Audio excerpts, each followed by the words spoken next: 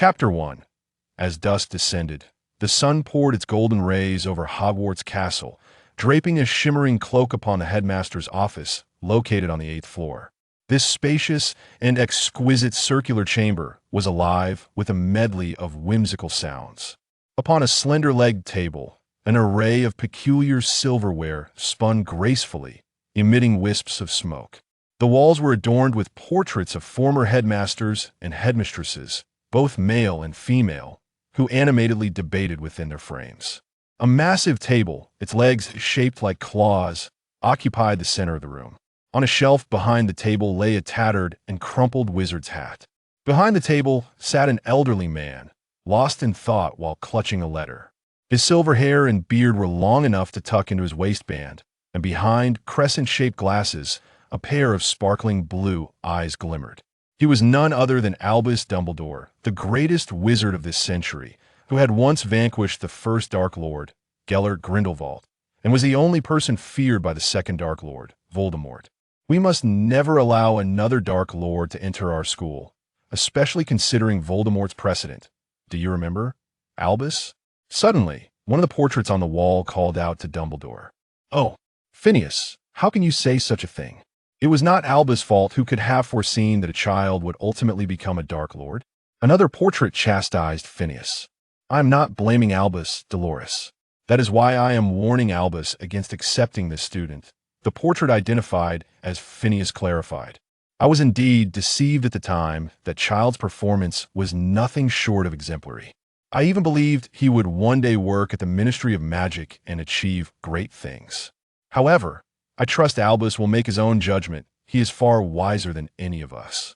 Nevertheless, I still believe we should not stifle a young wizard's desire to learn. We ought to guide him instead." The portraits continued their heated discussion, while Albus Dumbledore snapped back to reality, just as he was about to speak. A sound came from the office door as a woman with dark, curled hair, tied up in a bun, dressed in a deep green robe, entered. She was Minerva McGonagall, the deputy headmistress and transfiguration professor at Hogwarts. "Albus, there hasn't been a single reply to the letters sent to Harry Potter. I wonder if I should go personally to ensure that Lily and James' child can enroll," Professor McGonagall addressed Dumbledore. "Ah, Minerva, I have already arranged for Hagrid to handle this matter. Harry Potter will undoubtedly be admitted," Dumbledore replied, raising his gaze to meet McGonagall's. "There's another matter, Albus. Are we truly going to allow that child to transfer here?" Dumbledore pondered for a moment. "We should not judge a person by their name, even if that child bears the surname Grindelwald. But did you not say that this child has been raised under Grindelwald's influence since infancy? I have also heard whispers of his actions at Durmstrang." McGonagall's lips tightened, revealing her discontent. She thought to herself that this child would undoubtedly be sorted into Gryffindor, known for its recklessness, ahem, bravery, and that would surely lead to headaches for her. "Oh, Minerva, the child has faced considerable adversity at Durmstrang. Due to his name, he indeed requires a means of self-protection. However, his methods have been somewhat misguided, so I hope that once he arrives, we can provide him with appropriate guidance to prevent any unfortunate circumstances." McGonagall's lips pressed together even more firmly, yet she replied, "Very well, Albus, I trust your judgment. I shall send him a letter." To the north of Austria stood a castle, its dark and austere towers rising against the horizon, with the words "for the greater good" inscribed at its entrance. This was Nurmengard, once a wizarding prison. Over a decade ago, it housed but a single inmate. However, 14 years prior, an unexpected guest arrived, a mere infant whose name and origins remained a mystery. At that time, the highest chamber of the castle was occupied by the infamous first-generation dark wizard, Gellert Grindelwald. For reasons unknown, Grindelwald chose to adopt this child. The room, once dark, damp, and cold, contained only a hard bed, and Grindelwald himself appeared disheveled and ragged. Yet, after adopting this infant, the room underwent a complete transformation. The floor gleamed with black marble, the tiles shone like mirrors, and a magnificent crystal chandelier hung from the ceiling. A table made of pure black ebony stood in the center, surrounded by soft, cushioned chairs and intricately carved bookshelves. The chamber was no longer dreary, with a roaring fire in the hearth that crackled softly, lulling one into a state of drowsiness. At the dining table, two individuals leisurely savored a bowl of French fish soup, while a house elf stood by, ready to serve at a moment's notice. Well, the holiday must come to an end. It is time to discuss your upcoming arrangements, Claude. You cannot skip school, so I have arranged for you to enroll at Hogwarts. Loya, please fetch the letter, the elder Grindelwald said, wiping his mouth. Yes, master, the house elf Loya bowed and hurried to Claude Grindelwald. Young master, here is the letter that has been retrieved for you. Due to the magical barriers surrounding Nurmengard, ordinary owls could not reach it, so letters were sent to alternative locations and retrieved by the house elf Loya. Claude picked up the letter, the new envelope adorned with a crest featuring a lion, a serpent, a badger, and an eagle. As he unfolded the letter, he read, Headmaster, Albus Dumbledore, President of the International Confederation of Wizards, First Class Order of Merlin, Grand Sorcerer, Chief Warlock of the Wisingamot. Dear Mr. Grindelwald, we are pleased to inform you that you have been granted admission to Hogwarts School of Witchcraft and Wizardry. Enclosed is a list of required books and equipment. The term commences on September 1st. Due to your unique circumstances, the school has unanimously decided that upon your arrival at Hogwarts, you will be placed in the third year and sorted into a house alongside this year's first-year students. We eagerly await your owl's reply by July 31st. Yours sincerely, Deputy Headmistress Female, Minerva McGonagall. Old Grindelwald? Wasn't Grandma, Wenda, saying I should attend both batons? Why is it now Hogwarts? Claude inquired, glancing at the elder Grindelwald after reading the letter. Oh, I believe Hogwarts is a better fit for you. Both batons is somewhat beneath your potential. And while Durmstrang was commendable, you were expelled, weren't you? All right, I shall reply to them shortly. However, my wand is broken. I need to procure a new one. Tomorrow, I shall pay a visit to Gregorovitch. You could also check out Diagon Alley in England. First Ollivander, there is from a family with a long-standing reputation for wand crafting. You can purchase all your needed supplies there and head directly to Hogwarts the next day. Claude subsequently penned a reply to Hogwarts, entrusted it to Loya, and instructed the elf to accompany him, as venturing out without a wand would pose considerable difficulties.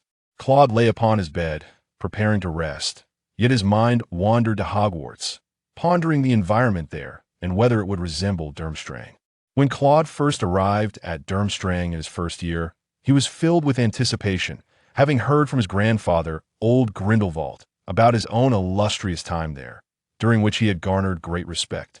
Little did he know that upon entering, the notoriety was of a different kind, infamous, perhaps. From the very start, he faced hostility, and throughout the academic year, he found himself embroiled in daily skirmishes. Though they were merely young wizards wielding minor hexes, he often found himself frequenting the hospital wing.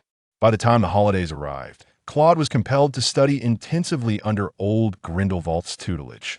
After returning to school, he found that, barring his own year, few below 5th year could match him, particularly since the school forbade older students from targeting younger ones. This left the upperclassmen frustrated, constantly provoking Claude, who remained unfazed, happily bullying first to third-year students, occasionally dealing with oblivious fourth years. Claude understood that he still had yet to bridge the gap with the fifth-year students. When the next holiday arrived, after a period of studying magic under the tutelage of the venerable Grindelwald, Claude found himself assigned by Grandma, Wenda Roser, to explore various underground venues, where he experienced significant personal growth. Consequently, upon returning to school, Claude exacted his revenge on the upperclassmen who had previously provoked him, resulting in a remarkably sparse attendance on the first day of classes. Seizing an opportunity while the school nurse was distracted, he stealthily infiltrated the infirmary to administer further beatings to them. By the end of the semester, the infirmary was never devoid of patients, and the classrooms were perpetually incomplete. As the semester drew to a close, Claude committed a grave act. He inscribed a magical sigil using dark magic, summoning a demon. Although this demon was not particularly formidable, it nonetheless injured several students. Following this incident, Claude was expelled and apprehended by the Ministry of Magic. His wand was snapped, and he was sentenced to a period of incarceration during which he was prohibited from practicing magic. However, Under the machinations of Wenda Roser, the sentence was commuted to a mere fine, though his wand remained irreparably damaged. Lying in bed, Claude ceased his recollections and prepared to rest. "I hope the students of Hogwarts can restrain their curiosity," he murmured to himself before turning over to sleep. The following morning, Claude, having neglected breakfast, bid farewell to Grindelwald and set off with Lore. The days without a wand proved exceedingly arduous, leading to frequent mockery from Grindelwald, who would demonstrate impressive wandless magic at any opportunity. Before his enrollment, Claude had assumed Grindelwald was merely an ordinary wizard, and that wandless magic was a common skill. However, when he attempted to practice secretly, he found it extraordinarily challenging. While Grindelwald would offer guidance upon inquiry, he would also subject Claude to relentless ridicule. It was only after experiencing hostility at school that Claude researched Grindelwald's history, discovering that he was, in fact, one of the few great wizards of his time. From that point on, Claude disregarded Grindelwald's scornful jibes, but secretly practiced wandless magic, mastering only the Lumos charm. Due to the considerable distance of Nurmengard from England, Claude accompanied Lore through several transfers before finally arriving in London.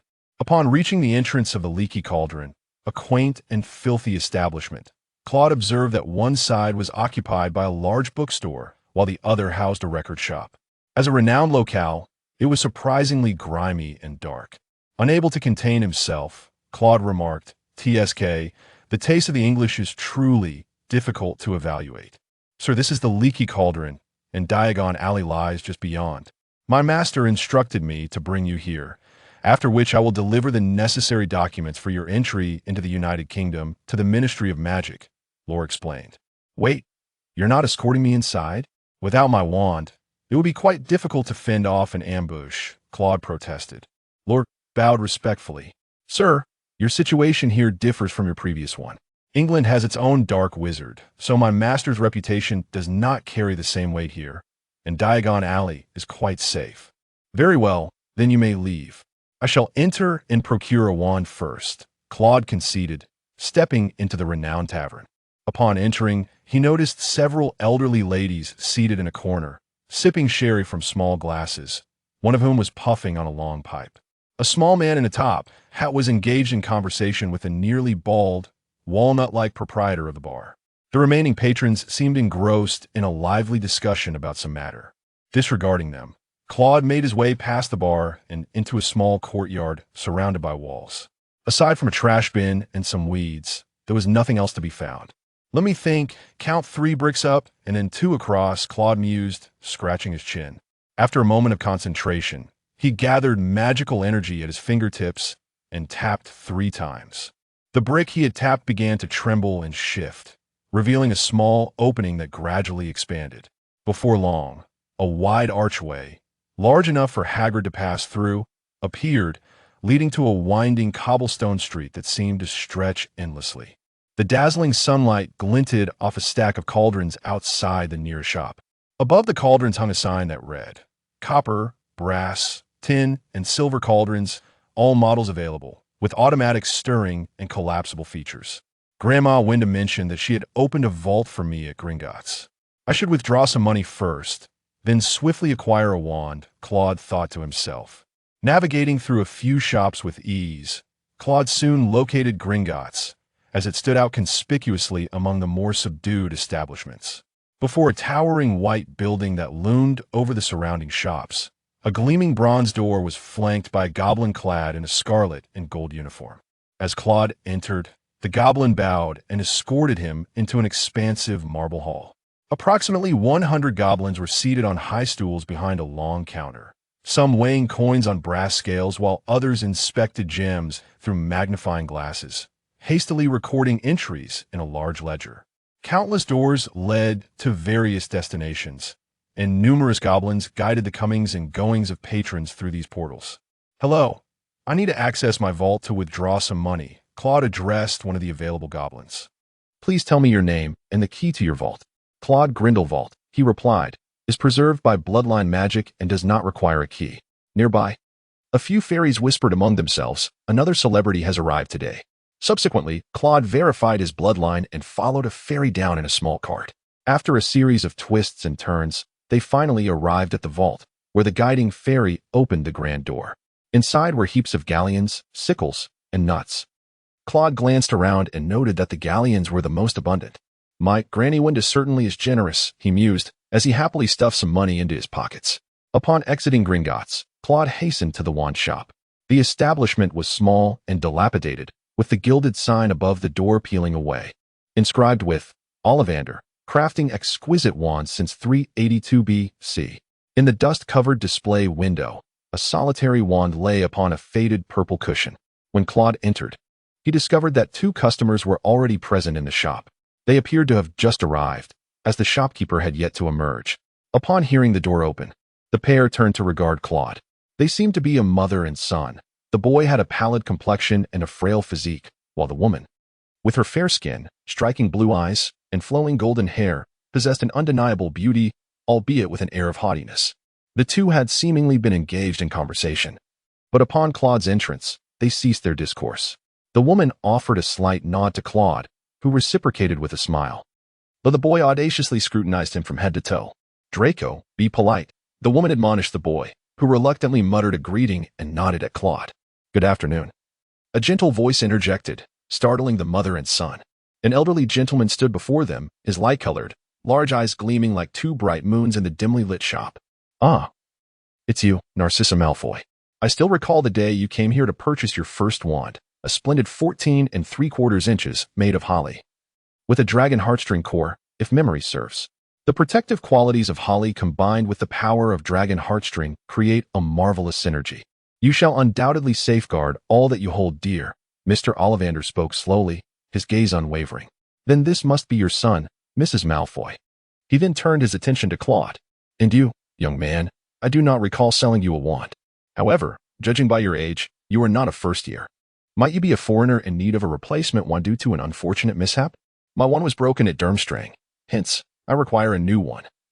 Claude replied with an impassive expression. Draco Malfoy's eyes widened in astonishment. In his understanding, only grave infractions could result in a wand being broken. Yet, this young man stood before him, seemingly unfazed. Had he fled from abroad to England? The audacity with which he entered Diagon Alley made Draco wonder if he feared capture by the Aurors. Oh, may I inquire where you previously obtained your wand? Ollivander asked. Gringotts, Claude replied. Ah, we have some differing perspectives on wand lore, but I shall take this opportunity to compare. The Ollivander family has been in the wand business since 382 BC, and we have always been the finest. Mrs. Malfoy, would you mind if I selected a wand for this young man? I anticipate this will be quite the challenge. Ollivander said with excitement in his eyes as he looked at Narcissa Malfoy. She displayed a hint of impatience, yet her refined upbringing compelled her to nod in agreement. Her curiosity piqued regarding this boy's circumstances. Claude had no intention of cutting in line, however, in light of the prospect of acquiring his wand a tad earlier. He acquiesced and offered a nod of gratitude towards the Malfoy mother and son. Ah, Mr. Ollivander remarked, casting a keen glance at Claude. Very well, my child, come forth. Let me observe.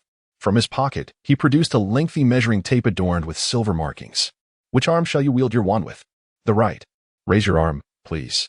After taking Claude's measurements, from shoulder to fingertip, from wrist to elbow, shoulder to floor, knee to armpit, and finally, the circumference of his head, he ventured to inquire. May I ask your name? Claude pondered for a moment before addressing Ollivander. Claude Grindelwald. Narcissa Malfoy suddenly gasped, her hand resting on Draco Malfoy's shoulder, tightening instinctively. Draco looked at his mother with confusion, wondering if she was referring to some renowned family from abroad. During his previous aristocratic education, he had not formed any profound impressions of Grindelwald. Ollivander gazed intently at Claude, yet spoke. Every Ollivander wand possesses extraordinary magical properties. This is its essence, Mr. Grindelwald. We utilize unicorn hair, phoenix feathers, and the heartstring of a dragon. Each Ollivander wand is unique, for no 2 unicorns, dragons, or phoenixes are identical. Naturally, if you were to wield a wand meant for another wizard, the results would not be as favorable. My previous wand was made of blackthorn wood, with a dragon heartstring core, measuring 14 inches, custom ordered from Gregorovic. I wish to acquire another just like it, as I found it exceptionally comfortable to use. Claude remarked to Ollivander. Ah, A powerful warrior's wand, indeed. However, Mr. Grindelwald, this is where my philosophy diverges from that of Gregorovic. The Ollivander family firmly believes that it is the wand that chooses the wizard. That one may be potent, yet it may not necessarily be the most suitable for you. Claude, unwavering, met Ollivander's gaze. Nevertheless, I have a great fondness for that wand, as it responds well to my magic and has accompanied me through numerous endeavors. Trust me. Mr. Grindelwald, it is the wand that selects the wizard. API call failed with status code 429. Error. Code. For 29. Message. Resource has been exhausted, e.g. Check quota. Status. Resource exhausted. Claude numbly grasped another wand, and immediately, a crimson halo emanated from between the wands, radiating a bright, yet gentle light that swept around the entire shop. As it brushed against several individuals, it subtly enveloped them, while the other wands, tables, and counters were disregarded. Inside the shop, a few seemed as though they were laid bare to scrutiny, though it felt as if it were merely an illusion. "What have you done?" Narcissa Malfoy inquired, slightly shielding Draco behind her as she directed her question toward Claude. However, just as Narcissa's hand rested upon the wand concealed beneath her robe, Claude pressed his back against the wall, distancing himself from Ollivander. Although his hand remained lowered, his wand was already directed towards Ollivander, while his gaze was fixed intently on Narcissa Malfoy, as if any movement from her would prompt an immediate attack. "Oh, do calm yourself, Mrs. Malfoy. That is merely the wand revealing the characteristics of the wizard upon contact." Observing the tension, Ollivander raised his hand and stepped between the two. Addressing Grindelwald, "Now, Mr. Grindelwald, do exercise some composure. Mrs. Malfoy harbors no ill intentions." Claude remained motionless, his gaze fixated on the hand that rested upon Narcissa's robe. "Heavens! I truly cannot fathom what you have experienced at your age." Narcissa, unable to withstand Claude's scrutiny, was the first to withdraw her hand. "I apologize, Mr. Grindelwald. I harbored no ill intent, merely found myself taken aback by the recent circumstances." Claude ceased to fixate on Narcissa Malfoy's hands once she lowered them. "I beg your pardon, madam," Claude said with a slight bow. "I did not intend to direct my gaze at you. It was merely an instinctual reaction that arose unexpectedly." Claude gazed at Mr. Ollivander. "Your family indeed possesses a rich heritage. The moment I grasped this wand, I sensed its uniqueness. It truly compliments me." He continued, "The wand is crafted from spruce wood. Incompetent wand makers often label spruce as a challenging material to work with, yet such remarks merely reveal their own lack of skill. Employing a spruce wand demands exceptional finesse. Individuals who are naturally cautious are ill-suited for it, and those lacking dexterity find it perilous. Mastery of the spruce wand necessitates a robust approach, as it possesses its own insights regarding the appropriate magic to wield." Ollivander proceeded to elucidate the wand's characteristics to Claude. Wands fashioned from phoenix feathers are particularly discerning in selecting their potential masters. This is due to the phoenix being an exceptionally independent and reclusive creature. Such wands are the most difficult to tame or personalize, and their loyalty to their wielders is exceedingly rare. It is truly remarkable. "I'm sorry, but I fail to grasp what is so remarkable," Claude replied, his brow furrowed in confusion as he looked at Ollivander. "This wand required an extensive amount of time to craft, and the assembly was quite arduous. Prior to encountering you, it exhibited no signs of its magical properties.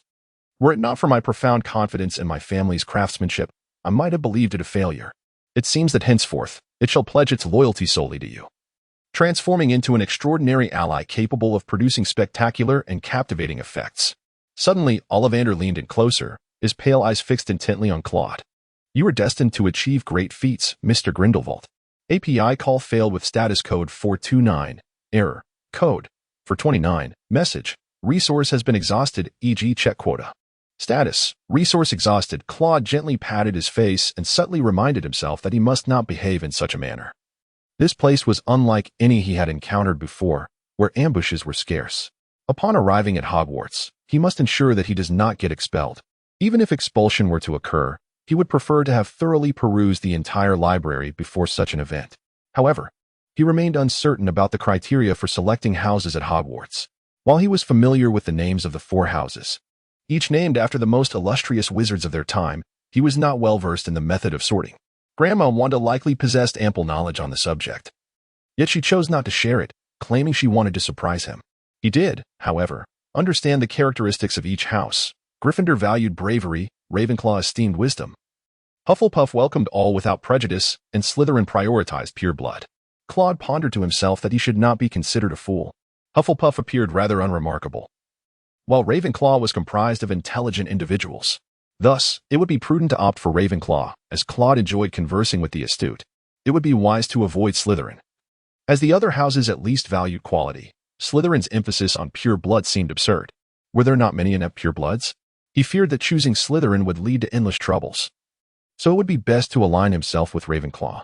Claude was lost in thought, yet his feet moved incessantly as he navigated through various shops, gathering the essentials for the upcoming school term.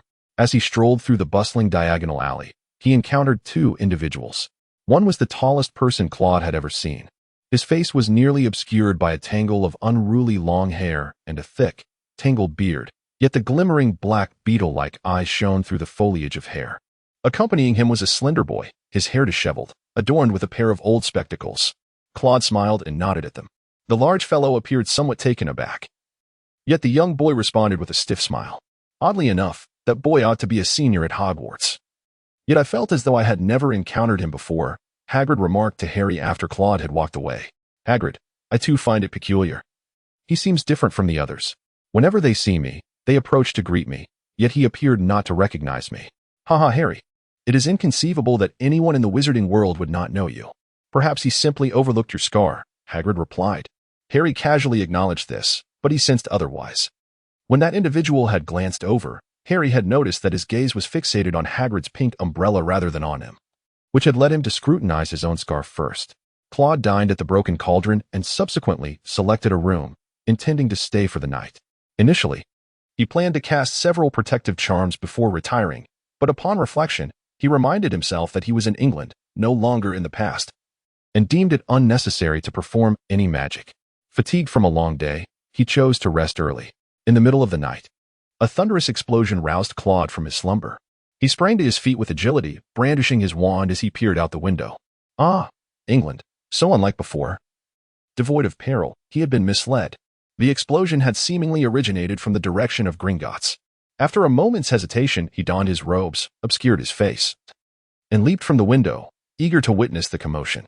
Just before hitting the ground, he cast a levitation charm upon himself and swiftly made his way through the shadows toward the source of the disturbance.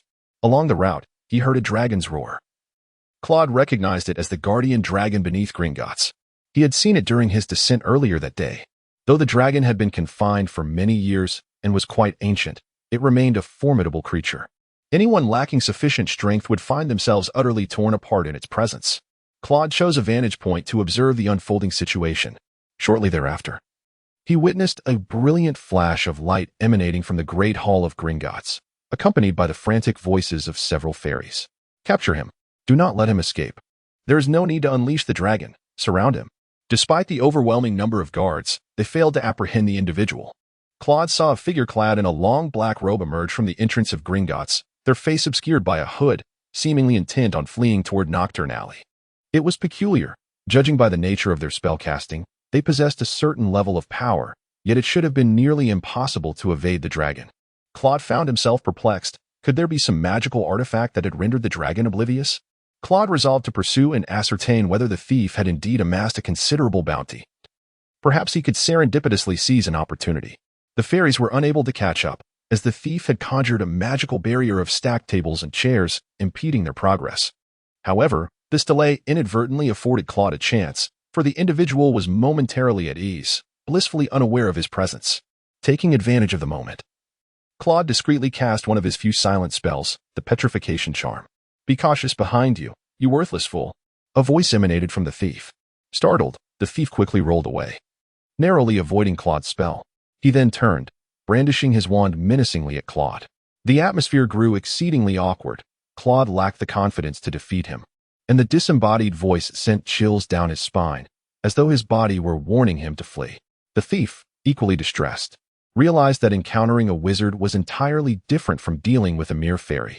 Judging by the silent spell cast by his adversary, it was evident that Claude was no ordinary opponent, likely capable of delaying him. To engage in face-to-face apparition would be tantamount to courting death. Ahem, sir. Do you believe me when I say I harbor no ill intentions? Claude had no desire to linger in this precarious situation. For his current appearance bore no distinction from that of the thief, and should he be discovered, he would undoubtedly face dire consequences. You possess considerable audacity. Few dare to cast magic upon me. The voice emanated from above the thief, yet curiously, it felt as if it were coming from behind him. However, I am quite merciful. We may proceed as if nothing has transpired. Claude gazed at the peculiar situation before him, hesitant to dwell on it too deeply. He cautiously retreated, his wand pointed outward, gradually slipping back into the shadows. Master, shall he truly be spared just like that? The magical energy I had accumulated to confront the dragon has dwindled. Now is not the time for conflict. Once I have restored my strength, he shall not escape my grasp. A strange voice echoed from behind the thief. It is time to return to Hogwarts, to the Forbidden Forest, in search of unicorns. Their blood is essential for my recovery. In the final month before the commencement of the school year, Claude spent his days in Diagon Alley, primarily frequenting the Leaky Cauldron. Initially, he perused the books intended for younger students, comparing them with his previous curriculum. Additionally, during his 3 years at Durmstrang, Claude had engaged little in theoretical studies, focusing primarily on the spells of offense and defense. Thus, revisiting this theoretical knowledge was of paramount importance. Each day, he indulged in a sweet treat at Florian Fortescue's ice cream parlor before immersing himself in his studies. This leisurely routine allowed Claude to unwind from the tension he had experienced following the recent Gringotts heist. Despite the fervent turmoil within his mind, Claude adeptly concealed his emotions, maintaining a stoic demeanor.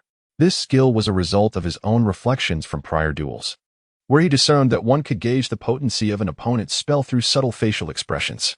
This insight became an integral part of his strategy, and he dedicated considerable time practicing before a mirror to perfect his composure.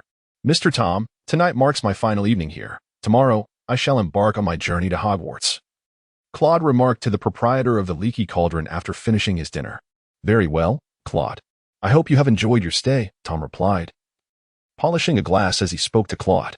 In an effort to avoid any complications, Claude fabricated a tragic backstory for the bar owner, adopting the venerable surname Bashard, a name that could very well befit an ancestor of great antiquity.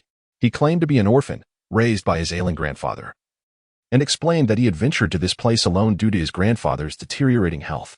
From that moment on, the bar owner took great care of Claude, providing him with sumptuous dinners each evening and ensuring that his room was always tidied, all while charging a remarkably modest fee. At 10:30, Claude arrived at King's Cross Station and, upon glancing at the ticket that read Platform 9, he couldn't help but reflect on the peculiarities of British humor. It seemed his grandfather might also have been British, though he had spent most of his life abroad. Nevertheless, locating the platform proved to be no arduous task. After a brief observation, Claude discerned the entrance, realizing that all he needed to do was walk straight towards the barrier between platforms 9 and 10. Claude promptly stepped inside, where a deep crimson steam train awaited at the platform. A sign hung from the train, proclaiming, Hogwarts Express. The first few carriages were already brimming with students. Some leaned out to converse with their families, while classmates who had not seen each other during the holiday rejoiced in their reunion, playfully jostling one another in their seats. Claude glanced at the time. There were still 10 minutes before departure, leaving him ample opportunity. He navigated through the crowd and sought refuge in an empty carriage at the rear. Typically, older students would occupy the front seats, yet Claude had no acquaintances to join. Thus he remained where he was. Moments later, he heard footsteps approaching. Looking up, he recognized the boy from Diagon Alley, who was carrying an owl cage and dragging a suitcase behind him. I apologize, but it seems there are no vacant compartments left. May I sit here? The boy appeared somewhat anxious.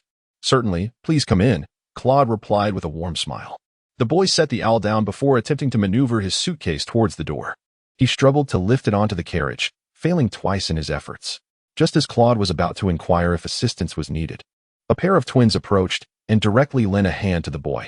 The boy thanked them while brushing the sweat-soaked hair from his eyes. What is this? Merlin, are you Harry Potter? One of the twins exclaimed in astonishment. Oh, indeed, I am, Harry replied. The brothers stared at him in bewilderment, causing a flush to rise to Harry's cheeks. At that moment, a shout emanated from the open car door, bringing Harry a sense of relief. The twin brothers exchanged one last glance with Harry before leaping from the vehicle. Claude watched with great interest as he sat across from Harry Potter, having already formed some conjectures during their time in Diagon Alley. After Harry took his seat, Claude continued to peruse a novel he had acquired over the holiday, authored by Gilderoy Lockhart. As he read, Claude found Lockhart to possess a certain level of competence, likely on par with elite aurors. His knowledge encompassing a wide array of subjects, including charms, potions, and dark magic. However, the details of combat were rather vague. Claude understood this. For being too explicit might expose one's habits to adversaries, and individuals like Lockhart surely had many enemies. Now that you know my name is Harry Potter, may I inquire as to yours? Harry asked after a moment. Gellert Grindelwald, Claude replied, closing the novel and looking at Harry. Given your demeanor, you must be a senior student. What brings you to sit here alone? Harry inquired, a hint of curiosity in his voice. In a certain sense. I am a new student. You will understand soon enough, Claude teased. Very well. Harry was about to ask something further when the train began to move. The compartment door slid open, and a freckled boy with red hair entered. Is anyone sitting here? He asked, pointing to the seat beside Harry. As all other spots were occupied, Harry glanced at Claude, and seeing no objection, shook his head. The boy settled in, casting a fleeting glance at Harry before turning his attention to the window, feigning ignorance of Harry's presence. Hey, Ron. The twins are here too, said one of the twins. Addressing Harry. We haven't introduced ourselves yet, have we? I'm Fred Weasley, and this is George Weasley. And there's Ron Weasley, our little brother. Who are you? We haven't seen you before. Are you a new student? Though you seem a bit older, George remarked, looking at Claude with curiosity. Yes, I'm a new student. Claude responded, though I may appear somewhat mature. Haha, mate, you certainly add some flavor. Hogwarts will surely be anything but dull, Fred laughed, playfully punching George as he spoke to Claude. We'll see you around. With that, Fred and George Weasley pulled the door closed behind them as they departed. After a brief moment of hesitation, Ron couldn't resist striking up a conversation with Harry and even took a moment to examine Harry's scar. Harry then introduced Claude to Ron. As they spoke, Ron reached into his jacket pocket and produced a plump gray rat, which was sleeping soundly. This is Scabbers. He's old and lazy, always looking sickly. Percy became a prefect, and Dad got him an owl, so this rat is now mine. As noon approached, a snack trolley rolled through the train. Harry bought an assortment of treats and generously shared with Claude and Ron. Initially hesitant, Ron soon loosened up and joined in the feast. Claude, having brought no lunch, also indulged in the snacks. What are these? Harry asked, picking up a package of chocolate frogs. They can't be real frogs, can they? No, Ron replied, they're chocolate frogs. But people buy them to collect the cards inside. What cards? Oh, you wouldn't know. Each chocolate frog comes with a card depicting a famous witch or wizard. I've collected nearly 500. Harry opened a chocolate frog and extracted a card. It featured a man with half-moon glasses, a crooked long nose, and flowing silver hair and beard. The name at the bottom read, Albus Dumbledore. Harry flipped the card over to read about the individual, though he didn't delve too deeply into the text. During this time, a boy identifying himself as Neville approached, inquiring if anyone had seen his toad. After the group expressed their lack of knowledge, he sadly departed. I don't understand why he's so anxious, Ron remarked. If I had a toad, I'd find a way to get rid of it as soon as possible. But since I have Scabbers, I can't say much. The rat continued to doze on Ron's lap. Is it dead? Ron said, somewhat annoyed. I know a spell that can turn it yellow. Let me give it a try. He rummaged through his bag for a while, finally pulling out a rather worn wand. Just as he raised it, the compartment door opened again. The boy who had lost the toad reappeared, this time accompanied by a girl clad in her new Hogwarts robes. Has anyone seen a toad? Neville lost one, she said, her tone somewhat condescending, her thick, unruly brown hair framing her face, accentuating her prominent front teeth. Upon noticing Ron's wand, she remarked, Oh, are you going to perform magic? Let's see what you've got. She casually sat beside Claude. Ron, feeling a bit nervous about her presence, cleared his throat. Ahem, Daisy, Sweet Cream, and Sunshine, turn this foolish fat rat yellow. Ron waved his wand. At that moment, Claude discreetly pointed his wand at Scabbers. Oh, it really turned yellow. Ron, you are amazing, Harry exclaimed, clapping his hands in delight. Claude furrowed his brow. The energy he had expended to alter the mouse's color exceeded his expectations. The mouse was not a magical creature, and such a reaction was unwarranted. Suddenly, as if struck by a thought, he cast a fleeting smile at the mouse but chose to remain silent. Are you certain this is indeed a spell? The young girl inquired, her tone revealing her skepticism. It differs from what I read in the book. By the way, I am Hermione Granger. What are your names? I am Ron Weasley, Ron muttered. This is Harry Potter, and this is Claude. Claude Green? You may address me as such, Claude replied graciously. while internally reflecting on the sheer folly of this pure-blooded simpleton. "Is it truly you, Harry Potter?" Hermione asked, her eyes wide with awe. I know all about you. I've purchased numerous books that mention you. If any books reference me, I would certainly acquire them all. I have a penchant for reading. I wonder which house I will be sorted into. I hope it is Gryffindor, as it is reputed to be the best. Though Ravenclaw would suffice. I would prefer to avoid Slytherin. I have heard that many dark wizards hail from there. Also, you should change your clothes. We are nearing our destination. Having finished her rapid-fire remarks, Hermione departed with Neville. No matter which house I am assigned to, I refuse to be in her company. Especially not Slytherin, Ron declared. The group continued their conversation for a while longer until the compartment doors swung open, revealing 3 boys entering. Claude observed that the boy in the center was Draco Malfoy, whom he had seen at the wand shop. "I have heard that the illustrious Harry Potter is in this compartment. Is that true?" Draco spoke with an air of arrogance. "Indeed," Harry replied, glancing at the 2 boys flanking Draco Malfoy, both of whom were stout and had rather unpleasant features, resembling a pair of bodyguards. "Oh, this is Crabbe. And this is Goyle." Draco Malfoy casually introduced himself, noticing Harry's gaze. "I am Malfoy, Draco Malfoy." Ron stifled a cough to suppress a laugh. Draco Malfoy turned his attention towards him. "What are you laughing at? No need to ask who you are. My father has informed me that upon seeing a head of red hair and a face full of freckles, one is likely encountering a member of the Weasley family. A traitor of pure blood." Before he could finish, Draco Malfoy inadvertently caught sight of Claude, who sat opposite Harry and Ron. His already pallid complexion turned even more as he recognized Claude, prompting him to step back hastily. "Well then, I shall seek you out later," Harry Potter remarked before quickly departing with his 2 companions. "What was that all about?" Ron asked, bewildered as he looked at Claude. "He seems quite frightened of you." Claude shrugged, indicating his uncertainty, although he had already to do something. The train slowed down and eventually came to a halt at the station. The students aboard eagerly disembarked, and a rugged voice boomed from the platform. First your students, over here. Harry, come this way. How are you? Come on, Harry, follow me." "Are there any more first years?" At that moment, Hagrid spotted Claude and said, "The professor instructed me to take you along as well." They then traversed a narrow path leading to the lakeside, where a dozen small boats were moored. "Each boat can hold no more than 4 people," Hagrid announced loudly, pointing to a line of boats anchored at the shore. Harry and Ron climbed into one boat, followed by Neville and Hermione. Claude sought out Draco Malfoy and his 2 cronies. One by one, the small boats glided across the mirror-like surface of the lake, enveloped in silence as they gazed at the towering castle above them. As they neared the cliff where the castle stood, it appeared to loom overhead. At that moment, Claude suddenly turned to Draco Malfoy. "Mr. Malfoy, you seem to be aware of my situation," Claude said, his expression blank. Yes, Mr. Grindelwald. My father told me a few things." Malfoy's face turned pale as he slowly retreated to the edge of the boat. "Now that you know, this complicates things," Claude said, lowering his head and slowly revealing an evil grin. "I had intended to start anew, but since you are in the know, I shall have to silence you." With that, Claude reached for his wand. "No, you can't. I'm the son of a board member. You would be expelled. You would be imprisoned in Azkaban.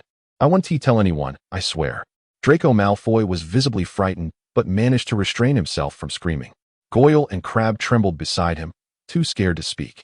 "Oh, I was merely jesting," Claude remarked, looking quizzically at Draco Malfoy. "The Malfoy family seems to lack a sense of humor."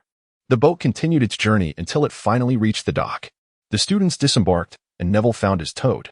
They all climbed the stone steps and arrived at a massive oak door. Standing before the door was a tall, black-haired witch clad in emerald green robes, her expression serious. "I have brought the first-year students, Professor McGonagall," Hagrid announced. "Thank you, Hagrid. Now, first years, please follow me." She swung the door wide open. The entrance hall was spacious enough to accommodate a house, surrounded by blazing torches. The ceiling soared so high that it was nearly invisible. In front was a grand marble staircase leading to the upper floors. "Welcome to Hogwarts, where you will embark on your journey of magical learning," Professor McGonagall said. "The feast is about to commence, but before we begin, we must sort you into your houses. The 4 houses are named Gryffindor, Hufflepuff, Ravenclaw, and Slytherin. The founders of these houses were the greatest wizards of their time, each possessing a glorious history and many distinguished graduates. Therefore, I hope that during your time at Hogwarts, you will uphold the honor of your respective houses and strive for knowledge." After her address, Professor McGonagall led the new students out of the room, across the entrance hall, and through another door into the Great Hall. The upper-year students were already seated at their respective house tables. Countless candles floated in the air, and the ceiling revealed the starry sky above. At the front of the hall was the staff table, filled with teachers watching the incoming first years. Professor McGonagall then guided the newcomers to stand in a line facing the rest of the students, with the teachers positioned behind them. Claude faintly heard Hermione explaining to the new students, pointing at the ceiling, "It has been enchanted to resemble the sky outside. I read about it in Hogwarts, a history." Professor McGonagall gently placed a stool before the newcomers, upon which rested an ancient, tattered wizarding hat, worn and excessively soiled. Suddenly, the hat stirred, splitting open with a wide seam, resembling a mouth, and began to sing. Upon concluding its melody, thunderous applause erupted throughout the hall. The hat bowed to each of the 4 dining tables before falling silent. Professor McGonagall approached the first-year students, stating that when she called a name, that individual should don the hat, sit upon the stool, and be sorted. She then proceeded to call names in alphabetical order according to their surnames. Claude observed that some donned the sorting hat swiftly, while others took their time. Malfoy barely touched the hat before being sorted into Slytherin, and Ron immediately went to Gryffindor, while both Hermione and Neville hesitated for a moment before being placed in Gryffindor. Overall, it seemed that Hufflepuff had the largest number of students, followed by Gryffindor, with Ravenclaw and Slytherin having the fewest. Dismissing one from the majority and one from the minority, and recognizing that he was no fool, Claude mused that Ravenclaw was indeed more suited for him.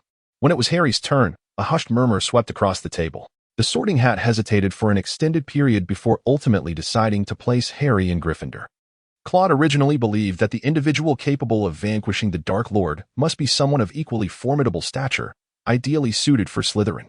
However, upon casting a glance at Dumbledore, he found the notion rather reasonable.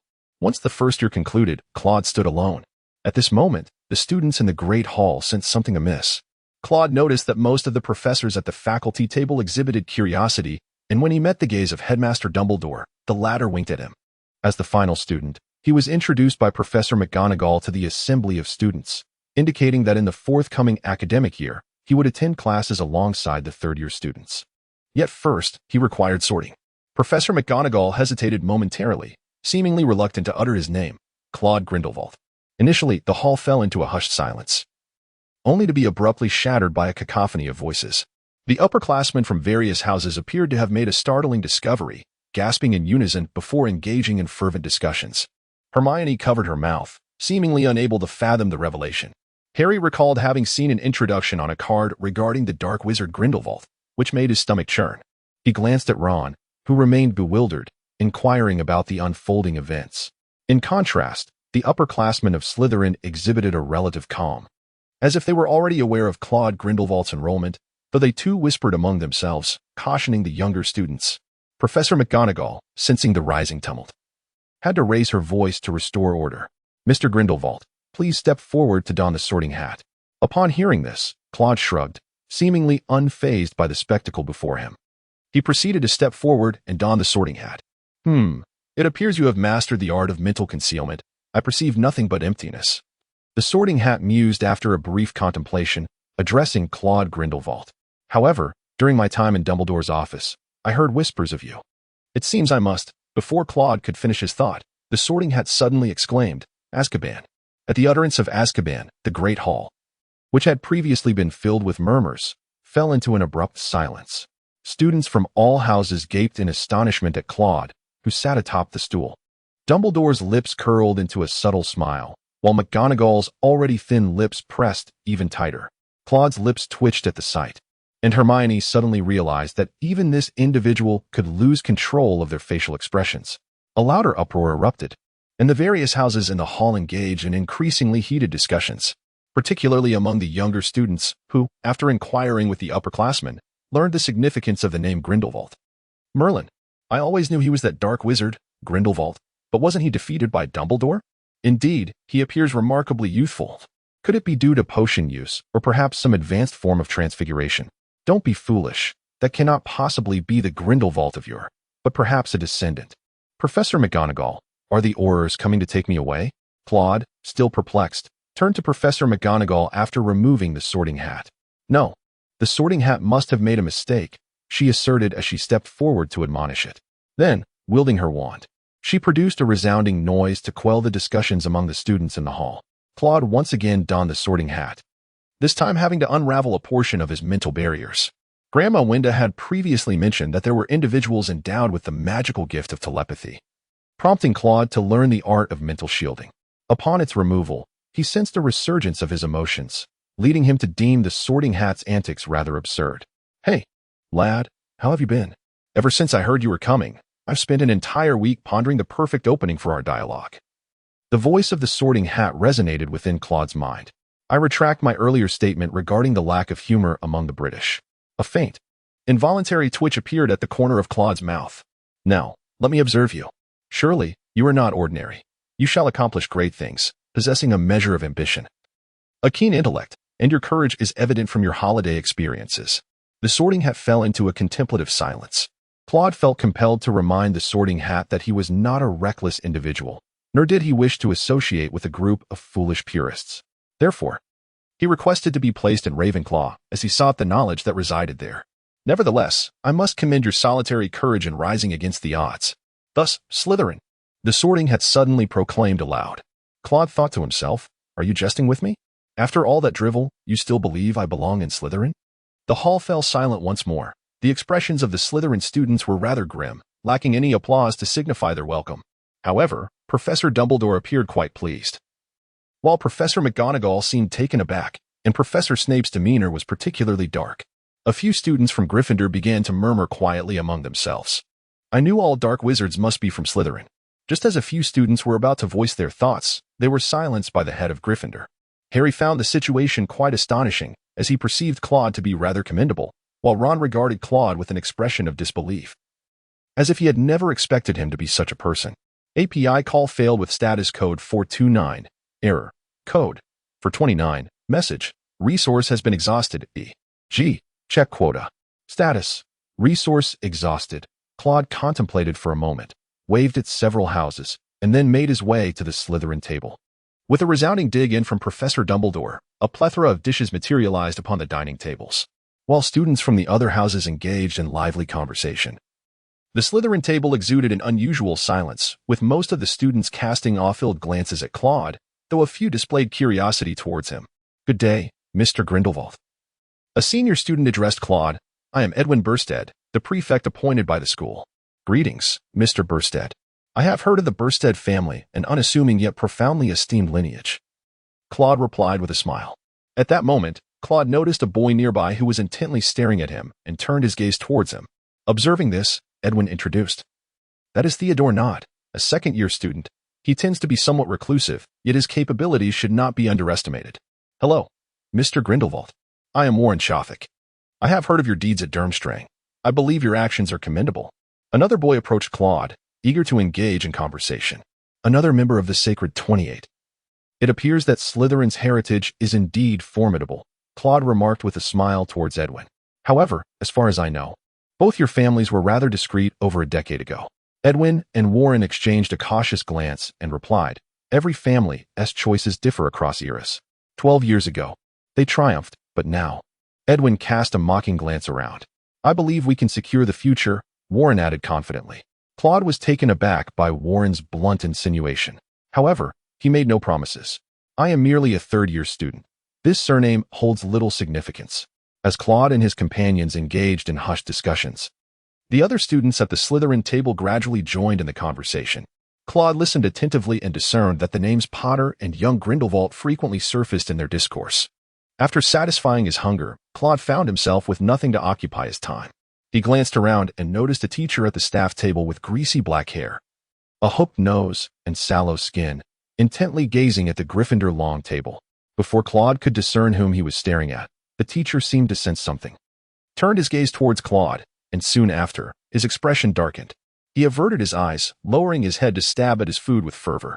This was Professor Snape, the esteemed potions master and the head of their house, as Edwin, the headmaster, informed Claude.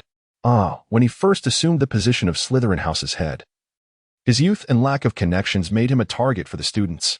However, he was quite adept, and it didn't take long for him to integrate into Slytherin. Mr. Grindelwald, do not underestimate him. Although he does not hail from one of the sacred 28 pure blood families, Professor Snape is truly a master in the art of potion making. Warren, too, was not one to shy away, for Professor Snape also excelled in the dark arts.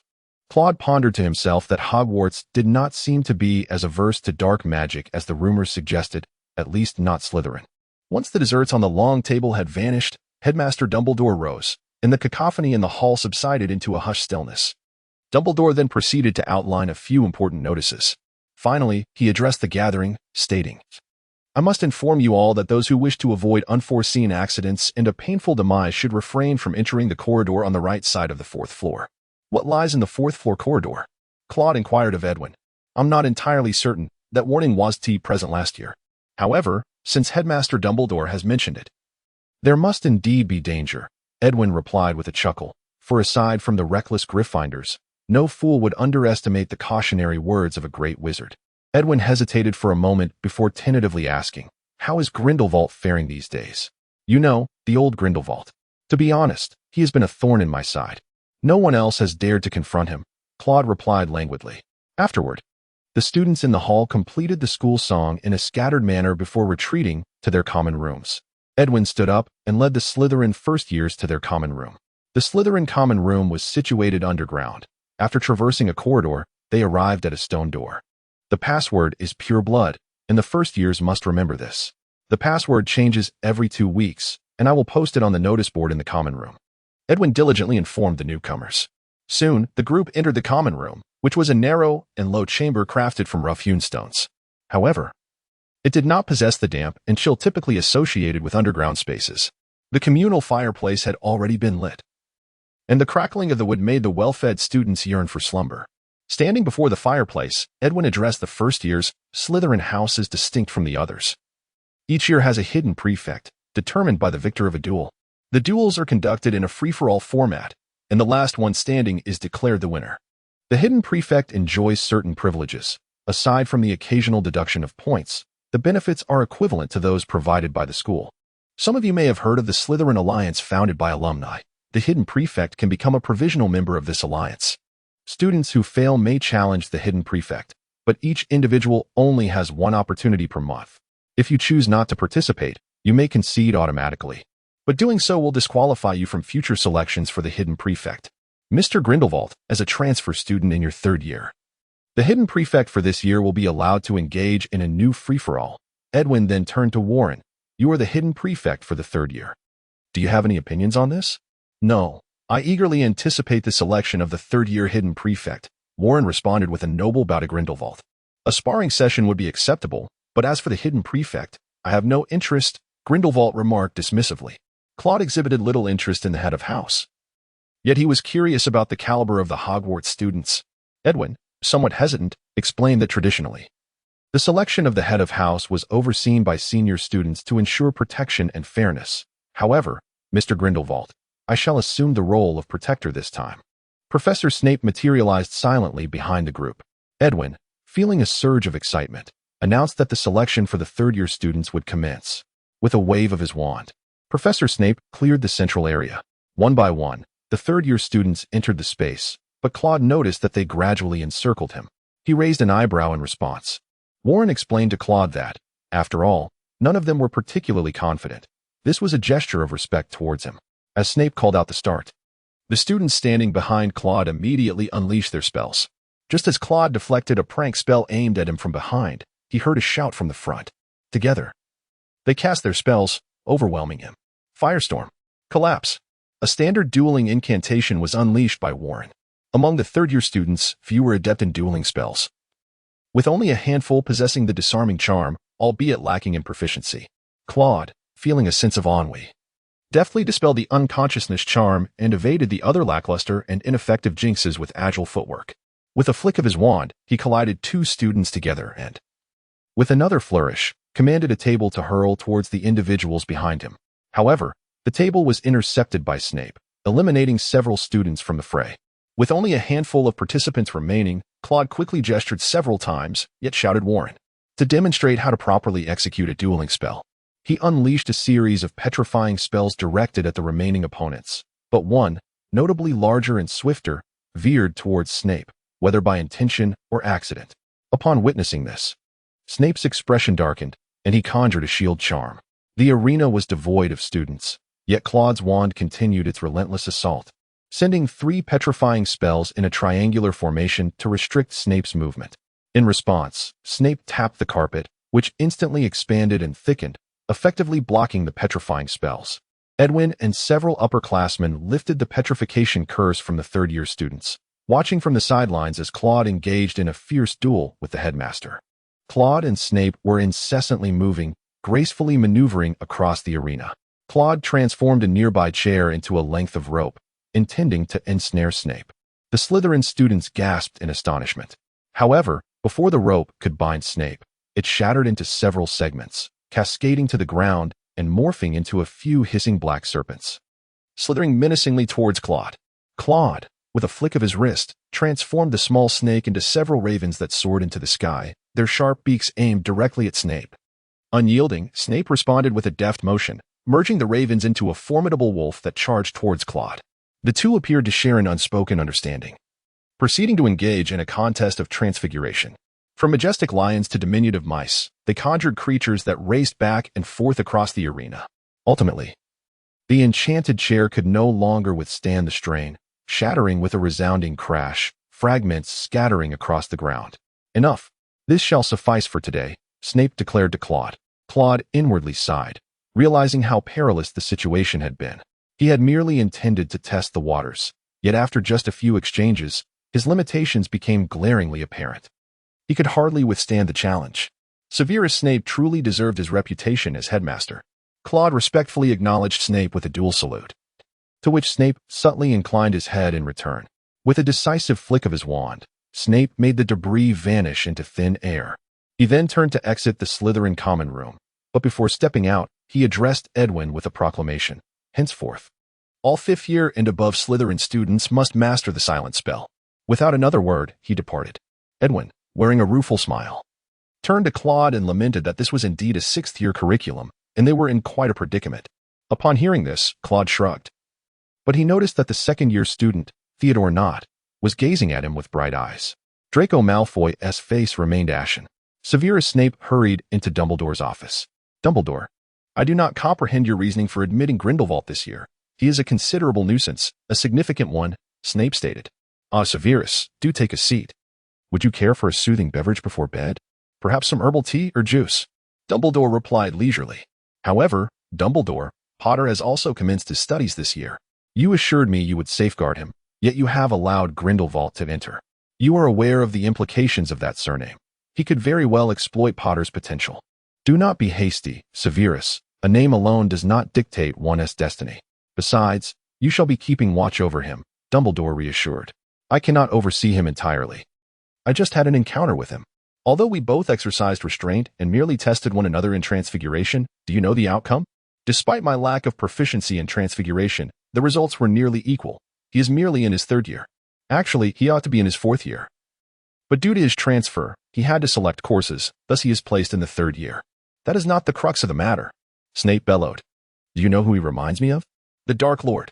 A prodigy at such a young age. It is utterly terrifying. Then Snape seemed to ponder something further, mockingly addressing Dumbledore. Of course, he cannot be compared to your contemporaries. Perhaps you are of the same ilk. Dumbledore remained silent for a moment before responding. Very well, Severus. I shall keep a vigilant eye on him. You may continue to watch over Quirrell. Snape scrutinized Dumbledore for a moment before turning to leave the headmaster's office.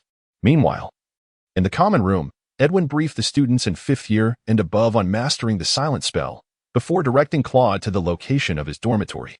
Claude followed him to the dormitory, feeling somewhat perplexed. Why was it a single room? Shouldn't Hogwarts have roommates? Edwin seemed to sense Claude's confusion and explained that due to the inherent danger he posed, the school had decided on a single accommodation for him. Upon hearing this, Claude felt a wave of frustration. How would he attend class tomorrow without a map? He had no idea where the classrooms were.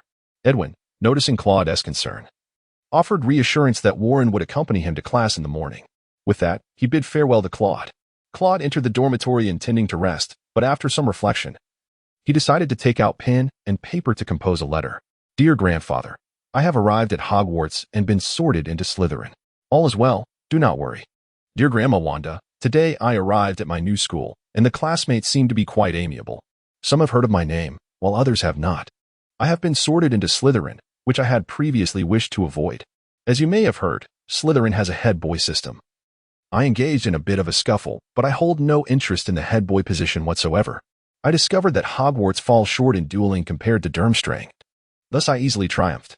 Afterwards, I sparred with the headmaster and realized that the professors at Hogwarts possess genuine skill, yet I managed to maintain my composure and avoid defeat. Even though I was on the brink of losing, I have come to understand that Slytherin is not entirely composed of fools. Some of the sacred 28 pureblood families seem to be stirring, presumably those that did not previously ally with Voldemort. It appears they may be placing their bets on me to become the new Dark Lord. However, I have little interest in such a title. Grandma Wanda. No one from the Rogier family has come to seek me out. Perhaps the British branch is indifferent to overseas matters. Additionally, I was informed that I am deemed too dangerous, thus I have been assigned a single dormitory, which is exceedingly infuriating. Had it not been for my mental occlusion skills, I might have wept on the spot. Moreover, it seems the head of Slytherin may be a master of mental occlusion. Yours affectionately, Claude Grindelwald. After composing 2 letters, Claude carefully stored them away, intending to seek out a Hogwarts house elf the following day to send the correspondence. He then slipped into slumber. The next morning, Claude awoke and summoned a house elf to deliver his letters. Unlike other houses, some students in Slytherin are familiar with Hogwarts house elves and occasionally summon them for assistance. The elf summoned was named Adam, as informed by Warren the previous day. Before long, Claude was called by Warren for breakfast. The Great Hall at Hogwarts was already sparsely populated with some students, and a few professors could be seen engaged in discussion at the staff table. Shortly thereafter, dozens of owls flew in, delivering greetings from parents and forgotten items to the students. Claude also received a letter from Grandma Wanda, who advised him to make good use of his classmates' connections. Shortly thereafter, Claude noticed the headmaster entering his home, who handed him a form and succinctly stated, "Complete the course selection for the 3rd year at Hogwarts and return it to me." With that, he glided away like a specter. Claude glanced at the course schedule without much hesitation and, following the recommendation of Old Getter, selected Ancient Runes, Care of Magical Creatures, and Muggle Studies. The first 2 subjects were comprehensible to Claude. After all, ancient magic possessed immense power, and ancient runes formed the foundation for mastering such magic. He bore a lingering resentment towards magical creatures, which had once caused significant trouble for Old Getter. However, he found Muggle studies perplexing. Did he truly anticipate venturing into the Muggle world? After filling out the schedule, he entrusted it to someone else to deliver to Professor Snape, surmising that the professor likely wished to avoid his presence for the time being. Subsequently, Claude made his way to the library, renowned as the largest in Europe. The Hogwarts library boasted an impressive collection of books, generously augmented by the donations of countless alumni. Given that Hogwarts had never been short of exceptional graduates, the library gradually surpassed those of other magical institutions. Upon entering, Claude encountered the librarian, Mrs. Pants.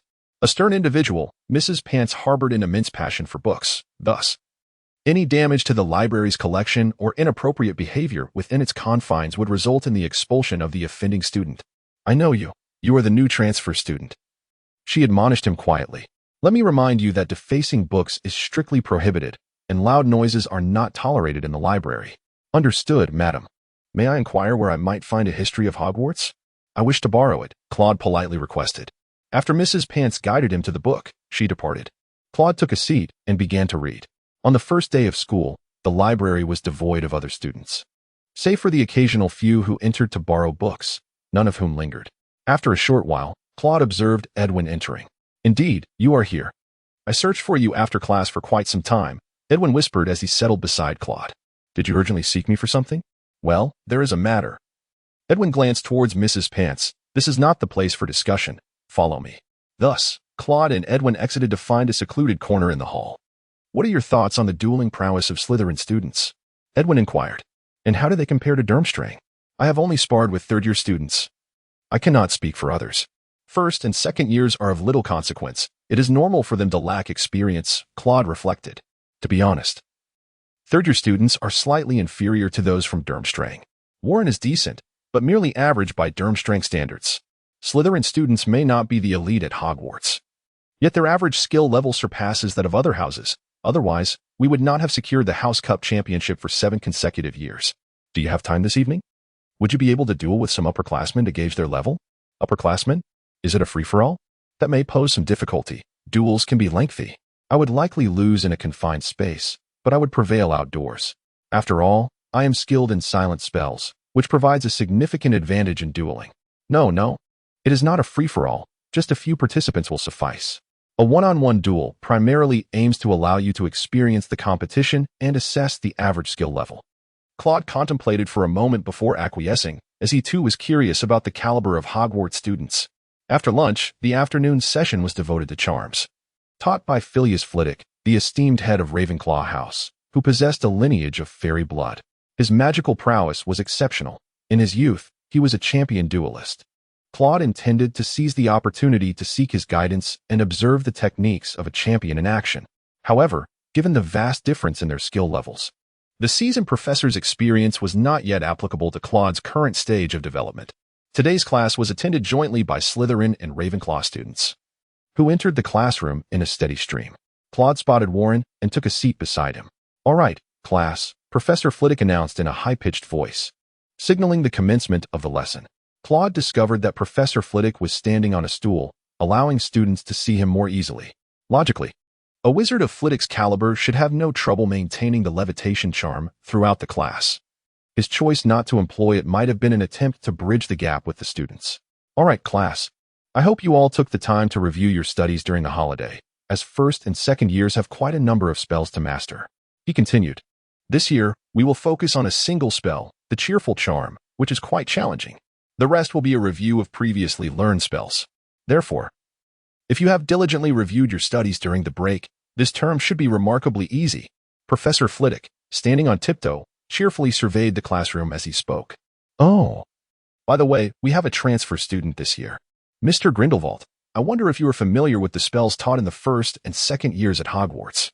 "Yes, the curse class at Durmstrang also utilizes the standard spellbook, although the curriculum may differ slightly. However, it should not pose a problem." "Excellent.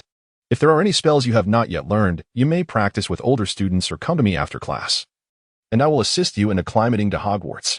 "Thank you very much, Professor Flitwick. Now, let us review the Incendio charm. Do you all remember it? Who would like to come up and demonstrate? How about you, Mr. Grindelwald? At your service." With that, Claude stepped forward, waving his wand gently, and a flame erupted from its tip. A splendid demonstration of the silent spell and the Incendio charm. However, Mr. Grindelwald, for the sake of everyone's review, it would be best to recite the incantation aloud. Incendio. As Claude completed the incantation, a flame larger than before appeared, its intense heat searing the front row of students, eliciting gasps. Claude frowned and moderated the flow of his magic, reducing the flame's size. "An excellent performance. I award 5 points to Slytherin for your silent spell and Incendio charm," Professor Flitwick said, leading the applause. However, Claude had not anticipated this outcome. Upon returning to his seat, he reflected on how he had relied solely on the silent spell since mastering it, not realizing that verbalizing the incantation might cause his magic to slightly spiral out of control.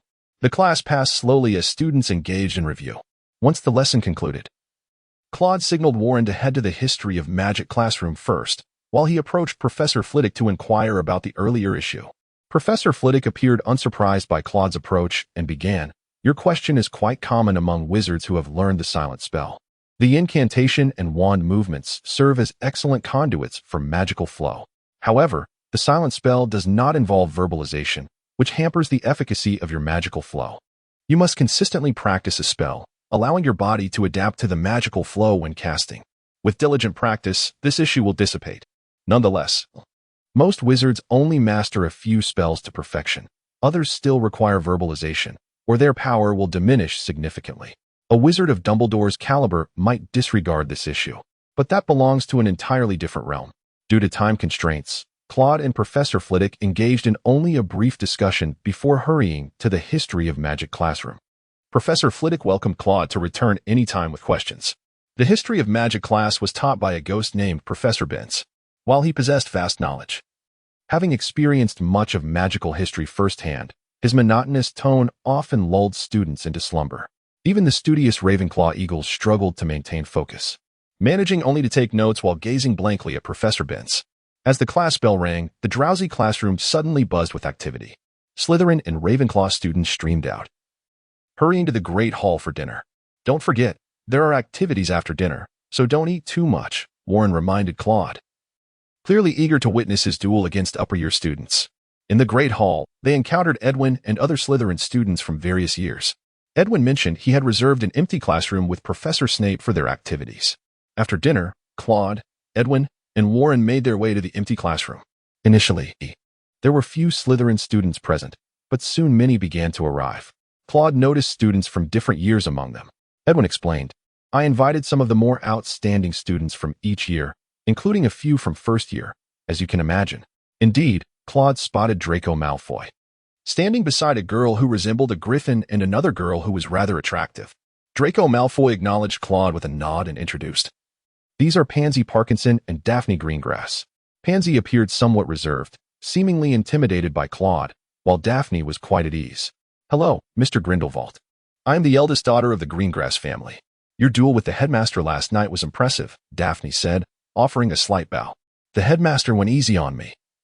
Had it gone on any longer, I might not have held out," Claude replied, returning the gesture. Everyone assumed Claude was merely being humble, sometimes. Speaking the truth led to disbelief. Nearby stood Theodore Nott, his eyes fervently fixed on Claude. "Good evening, Mr. Grindelwald. I eagerly anticipate your performance tonight," Theodore remarked. Though he spoke little, Claude gave a slight nod in acknowledgement. "All right, the participants have gathered. Claude, are you prepared? Today, 5th and 6th graders will engage with you, while the 7th graders are tasked with protection." Edwin, approached Claude after noticing that the group was nearly complete. Claude inquired whether it was to be a formal duel or merely a casual sparring session. "No need for such formality," Edwin replied with a wry smile. "Please go easy on me. If it's anything like your duel with the dean yesterday, I might not survive." "I shall be mindful," Claude assured him. The crowd then dispersed, creating a clearing around the two combatants. Standing at opposite ends, Claude observed Edwin, who remained still, prompting Claude to raise an eyebrow, signaling Edwin to make the first move. Suddenly, Edwin rapidly recited a spell, casting 3 incantations in a triangular formation towards Claude. However, due to the non-silent nature of Edwin's spell and the constraints of his speed, the formation was less than perfect. Seizing the opportunity, Claude refrained from casting a spell and, relying solely on his footwork, deftly sidestepped to the left, then to the right, evading the incoming spells with agility. Edwin appeared taken aback by Claude's unexpected response. He had anticipated that Claude might not confront the spells directly, likely choosing to dodge. Edwin had already devised subsequent incantations, but Claude's maneuver caught him off guard. Yet, Edwin quickly regained his composure and pointed at Claude, exclaiming, "Flock of birds." Claude was unable to evade the magic with his nimble footwork this time, pointing instead at a nearby desk. The desk immediately soared through the air, shielding the little bird. Edwin, noticing that Claude was obstructed, thought it a perfect opportunity and promptly unleashed a fire spell. The flames blazed fiercely. With a flick of his wand, he shaped the flames into a circle that began to constrict inward. However, there was no reaction from behind the desk, which puzzled Edwin. Nevertheless, he steeled his resolve and directed the spell upward, causing a ring of fire to converge inward, its scorching heat rendering the desk almost unbearably hot, yet still. There was no response. Edwin found this increasingly peculiar. Suddenly, a wand emerged from behind, pointing at Edwin's neck. "You've lost, Edwin," Claude said softly, stepping closer to him. "But how could this be?" Edwin's eyes widened in disbelief. "Hogwarts does not permit apparition. How did you get behind me?" The onlookers regarded Edwin with mixed expressions, deepening his confusion. The circle of spectators remained silently, watching as Claude casually walked around to Edwin's back, even waving to those nearby. However, given the nature of the duel, no one dared to speak up. "Oh, I merely used a disillusionment charm to maneuver around to your front," Claude replied nonchalantly. "Your focus was entirely on the desk, allowing me to slip out unnoticed. If you observe closely, you might still discern the charm. Its effect pales in comparison to an invisibility cloak." Edwin chuckled ruefully upon hearing this. Indeed, had he been too tense? He had hoped to endure a bit longer under your onslaught, perhaps even finding an opportunity to prevail should you let your guard down. Little did he expect to fall to your first move. It's evident that this does not reflect your true capabilities. You must possess further spells. Yet, in a duel, a single misstep can lead to defeat. Indeed, you speak the truth. Next up are 2 6th-year students. "Greetings, Mr. Grindelwald. I am Windsor Selwyn," a 6th-year girl approached, introducing herself. "I am Ben Rowell," a tall boy followed, seemingly reserved in his demeanor. Claude raised an eyebrow. as it appeared that these two families had seemingly aligned themselves with the second generation of the Dark Lord. Were they here to curry favor? After all, Voldemort had perished, and they might be seeking a new patron. Claude said little, merely suggesting that they should proceed together, unwilling to dwell on their thoughts. He believed it prudent to establish dominance from the outset. Windsor and Ben exchanged glances, signaling their agreement, and the trio promptly divided into two groups, moving toward opposite sides. This time, Claude did not allow anyone to act first. With a nod, he unleashed a petrification spell, as thick as an arm. The yellow incantation soared through the air, reaching Windsor and Ben in an instant. While Windsor was caught off guard, the reticent Ben immediately shouted for a protective armor spell. Typically, an ironclad incantation would deflect such a spell, yet Ben's armor spell paled in comparison to Claude's petrification magic. The latter was Claude's signature spell, honed through relentless practice at Durmstrang, rendering its power equal to his verbal incantation. Windsor observed the yellow petrification spell slowly penetrating Ben's shield, which appeared fragile as if it could shatter like a bubble at any moment. Without time for further contemplation, Windsor cast a spell at Claude, declaring, "Disarm your weapon." Claude immediately intensified the output of the petrification spell, which swiftly shattered the protective barrier of the iron armor spell and struck Ben. Not only was Ben turned to stone, but he was also propelled backward by the force of the spell. API call failed with status code 429. Error. Code. For 29. Message. Resource has been exhausted. E.g. Check quota. Status. Resource exhausted. Claude spread his arms wide, rose onto his toes to spin around, then placed one hand on his chest while the other rested behind his back. He bowed gracefully to the audience. "Remarkable. I never anticipated that a duel could unfold in such a manner," Theodore North exclaimed. A 7th grade student hurried forward to release the two from their enchantment. Edwin also provided them with restorative potions. Afterwards, he gazed at Claude, remarking, "You certainly held back against me. I am quite certain that few students from Hogwarts could withstand your petrification spell." Claude nodded. The incantation was also conceived during this year's holiday, after he discussed his understanding of the spell with Old Go. Following their conversation, Old Go provided his insights, which led to its current form. Thus, Claude, "I intend to establish a dueling club. Would you be willing to teach at the club?" Edwin gazed at Claude with eager anticipation. Claude gazed at Edwin in astonishment, unable to comprehend the sudden whim that had overtaken him. "I am merely a third-year student. I believe I lack the qualifications to teach," Claude remarked after a moment of contemplation. "Do not be so modest," interjected Warren, who was listening in. "Everyone witnessed your encounter with Professor Snape. Your capabilities are indisputable. Moreover, considering your experiences at Durmstrang, few possess such a wealth of practical knowledge as you do." Claude pondered for a moment before inquiring of Edwin, "What inspires your notion of establishing a club? How do you perceive the dueling prowess at Hogwarts?" Edwin refrained from answering directly, instead retorting, "Based on your previous assertions, Slytherin already ranks among the upper echelons at Hogwarts. Miss Selwyn's recent idea was rather commendable, attempting to distract me so that I might unravel Mr. Roll's enchantment. Truth be told, it was quite an impressive spell. The skill level at Durmstrang is likely above average, and with some practice, reaching the top ranks is entirely feasible." Claude appraised the recent performances of the group.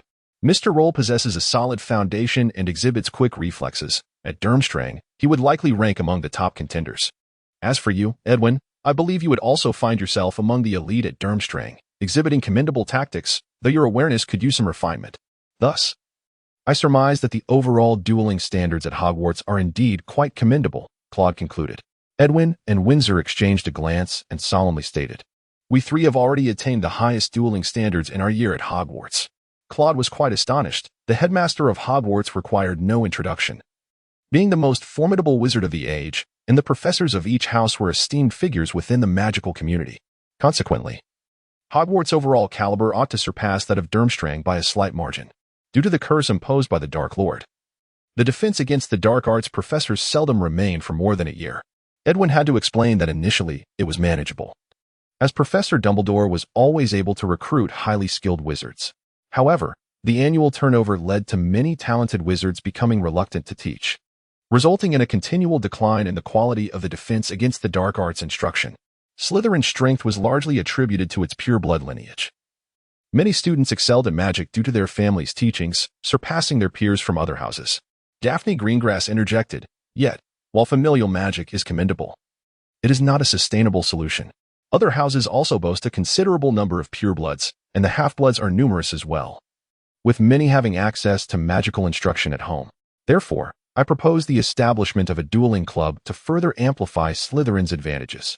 After graduation, our bonds will deepen, as the camaraderie forged in battle is always more profound. Edwin stated earnestly. How many students will the club accommodate, and which year groups will participate? How often will classes be held each week? Claude inquired of Edwin. Edwin was elated to hear this, for he understood that Claude was in agreement. There will not be many participants. Seventh years will not join due to their NEWT examinations and job hunting, leaving them with little time. For other years, I anticipate about 2 or 3 students from each interested year group, meeting once a week to provide guidance. After a few sessions, attendance is not mandatory. As we do not wish to encroach upon your time, the remaining practice can be carried out during our own leisure hours. Very well. Then you may determine the time for the club's inaugural meeting, and I shall be in attendance. Claude contemplated that despite his significant progress over the past few years, his practical skills had vastly outstripped his theoretical understanding. This teaching endeavor would serve as a means for him to identify and rectify his deficiencies, as a lack of theoretical foundation would hinder his further development.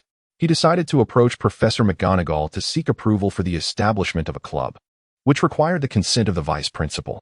However, he was confident that this would not pose an issue, as such requests were typically granted. Subsequently, he would apply for a classroom, paving the way for his instructional activities. Edwin appeared quite pleased with this plan. In the following days, Claude explored various courses at Hogwarts and found himself compelled to acknowledge that Professor Snape's prowess in potions far exceeded his already notable reputation. Despite having earned the title of Master Potion Maker, the textbooks on potion making had been refined over decades. Yet Professor Snape was still able to enhance the formulas and techniques contained within them. Consequently, Claude diligently transcribed the formulas from the blackboard into his textbook. Realizing that even a handful of these improvements could serve as the foundation for a scholarly article worthy of publication in the prestigious Golden Cauldron, the pinnacle of potion academia. Nevertheless, Professor Snape appeared largely indifferent to such accolades. Although Claude managed to achieve top marks in potions, he did not place significant emphasis on this success. Aware that he was not a natural talent in this field, while it was not particularly challenging to brew exceptional potions from established recipes, delving into advanced research and meticulously determining the properties of each ingredient required not only effort, but also innate ability. After class, Claude frequently sought the counsel of Professor Snape regarding potion-related inquiries and other subjects as well. Although Snape's manner of speaking was often brusque, he consistently provided answers to queries. However, when Claude inquired about transfiguration and charms, Snape would curtly remind him that he was, indeed, a potions instructor. Yet, when the topic shifted to defense against the dark arts, Snape's responses became noticeably more expansive, even if his tone remained somewhat gruff. In Transfiguration class, Claude listened intently, and Professor McGonagall, a seasoned master of the discipline, demonstrated an impressive wealth of theoretical knowledge and formidable magical prowess. She diligently addressed the questions posed by Claude, showcasing her commitment to her students' learning. Claude placed great importance on transfiguration, for he understood that Professor Dumbledore was renowned for his mastery in this field, a fact that even the proud old Gryffindor had to concede. Furthermore, the old Gryffindor advised Claude that transfiguration was an indispensable path to becoming a great wizard. Without a profound understanding of this discipline, achieving the title of a great wizard would be exceedingly difficult. As for Professor Quirrell, the defense against the dark arts instructor, his theoretical knowledge was commendable, yet he offered no practical lessons, adhering strictly to the textbooks. Claude felt a deep sense of pity for the students of Hogwarts. In contrast, Claude found little interest in herbology. Although Professor Sprout possessed an extensive knowledge of magical plants, Claude chose to selectively listen, noting only the harmful varieties to understand their characteristics and how to counteract them, while regarding the other plants with indifference. Professor Kane's Care of Magical Creatures class was far more engaging, as he adeptly tapped into the students' interests by introducing various magical creatures for study. However, after learning the reason behind the old Gryffindor's insistence on this class, Claude secretly mocked him for quite some time, adopting a similar selective approach as with herbology. Some extraordinary creatures warranted attention, while others could be disregarded.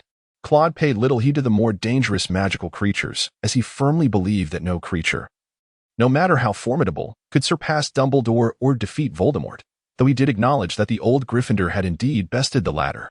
During dinner, Claude observed Edwin approaching with a dejected demeanor. "What's the matter? Has Professor McGonagall denied your request to establish a club?" Claude inquired, puzzled. "Professor McGonagall has agreed, but she wants to ensure your qualifications. Therefore, she has asked me to accompany you to meet her after dinner for a demonstration," Edwin replied. "There's no need to be so glum about a demonstration." Claude remained perplexed. Sighing, Edwin continued, "Professor McGonagall mentioned that Hogwarts is a cohesive entity.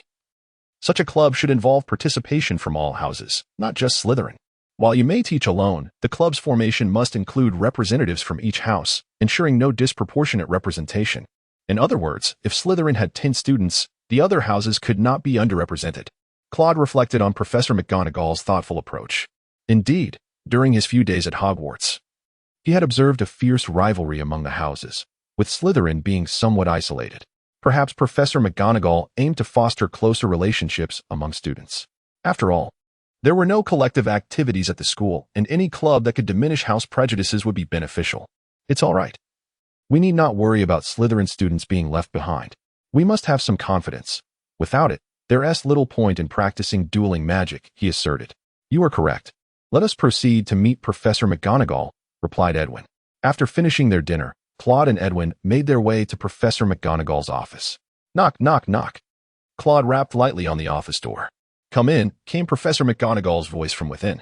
As they entered, she looked up from grading student assignments. "Ah, you're here, Mr. Grindelwald.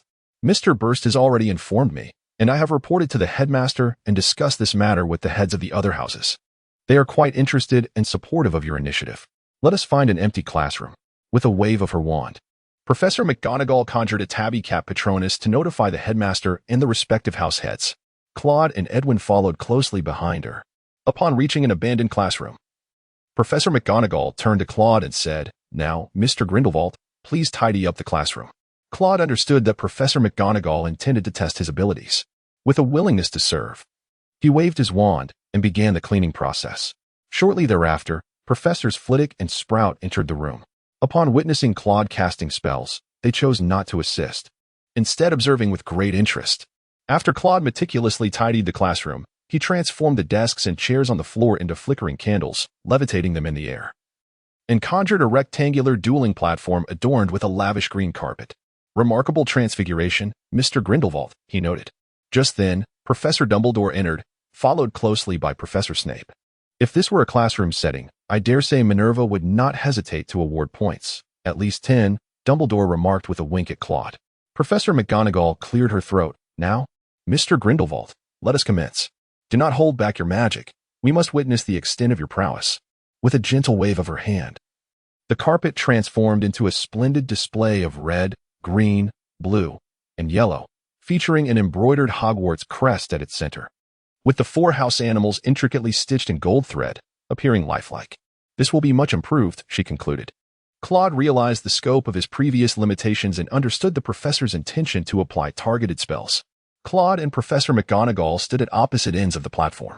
Claude had previously established a tactic of swift combat, relying on stamina rather than a contest of magical prowess or understanding, where he knew he would be outmatched by Professor McGonagall, who possessed only a slight age advantage. After they exchanged formal blows, Claude wasted no time. With a flick of his wrist, he swiftly unleashed 3 spells. The 3 beams of red light hurtled towards Professor McGonagall, who remained unfazed. With a mere gesture, she conjured a shield in midair. The sounds of impact echoed as the shield deflected the incoming spells. Undeterred by his initial failure, Claude charged toward Professor McGonagall, intending to cast spells at close range, hoping that proximity would grant him an advantage in speed and disruption. Observing his approach, Professor McGonagall pointed at a candle, which elongated and transformed into a sword-wielding armored guardian that landed before Claude, forced to halt his advance. Claude cast a petrification spell at the guardian to prevent it from pursuing him, subsequently transforming it into a chess piece and hurling it against the wall. A clever maneuver. Professor Flitwick quietly admired, recognizing that in a contest of transfiguration, Claude would be utterly outmatched. Better to keep him away from the fray. Professor McGonagall raised an eyebrow, seemingly comprehending Claude's strategy. With a swift motion of her wand, she unleashed 3 spells, sending them flying towards Claude. Claude gazed at the approaching spells, his feet unwavering as he took a few steps forward, bowing his head to evade a particular incantation, and then unleashed a protective spell to deflect two others. The distance between the two adversaries had significantly diminished, yet drawing nearer remained a formidable challenge. On stage, Claude and Professor McGonagall began to exchange spells with fervor. The stunning charm, the petrification curse, the disarmament spell, various incantations, each adorned with a distinct hue, soared through the air. Both combatants adeptly deflected the spells one by one. However, as the pace of the spells intensified, Professor McGonagall, much like Claude, was compelled to move about to evade the onslaught. While she could continuously cast the armored charm to repel the spells, doing so would forfeit her advantage, leaving her vulnerable to Claude's rapid incantations. Consequently, she would have to rely on her deeper reservoir of magical strength to outlast him, a notion she found rather distasteful. Claude, observing the tactical success, proceeded to cast a freezing spell. Although this incantation did not possess the decisive impact of dual magic, capable of resolving a conflict with a mere hit, it had the potential to alter the terrain. Had Professor McGonagall unleashed an upward levitation charm upon the platform, it would have rendered the surface exceedingly slippery, thus favoring Claude, particularly given Professor McGonagall's age. However, Professor McGonagall, seasoned by the trials of war and rich in combat experience, did not allow Claude to secure an easy victory. The comparison of transfiguration and the depletion of Claude's magical energy was merely a matter of the professor's pride as an educator. It was not that she underestimated the ease of such feats, for these were students, not foes. Just as Claude's magical reserves were nearing depletion, the esteemed Headmaster Dumbledore's voice resonated from below. "That will be enough for today, Minerva and Mr. Grindelwald." With a casual flick of his wand, a barrier materialized between the two combatants, causing the spells to create mere ripples upon impact rather than rebound. After all, this was merely a friendly sparring session, and continuing further could infringe upon the curfew. "You must have some compassion for this centenarian. I have grown accustomed to an early bedtime." Professor McGonagall, slightly breathless, acknowledged her age, as the constant movement during the duel had indeed consumed her stamina.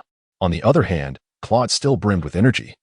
But had Dumbledore not called for a halt, he might have fainted from the excessive drain of his magical powers. Claude and Professor McGonagall exchanged bows before descending from the stage. "Mr. Grindelwald, I must commend you on your exceptional dueling skills, which are indeed on par with the professor's." Professor McGonagall remarked to Claude, "At your age, I certainly lacked such prowess." "You were too modest, Professor McGonagall. Had you not shown me leniency just now, I fear I would have already collapsed." Claude politely addressed Professor McGonagall, stating that he had already lost, as he was on the verge of exhausting his magical energy. Claude was unperturbed by the prospect of embarrassment. It was inevitable that he would lose to a wizard of Professor McGonagall's caliber, even if she had not employed transfiguration. Perhaps in a few years, Claude might feel a twinge of discontent. However, at present, he remained resolute and unafraid of defeat. Mr. Grindelwald had indeed performed admirably. Professor Flitwick's sharp voice chimed in, asserting that he bore no reservations about overseeing the dueling club. Professor Sprout echoed similar sentiments. Slytherin had no objections either. Thus, Mr. Grindelwald, once you and Mr. Burstead have settled on a time, you may issue the announcement, remarked the jovial Headmaster Dumbledore, suggesting that students teaching students might foster a sense of camaraderie. "Now, Mr. Grindelwald, Mr. Burstead, it is quite late, and you should return to your dormitories to rest." Professor McGonagall instructed the two. Edwin, who had been lost in thought, suddenly regained his senses. This duel was starkly different in style from the previous encounter between Claude and Professor Snape, yet the impact was equally profound. The room was alive with vibrant spells, each weaving through the air and invigorating Edwin's adrenaline. His anticipation for the dueling club intensified, and he aspired to reach Claude's level of prowess. Soon, the two prepared to head back to their dormitory. Claude, feeling somewhat famished due to the exertion and aware that it was quite late, noted that the house elves had ceased their services, as this was not their private domain. Consequently, he recalled the kitchen's location as previously indicated by Warren and made his way there. The kitchen lay directly beneath the Hogwarts Great Hall, accessible by descending the staircase leading to the Hufflepuff basement. Claude pondered to himself that attending Hufflepuff wouldn't be so bad after all, as the convenience of late-night snacks was certainly appealing. The kitchen's entrance was concealed within the stone corridors below, and upon discovering a painting depicting a bowl of fruit, Claude gently scratched at a pear depicted in the artwork. To his delight, the pear chuckled softly, transforming into a green doorknob that revealed the entrance to the Hogwarts kitchen. Claude opened the door and discovered that the house elves were not resting, but were engaged in some activity. Standing beside them was a boy dressed in loose-fitting pajamas, black and yellow in color, adorned with a pattern of a Hufflepuff badger. The boy was quite handsome. Upon noticing Claude's entrance, he appeared surprised but soon relaxed upon recognizing him and greeted, "Hey, Mr. Grindelwald, you've come for a late-night snack as well." This boy was in the same grade as Claude. They had crossed paths in Hufflepuff classes, where he had demonstrated remarkable aptitude and displayed a humble and refined demeanor, though their interactions had been limited. "Good evening, Mr. Diggory. Staying up late? Are you feeling hungry?" Claude inquired.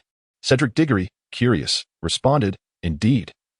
I exerted myself quite a bit today and had a light dinner. Perhaps you will find out tomorrow." Not wishing to divulge too much detail, Claude vaguely explained, "However, I highly recommend you participate in the upcoming event. You are a remarkably talented student." Cedric's eyes sparkled with curiosity and confusion, but he blushed at Claude's compliment. "Thank you, Mr. Grindelwald. Although I am unaware of what this event entails, I shall certainly attend." Cedric speculated that Claude might have established a club and was inviting him to ensure a good turnout for the inaugural activity. Despite bearing the Grindelwald surname, Cedric had observed in class that Claude was a kind-hearted individual, rarely involved in disputes with classmates, and excelling particularly in transfiguration and charms. He imagined that Claude must have faced much disdain due to his name. "Mr. Grindelwald, may I call you Claude?" "You may call me Cedric." Claude was momentarily taken aback by Cedric's sudden display of friendliness, pondering if he sought to align himself with the legacy of the elder Grindelwald and rise as a new pure-blood aristocrat. However, upon seeing Cedric's innocent and bewildered expression, he dismissed the thought. All right, Cedric. Do you have any food recommendations? Dining with Hufflepuff typically yields good choices. At this hour, we might not have time for anything too elaborate. Why not join me for some French cuisine? Perhaps veal and white sauce accompanied by a Parisian wheel cake. Though the house elves primarily prepare British fare, they are proficient in French, Indian, Italian, and even Chinese dishes. As Cedric enthusiastically elaborated, Claude swallowed hard, his hunger intensifying. He mused that if the elder Grindelwald were to visit Hogwarts, he would likely join Hufflepuff. "Hey, Harry, wake up. Look at this." Early in the morning, Ron shook Harry awake. "What is going on, Ron?" Harry mumbled, fumbling for his glasses. "Come on, Harry. There is an announcement on the notice board," Ron urged, leading Harry to the common room. Dressed in pajamas, Harry followed Ron's finger to a new announcement on the notice board. "Dueling Club. The first event will be held tonight. All students from every year are welcome to join us in the Clock Tower courtyard after dinner at 7 o'clock. P.S. There will be instruction from a heavyweight dueling champion, Edwin Burstead. Oh, it's organized by Slytherin. I bet they'll be teaching dark magic." Ron complained after reading the notice. "A heavyweight dueling champion? Ron, could it possibly be Professor Dumbledore? He is the most powerful wizard of our time," Harry mused, not particularly concerned with the club's founder. "It's possible. Dumbledore certainly wouldn't teach dark magic. He is a white wizard, the one whom dark wizards fear most." Ron exclaimed, a hint of excitement in his voice. "Good morning, little Ron." "Morning, Harry," greeted the twins, George and Fred, as they emerged. It could also be Professor Flitwick. He was a dueling champion in his youth, George added after reading the announcement. "And don't underestimate Burstead. He is the Slytherin prefect. I heard Percy lost to him in a duel," Fred chimed in. "Last time, I was just careless. Burstead truly is skilled. But I'm not sure he can match me now," Percy, standing nearby, explained, his ears reddening. "In any case, if you're interested, you can attend tonight. But we should head for breakfast now. Otherwise, we'll miss our chance before class." Harry and Ron hurried back to their dormitory to change for breakfast. Harry felt as though the morning stretched on interminably, eagerly anticipating the evening when he might witness the prowess of Dumbledore or Professor Flitwick. At the dinner table, Claude was perusing a newspaper while enjoying his meal. Upon spotting Warren approaching, he gestured for him to join. "Hey, Claude, can you ride a broom? How good are you?" Warren asked mysteriously. "I can ride quite well. I do say my skills are commendable," Claude replied with a hint of pride. "Fantastic. Have you heard? First-year Gryffindor Harry Potter is a prodigy. He is set to join the Gryffindor Quidditch team as the youngest seeker in a century," Warren exclaimed. "But we have you, Grindelwald. That name is certainly not inferior to Harry Potter." Upon hearing this, Claude froze and was compelled to explain cautiously. "When I mentioned my proficiency, I meant that I could mount without unseating myself. However, as for Quidditch, I fear I am still lacking." Warren, upon hearing this, was deeply disheartened. He was an ardent Quidditch enthusiast and fervently wished for Slytherin to triumph in the House Cup. At that moment, Claude noticed Draco accompanied by 2 lackeys approaching the Gryffindor table, engaging in conversation with Harry Potter. Claude gestured for Warren to eat on his own and stealthily moved closer to eavesdrop. "I am always willing to duel you privately, Malfoy," he declared. "If you have no objections, let it be tonight. A wizard's duel. Only wands are permitted, no physical contact. What is the matter? I assume you have yet to hear of wizard duels?" Of course he had. Ron interjected, abruptly turning around. "I am his second. Who is yours?" At this moment, Claude interjected, suggesting that the duel between the young wizards was merely a contest, not a life-and-death struggle typical of pureblood families, and thus did not necessitate the presence of assistants. "How about I serve as your witness?" he proposed. Harry and Ron turned to Claude. "Good to see you again, Mr. Potter." "Mr. Weasley," Claude nodded at the two. "Mr. Grindelwald," Harry acknowledged in response, also nodding. However, Ron remained reluctant to speak. "Then I shall be your witness and simultaneously ensure your safety. But, to be frank, are you familiar with how wizards duel? Perhaps after dinner, you might consider attending the duel club, where the rules and techniques of wizard dueling are explained in detail." "Did you establish that?" Ron suddenly inquired of Claude. "No. It should be noted on the announcement that it was founded by Edwin. I merely planned to participate as well. See you in the evening, Potter." Draco remarked to the duo before returning to the Slytherin table. Claude did not linger for long. He was also on his way to find Warren. "Apologies for the interruption." Hermione approached and said, "I didn't mean to eavesdrop, but you cannot go out at night. That is against school rules. And being caught would result in confinement and point deductions." "Oh, it's none of your concern. This matter does not involve you," Harry and Ron replied before departing. Intending to take a look at the dueling club, at 6:50 p.m., in the courtyard of the clock tower on the first floor, Edwin had arrived early to arrange the venue. By the time Claude arrived, a few students from various grades were already present, and Cedric had also brought along some classmates to observe. Upon seeing Claude walk in, he greeted him. "Hey, I didn't expect it to be the dueling club. I was so excited to see the announcement this morning. After all, our defense against the dark arts teacher's competence is quite questionable. But who is teaching the club? Is it Edwin Burstead? I've heard he is quite skilled." "Well, you'll find out soon enough," Claude teased, withholding information. Once the crowd had gathered, Edwin stepped to the center of the arena. "All right, everyone, quiet down. I believe most of you are aware of the reason for establishing this club. However, I will explain it for the benefit of the younger students. Due to certain special circumstances, the defense against the dark arts teachers at Hogwarts change every year. This results in a lack of continuity in our education, as each new teacher has a different style, leading to our dueling skills being rather inadequate. This is detrimental to our O, W, L, S and N, E, W, T, S, and it may even impact our lives after graduation. Therefore, this club was founded to elevate everyone's skills." "Burstead, who is responsible for the teaching?" Percy Weasley inquired.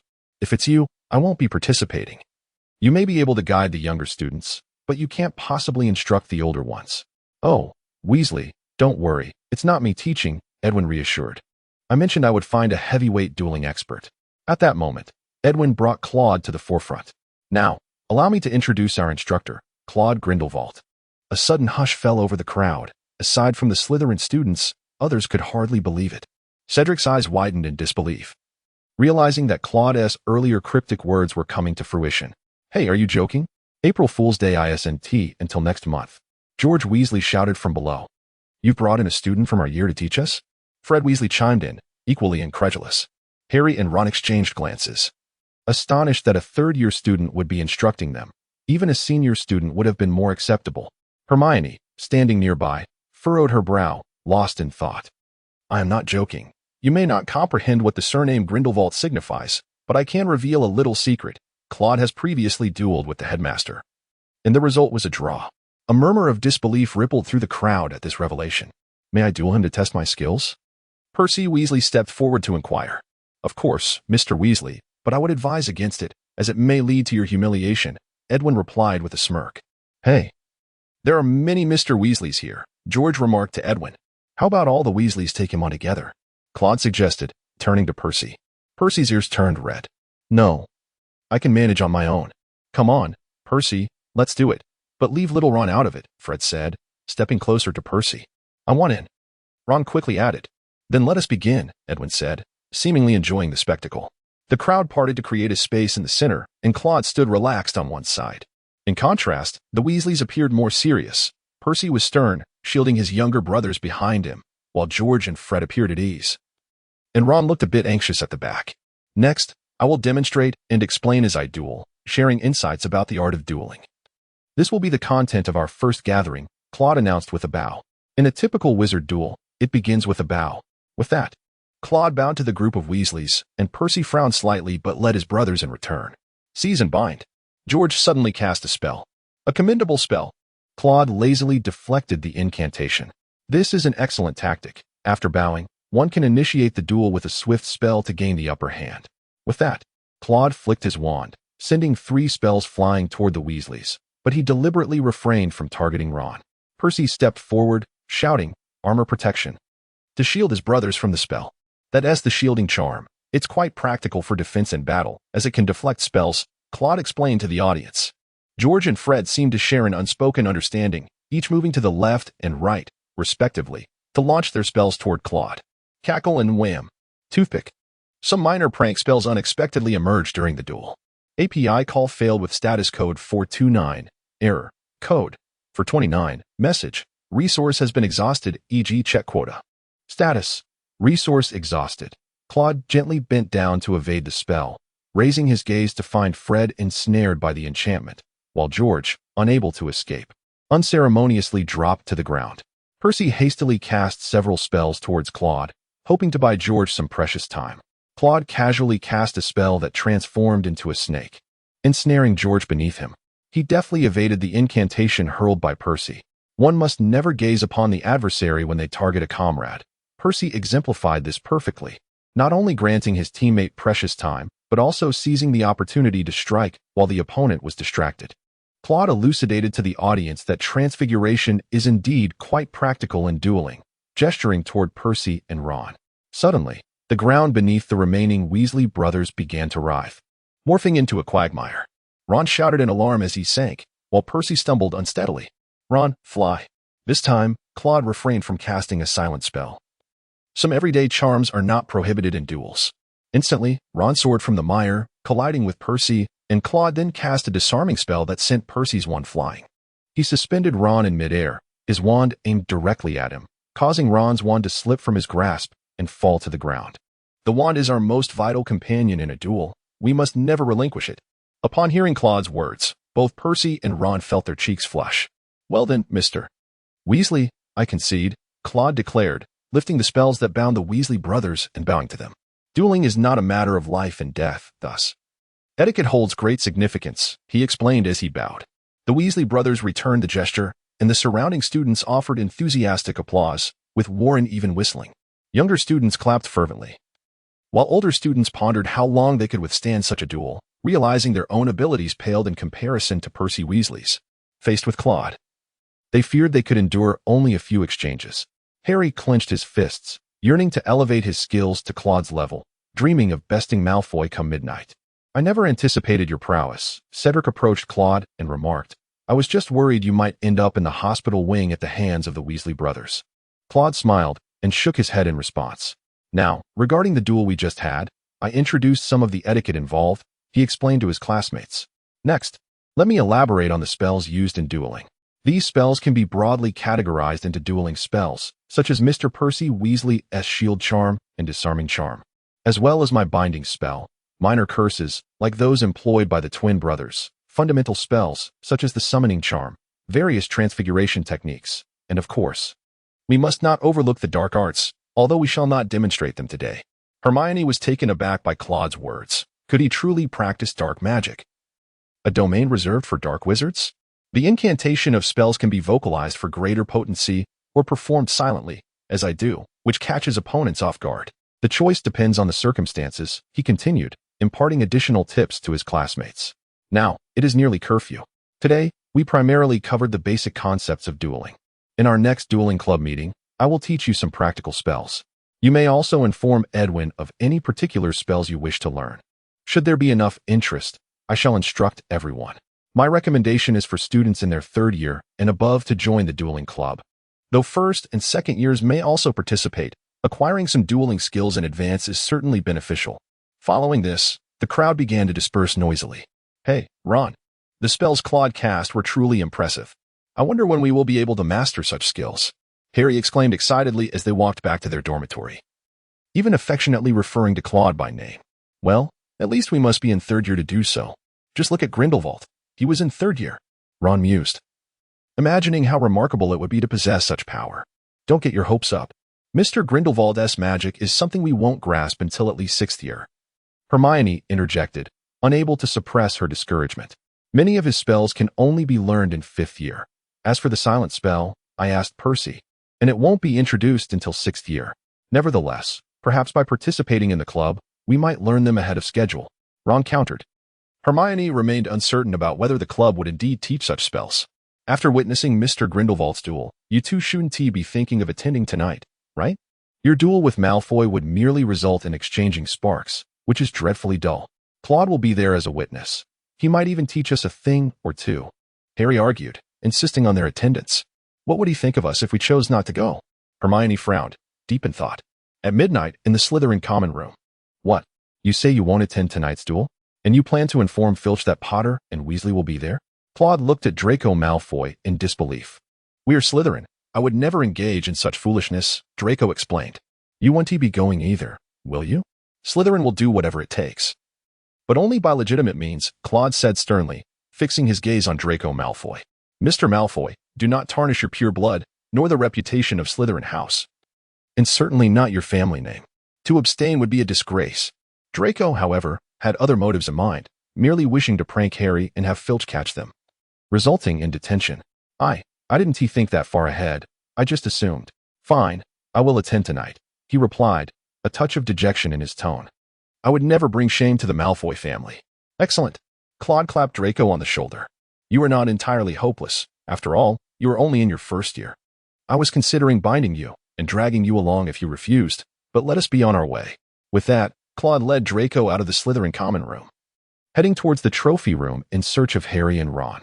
As they exited the common room, the two ascended the staircase, passing portraits that had been awakened, warning them that young wizards ought not to wander at night. Upon hearing this, Claude gestured for Draco to come closer and gently tapped the tip of Draco's wand against his forehead. Draco felt a chilling stream flow from the crown of his head, cascading throughout his entire body. Astonished, he gazed at his hands, which no longer bore their pallid hue, but rather blended harmoniously with the surrounding environment. As he surveyed his entire form, he realized he resembled a chameleon, perfectly camouflaged with the colors of the backdrop.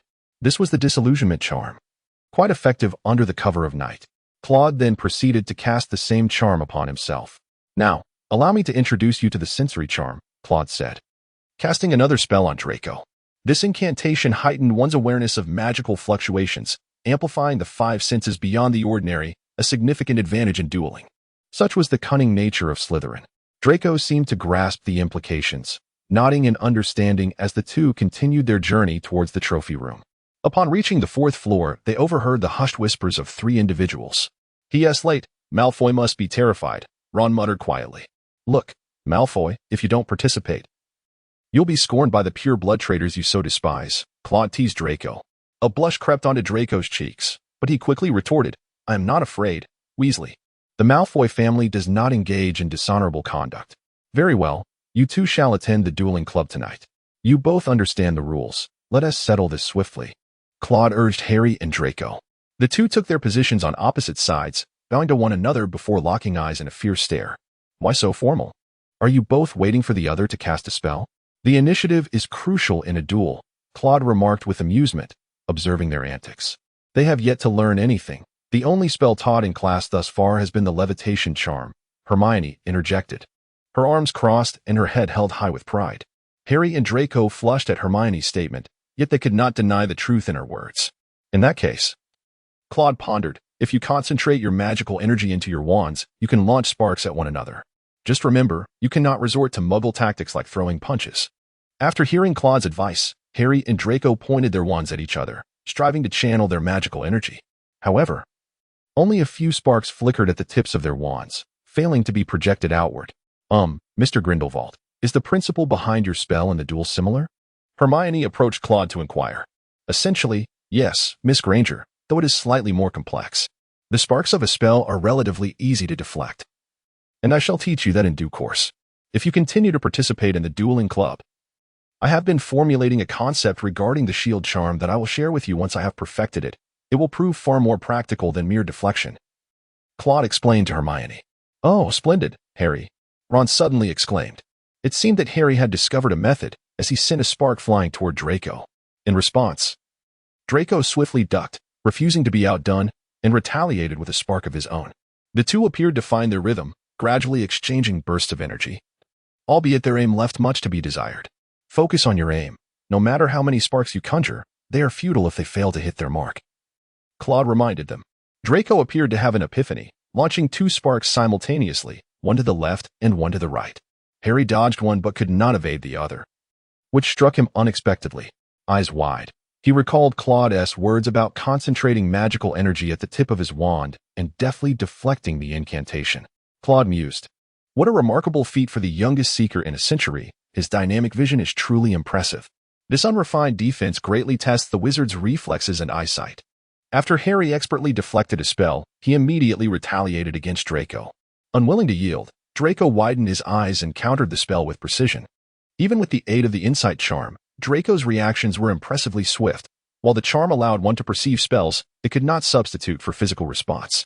Many who employed the insight charm merely saw the incoming spell, thinking of evasion, yet their bodies failed to react in time. However, Draco's spell veered off toward a nearby suit of armor, producing a cacophony of clattering sounds. Peeves. Suddenly, the group heard Filch's furious shout from outside. This time, I will catch you. Oh dear, I forgot to take off my earplugs, Claude said with a mischievous grin, making it hard to believe he had truly forgotten. Run. The 5 of them sprinted down the corridor, weaving around pillars and dashing through one hall after another. Harry, the closest to the door, led the charge, unaware of their whereabouts or their destination. Eventually, they emerged near the classroom for charms, realizing they were quite far from the trophy room. Phew, we're safe. Now we should head back, Claude instructed the group. Just then, a figure suddenly burst forth from the adjacent door. It was Peeves. Oh, students not in bed. Wandering the halls at night. 3 first-year mischief makers, and a new third year, breaking the rules right after arriving. Peeves cackled, performing a somersault. Please, Peeves, keep your voice down. Don't attract Filch. Ron pleaded with the poltergeist. That as practically enticing Peeves to snitch, Claude remarked, shaking his head at Ron's words. There are students out of bed in the corridor, right outside the charms classroom. Peeves shouted exuberantly. Upon hearing Peeves' loud exclamation, the group dared not linger and continued their flight to the end of the corridor. Leading the way, Harry slammed into the door, but it did not budge. It was locked. We're finished, Ron said despairingly.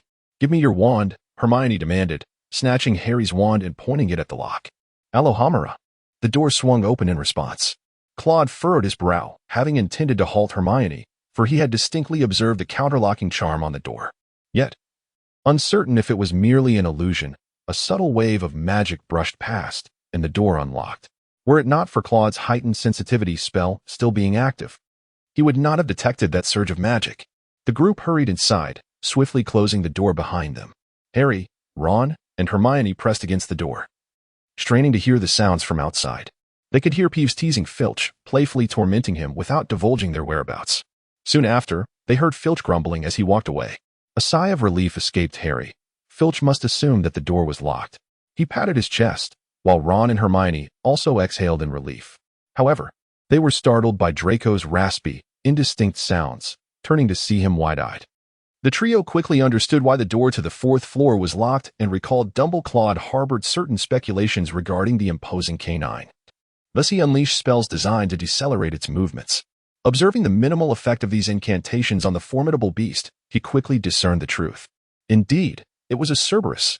This creature was classified as a 5-star hazardous magical being. How could it possibly be permitted within the confines of a school? Mr. Grindelwald, we are fortunate to have you. To give it a thorough thrashing. Ron, witnessing Claude's spells impacting the daunting dog, could not contain his exhilaration and felt compelled to address Claude with the honorific of Mr. The colossal hound appeared to be provoked, leaping forward, its powerful jaws descending menacingly. Claude was compelled to cast the iron armor charm once more. However, this time, the protective barrier slowly began to develop fissures as the formidable canine's teeth gradually penetrated through. The onlookers observed the drool of the beast sliding down the barrier. Run. I can't hold it back. Claude finally found the moment to warn everyone. The four young wizards paused momentarily, then hurriedly opened the door and dashed outside. Just then, a resounding crack echoed as Claude's iron armor charm shattered. With agile finesse, Claude performed a backward roll to evade the dog's assault and escaped the room. Draco, seeing Claude emerge, swiftly shut the door behind him. A collective sigh of relief swept through the group. Why is there such a massive dog at Hogwarts? Ron voiced the unspoken concern of the others. What are you using your eyes for? Didn't you see where it was standing? Hermione retorted, her voice laced with irritation. I suppose it was on the floor. I wasn't paying much attention. Harry scratched his head. I was too focused on its head, which was rather large, 3 heads. In fact, it was standing on a trapdoor. Hermione interjected, hands on her hips. It must be guarding something. We could have lost our lives. I had warned you all against wandering out at such an hour. A keen observation indeed, Miss Granger. Claude regarded her with newfound respect. However, what it is guarding is of no concern to us now. We must return. Furthermore, I advise you young Gryffindors against further investigation. That creature is a 3-headed dog, possessing exceptionally high magical resistance. Even some dragons struggle to overcome it. The following morning, Claude proceeded to the Great Hall for breakfast, which bustled with its usual clamor. Before long, a flock of owls arrived to deliver letters, and the attention of the crowd was captured by a group of 6 owls carrying a slender package, which alighted in the Gryffindor section where Harry Potter sat. Although Harry did not open the package, many speculated it contained a broomstick. First-year students were prohibited from bringing broomsticks, and the news of Harry becoming the youngest Seeker in a century was still largely unknown. Thus, discussions erupted about whether the broomstick would be confiscated. Claude, however, pondered how the owls knew Harry Potter would be in the hall. He understood vaguely that it was due to the principles of onomancy, which allowed owls to locate individuals based on their names. Yet, Hogwarts was replete with magic that could disrupt such processes. Still, the owls consistently managed to deliver letters to the intended recipients. Unable to fathom this conundrum, Claude decided to shelve his thoughts for the time being, planning to inquire with old Professor McGonagall when the opportunity arose. Today was Halloween, and during the afternoon's Ancient Runes class, the students were notably less attentive. Claude, however, paid little mind to this, for Ancient Runes, often referred to as Ancient Rune Translation, was primarily utilized for deciphering ancient texts. Professor McGonagall had already informed Claude that mastering some ancient magic required proficiency in ancient runes. If Claude could excel in this, she promised to teach him a grand ancient spell capable of obliterating an entire city. Noticing the lack of enthusiasm in the classroom, Professor Babbling decided to captivate the students' attention. The runes taught today could serve not only as a translation tool but also as a minor spell. The rune was Eurus, which translates to Aurochs or gentle rain. With her wand, Professor Babbling delicately inscribed the rune in the air, and as it took form, the characters gradually twisted and coalesced into a singular entity. This is the rune Eurus. Now, who would like to volunteer to try it out? Professor Babbling encouraged the class. Claude raised his hand without hesitation. Although ancient runes carried certain dangers, he held a firm belief in the competence of the Hogwarts faculty. Professor Babbling pointed her wand at the rune, gradually guiding it towards Claude's left hand. Suddenly, a red glow flickered around Claude's left hand.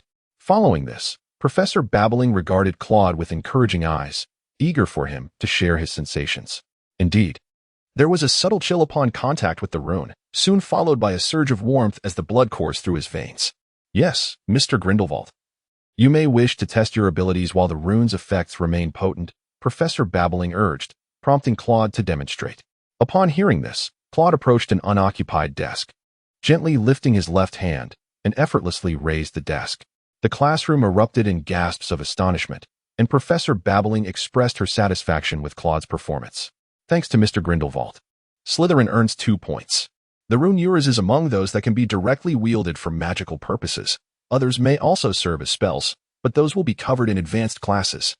For now, your primary focus remains on translation. Having experienced the rune today, your assignment will be to elaborate on your imaginings regarding the rune Eurus. A concise 12 inches will suffice. Class dismissed.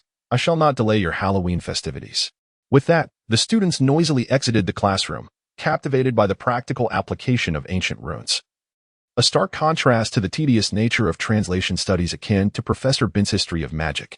Now, the young witches and wizards were eager to immerse themselves in the study of ancient runes. though it remained uncertain how long this enthusiasm would endure. Claude was no exception. He too was eagerly anticipating the application of ancient magical scripts and had no intention of attending the hall. Instead, he made his way directly to the library. Given that today was Halloween, the library was largely deserted. Claude borrowed a cuneiform dictionary, a compendium of magical symbols, and a phonetic guide to enchantments, and thus commenced his endeavor to tackle the assignment on ancient magical texts. Claude harbored a bold hypothesis. These ancient magical scripts were, in fact, remnants of ancient spells rather than mere documentation, as Professor Bubbling had suggested. The passage of time had led to the loss of both the pronunciation and the written form of these scripts, resulting in the current predicament. Perhaps some of the long-lost grand spells were composed of these potent magical inscriptions. After all, the formidable prowess of ancient sorcerers was chronicled in texts. With abilities akin to moving mountains and filling seas, Claude believed that even Dumbledore might struggle to match such feats. At long last, he completed a substantial paper spanning a foot in length and grew increasingly familiar with ancient magical scripts. However, confined within the library's walls, he dared not attempt to unleash any magic, suspecting that his nascent understanding would render him incapable of doing so. As Halloween unfolded, Mrs. Pants observed Claude engrossed in his writing and remarked that while a passion for learning was commendable, one should also indulge in moments of leisure. Just then, Claude's stomach let out a rumble, prompting him to realize how much time he had spent in the library and that he might have delayed Mrs. Pants's attendance at the Halloween feast.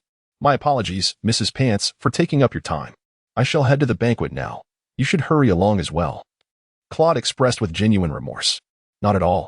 It brings me joy to see a student so devoted to reading. You go ahead.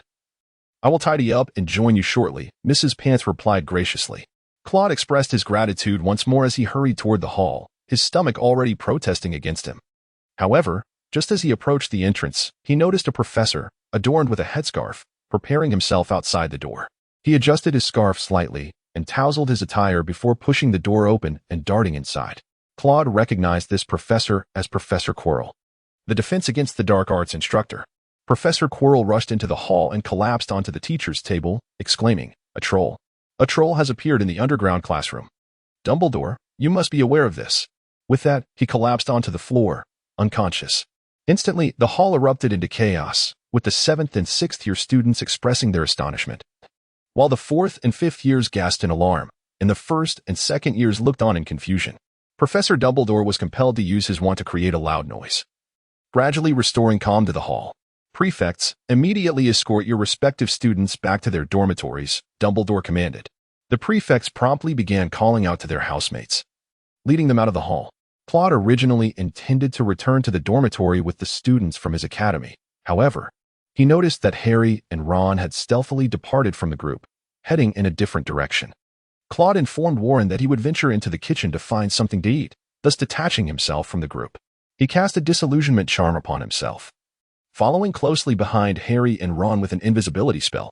Claude observed as Harry and Ron swiftly concealed themselves behind a statue, and then witnessed their headmaster traversing the corridor before vanishing from sight. "What is he doing here?" Harry whispered to Ron, inquiring why he had not accompanied the other professors to the underground classroom. Following closely behind Snape, Harry and Ron quietly made their way down another corridor, with Claude naturally trailing behind them. Suddenly, a putrid stench pervaded the air, nearly causing Claude, who was under the influence of a sensory charm, to retch. Shortly thereafter, a series of low, unintelligible gurgles echoed, followed by a tremendous tremor. At the end of the left corridor loomed a colossal figure resembling a small mountain. It was a troll. The troll's skin was dull and lifeless, resembling granite in hue, and its enormous body appeared to be fashioned from mounds of earth, topped with a potato-like head that gave off an impression of dull-wittedness. Its legs were immensely thick, and it clutched a massive wooden club. With its long arms, the club rested heavily on the ground, as the troll lumbered forward, exuding an indescribable odor. As it continued its march, the troll halted before a door, peered inside, and then lowered its head, gradually squeezing itself into the room. Claude observed Harry and Ron whispering to each other, seemingly struck by a brilliant idea. The two of them bent over and cautiously approached the door, suddenly slamming it shut and locking it. At that moment, Claude realized they were in the girls' restroom, which explained the presence of the troll. Success! Harry and Ron leaped into the air, brimming with excitement. However, after only a few steps, a piercing scream echoed through the air. The two exchanged a glance, their faces paling instantly as a horrifying thought crossed their minds, and they shouted, "Hermione!" before rushing back. Seeing this, Claude hurried to catch up. It was utterly absurd for two first-year students to confront a giant. If it were merely hearsay, it would certainly be a jest. However, witnessing the event unfold before his eyes compelled him to offer assistance. Harry and Ron clumsily fumbled with the key, finally managing to unlock the door before rushing inside. Seeing this, Claude had no choice but to quicken his pace, inwardly cursing the two reckless fools. He regretted not having called out to them more loudly earlier. But the overpowering scent of the grotesque creature was so intoxicatingly pungent that he found himself reluctant to waste his words. API call failed with status code 429. Error. Code. 429. Message. Resource has been exhausted, e.g. check quota. Status. Resource exhausted. API call failed with status code 429. Error. Code. 429. Message. Resource has been exhausted, e.g. check quota. Status. Resource exhausted. Claude had yet to find an opportunity to strike. The troll's coarse skin exhibited a formidable resistance to magic, and a hasty attack might provoke its wrath. It appeared to be enraged by the blow from Ron. As it let out a thunderous roar and charged towards him. Terrified, Ron retreated until his back pressed against the wall. Harry, in a moment of reckless courage, leapt onto the troll's back and thrust his wand into its nostril. Claude gasped inwardly at the sheer pain of such an act. As anticipated, the troll howled in agony, swinging its club in an attempt to dislodge Harry and crush the diminutive figure beneath it. "Do something, Ron," he thought anxiously. Lacking offensive spells. He recalled Claude's words from their dueling class. Even the simplest of enchantments could yield unexpected results. Suddenly, inspiration struck. Wingardium Leviosa. The club initially remained still, but then, with a sudden burst of movement, it soared from the troll's grasp. Ron directed his wand upwards, causing it to crash down with considerable force. The club landed squarely on the troll's head, causing it to stagger, stars swirling before its eyes, before it collapsed. Harry scrambled to his feet, trembling all over, and observed Ron standing there, one still raised. Weasley, commendable strategy, Claude mused internally, though regrettably lacking in strength. He could yet become a formidable asset in the future. Ron's levitation charm had not been flawlessly executed, a reminder that a novice struggles to perform beyond their mates. Claude observed the scene beside him and instantly comprehended Ron's intentions. Silently, he cast a spell to aid Ron in lifting the wooden stick. It was also Claude who, as the giant tumbled face down, deftly turned its head aside, thereby preventing Harry's wand from being crushed. This action undoubtedly spared the giant's life, for a broken wand would have surely pierced through its skull. At that moment, Claude suddenly heard footsteps approaching from a distance and quickly concealed himself. He witnessed several professors rushing towards the restroom, with Professor McGonagall leading the charge, followed closely by Professor Snape and Quirrell, while Professor Dumbledore brought up the rear. However, it appeared that Professor Dumbledore had discerned Claude's disillusionment charm, for he winked at himself before entering the restroom. Claude observed that Dumbledore had not exposed him, and thus he gradually approached, standing confidently outside to steal a glance. All the while the disillusionment charm remained intact. Claude overheard Hermione Granger within, confessing her mistakes and taking all the blame upon herself. However, he found it perplexing why she would not speak the truth. A first-year student capable of vanquishing a troll would surely earn commendation from the stern Professor McGonagall. Indeed, as anticipated, Professor McGonagall deducted 5 points from Hermione but awarded 10 points to Harry and Ron. Seeing that there was nothing more to witness, Claude discreetly slipped away. On his way back, Claude pondered over the foolishness of those young Gryffindors. Their recklessness was undeniable. What sort of students would charge into battle against a troll unprepared, lacking even a basic spell or two? Yet, their bravery was equally evident. Few first years would dare confront such a formidable threat to rescue their peers, devising strategies to match their adversary. Remarkably, Harry had even leaped onto the troll's back. The very thought of the creature's foul stench sent shivers down Claude's spine. He certainly would not have dared such a feat nevertheless. One might ascribe their actions to courage. Claude found himself haunted by the lingering scent of the giant, and after a moment of dry heaving, he lost all appetite for food. The subsequent days at Hogwarts appeared rather mundane. However, Claude relished this simplicity. His daily routine consisted of attending classes, spending time in the library perusing books, and enjoying a few mugs of butterbeer in the quaint village of Hogsmeade on weekends. This was a far cry from the anxiety-ridden days he had endured at Durmstrang. "Hey, Claude, are you heading to Hogsmeade this weekend? You didn't go last week." Warren inquired after potions class, with the upcoming Quidditch match in mind, suggesting they could celebrate with a drink afterward. Who are we up against? Claude asked with curiosity. Gryffindor. Warren replied. It should be straightforward, but with Harry Potter on their team this year, I wonder if it will be as easy as before. Warren's brow furrowed in concern. Why aren't you on the Quidditch team? Claude asked, intrigued by Warren's enthusiasm. Oh, you wouldn't understand. Compared to playing, I much prefer watching the game. Warren explained proudly. Claude pondered. Perhaps you are like me, grateful just to ensure you do not fall. As November approached, the weather grew increasingly frigid. The school's lake had frozen over, and most students huddled inside the castle, reluctant to venture outdoors, although a few engaged in snowball fights. On the Quidditch pitch, Hagrid could be seen clearing snow. The Slytherin Quidditch team did not rest. Claude mused that their weight advantage served them well in the cold. However, the Gryffindor team had concealed Harry exceptionally well. Their captain, Wood, seemed resolute in keeping Harry hidden before the match, making it impossible for anyone to witness his training. On this day, Warren dragged Claude to observe the Slytherin team's practice, where Claude yawned while watching from the sidelines. Warren was animatedly discussing his opinions with the team captain, Flint. Harry Potter was undoubtedly a seeker. The other positions in Gryffindor had developed a strong synergy, making substitutions unlikely. Warren continued to elaborate, noting Harry's light frame, which made him ideally suited for the seeker role, and lamented the recent absence of his training sessions. Wood must have strategically placed him outside of the team's tactics, focusing on the quick capture of the golden snitch rather than coordinating with the team to score. Indeed, what you say is quite plausible. Our chasers are stronger, so we must expand our lead within the limited time frame, Marcus Flint instructed his players. Higgs, I do not question your abilities, but Harry Potter's distinction as the youngest player in a century certainly speaks to his uniqueness. Wood is no fool, Flint remarked to Slytherin's seeker, Terrence Higgs. Your task this time does not involve scoring, but rather tightly marking him. His inexperience in competitive play may be a disadvantage, and we shall aim to widen our lead. Derek, Bowl, your mission is to launch that damned bludger fiercely towards the goalkeeper and chasers. Higgs will handle the seeker. Flint continued, Blatch, I am confident in your skills. Just defend the goal, and leave the rest to me. Pusey and Montague, the three of us shall penetrate Wood's defenses. On 3. 1, 2, 3. Slytherin will triumph. After Flint's motivational speech, the team returned to their practice. Hey, Warren, your analysis seems quite astute, Claude teased as Warren returned. I believe the team could benefit from a new position, perhaps a coach or tactical analyst.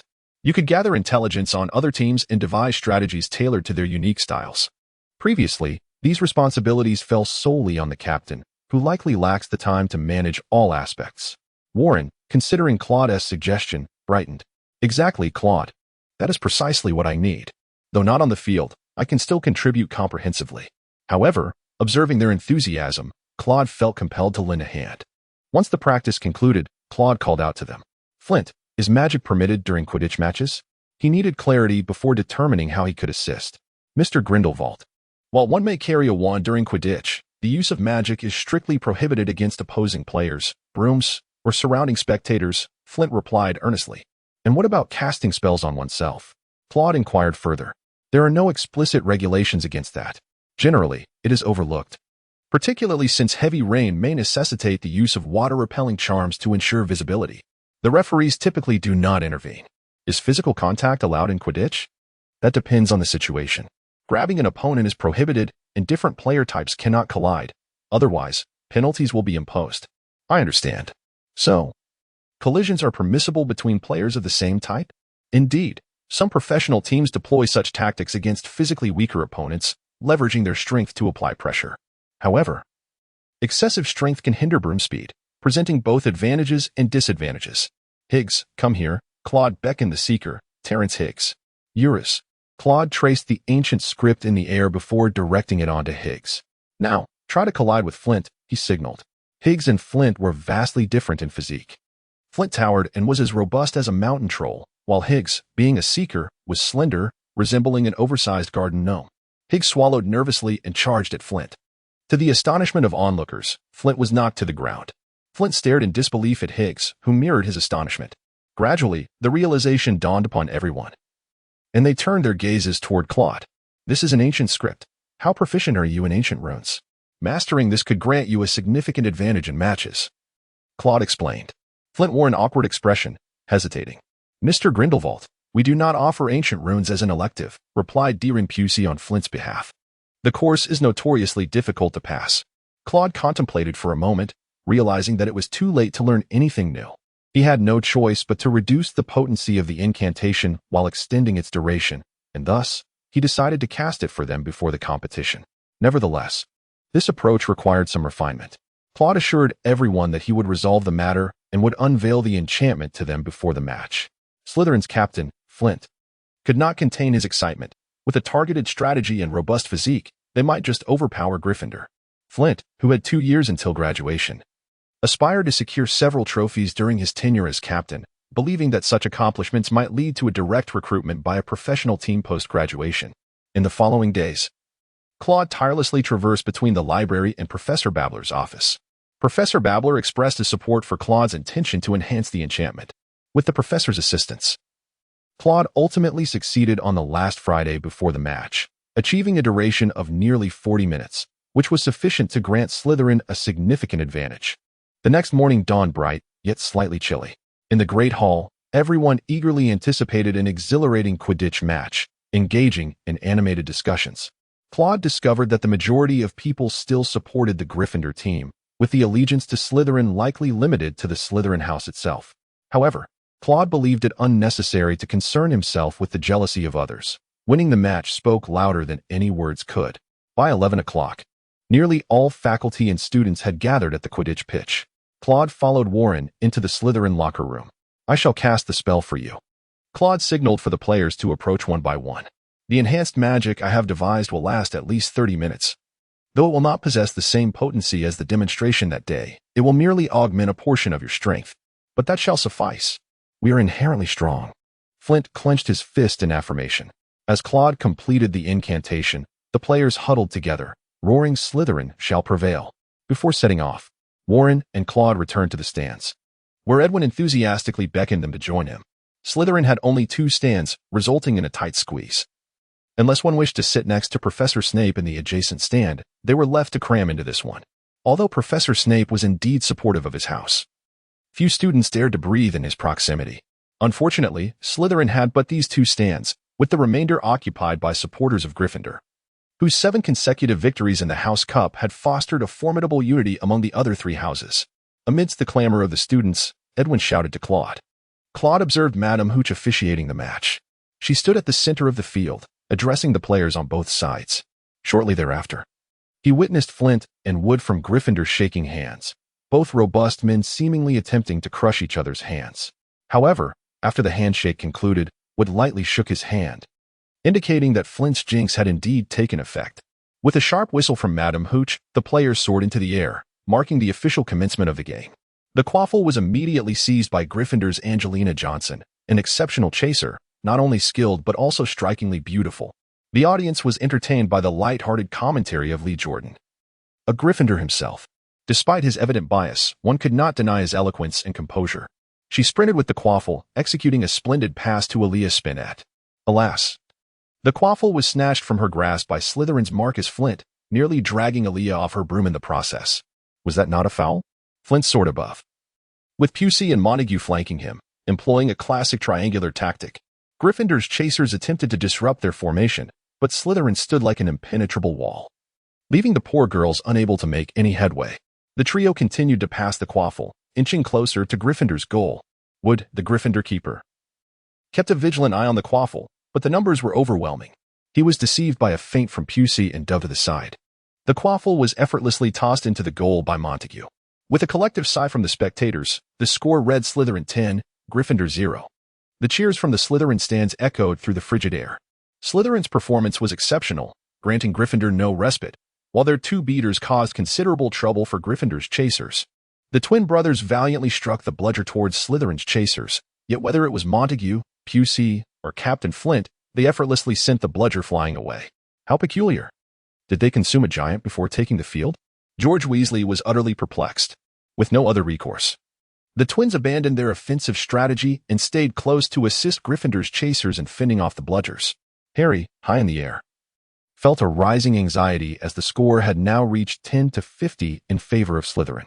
He sought the elusive golden snitch, but Slytherin's seeker, Terence Higgs, was glued to him, offering no opportunity to escape.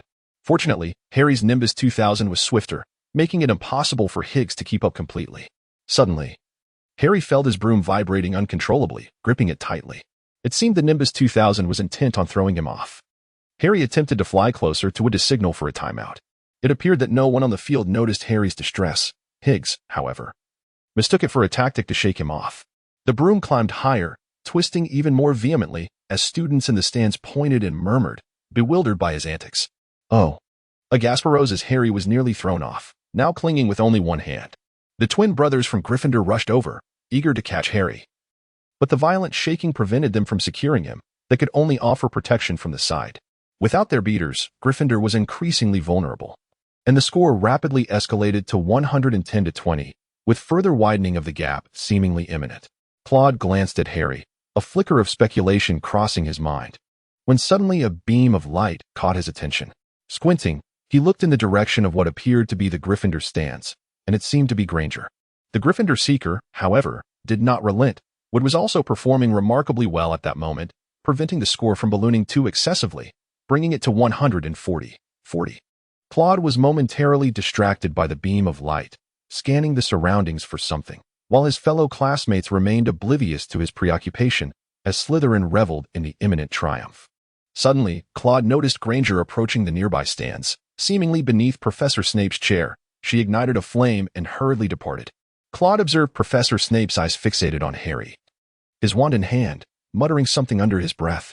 It struck him as peculiar, for it appeared to be a countercurse. Why would Professor Snape be reciting a countercurse?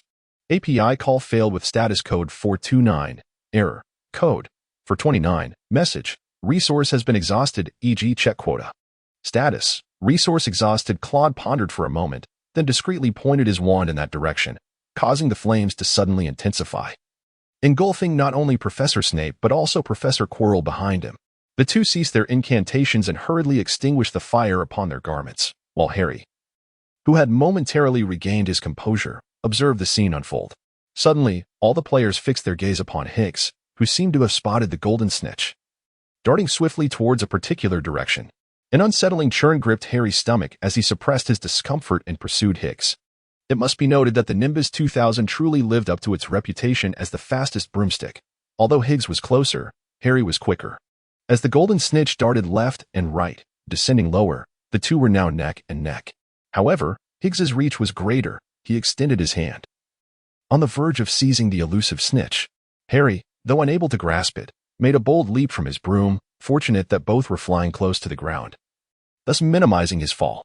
With Harry's leap, the snitch vanished from sight, compelling Higgs to ascend in search of it once more.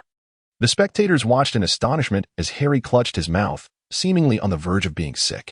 In that moment, Harry cradled his hands to his chest and expelled the snitch. Higgs appeared immensely frustrated, lamenting his failure to leap forward. The crowd erupted in cheers, the score now standing at 190-150 in favor of Gryffindor. The Gryffindor players hoisted Harry aloft, celebrating their victory, while the Slytherin students, in stark contrast, descended the stands with downcast expressions as they trudged back to the castle. Higgs was notably disheartened, yet his Slytherin teammates rallied around him, offering words of consolation, asserting that it was not his fault.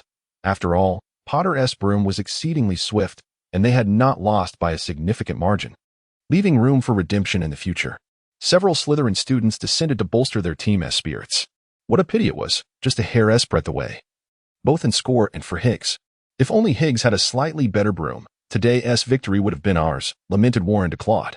Claude remained indifferent, confident in the efforts they had put forth, while Potter's leap was a feat not everyone dared to attempt. In the days following the Quidditch match, Harry Potter seemed to have gained even greater notoriety. This was beneficial for Claude. Initially, he had garnered much attention due to his name. But as the students' focus shifted to Harry, Claude found himself considerably more at ease. However, recently, while in the library, Claude frequently noticed the Gryffindor trio, particularly the young lady named Granger, engrossed in their inquiries.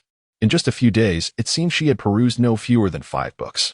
Their conspicuous research inevitably attracted the attention of Madame Pants, who, upon questioning them about their pursuits, received only vague responses, as they were reluctant to divulge any details.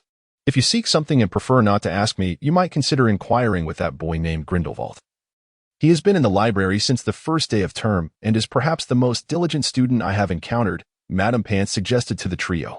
Hermione appeared to be struck by this remark, as she realized that she had not devoted sufficient time to her studies lately, having been preoccupied with miscellaneous reading in search of information on Nicklame. Should we ask him? Harry quietly inquired of the two after Madame Pants departed. It's best not to. He is a Slytherin, and if we speak to him, it could reach Snape's ears. Ron promptly dismissed the idea without a second thought. Tonight, there happens to be a dueling club. We might observe the situation and perhaps broach the topic afterward, Hermione proposed to her two lion-hearted companions. As evening arrived, the long-awaited dueling club commenced once more. Claude stood in the center, surveying the surroundings, noting that the attendance had not dwindled significantly. Claude had initially thought that after such a long absence, many would not attend, yet the enthusiasm of his Hogwarts peers remained undiminished. "Welcome back to the club, everyone," he said, gathering his thoughts. "In our last session, I primarily introduced the etiquette of dueling and the spells typically employed. Today, I shall present to you the essential footwork commonly utilized in duels." Edwin stepped forward to add, "I have received various suggestions regarding spells that you wish to learn. However, they are quite diverse, including the stunning spell, disarming charm, and transfiguration, among others. The opinions are not entirely unified, so for this session, I will focus on the fundamentals, while the next gathering will delve into specific spells." With a hint of exasperation, Claude continued, "As we all know, when a spell is cast towards us, we can deflect it with our wands." He glanced at Hermione and nodded. "Alternatively, we can employ protective charms, such as the shield charm, or conjure a shield through transfiguration to block incoming attacks." As Claude elucidated while simultaneously demonstrating, Edwin cooperated by casting spells at his side. Undoubtedly, the most effective strategy was to evade the spells, as most incantations lack tracking capabilities. Thus, Claude signaled Edwin to release a spell, and with a subtle shift of his left foot, he adeptly dodged it. The steps of dueling were quite simple: lateral movements to the left, lateral movements to the right.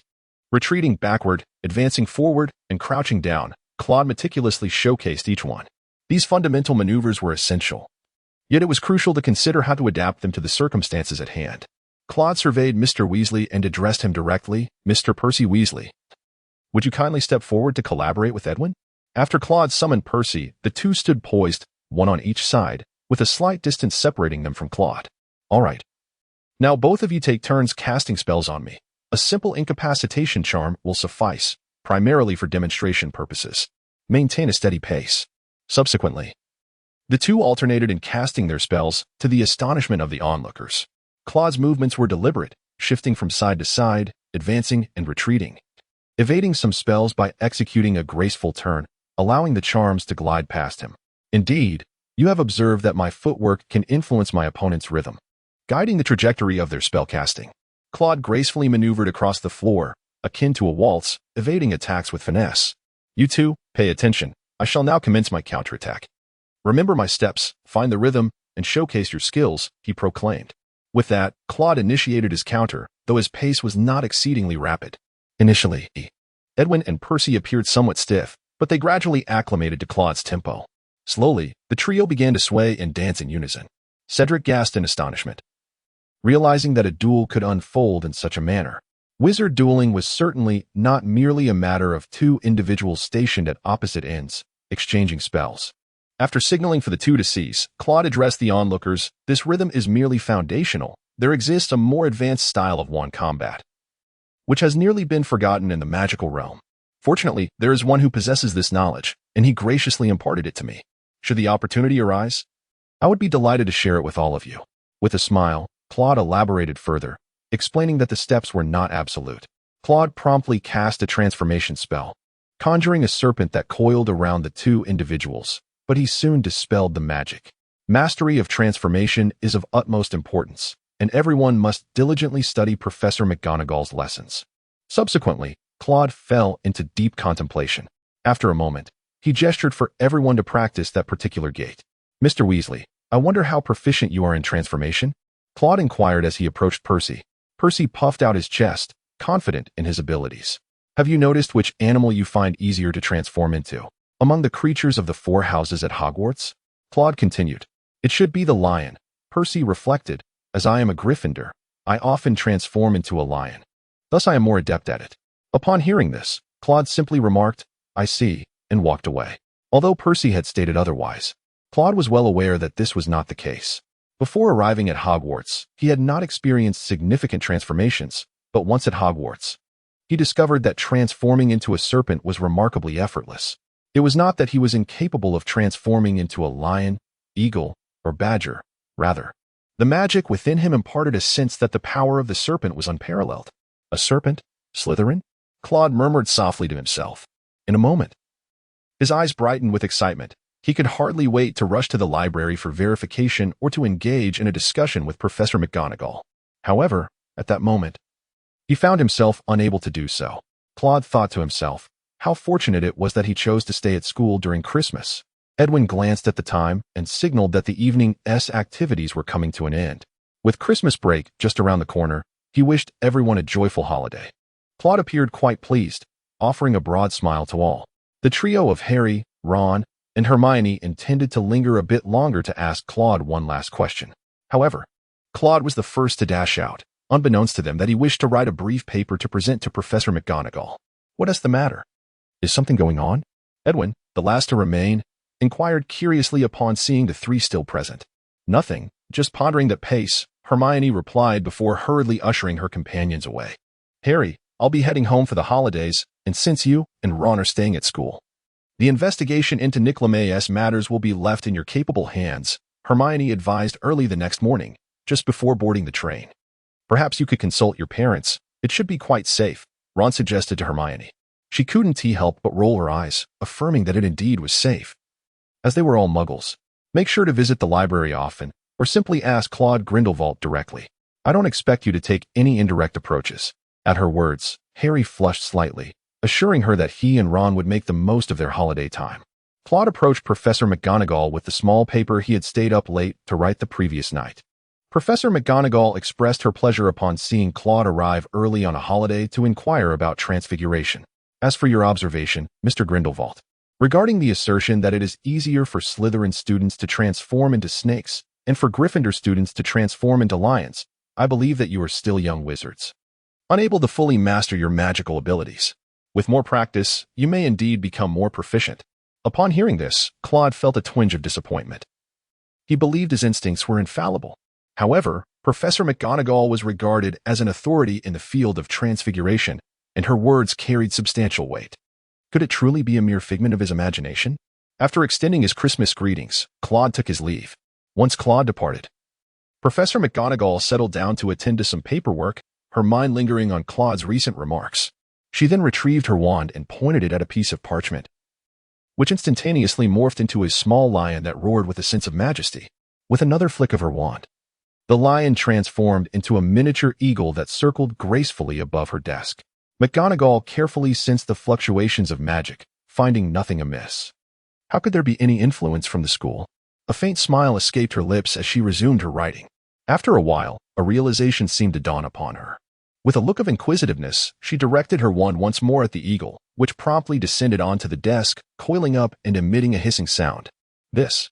McGonagall's eyes widened in disbelief, as if struggling to accept the revelation. The following morning, Claude awoke to find a small pile of gifts nestled in the corner of his bed. In addition to those from Grandma Winda and old Gellert, there were presents from Edwin, Warren, and even a book from Cedric. Claude carefully observed that most of the gifts were presented by his classmates from the dueling club. However, Flint had also bestowed upon Claude a comprehensive guide to Quidditch tactics, indicating that he too held the well-being of the team in high regard. Draco gifted a precious magical lamp, while Daphne Greengrass offered him some delightful snacks. It seemed that this was her own decision, rather than a choice made by her family. Compared to the more considered gifts from other families, Claude preferred this personal gesture. Claude began to prepare some tokens of appreciation for those who had not given him gifts. After instructing his house elf to assist with the deliveries, he resolved not to squander any time. He would forego breakfast and instead utilize the daylight hours to visit the library. Although Professor McGonagall had dismissed his intentions, he remained eager to delve into the study of transfiguration. The library was desolate during the holiday, yet Madame Pants was dutifully present. To Claude's surprise, he spotted Harry and Ron also in the library. With a slight nod of acknowledgement, he sought a quiet corner to continue his readings on transfiguration. Hey, we've been searching for ages and haven't found anything. Should we just go ask him? Ron whispered to Harry, casting a glance at Madame Pants. During the holidays, she was notably lenient regarding students conversing in the library, As long as they were not excessively disruptive, she generally overlooked their chatter. Let us wait until he finishes reading, and then follow him out. We can ask him about Nick LeMay, Harry responded quietly. However, little did they anticipate that Claude would be so engrossed in his reading that he would remain until midday. It was only after returning his books that he finally rose and exited the library.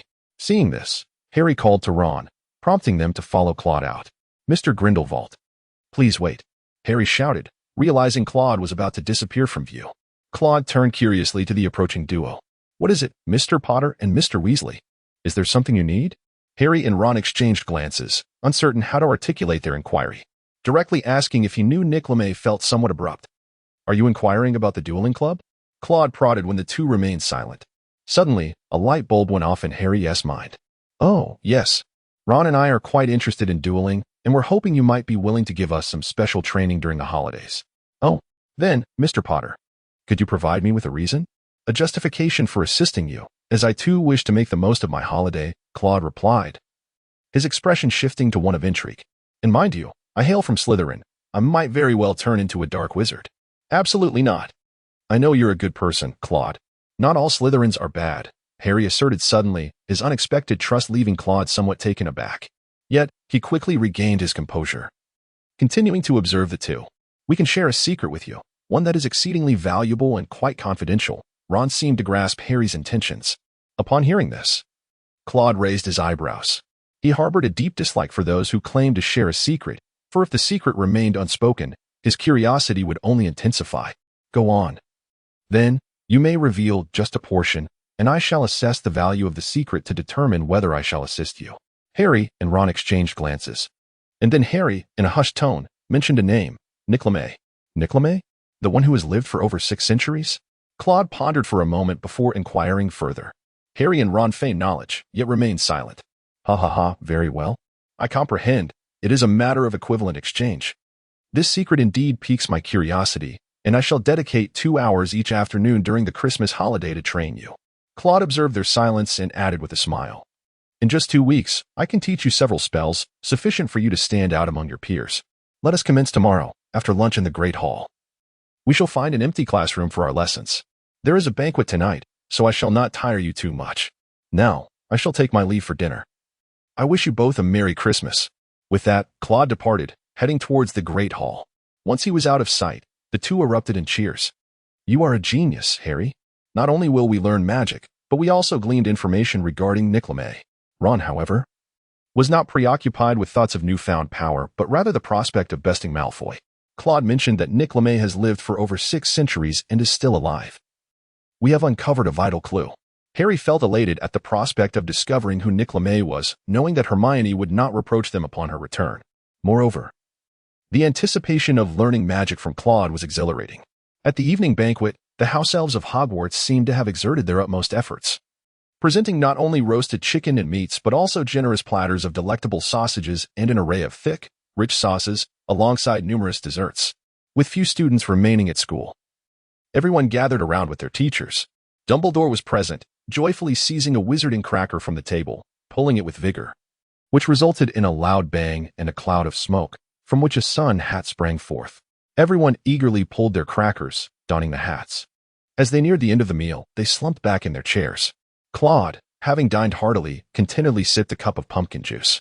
Professor McGonagall, slightly tipsy after a few drinks, turned to Claude and said, I must apologize. After our discussion, I delved deeper into the matter you raised and confirmed that indeed there is an issue as you described. I also consulted Albus, and he corroborated my findings.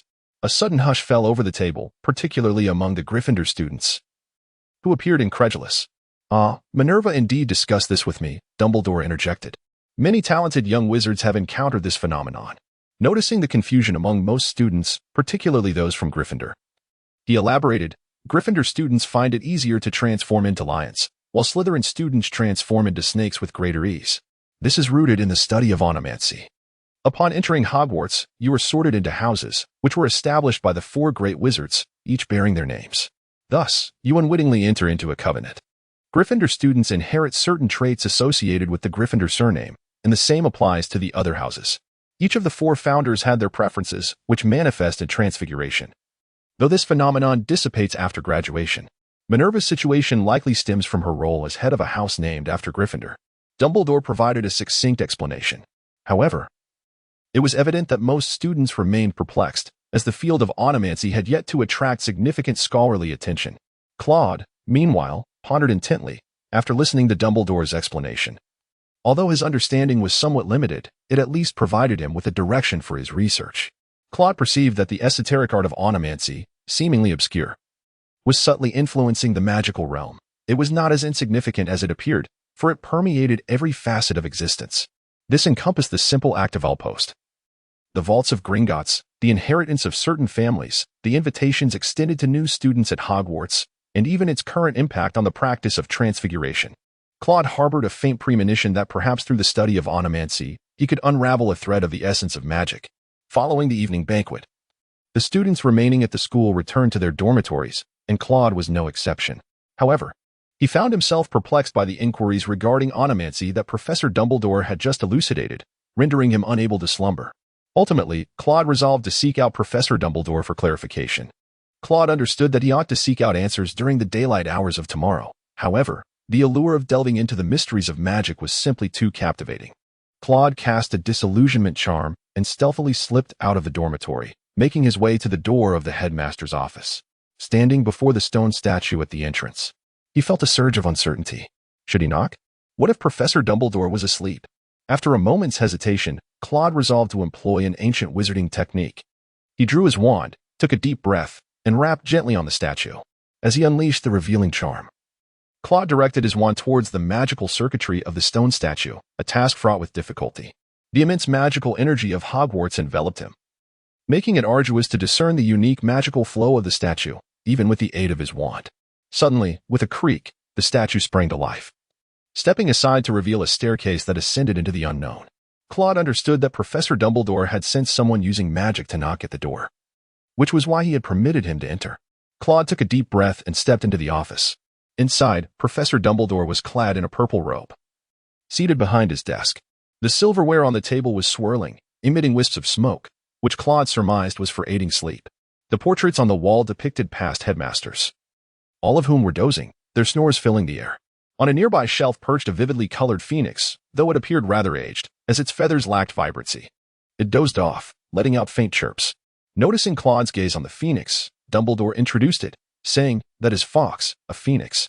I believe you are aware of the connection between the Dumbledore family and phoenixes." After Claude nodded, Dumbledore continued, "I anticipated your visit, so I have not yet retired for the night.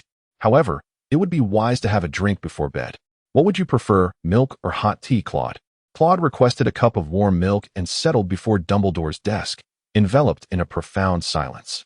"Professor Dumbledore, I find myself somewhat perplexed by your explanation of onomatology this evening. I apologize for intruding at such a late hour." Claude finally spoke, compelled to break the stillness. "In truth, I would prefer it if you called me Grandfather Albus." Dumbledore regarded Claude with a benevolent gaze. "You may not fully comprehend the intricacies of my relationship with Gellert. He is unlikely to elucidate these matters to you. However, I assure you that our connection is far more complex than you might imagine." "Very well, Grandfather Albus," Claude responded, eliciting a gentle smile from Dumbledore. "Sometimes, words fail to convey as much as personal experience. It is akin to your recent magical analysis. Focus your attention." With that, Dumbledore rose and retrieved his wand. The tip of the wand emitted a faint blue glow as he lightly touched Claude. In an instant, Claude perceived a transformation, not of the surroundings, but of his own vision. The walls around him radiated a soft azure luminescence, resembling flickering flames against the surface, while the silverware upon the table glimmered with a more subdued blue light. Claude understood that it was Dumbledore's magic that enabled him to perceive the surrounding magical energies. He had reminded himself on numerous occasions that the abilities of the great wizard were beyond comprehension, yet he remained astonished by the master's prowess. Could this truly be magic? Was his own mentor so formidable? "Claude, pay attention to the flow within me," Dumbledore gestured, indicating that the forthcoming enchantment was made possible solely through his esteemed position as the headmaster of Hogwarts. Claude gazed at Dumbledore, observing that the radiance emanating from him resembled a miniature sun, yet it was not blinding. Claude swallowed hard and furtively scrutinized himself, realizing that in comparison to Dumbledore, he was but a mere candle. "I, Albus Percival Wulfric Brian Dumbledore, the headmaster of Hogwarts, hereby declare myself, that is to say, Godric Gryffindor. Professor Dumbledore, standing by, gestured towards himself with his wand. API call failed with status code 429. Error. Code 429. Message. Resource has been exhausted, e.g. check quota. Status. Resource exhausted. Claude's eyes widened as he gazed at Dumbledore. What did this signify? He found it somewhat hard to believe. Dumbledore had transformed himself into Godric Gryffindor, an astonishing feat indeed. With a gentle exhale, Dumbledore lowered his wand, and Claude observed that the magical aura surrounding Dumbledore's body had returned to its original state. Grandfather Albus, if I am not mistaken. It seems you just transformed into Godric Gryffindor? Claude inquired cautiously. Oh, indeed, it was merely a temporary manifestation. The flow of magic within me had momentarily taken on the essence of Gryffindor. If the magical currents bear his signature, it is likely that casting the spell of Gryffindor will become considerably easier, Dumbledore explained with a smile. Claude contemplated that if he could transform into Gryffindor or assume the personas of various wizards during battle, his combat style would undoubtedly become more diverse and elusive. However, for Dumbledore, such transformations were entirely unnecessary. Claude perceived clearly that Dumbledore's magical prowess surpassed that of Gryffindor. In terms of sheer magical strength, one could argue that Dumbledore eclipsed even the 4 illustrious founders of Hogwarts. Claude, did you just observe the preparations I made before casting my spell? Dumbledore did not provide a direct answer. Rather, he sought to guide Claude towards his own realization. Claude pondered for a moment, reflecting on the past. Grandfather Albus, did you previously recite your full name and reveal your identity as the headmaster of Hogwarts due to the significance of onomastics? A spark of realization lit up in Claude's eyes. Indeed. It is precisely because of onomastics that I was ultimately able to use the magic of names to affirm my affiliation with Gryffindor. However, this enchantment was facilitated by the power of Hogwarts, and once I set aside my wand, I could no longer maintain it, as my understanding of onomastics is merely cursory. Claude contemplated that even a modest amount of research would surpass the knowledge possessed by many in the contemporary magical realm. He also harbored a hypothesis. Upon transforming into another individual, could one inherit the bloodline talents of that person, provided they possess such gifts? Claude refrained from sharing his speculation with Dumbledore. Well then, Claude, the night has grown late, and you are still in your growth phase. It would be prudent for you to return and rest. Moreover, one must consider the needs of an elderly gentleman. Older individuals require their sleep. Dumbledore gently urged Claude to take his leave. Claude briefly took his leave before returning to his dormitory. However, he could not help but internally scoff. Given the magical prowess within Dumbledore, it was likely that this centenarian's physical condition surpassed that of most young individuals. Upon returning to his quarters, Claude resolved to pen a letter to the old wizard, seeking his insights on the subject of onomancy. Each great sorcerer delves into different realms of magic, approaching it from unique perspectives, and perhaps he might uncover unexpected wisdom. The following day, Claude refrained from hastily searching for books on onomancy, for he recognized that he was still quite perplexed. It seemed more prudent to await the old wizard's response before embarking on a targeted quest for knowledge. Claude arrived at the library, mindful of his promise to the 2 young Gryffindors. He intended to impart a spell to them, aiming to help them familiarize themselves with it during the holiday. His primary purpose for visiting the library was to contemplate which spell to teach. Before long, he settled on the disarming charm, a fundamental incantation that would not be introduced until the 2nd year at school. However, first-year students possessed enough magical ability to wield it. The dining hall was sparsely populated at noon, as most students remained in bed during the holiday. After a short wait, Claude spotted Harry and Ron entering the hall. "Over here, Potter, Weasley," he called to them. The 2 hurried over and took a seat beside Claude. The Slytherin table was nearly deserted, with most students having gone home. Those who remained were likely summoning house elves in their dormitories, leaving Claude as the lone occupant of the hall. Ron eagerly grabbed a pie and began to devour it. Harry, too, felt his appetite surge, especially after the exhilarating experience of gazing into the mirror the previous night, which left him stirred and having skipped breakfast that morning. "I recommend you both eat well, for the afternoon's training may prove quite exhausting," Claude advised. Ron gulped at the suggestion, as though it were a forewarning of a final meal before facing a dire fate. In an empty classroom at Hogwarts, Claude was the first to step inside, followed by Harry and Ron, who exchanged glances before entering as well. "All right, I shall commence your training now. I intend to teach you a spell. The few days of this holiday should suffice for you to master it, and I shall be here to assist you in correcting any mistakes." "Mr. Grindelwald, aren't you supposed to be teaching us techniques for dueling?" Ron inquired, taken aback. He had envisioned Claude imparting various dueling skills, akin to the steps taught in the last club meeting, followed by instruction on the timing of spellcasting and the appropriate spells to use. Ha ha ha, Claude chuckled at Ron's comment. Ron's face flushed slightly as he contemplated questioning Claude's regard for them and whether he might be breaching his promise. My apologies, Mr. Weasley, I am not mocking you, Claude hastily clarified upon noticing Ron's expression. The club primarily caters to students in their third year and above. The lower year students are also permitted to attend. Even if I were to teach you techniques, you lack the corresponding spells to cast, Claude explained patiently. Harry and Ron suddenly understood. Indeed, as first-year students, their repertoire of spells was rather limited. It would be more prudent to focus on learning a spell rather than techniques at this juncture. I shall teach you the disarming charm, a fundamental spell, Claude continued without waiting for their response. Do not underestimate basic spells, once mastered. They can yield remarkable effects when combined. Moreover, what I will impart to you is not merely the charm itself, but also the methodology for learning spells. This methodology is the very approach I utilized in my own studies. Harry listened thoughtfully, and Claude seemed to discern Harry's musings. Once you grasp this methodology, there is no telling how many more spells you could master, perhaps even surpassing me. Consider from whom I learned. Suddenly, it struck Harry, the dark wizard Grindelwald, the first Dark Lord, who was on par with Voldemort. Moreover, the fact that he was recorded in books as having been defeated by Dumbledore indicated that he was of equal caliber to Dumbledore. Ron, too, breathed heavily. While he had no desire to become a dark wizard and detested them, he would not mind acquiring powers akin to Grindelwald's. Now, let us begin. First and foremost, remember that the incantation for the disarming charm is Expelliarmus, Claude instructed the pair. You must first memorize the incantation, then observe my gestures. With a flick of his wand, Claude transformed a desk into a human-shaped target holding a wand, which was a significant improvement.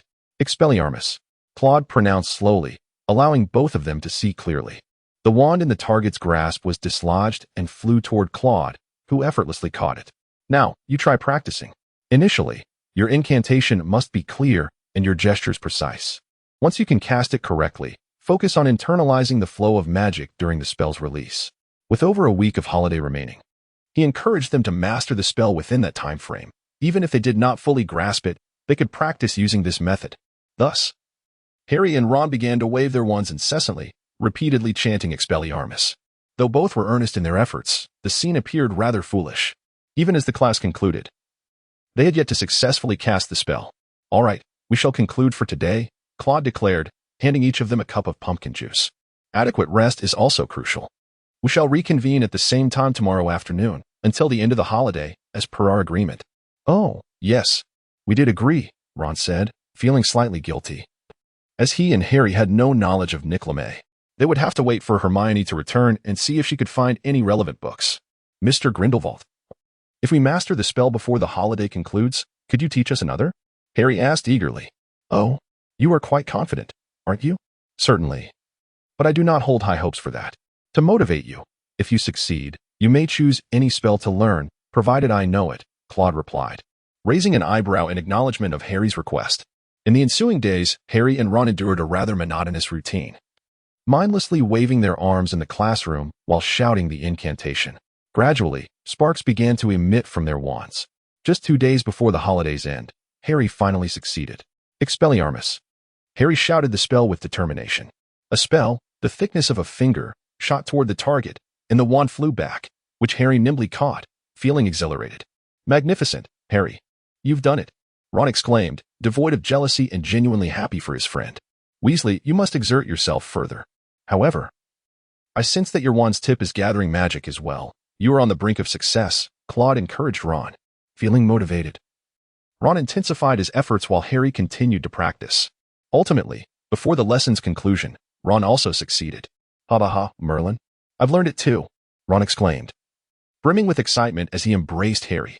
Mr. Grindelwald, we have both mastered the disarming charm. May we now freely select another spell to study? Harry inquired eagerly. That is not quite mastery. You still have a chance of failure in your casting, Claude chuckled, explaining. You may only say you have just begun to learn. You are far from true mastery. Now, let us take a brief respite, and I shall explain the classification of spells.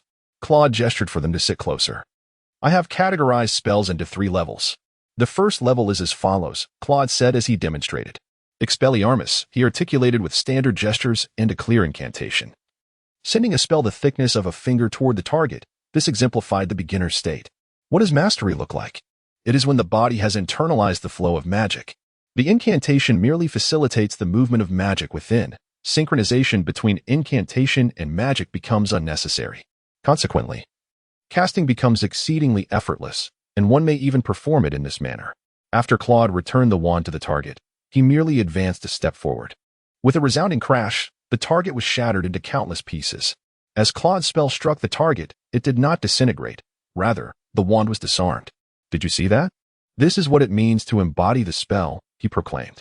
Harry and Ron stood in stunned silence, and Ron, swallowing hard, inquired, "What about the third level?" "As for the third level, I only know one spell, the petrification charm," Claude replied. With that, he suddenly pointed decisively at the target, unleashing a spell the size of an arm. The target was hurled against the wall, its entire form turning a chalky gray as it collapsed to the side. Ron's eyes widened in disbelief, his mouth agape, silently absorbing the spectacle. Harry, equally astonished, whispered in awe, "So this is what it means to master a spell?" Claude explained to the astonished duo that he had categorized the spells into 3 distinct levels. "Might there be a 4th level, perhaps a spell as thick as a thigh?" Ron inquired. "No," Claude replied, "the thickness you describe is something I can achieve now. It merely pertains to the magnitude of magical output." He then demonstrated, casting a spell of considerable girth upon the target. The human-shaped target ultimately succumbed to the force, shattering under the impact despite the spell being a petrification charm.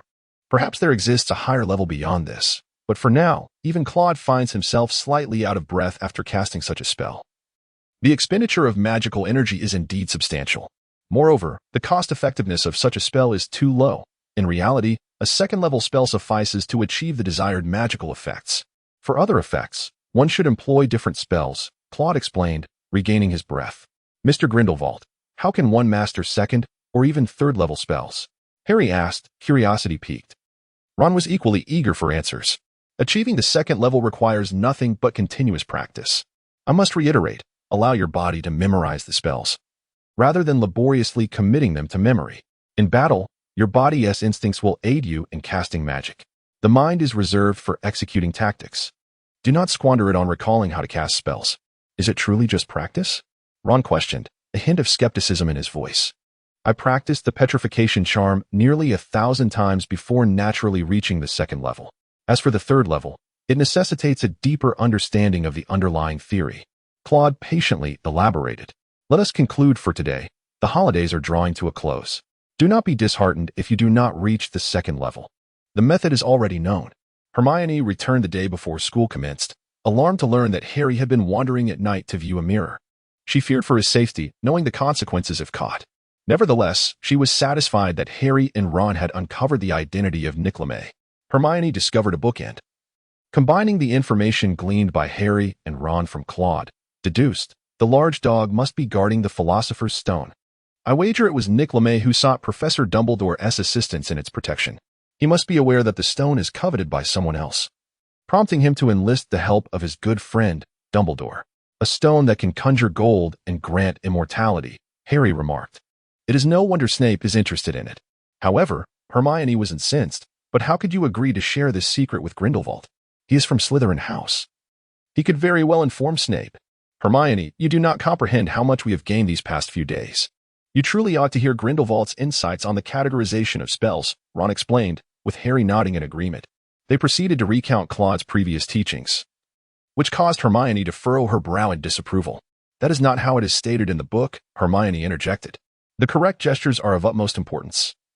Improper gestures can significantly affect a spell success rate and may even result in unintended spellcasting. This afternoon, I shall accompany you to observe. I am eager to see how he instructs, Hermione declared, hands on her hips, resembling a lioness. However, the instruction we received was valid, Ron timidly asserted. It should not matter. Today is the last day, and there is little left to teach. Let Hermione reveal that secret, Harry suggested. At noon, the trio entered the Great Hall, only to find Claude absent. He may have finished his meal early and gone to the classroom, Harry speculated. The three of them had lunch, with Harry and Ron devouring the food voraciously. Their practice of magic commenced post-meal, continuing until their magical reserves were depleted. On the first day, they had not eaten much and were left hungry that night, leading them to ensure they were well fed at lunch thereafter. After lunch, Hermione followed the boys to the classroom. Upon entering, they discovered Claude seated at a desk, thoughtfully resting his chin on his hand, a letter in the other. Lost in contemplation. Upon noticing their arrival, Claude tucked the letter away. "Today, we have an additional participant. Do not take it amiss, Miss Granger. I am merely curious," he remarked. "Today, I shall disclose that secret to you, and having heard of your special training, I find certain aspects peculiar and wish to discuss them." Hermione, standing before Claude, did not exhibit the same confrontational demeanor she had shown in front of Harry and Ron. Claude smiled warmly, indicating his welcome. While encouraging Harry and Ron to continue their practice, Hermione observed for a while as Harry and Ron relentlessly cast spells at the human target. Unable to suppress her curiosity and inquired of Claude, "Is this incessant casting truly effective?" "Indeed, Miss Granger," Claude patiently explained, "although individuals may adapt to spells differently. This method remains beneficial for the majority. Only a select few can master such magic without this form of practice. Harry possesses considerable talent, and Ron is not far behind. On one occasion, he executed a remarkably impressive levitation charm. Hermione couldn't help but argue that perhaps they belonged to that select few. When I refer to the select few, I mean the 4 great wizards of Hogwarts: Dumbledore, my grandfather Grindelwald, and Voldemort, such prodigies. Voldemort, or rather, the Dark Lord. He is a dark wizard. My apologies. I do not mean to target you. Your grandfather was also a dark wizard, yet the accomplishments of these two pale in comparison to Dumbledore's." Furrowing her brow at Claude's words, Hermione felt compelled to retort, "Regardless of the magnitude of their achievements, it is undeniable that they are all geniuses. At least at the level of a master wizard." "Master wizard? What does that designation signify? Is it a classification of your own making?" Hermione incessantly pressed. "Oh, the term master wizard is generally recognized within the magical community. Although it hails from a bygone era, its lineage is quite ancient. Such classifications have diminished as the numbers of half-blood and muggle wizards have increased, yet it remains acknowledged among pureblood families," Claude elaborated, unwilling to become ensnared in this debate. For she knew that even if Harry and Ron were talented, they could not compare to the likes of the 4 great wizards of Hogwarts or to someone of Dumbledore's caliber. She deftly shifted the subject. "I briefly heard your classification of spells. I read in books that casting spells requires adherence to specific wand movements and that incantations must be articulated clearly. One example from our charms class illustrated a wizard who mispronounced a spell and ended up summoning a cow that crushed him." "Haha, quite right. But this does not contradict my point. Consider the casting of a silent spell. It should be evident that incantations need not always be verbalized," Claude remarked as he noticed Hermione nodding in agreement. "The same principle applies to wand movements. Once your body memorizes the flow of magic, the gestures become unnecessary. They merely assist in facilitating the smooth flow of your magic, which is particularly advantageous for beginners," Claude continued. "You should have noted that your professor does not always verbalize spells, and the wand is often waved with merely a gentle flick." Reflecting on this, Hermione recognized its truth. Yet some doubts lingered. "However, the books do not mention this method. I have perused numerous texts. Books are not infallible, and their authors are not omniscient," Claude replied. "In the realm of magic, those at the pinnacle possess a more profound understanding of the craft. A master wizard's comprehension of magic surpasses that of an ordinary wizard. A millennium ago, the 4 great wizards established Hogwarts without the aid of textbooks. Their methods are what you might refer to as books. Among contemporary master wizards, I know of 3, Dumbledore and the 2 Dark Lords you mentioned." Claude chuckled. "This method was imparted to me by one of the master wizards. Our contemporary understanding of magic is not as profound as theirs, thus it would be wise to heed their teachings. Should you hold a differing opinion, feel free to express it once you become a master wizard yourself." With that, Claude shook his head, reluctant to engage in a debate with a young girl. Hermione bit her lip, sensing the sharpness in Claude's words. After some contemplation, she felt compelled to defend her stance. Not doing so would be uncharacteristic of Hermione Granger. Driven by an insatiable curiosity, she delved deeply into matters that piqued her interest, as evidenced by her penchant for reading as a pastime. In stark contrast, Claude appeared to be driven by utility, selecting literature that served his immediate needs, focusing solely on lessons that would yield immediate improvement. "Mr. Grindelwald, I disagree with your assertion that the words of powerful wizards are inherently correct," Hermione stated firmly, fixing her gaze upon Claude. "If the words of the powerful were the sole truth, then wizards would lack creativity." Claude was amused by Hermione's serious demeanor and somewhat aggressive remarks. In the past, he would have dismissed such behavior, but since arriving at Hogwarts, this leisurely lifestyle had transformed him significantly, prompting him to explain patiently. Miss Granger, I apologize if I have caused you any offense, Claude stated earnestly, suppressing his playful tone. Even Grindelwald was not the epitome of an extremist pureblood wizard. Moreover, my previous remarks may have been overly simplistic, leading to potential misunderstandings. When I spoke of powerful wizards, I was referring solely to their proficiency in practicing magic. As one delves deeply into theoretical study and accumulates practical experience, coupled with enriched combat experience, one inevitably evolves into a formidable wizard. This is the essence of the causal relationship. Claude pondered for a moment before deciding to provide an example. Take our senior, Newt Scamander, for instance. His extensive research on magical creatures allowed him to gain profound insights into their diverse behaviors, leading him to publish a book and ultimately earn the title of a master. It was not merely his status as a master that enabled him to assert the characteristics of magical creatures. Hermione appeared contemplative, as if she began to grasp Claude's point. Thus, the method I have shared with you is one that was imparted to me by the venerable Grindelwald, who himself practiced diligently step by step.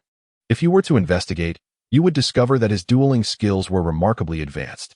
After hearing Claude's words, Hermione felt considerably uplifted and resolved to research Grindelwald further. As dinner approached, Claude brought their practice to a halt. Your levels have nearly reached the second tier. With some additional practice on your own, you will be well prepared. I have essentially equipped you with a methodology applicable to most spells. Claude paused for a moment before continuing. Now, you may share the secrets of Nicholas Flamel regarding the Philosopher's Stone. The three young Gryffindors exchanged glances and decided that Hermione would speak, albeit with caution. For there was a possibility that Claude might relay this information to Snape. Nicholas Flamel is the sole alchemist known to have created the Philosopher's Stone. After hearing Claude's acknowledgement, Hermione carefully stated that his Philosopher's Stone currently resides at Hogwarts. Claude raised an eyebrow, genuinely taken aback. He was aware of the close relationship between Nick LeMay and Dumbledore. Yet he had not anticipated it to be to such an extent. But how did they come to know this? Dumbledore could not have disclosed it to them. Nor could they have overheard him speaking. In the presence of a great wizard, mere fledgling sorcerers could not conceal themselves. It must have been that they had gleaned a few words from elsewhere or inferred something from what they had seen. Did Nick LeMay ask Dumbledore to keep it under wraps? Claude regarded the group and inquired, so how did you come to know this? Perhaps they had stumbled upon some information, for instance. Ah, I see now, the news of the theft at Gringotts. You were there that day, weren't you, Harry? Accompanying Hagrid. Indeed, we were there, Harry nodded. So you learned about it from Hagrid? The Philosopher's Stone was transferred from Gringotts to Hogwarts. Hagrid's lineage is indeed quite fitting.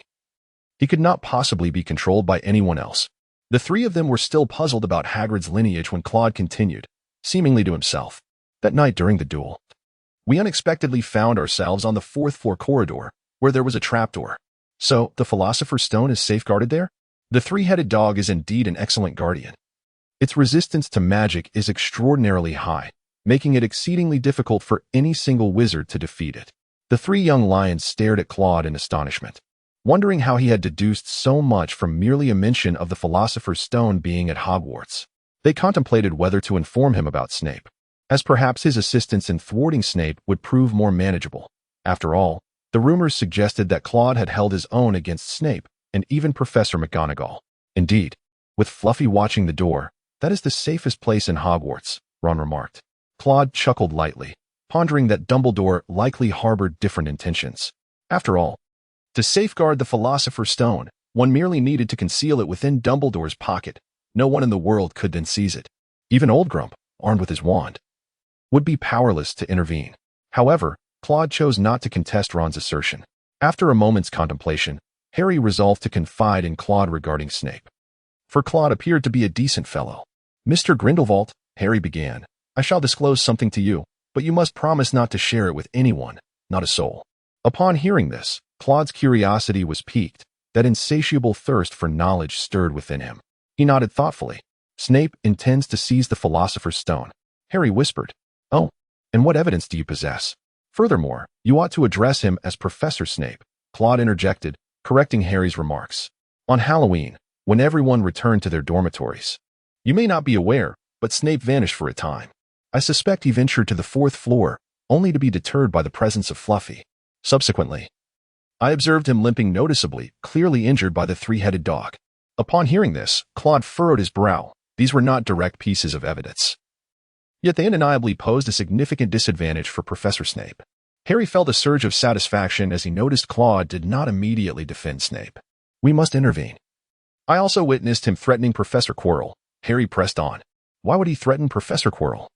Claude speculated that perhaps it was due to Quirrell previously casting a curse upon Harry, which would indeed mean Harry had unwittingly betrayed Snape's earnest intentions.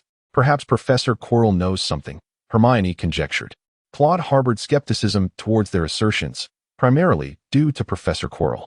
During Halloween, Claude had witnessed Quirrell's peculiar demeanor, strongly suspecting that the monstrous creature had been unleashed by him.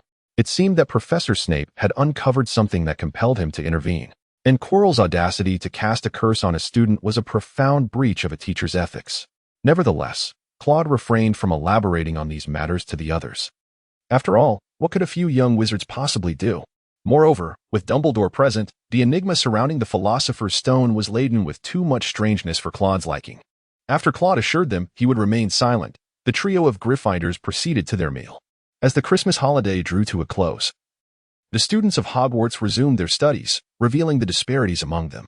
The diligent students swiftly regained their focus, while others seemed afflicted by a post-holiday malaise, appearing listless in class. Notably, an unexpected event occurred. Professor Snape voluntarily officiated as the referee for the Quidditch match between Gryffindor and Hufflepuff. Many speculated that Snape aimed to favor Hufflepuff, seeking to undermine Gryffindor, yet Claude understood that Snape's true intention was to safeguard Harry. After all, proximity to the curse break was crucial for its efficacy. Dumbledore's presence at the match further ensured that Quirrell would not dare to harm Harry. Naturally, the trio from Gryffindor believed that Snape would refrain from any malicious actions against Harry. Reflecting on this, Claude could not help but feel a sense of pity for Snape. Though his affections ran deep, he seemed perpetually adept at tarnishing his own reputation. Yet, eccentricities are typical among masters. It is said that other potion masters possess equally peculiar temperaments. For instance, Master Slughorn has a penchant for sweets, while Master Damocles Belby is known for his incessant soliloquies. Ultimately, these potion masters often exhibit unusual and distinctive hobbies, and perhaps Snape relished in startling his students with his stoic demeanor. Upon the onset of the term, Claude observed Draco's fervent inclination to provoke Harry. However, Harry and Ron, having undergone Claude's rigorous training, were no longer the easily defeated first-year novices. Indeed, even third-year students would struggle to match their proficiency in disarming spells. A few days later, it appeared that Draco Malfoy had somehow acquired this information, leading to the following scene. Mr. Grindelwald, might I also request your specialized training? Draco addressed Claude within the Great Hall. Claude furrowed his brow once more, marking the third occurrence this week. Malfoy, I have reiterated numerous times. I am instructing Potter and Weasley, not fostering a closer relationship with them. Claude cast a sidelong glance at Warren. Ever since Warren learned that Claude was providing special training to Harry and Ron, that resentful gaze had never left his countenance. However, of late, Claude found himself rather preoccupied. After perusing old Granger's letter, he had garnered some insights and had become engrossed in research. If you desire me to offer special training, there must be an exchange. They divulged a secret to me, one that fortuitously piques my interest. That is why I have chosen to instruct them, Claude stated. Well, I recently uncovered something, a secret, which I can share with you. Draco cast a fleeting glance at the nearby Warren. Upon witnessing this, Claude brandished his wand, conjuring a silencing charm that rendered those nearby unable to hear. Warren, observing this turn of events, felt his already mournful gaze deepen with melancholy. You shall first reveal your secret, he urged. A brief account will suffice, and I shall assess its worth. Claude then elucidated his terms to Draco. After a moment of contemplation, Draco cautiously remarked, currently, there resides a dragon at Hogwarts. Claude pondered deeply. The motto of Hogwarts is never disturb a sleeping dragon. Could it be that Draco has uncovered the secrets of Hogwarts? Many speculate that the source of Hogwarts magic lies within the heart of a dragon, not the fire-breathing dragons of modern lore, but the ancient behemoths of a mythic era. Over 1,000 years ago, when cyclopes, krakens, and various mythical creatures roamed the earth. During that time, dragons were formidable beings, rivaling the might of cyclopes. Human wizards were then referred to as ancient sorcerers, wielding powerful spells that were entirely combat-oriented. They were unfamiliar with the enchantments of daily life. Instead, they commanded immense, complex magics that, while challenging to execute, wielded tremendous power. With these formidable ancient spells, the sorcerers nearly eradicated numerous mythical beings. The remnants of these creatures undoubtedly provided material for study, thus giving rise to the theory regarding the source of Hogwarts' magical prowess. Claude pondered once more, reflecting on the peculiarities of Hogwarts. Not only did it house a three-headed hellhound, but also a dragon, and yet it dared to proclaim itself the safest haven. What further surprises awaited Claude? Could it be that Voldemort would suddenly resurrect and arrive at Hogwarts? He considered the school motto, feeling a profound intrigue regarding its implications. Additionally, Warren, you too shall partake in this special training. Claude dispelled the enchantment and addressed Warren, stating, I can no longer endure your gaze. Warren, upon hearing this, was taken aback with delight. However, he soon heard Claude declare, You owe me a secret. I desire the secrets of Hogwarts. Naturally, I would not mind your family's secrets either, though I suspect your family would object. In the days that followed, aside from the evening astronomy class and dueling club, Claude dedicated his time in the empty classroom, guiding the two. To ensure fairness, and considering they were all from the same house, he devoted equal attention to both.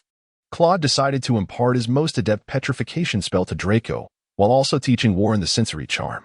The release of the sensory charm is relatively straightforward, and its efficacy is not significantly enhanced through mere repetition. Rather, it depends on the wielder's magical capacity. Consequently, both individuals managed to master the sensory charm and practice the petrification spell. Unlike Hermione Granger, Draco and Warren were utterly convinced by Claude's teachings, particularly when they learned that these were methods passed down from the illustrious Grindelwald. Their excitement was palpable, even causing a flush to appear on their cheeks. Initially, Claude was perplexed by their reaction, but he soon recalled Voldemort, who would bestow magic upon his most trusted followers and instruct them in certain dark arts. Claude couldn't help but chuckle. It seemed that these two had misunderstood his intentions. He had no desire to establish an organization akin to the Death Eaters, nor did he wish to command wizards or dominate muggles. Well, after a week of intensive training, they were nearly finished. To be honest, instructing the two of them was rather effortless. At least they wouldn't T-pose questions that any wizard should already know. On the final Friday of their special training, Claude called a halt to their exercises. Warren, your petrification charm has now reached a level 2 proficiency. If you continue to study in this manner, your other spells will attain the same level. Level 2 is already sufficient. You must understand that many adult wizards do not even possess such proficiency, Claude remarked to Warren. And what about Aurors? Draco inquired, his curiosity piqued. Most Aurors have an attacking spell proficiency of level 2, while a select few may possess some level 3 spells. Claude elucidated. As for you, Malfoy, with additional practice, you will surely improve. You have considerable talent. The Malfoy family must have some ancestral spells as well. Once the term concludes, delve into those studies. Although you may be too young to cast them now, you can certainly begin your learning. Claude, what level are you at presently? Warren genuinely asked, intrigued. I would say I am at the level of a recent graduate from Hogwarts. But due to my extensive combat experience, I can easily surpass you. Sparring with Professor Snape was merely a matter of taking advantage of my skills, Claude replied to Warren. So, Mr. Grindelwald, you are stronger now? Draco astutely noted Claude's implication of his level upon first arriving at Hogwarts.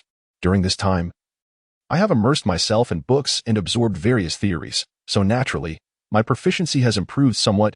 Claude smiled, though he refrained from being overly specific. As they were about to depart, Draco called out to Claude. Mr. Grindelwald, remember I mentioned the fire dragon? You shall see it tomorrow night, Draco said to Claude. Claude nodded thoughtfully, pondering whether the heart of the dragon exhibited any discernible patterns. Tomorrow evening marked a significant activity cycle, a rhythm uncovered by Malfoy. Very well. I shall accompany you tomorrow night, he declared. The day on Saturday stretched interminably for Claude, his curiosity regarding the dragon rendering him incapable of focusing on anything else. With time on his hands, he resolved to explore Hogsmeade, inviting Warren to join him. The two ventured into the Three Broomsticks, a beloved establishment among the young wizards of Hogwarts, enduring the biting cold. Seated, each with a mug of butterbeer in hand, Claude inquired, Warren, have you ever come across any works on onomancy, or the study of names, in your family's library? Those hidden secrets that elude the common knowledge? As far as I know, there are none. True secrets are seldom inscribed in books. They are passed down orally and preserved through magical traditions, ensuring that the lineage does not perish without heirs. However, one could seek out others. Simply adopting the family name anew is a method many families have employed to continue their legacy, Edwin interjected, approaching their table. I suspect this is the concealed knowledge about onomancy you desire to uncover. Ever since Professor Dumbledore elucidated onomancy, you have been quite intrigued, Warren remarked, taking a sip of his drink. Haha, perhaps he genuinely holds a keen interest. However, most families possess scant records on onomancy. What I mentioned constitutes the extent of it, Edwin said, nodding before moving aside to join his roommate. Claude, I advise you not to invest too much concern in onomancy. It is widely acknowledged that accomplished wizards seldom delve into its study. Renowned archmages have explored transfiguration, ancient magic, and dark arts, but onomancy? That is hardly a focus. Warren paused, contemplating. Your aspiration must be to become an archmage, then? Who wouldn't desire such a title? Yet it is a formidable journey. All I can do is strive. Claude, confronted with the lofty aspirations of archmages, felt a sense of awe and refrained from boasting. Historically, there have been few archmages with such achievements at your age. Warren expressed his faith in Claude unwavering. Claude couldn't help but chuckle. It's not that simple. Not to mention the distant past, even after graduation.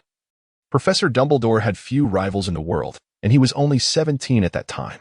It is likely that only a handful of seasoned Aurors could have bested him back then. Within a year, he had far surpassed the Aurors. Reflecting on Dumbledore's situation from that era, Claude couldn't help but admire him.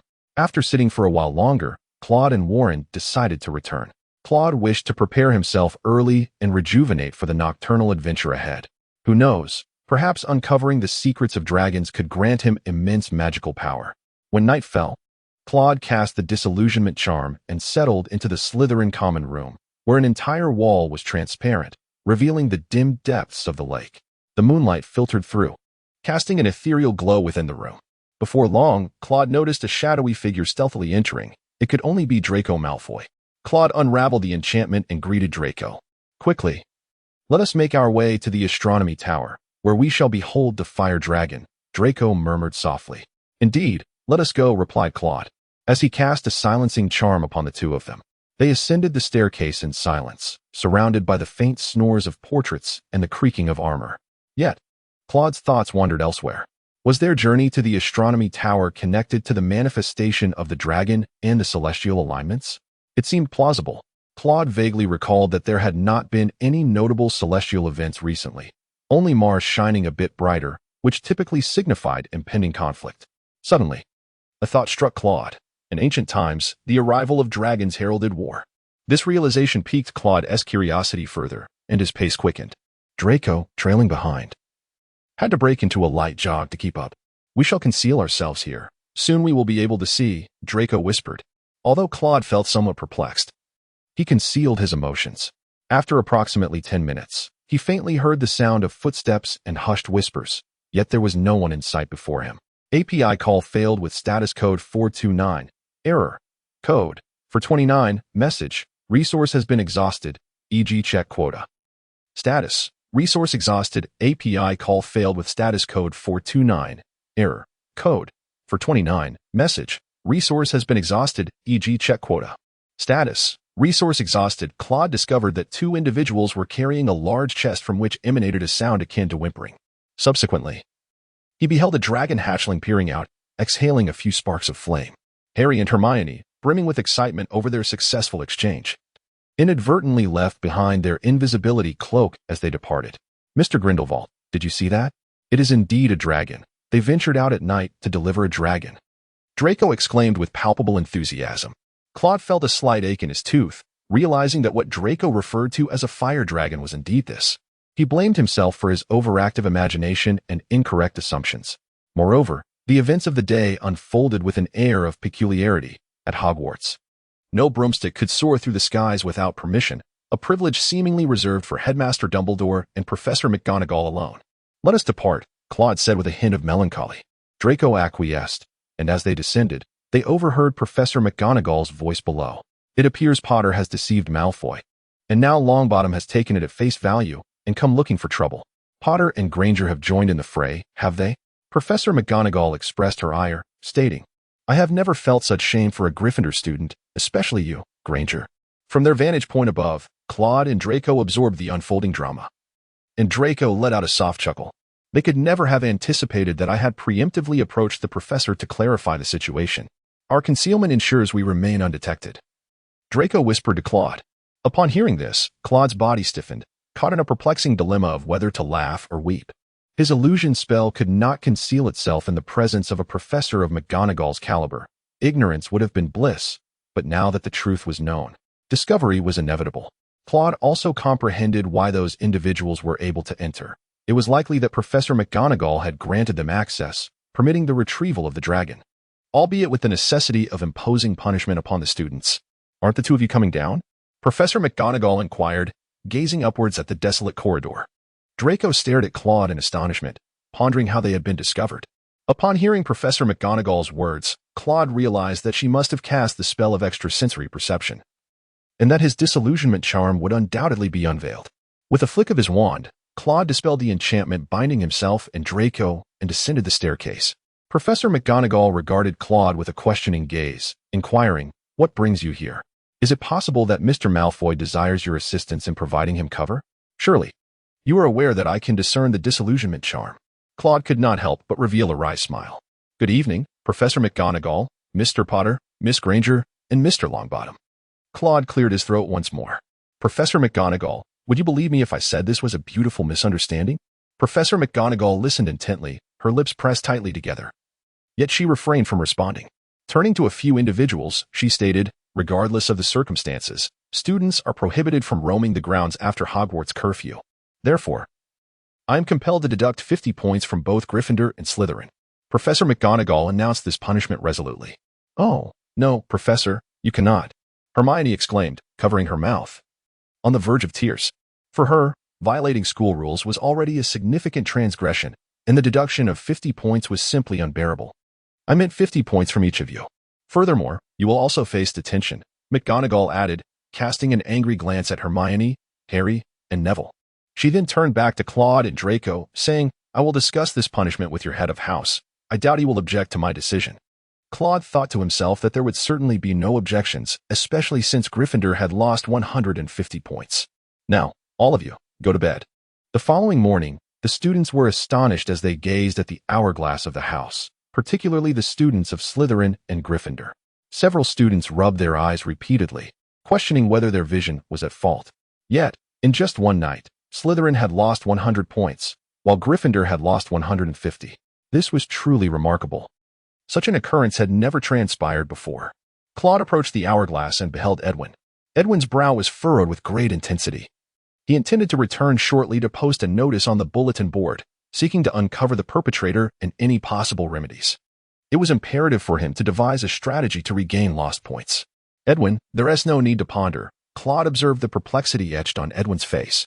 "Last night, I was caught wandering with Malfoy, along with 3 students from Gryffindor.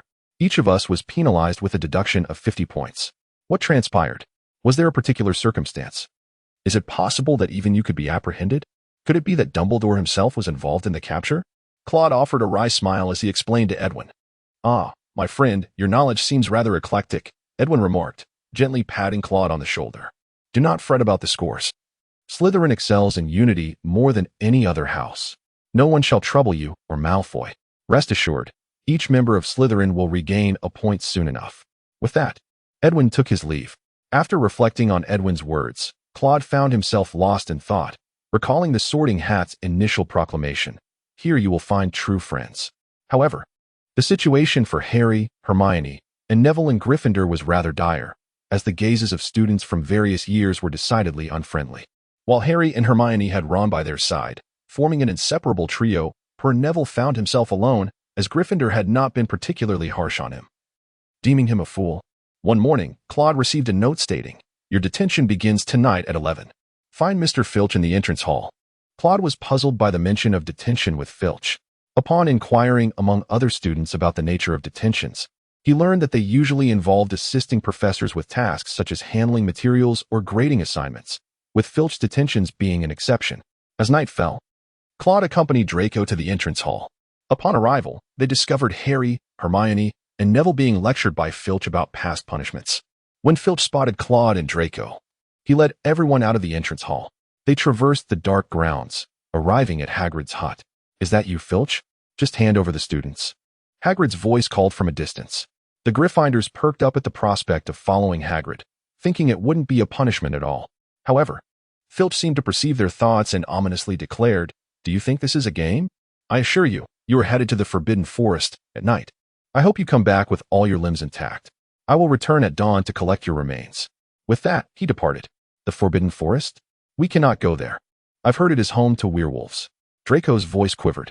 "Listen, if you wish to continue your education, you must go," Hagrid said sternly, emphasizing the need to accept responsibility for their actions. "Hagrid is right," Malfoy, Claude added, reminding him softly not to tarnish his family's name. "Besides, we have Hagrid with us. Nothing can harm us." Claude spoke in a light-hearted tone. Hagrid puffed up with pride and assured the young wizards, "Indeed, as long as you stay close to me or Fong, the creatures of the Forbidden Forest will not harm you." Fong barked in agreement. "Now, let us not delay further. We have wasted enough time." Hagrid, bearing a crossbow in one hand and a lantern in the other, led the group into the forest. As they navigated the shadowy paths of the Forbidden Forest, the darkness enveloped them, filled with eerie rustlings that sent shivers down their spines. "Do you see the glowing silver blood on the ground?" Hagrid pointed to several patches before them. "That is unicorn blood. Something has severely injured a unicorn in this forest. We must find that poor creature and help it.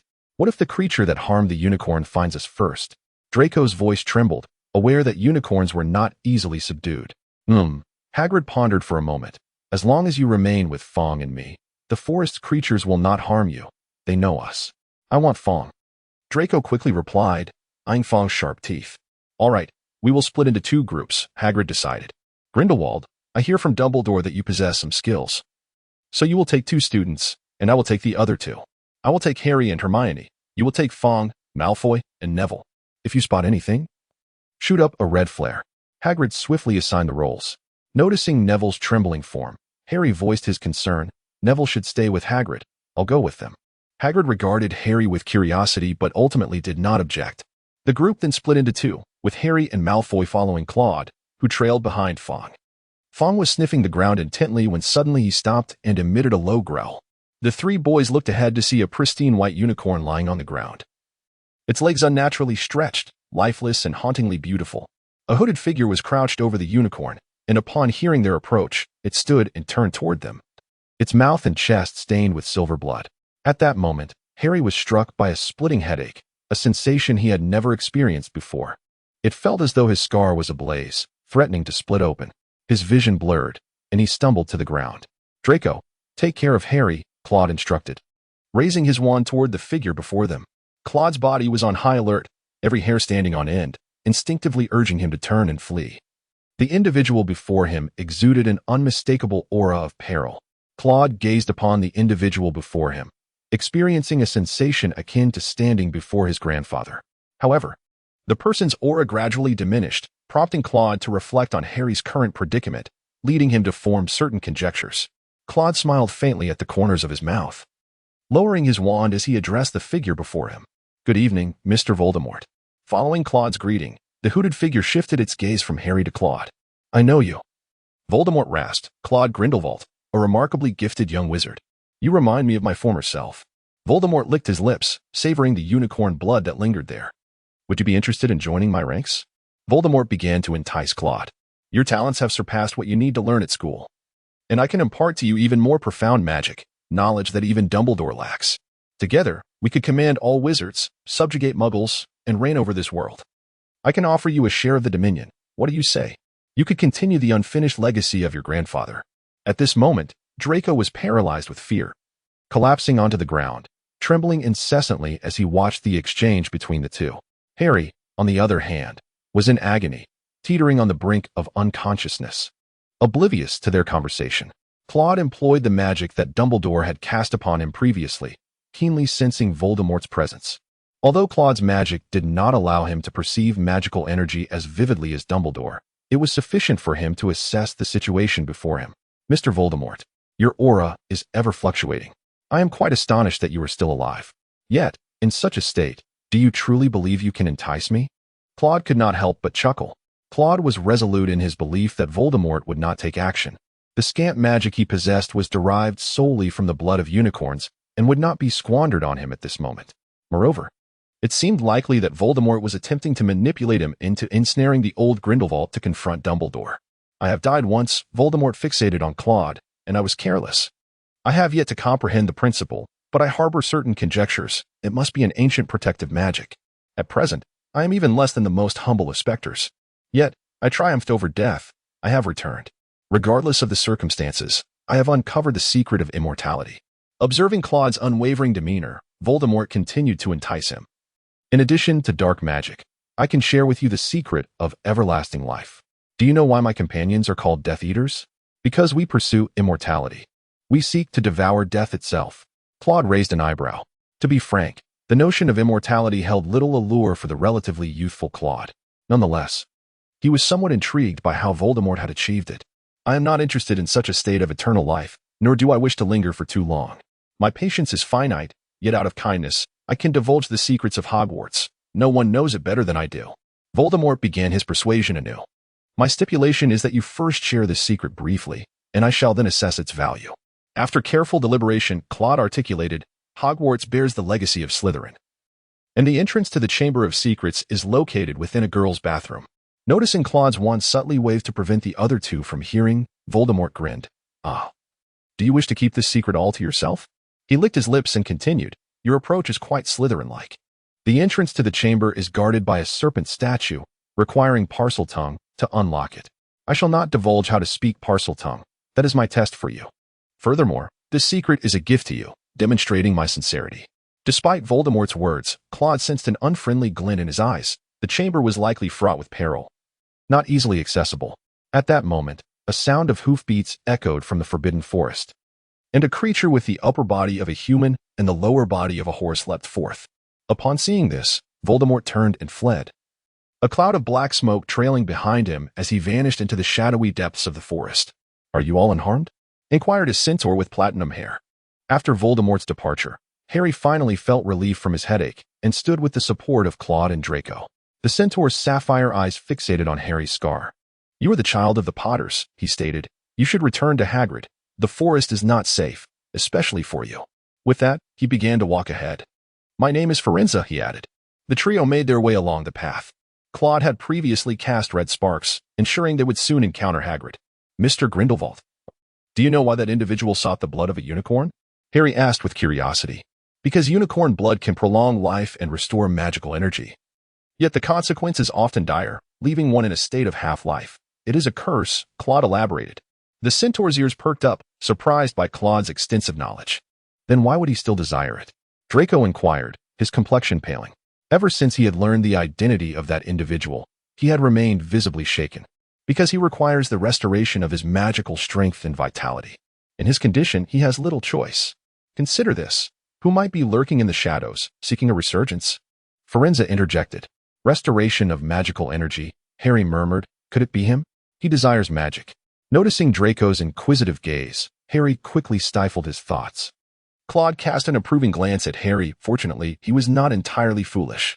Harry pondered that the Philosopher's Stone was now coveted not only by Snape, but also by Voldemort. Yet, with Dumbledore at Hogwarts, Voldemort would undoubtedly hesitate to intrude. Could it be that Snape intended to procure the stone for Voldemort? Harry, are you all right? Before Harry could delve deeper into his thoughts, Hermione rushed toward them from the path, with Hagrid striding closely behind her. I'm fine, Harry replied. Hagrid, the unicorn is dead. In the clearing behind us. I will escort you from here, Firenze said. Thank you, Firenze, Hagrid responded. I also encountered Ronan and the others. But they spoke of constellations and such, which I do not comprehend. They were unwilling to disclose who harmed the unicorn. Hagrid. It's not that they do not wish to share. We centaurs are indeed forbidden from revealing future events to humans. Firenze clarified before retreating into the depths of the Forbidden Forest. Hagrid led them onward until they exited the forest and arrived at his small hut. Looking at them, Hagrid remarked, Since you have located the unicorn, your detention is considered served. You may return to the castle. I will inform Filch tomorrow. With that, Hagrid ventured back into the forest. Harry, what exactly did you encounter? Your complexion is quite pale, and Malfoy appears to be trembling, Hermione questioned once Hagrid had departed. We may have encountered a dark wizard. He was cruel and killed the unicorn, Harry stammered, seemingly apprehensive about revealing the identity of that individual. Harry intended to confide in Hermione about his suspicions once they returned, unaware that Claude and Draco had already deduced that the individual was Voldemort. In fact, they had exchanged words for a while. That night, sleep eluded everyone. Too many events had transpired. Back in the dormitory, Claude contemplated writing a letter to old Gertie to inquire about Voldemort's current state.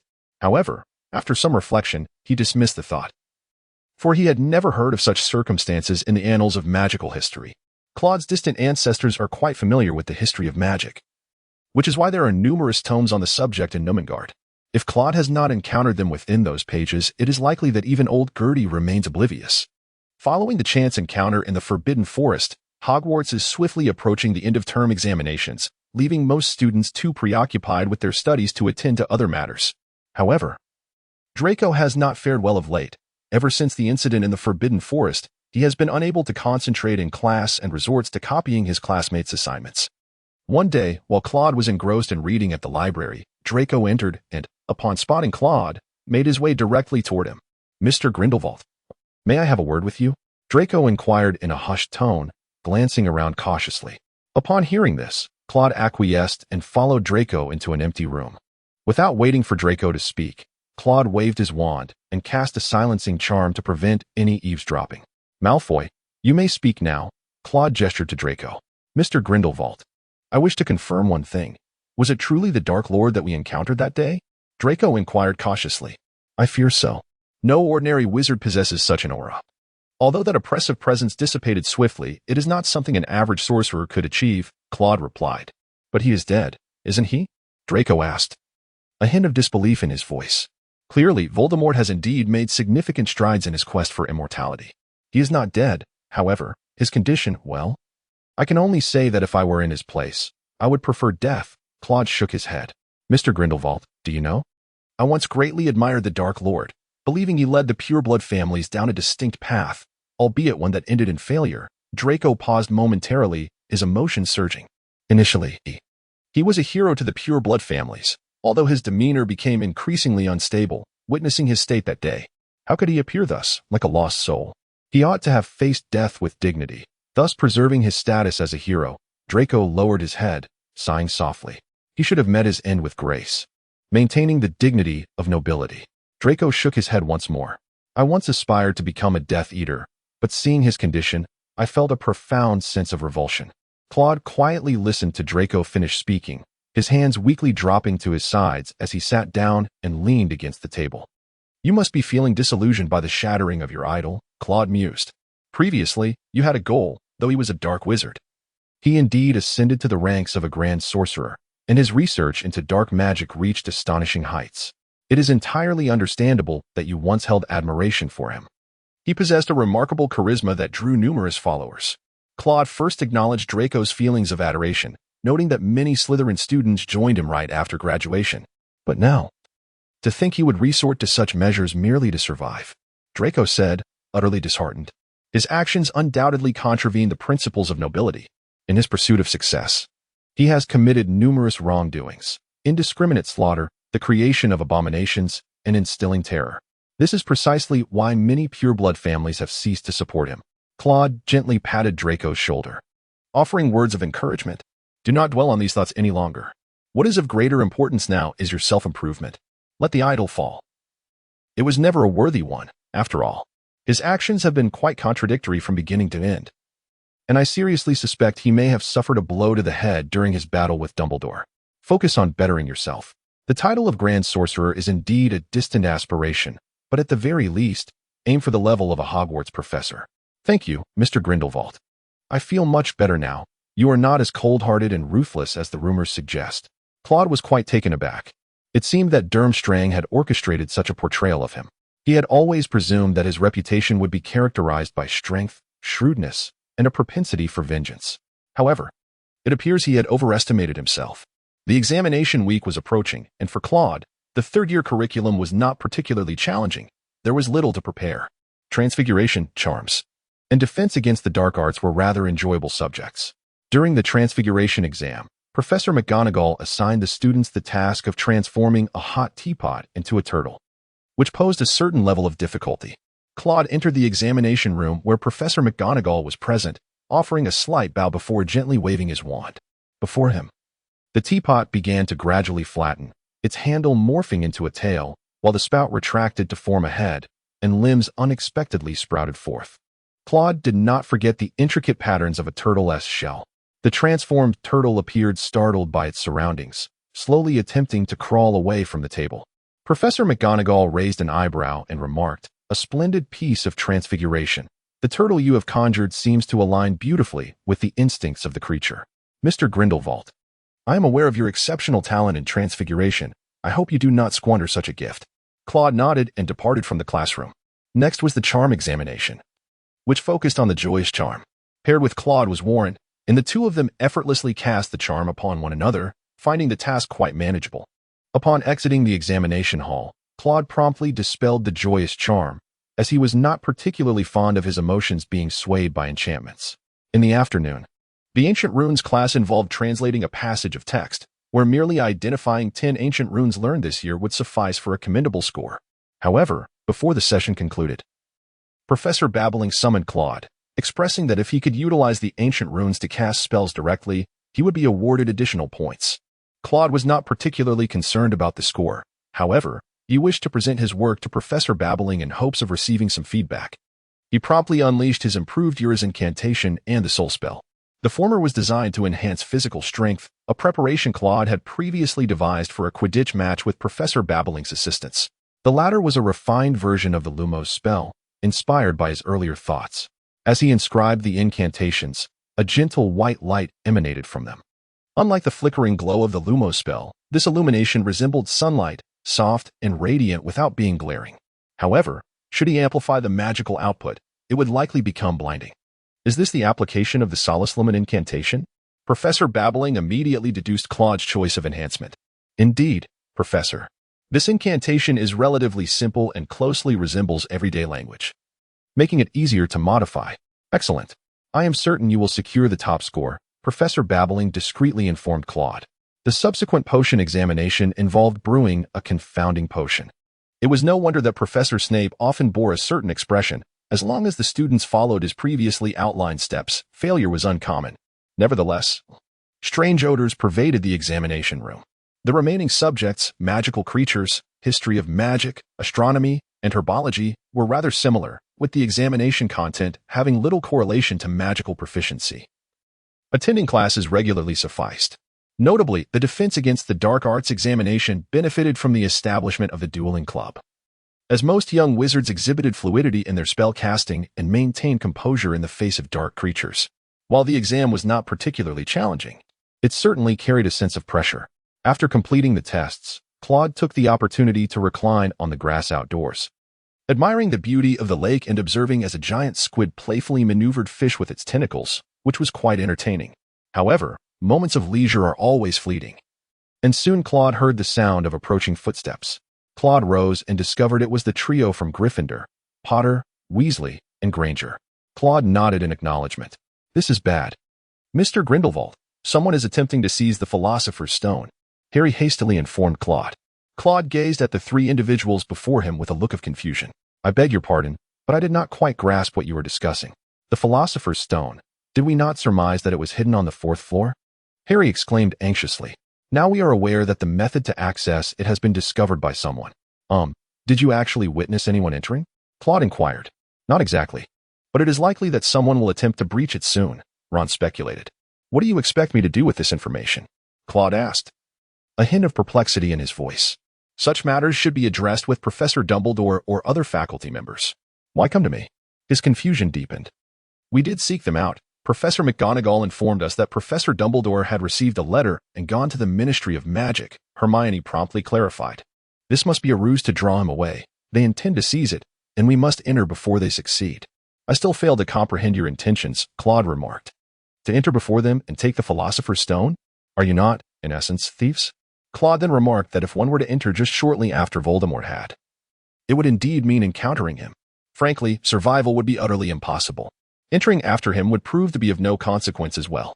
Claude raised his hands in a gesture of helplessness. I am certain I cannot surpass him. You must have your own suspicions regarding who covets the Philosopher's Stone. This matter ought to be addressed with Dumbledore. Furthermore, Claude sensed an oddity in the situation, if it were a matter of protection. Dumbledore could simply retrieve it himself rather than hide it on the fourth floor. It must be a trap, indeed. After listening to Claude, the three young lions felt that he was right, yet they could not shake the feeling that they needed to take action to ease their conscience. "We cannot afford to ponder too much," Harry said after a moment of reflection. "This is my mission, a calling that has been with me since birth. I must stop them. You all should seek out other professors and wait for Professor Dumbledore. He will surely find it peculiar that nothing is amiss at the Ministry of Magic. Harry, we cannot allow you to go alone. It is far too perilous." "We must accompany you," Ron exclaimed excitedly. "Isn't that right, Hermione?" "Indeed, and besides, having more people will prove advantageous." Claude's lips twitched slightly, questioning how he could be represented in such a manner. Faced with Voldemort, was this truly a matter of numbers? At a level beneath that of their adversary, one would simply be annihilated, devoid of any capacity for resistance. The fact that even old Grindelwald could defeat him without a wand is telling. "I never suggested we should go, and I sincerely hope you refrain from doing so. Let Dumbledore handle it. He will resolve everything," Claude stated in a low voice. "I have always known of Slytherin's unreliability. They lack courage and perhaps even conspire together," Ron concluded in a whisper. Claude raised his eyebrows, truly astonished by Wesley's indiscreet remarks. Would he really follow that wandering spirit? Nevertheless, Claude asserted, "Indeed, I am a Slytherin, while you belong to Gryffindor. Have you not noticed that you tread a little too close to my side? I am not the benevolent wizard you might think." "Not at all, Mr. Grindelwald," Harry responded earnestly, gazing into Claude's eyes. "You are a good person, with strong principles. You fulfill your promises. This is evident from the way you trained Ron and me, and how you stood before Malfoy in the Forbidden Forest to protect us." "Indeed," Hermione chimed in, "and let us not forget that occasion on the fourth floor, when you shielded us." "Very well, I apologize. That was not my intention," Ron murmured, recalling Claude's protective stance on the fourth floor as he offered his apology. Claude took a deep breath, gazing into Harry's sincere eyes, feeling an overwhelming reluctance to refuse him. However, confronted with such an evident trap, he sighed. "I'm afraid I am not a good wizard." Harry, instantly filled with disappointment, chose not to say anything further and departed alongside Ron and Hermione. Claude shook his head as he watched the departing figures. It would have sufficed to inform Dumbledore about such matters, at the very least. He could have confided in Professor McGonagall. How could he have thought to retrieve the Philosopher's Stone himself? Claude chose to disregard everything, lying on the grass, savoring the leisurely moments following the completion of his examinations. "Good afternoon, Claude." Claude looked up and discovered it was Dumbledore. "Grandfather Albus, didn't you go to the Ministry of Magic?" Claude felt a sense of unease. "Ah, I shall be on my way shortly, but before I do, I must ask you for a favor. It seems that Harry and his friends have uncovered something and wish to protect the Philosopher's Stone. You are already aware of this, I presume?" "Indeed, they intend to conspire with me to retrieve the stone first. I have advised against it, yet it appears my counsel has fallen on deaf ears." Claude replied with a shrug, expressing his helplessness. "I hope you can accompany them," Dumbledore said, gazing at Claude. Claude widened his eyes in bewilderment. "There will be protection in place. Voldemort's current state poses no threat to you, and Quirrell is hardly a menace to you either. Is sending Harry and the others merely for their training?" Dumbledore nodded slightly, acknowledging this assertion. "Voldemort will inevitably return, and it appears he has mastered the art of immortality. I am growing old and must cultivate someone capable of continuing the fight against him." Claude furrowed his brow. To be frank, Harry is a remarkably gifted young wizard. However, throughout his life, he will likely only brush against the threshold of becoming a grand sorcerer. Confronting Voldemort, it seems, will be an insurmountable challenge. Claude candidly expressed his thoughts, suggesting that it would be more effective for Dumbledore to team up with Old Grebe, confronting Voldemort with a single decisive blow. "Claude, you fail to comprehend that only one between Harry and Voldemort is destined to survive, and it is their fate to resolve this matter themselves. I hope you also take this opportunity to broaden your horizons," Dumbledore earnestly replied. "Very well, I shall accompany them," Claude reluctantly consented. He then sought out Harry and the others to inform them of their plans for the night. "Splendid. We shall go in the evening, securing the Philosopher's Stone beforehand. We must remain undetected. He is unlikely to act during daylight, as it draws too much attention, especially with professors present at the school," Harry declared, raising his fist in enthusiasm. "What prompted this sudden change of heart?" Hermione inquired, puzzled. "Because I aspire to be a commendable wizard," Claude replied, his expression unchanging. Ron patted Claude on the back, affirming that there are indeed good wizards among Slytherin. "Make sure to eat well tonight. We shall gather at the fourth floor entrance after curfew. Will you be able to make it out? Do you need me to come and fetch you earlier? Claude asked. No need. I have the invisibility cloak. Harry thought for a moment and replied, it is ample enough to conceal the three of us. With that, the group parted ways. After dinner, Claude returned to the common room, preparing himself, knowing that no amount of preparation is excessive when facing Voldemort. API call failed with status code 429. Error. Code. For 29. Message. Resource has been exhausted, e.g. check quota. Status. Resource exhausted. Claude lamented the absence of a Felix Felicis potion, as its concoction is exceedingly arduous, requiring not only an extensive amount of time, but also a high level of skill. Furthermore, it is virtually unavailable for purchase in the market, underscoring the true value of a master potion maker. Professor Snape must surely excel in this craft. Suddenly, there was a knock at Claude's door. Claude approached the door, only to find Draco Malfoy standing at the threshold. What brings you here? Is something amiss? Claude inquired, his curiosity piqued by Draco's unexpected visit. First and foremost, I wish to thank you for your guidance the other day, Draco began. Additionally, I have just received a letter from my father. I informed him about the incident in the Forbidden Forest, and he expressed a desire to invite you to Malfoy Manor during the holidays, should time permit.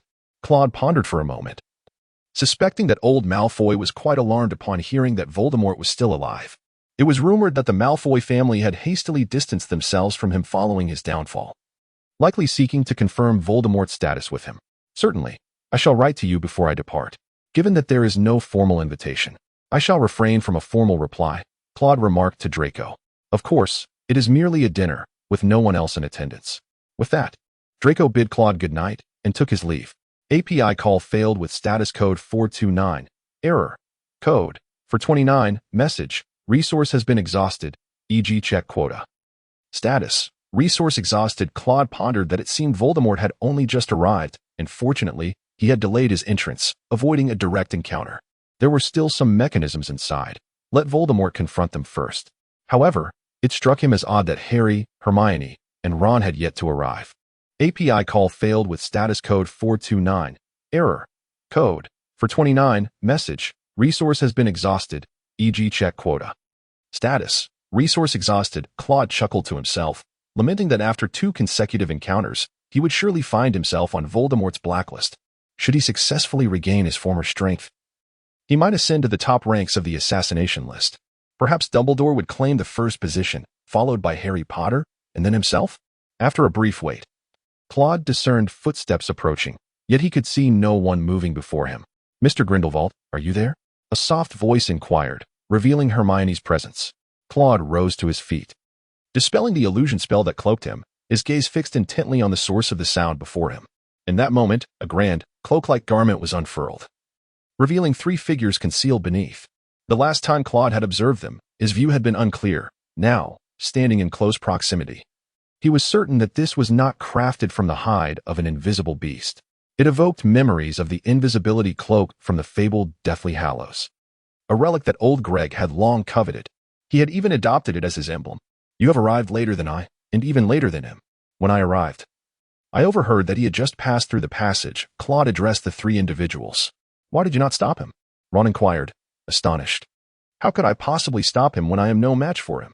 Claude retorted, his tone mirroring Ron's surprise. The interior must be fraught with traps. Allowing him to trigger them first may prove advantageous.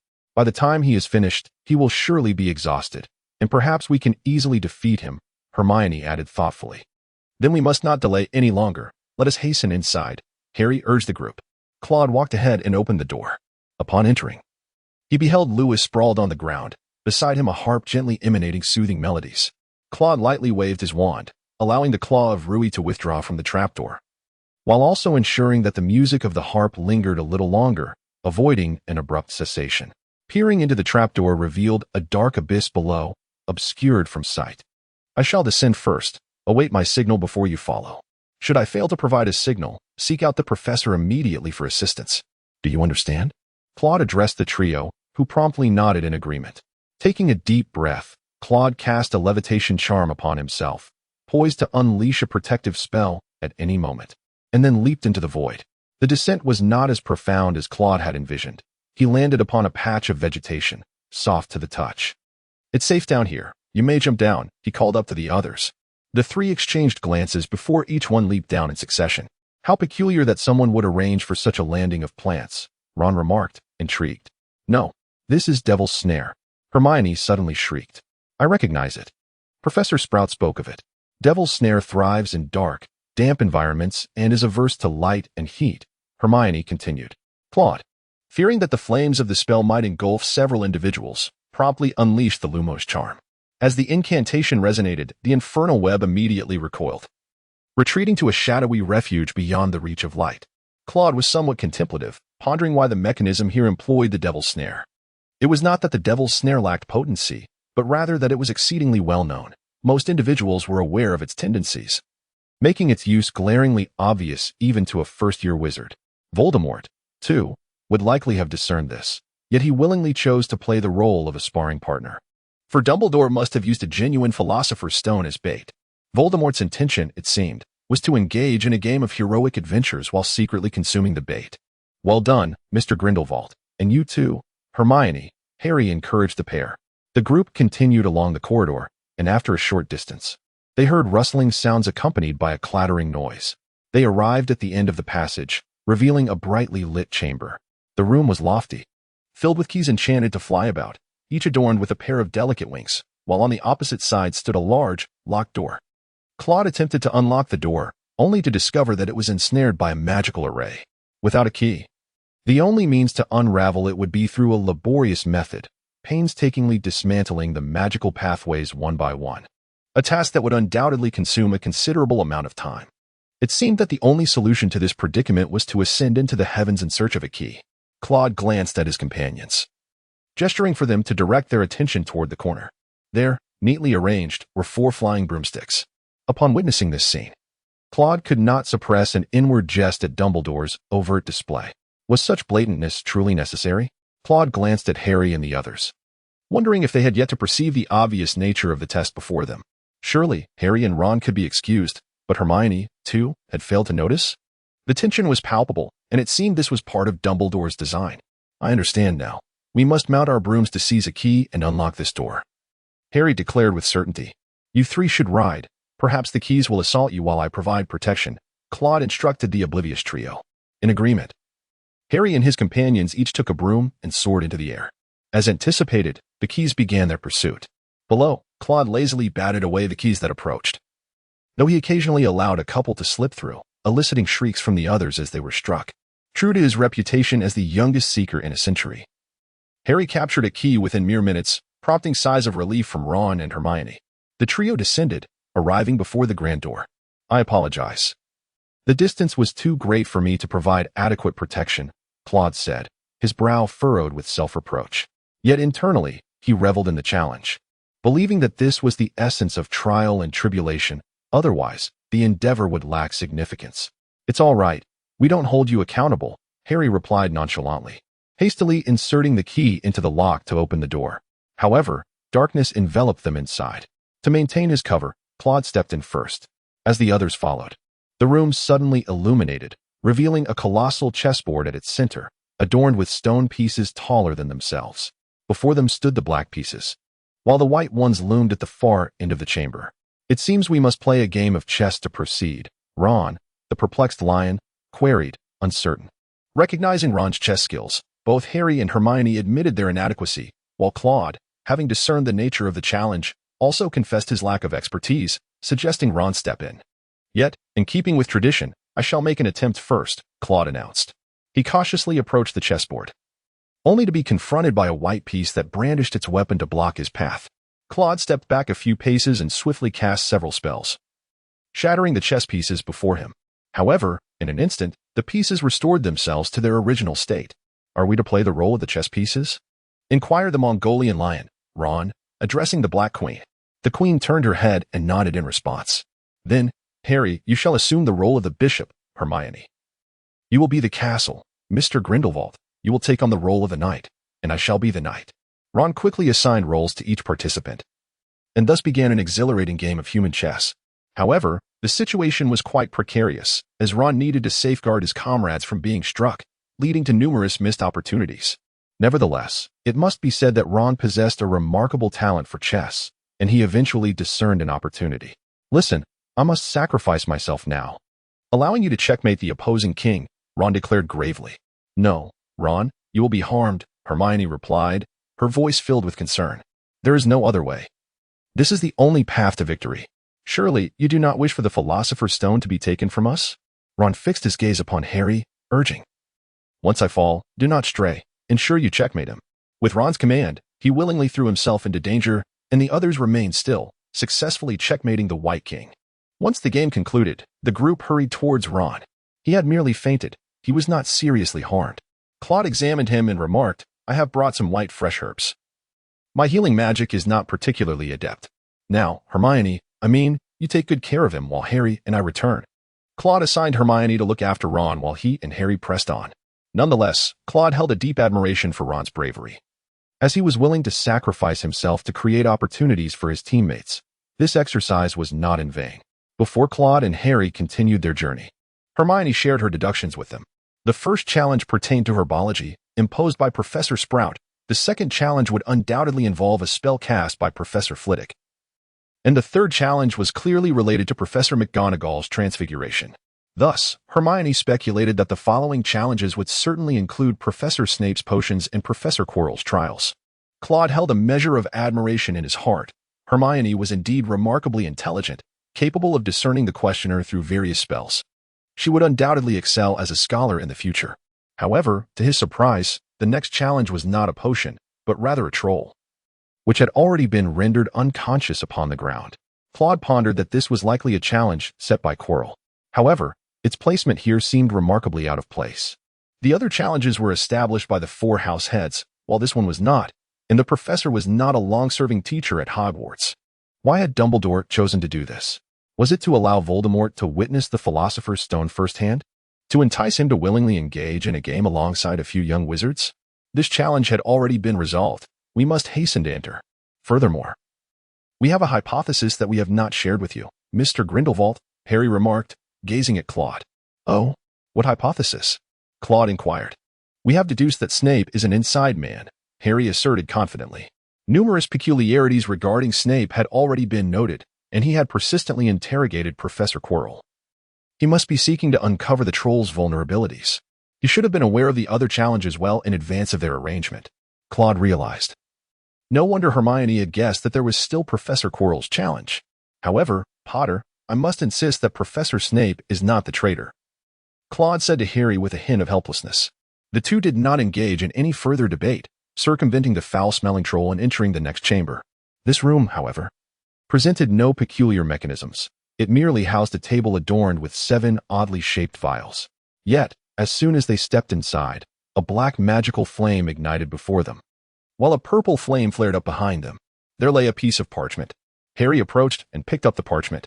It contained a riddle, indicating that among the 7 vials, 1 allows passage forward, 1 permits retreat, 2 are devoid of effect, and 3 are poisons. Harry scratched his head and lamented.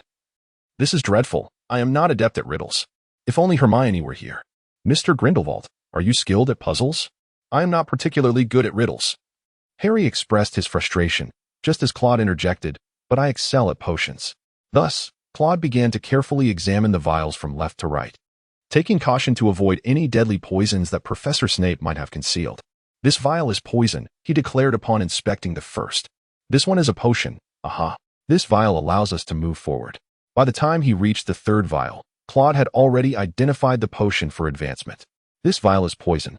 And so is this one. Only 2 remain. Another potion, so the last must be for retreat. Let me see. Indeed, I was correct. Claude swiftly discerned all the potions. Therefore, I have identified the potions for retreat and advancement. Potter, what shall we do? Claude inquired, holding the 2 vials. Harry gazed at the potion for advancement, which contained but a mere sip, likely sufficient for only 1 person. Gritting his teeth, he replied, I shall go ahead. Although you are stronger, this is my mission. Harry's gaze was resolute. Claude understood that since it was a trial designed by Dumbledore, Harry would undoubtedly be safe. He did not insist further, offering a few words of encouragement to Harry before handing him the potion. Harry grasped the vial and tilted his head back to drink, feeling a chilling sensation coursing through him, radiating throughout his entire body. Taking a deep breath, Harry prepared to step through the flames, but before doing so, he turned back to Claude and said, Thank you for being with us, Claude. With that, he pressed on without looking back. Claude paused for a moment after listening, then let out a soft chuckle. He was aware that his friend was likely unscathed, yet Harry remained oblivious to this certainty, perhaps entering with a mindset of inevitable demise. Subsequently, Claude resolved to consume the potion to seek out Hermione and Ron. Hold on a moment, Claude. Do not rush back just yet. Claude looked up and discovered an elderly figure beside him. Who else could it be but Dumbledore? After exchanging a greeting with the venerable Albus, Claude felt a slight twitch at the corner of his mouth. Although he reassured himself that there was no danger, it seemed that Dumbledore had personally come to accompany Harry, perhaps fearing that Voldemort might act ruthlessly without warning. Come with me. Let us see how Harry is faring, he suggested, with a gentle flick of his wand. Dumbledore enveloped Claude in a magical shield, shielding them from detection while allowing safe passage through the flames. Dumbledore took a moment to explain the enchantment to Claude. Together, they traversed the flames and entered the final chamber. Upon their arrival, they found Quirrell standing behind Harry, incessantly questioning him about what he saw in a mirror. Claude squinted his eyes, noticing a string of text inscribed upon the mirror. However, he found himself perplexed by its meaning. This was the mirror of Ariste. And you might attempt to read it in reverse, Dumbledore elucidated to Claude. I show not your face but your heart's desire, Claude softly read aloud. This is the true protection I have established for the Philosopher's Stone. Only those who do not wish to possess it can obtain it. Voldemort shall never retrieve the stone. Dumbledore explained to Claude. I won the House Cup. I was hoisted into the air by everyone. Harry continued to weave his falsehood before the mirror. Yet, Claude could discern that Harry was not adept at deceit. He is lying. Let me confront him. A cold voice emanated from behind Quirrell. Claude furrowed his brow, as if recalling something. Then, Chilo unfurled the scarf from his head, revealing a face where there should have been the back of his head. The visage was alarmingly pale, with nostrils elongated like those of a serpent, and two eyes that glowed a sinister crimson. Claude recalled that he had encountered the thief in Diagon Alley before the start of school, and he felt fortunate to have retreated swiftly at that time. Give me the Philosopher's Stone, Voldemort bellowed. Harry turned and dashed toward the door, but Quirrell lunged at him, tackling him to the ground and gripping Harry's neck tightly. In that moment, however, Quirrell let out a piercing scream. His hand had turned a fiery red. Seizing the opportunity, Harry touched Quirrell's face, causing it to blister painfully, and Quirrell recoiled in agony. Incompetent fool! You wretched imbecile! Voldemort shouted furiously at Quirrell. Immediately, Voldemort emerged from Quirrell's body, resembling a specter, yet unlike a ghost. He was enveloped in darkness and emanated a swirling black mist. The instant Voldemort exited Quirrell, the latter perished. Harry, overwhelmed, fainted. Voldemort soared toward Harry, intent on seizing the Philosopher's Stone. At that moment, Dumbledore intervened. He directed his wand forward, and a golden light flickered in front of the unconscious Harry, preventing Voldemort from reaching him, let alone acquiring the stone. Dumbledore! Voldemort roared, you are untrustworthy. I will return, and I shall kill you. It was then that Voldemort noticed Claude standing nearby. Humph! The spawn of Grindelwald, you will come to regret this. Dumbledore's eyes flared with anger as he waved his wand, sending a silvery spell hurtling toward Voldemort. Voldemort screamed and hastily fled through the wall, retreating in disarray. Will you not attempt to detain him?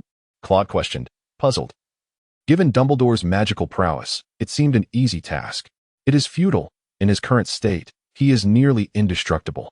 Keeping him here would yield no benefit, and he could simply reappear elsewhere. This is for the best, Dumbledore elucidated, albeit somewhat ambiguously. Claude struggled to comprehend why Voldemort would choose to reappear in a different location. Very well, I shall take Harry to the hospital wing now. Do you require assistance? Dumbledore inquired of Claude. No, I merely wish to find something to eat, Claude replied, having worked tirelessly through the night and feeling quite famished. Upon exiting the room on the 4th floor, Claude made his way directly to the kitchen, where tonight's nocturnal activities had proven to be quite taxing. Upon entering the kitchen, he discovered someone already present. The individual, upon noticing Claude's arrival, greeted him warmly. Hello, Claude. Are you here for a late-night snack as well? Good evening, Cedric. It seems I encounter you Hufflepuff students nearly every time I visit the kitchen. Claude also found the situation rather amusing. The students of Hufflepuff were generally unassuming and non-competitive, yet they harbored an undeniable passion for culinary delights. Oh, by the way, how did you perform? Cedric inquired as he awaited the arrival of their meal. Well, achieving a mediocre score is not particularly challenging, Claude replied dismissively. Cedric furrowed his brow. You should be aiming for the top tier. There are certain subjects that do not pique my interest. Merely grasping the basics suffices, Claude elucidated. Moreover, Cedric, I advise you to refrain from pursuing those elusive 12 certificates in your 5th and 7th years. Trust me, one does not always possess the requisite energy. To achieve commendable results, one must commit to rote memorization rather than delving deeply into the intricacies of magic. Cedric pondered this and recognized some merit in Claude's reasoning. At home, his father had high hopes for him to collect all the certificates, eager to flaunt them among his colleagues. The thought of his father boasting to anyone willing to listen brought a resigned smile to Cedric's face. Fundamental magical disciplines such as transfiguration and charms necessitate not only excellence, but also a deeper understanding. Achieving a commendable grade in potions suffices, unless one possesses a genuine interest. A profound comprehension of ancient runes is also recommended, while other subjects should be pursued only if they align with one's passions. How do you know so much? Cedric couldn't help but ask, intrigued. I am actually a year ahead of you. I am merely a 3rd year due to my recent transfer. Otherwise, I would be entering the 5th year this term, the year of the O.W.L.S. examinations. It is always advantageous to prepare in advance. Once the food arrived, Claude swiftly finished his meal. I must take my leave. I have run quite a bit this evening. Tomorrow is the last day. So I wish you a pleasant holiday in advance, Claude said before departing to the common room.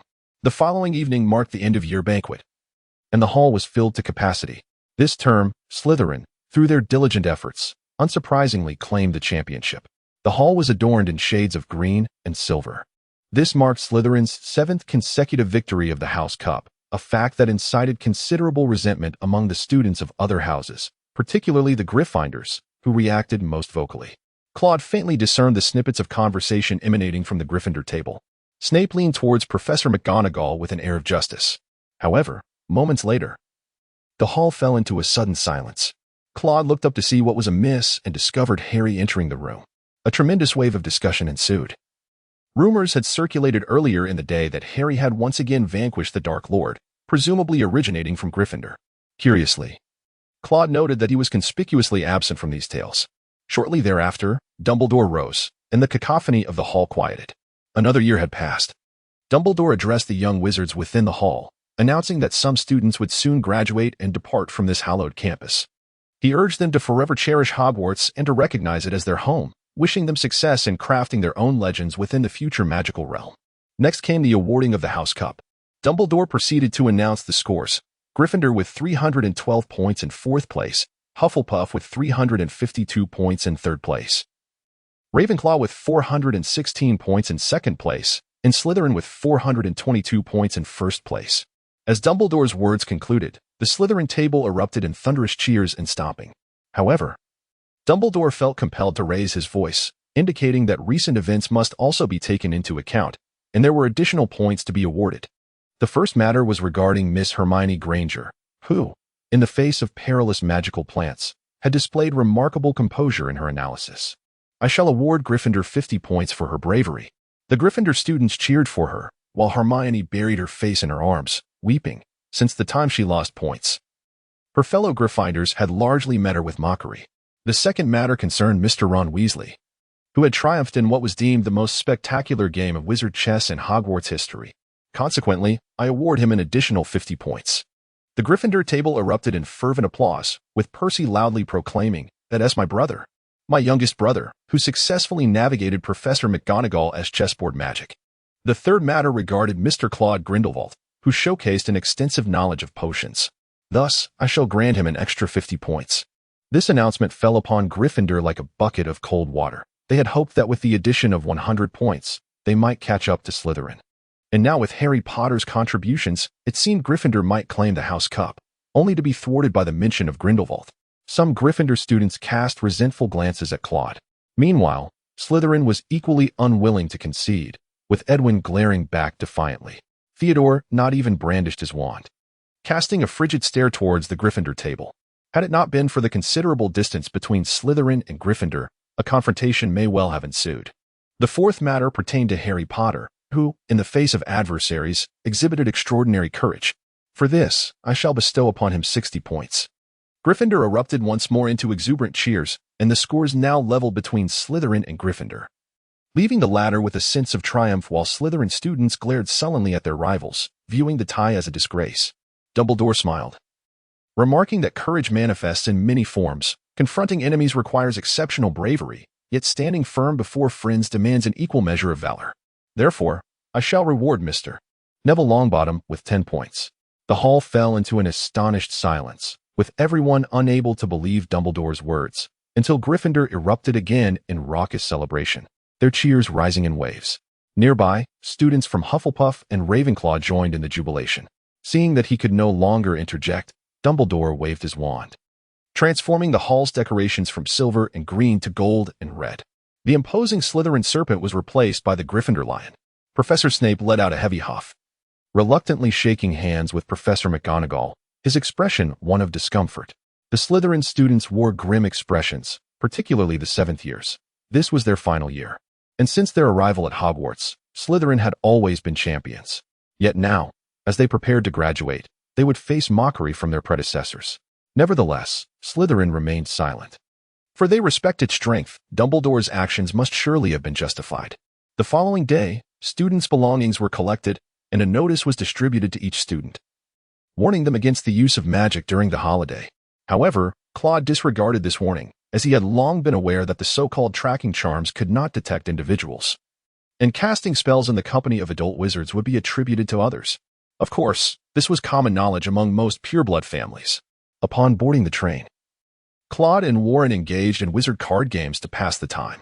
Soon enough, the Hogwarts Express arrived at its destination, with parents of students crowding the platform. To Claude's surprise, waiting for him was Grandma Wanda. "Grandma Wanda, it has been ages," Claude exclaimed joyfully.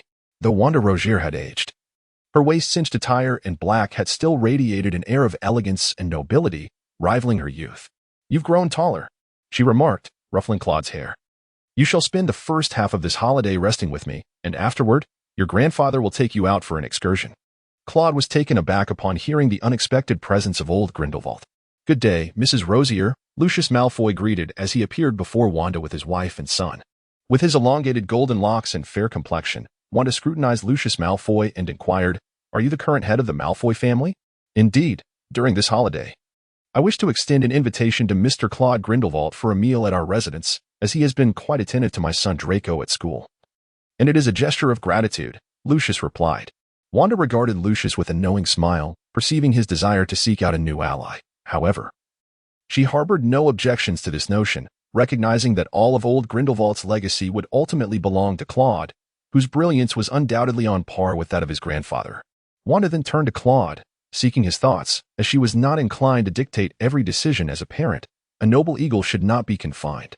"Mr. Malfoy, I have already consented to Draco regarding this matter, and I shall send a letter prior to the visit, though it will not be a formal correspondence," Claude responded.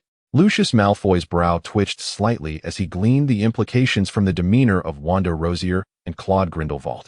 Despite Wanda being old Grindelwald's most trusted confidant, it was still Claude who bore the surname. "Then I look forward to your visit," he said, bowing slightly before departing with his family. As the holiday unfolded, Claude settled into a leisurely state, feeling entirely at ease at his grandmother Wanda's home. It was not merely a matter of safety. He also felt secure in old Grindelwald's presence, albeit with a sense of alertness, for old Grindelwald had a penchant for playful mischief. However, here, things were different. Wanda was not Claude's biological grandmother, and thus, she offered him her affection unreservedly. "Claude, rise and shine. It is already midday," Wanda called gently as she approached Claude's bedside. "Just 5 more minutes, please," Claude mumbled groggily. "You have already stretched those 5 minutes from 7 a.m. to 10 a.m. Wanda candidly revealed the truth about Claude's extended slumber. Upon hearing these words, Claude, still in a state of drowsiness, sensed it was time to rise. He propped himself up, rubbing his eyes. "All right, quickly wash up," Wanda advised him, "and then come downstairs for a bite to eat." With that, she descended the stairs. Claude no longer procrastinated. He promptly rose from his slumber, attended to his morning ablutions, and descended the staircase. "Master Claude, please have a light breakfast. Lunch will be served later," remarked a man clad in a butler's attire.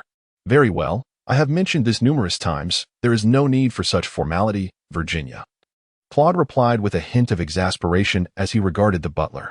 Virginia Liao, the steward of the illustrious Rosie Ree family, had been raised within the confines of the Rosy estate since childhood. Following the retirement of his father, Lambert Liao, he assumed stewardship of the family estate. Unlike their British counterparts, the French nobility exhibited a reluctance to employ house elves as stewards, preferring instead to utilize them solely as servants. However, one should not underestimate Virginia due to his position, although he never attended a magical academy. He was nurtured under the tutelage of the Rosy family's wizards from a young age. The Rosy family diligently trained gifted children to grow into protectors and stewards of the household, imparting practical spells rather than theoretical knowledge. This approach rendered them exceptionally capable, albeit at the cost of their potential to become grand sorcerers. Virginia stood out among his peers, which justified his succession to his father's role. Nonetheless, should a genuine prodigy emerge among these dependents, the family would support their endeavors to establish a new lineage while maintaining amicable relations. Many noble families of relatively recent origin have thus arisen, and the primary family has flourished through such branching out. Claude pondered that, in contrast to the nobility of France, the British aristocracy lacked certain characteristics, leading to a significant decline in their ranks. Many noble families have faded into obscurity due to their dwindling numbers, such as the Black family and the Crouch family. Previously, whenever Claude ventured into clandestine locales, it was Virginia who accompanied him as his protector. Claude surmised that her prowess must be on par with that of an Auror. Claude sat at the dining table, sipping milk and savoring crispy bacon. Meanwhile, Wenda, perched on the nearby sofa with a newspaper in hand, could not help but tease him upon noticing that he finally took the time to join her. Little Claude, with such a late rise, I fear you might miss your morning classes at Hogwarts. Oh no, Wenda dear, Claude replied.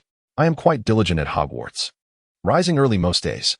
I spend most of my free time in the library. He continued, the key is to have a hearty breakfast. Although the cuisine at Hogwarts leaves much to be desired, it is still nutritious and filling.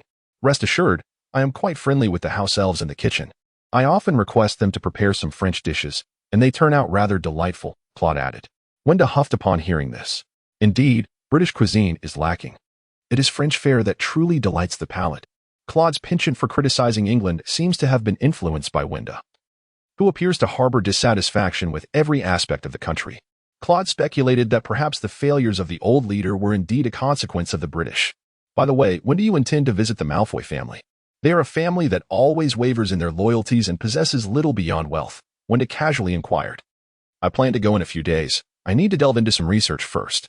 The books I previously perused in the library primarily pertain to combat, Claude reflected. I require some time for introspection to study certain magical theories. By the way, Virginia, are there any books concerning onomastics in the library? Claude asked the steward. The Rogier family's library is exceptionally vast, housing numerous rare tomes, and it does not confine itself solely to dark magic, covering a broad spectrum of topics. The family does not particularly treasure works meant for their vassals, as long as the information remains undisclosed, which is not particularly challenging in the magical community due to magical contracts. Young Master Claude, aside from the general studies of onomastics in the magical world, there are no other resources, although 2 volumes related to names, nobility by birth, wizarding genealogy and pure-blood directory, though classified under magical history, are indispensable for the study of onomastics, Virginia noted, displaying her familiarity with the collection. Other than that, the only relevant text might be an overview of magical contracts. Thank you, Claude pondered. If the Rogier family lacks such materials, it is unlikely that other families possess them. Onomastics truly is a rather niche field. Upon hearing Claude's inquiry about Virginia, Wenda remarked, Claude, are you interested in studying onomastics? You might consider examining the book we compiled from the Rogier family, which includes applications of onomastics within magical contracts. It may prove beneficial to you. Claude nodded in response and conveyed his intentions to Wenda. Grandma Wenda, I plan to visit the underground market in France this afternoon to search for ancient books.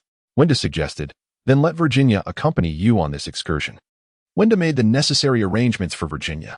I am no longer a child. I can handle myself there, Claude replied with a hint of exasperation.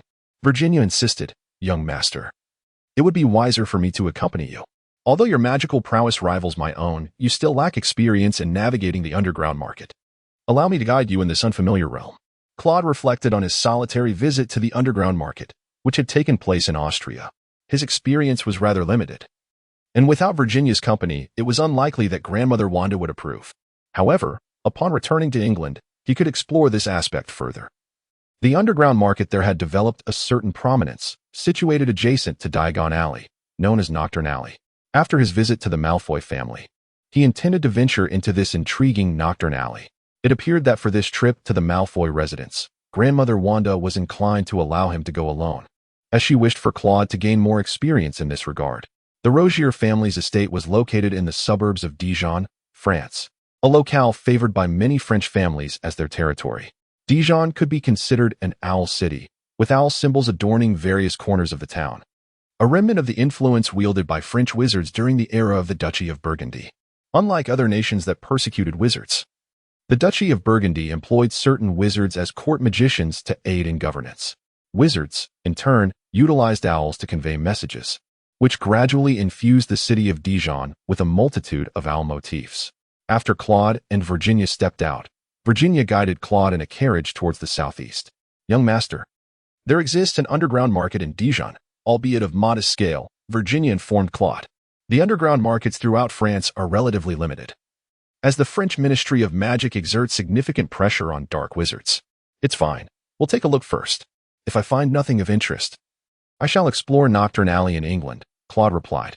The pair traveled in the carriage for approximately half an hour until they arrived at a small grove, where a winding path led into the depths of the forest. Is it truly in a place like this? Claude asked, his brow furrowed in confusion as he gazed at Virginia. Indeed, young master, this location is not always operational. Unlike the Ministry of Magic in England, the French ministry frequently dispatches enforcers and aurors to dismantle such establishments, hence they can only operate in secluded areas, Virginia explained to Claude. As they ventured down the path, Claude observed Virginia draw her wand, which piqued his curiosity, prompting him to do the same. The dark wizards within have endured multiple crackdowns, and they are among the most formidable.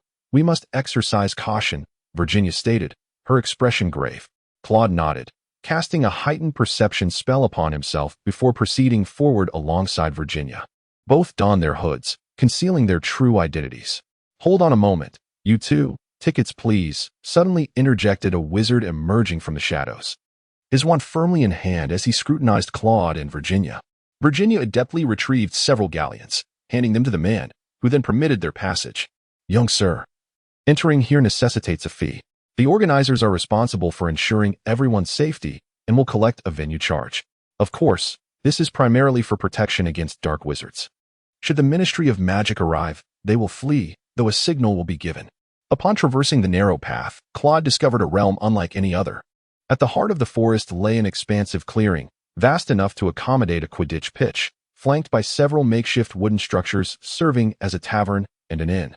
Along the roadside, a handful of vendors donned hoods, displaying their wares, yet none vocally advertised their goods.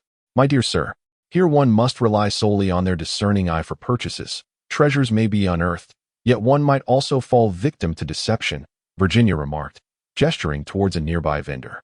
A small vial of dragon's blood here is significantly less expensive than what one would find outside, largely due to the Ministry of Magic's crackdown. Some wizards are eager to offload their stock quickly, while others may simply be peddling inferior products. It is the buyer's responsibility to exercise judgment. With that, Virginia led Claude further inward, where a large tent awaited. From the outside, its true size remained concealed, yet thanks to the charm of extensibility, one could surmise it harbored considerable space within. This is the auction house, established by the local organizers. Prices may be slightly elevated, but with their assurance, one can be confident in the authenticity of the items. Should one encounter counterfeit goods, they may seek recourse with them afterward. Claude pondered where he might seek such a thing. However, he suddenly realized that the organizers here were likely pure-blood nobles, for only those of such esteemed lineage possessed the reputation and influence to provide guarantees, as well as the audacity to establish an underground market without fear of disruption. Claude nodded to Virginia, indicating his understanding, and then the two entered the auction house. Please hold for a moment, esteemed guests. May I inquire if this is your first visit? A young witch, donning a mask, inquired as she assumed the role of a server. Indeed, Virginia replied. In that case, we kindly request a deposit from you both to ensure that there will be no disturbances during the auction, the female attendant said courteously. Virginia retrieved a token from within her cloak and presented it to the attendant. The attendant paused in surprise and then remarked, if it is you, then a deposit is unnecessary. Your identities alone suffice to vouch for your integrity. Claude discovered that the sign bore the emblem of a vassal family belonging to the Rogier lineage, a symbol employed by the Rogier family when they found it inconvenient to attend events in person. Certainly, other noble families in France would engage in similar practices, with the heraldry of these proxy families being a common sight among the aristocracy. The female attendant guided the two men further inside, providing a brief introduction as they walked. They had arrived just in time, as an auction was about to commence in a short while, featuring some intriguing items. Upon entering, they noticed a plaque engraved with the heraldry hanging on the wall. Claude recognized this emblem. It belonged to the Myrkin family, supported by the Travares family. Claude was not particularly familiar with the Travers family, yet he was aware that it was an ancient lineage, much like the Rogier family, with branches existing across various European nations. However, Claude did not anticipate that the esteemed sacred 28 families would take an interest in such a business. Under the guidance of the host, Claude ascended to the second floor of the venue, entering one of the 4 private boxes. He found himself in box number 4, which contained a modest assortment of snacks and red wine. In Dijon, one could hardly escape the allure of Burgundy wine. Once the host departed, Virginia began to introduce the setting to Claude. "Sir, there are 4 boxes in total. Box 1 is reserved for our own people, while boxes 2 and 3 are designated for VIP clients. Box 4 is a temporary accommodation for distinguished guests. Pray tell, what constitutes a VIP? Does the Rogier family not qualify?" Claude inquired, curiosity piqued. Virginia chuckled softly before responding, "Not quite, sir. It is not a matter of status, but rather of expenditure. One must spend 1,000 gallons here to attain VIP status. Is there substantial profit to be made here? I noticed members of the sacred 28 families are involved." Claude asked, intrigued. Not every family possesses vast estates that yield annual rents, nor does every lineage, like the Malfoy family, engage in business acumen. However, the turnover here is indeed significant.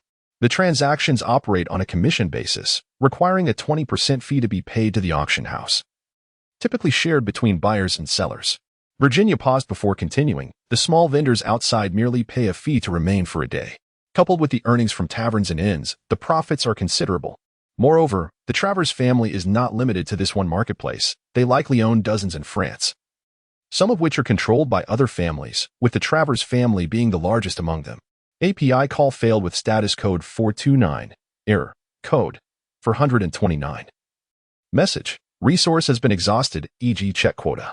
Status. Resource exhausted. Claude contemplated whether he might have the opportunity in the future to earn some money himself. After all, he was not the venerable old man, spending Wanda's grandmother's money without a hint of pressure. After a brief moment, a number of wizards began to trickle into the auction house, taking scattered seats below. On the second floor, he noticed a figure entering box 2, shrouded in a cloak with a hood that obscured their features, rendering it impossible to discern their gender or age. Most of the wizards present were either clad in grand robes or dawn masks. Claude and Virginia were no exceptions, both enveloped in large cloaks. Before long, the auction commenced. A young wizard ascended the stage, his face concealed behind an exquisite mask, seemingly crafted from pure silver.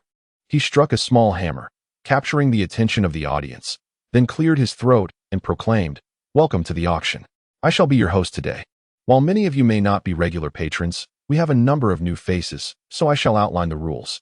I will introduce the items for auction, detailing their purpose, price, starting bid, and minimum increments. Once the auction begins, raising your paddle signifies an automatic bid increase. Any additional raises can be verbally indicated. Furthermore, I must emphasize that while you may observe the auction items, touching them or casting spells to investigate is strictly prohibited. Violators will be dealt with by our security personnel." He gestured towards the security standing in the corner, who also wore masks, likely to display their prowess. The aura of magic they exuded was palpable. Any fool would think twice before provoking them, as their strength likely rivaled that of Virginia. Presently, Claude believed he would still falter against Virginia, though compared to the past, she would not find victory as effortless. He speculated that this individual was of similar caliber to Virginia, presumably nurtured by the Travers family. However, the Travers family appeared to be a formidable force. A wizard of such caliber attending a modest venue for security duties was no trivial matter. The Rogier family had only managed to produce one elite wizard of Virginia's stature, while many others were of slightly lesser skill. "Now, let the auction begin," the host continued. A server approached with a tray, upon which several potion vials rested. In accordance with tradition, the first items for sale were potions. The host announced, First up, we have the Confusion Potion, Elixir of Life, and Explosive Potion, each starting at 30 galleons per vial, with a minimum increment of 3 galleons. The auction is now open. Claude cast a fleeting glance, his interest waning. However, below him, there remained a considerable number of intrigued individuals. After all, these potions were not available at ordinary apothecaries. They required customization.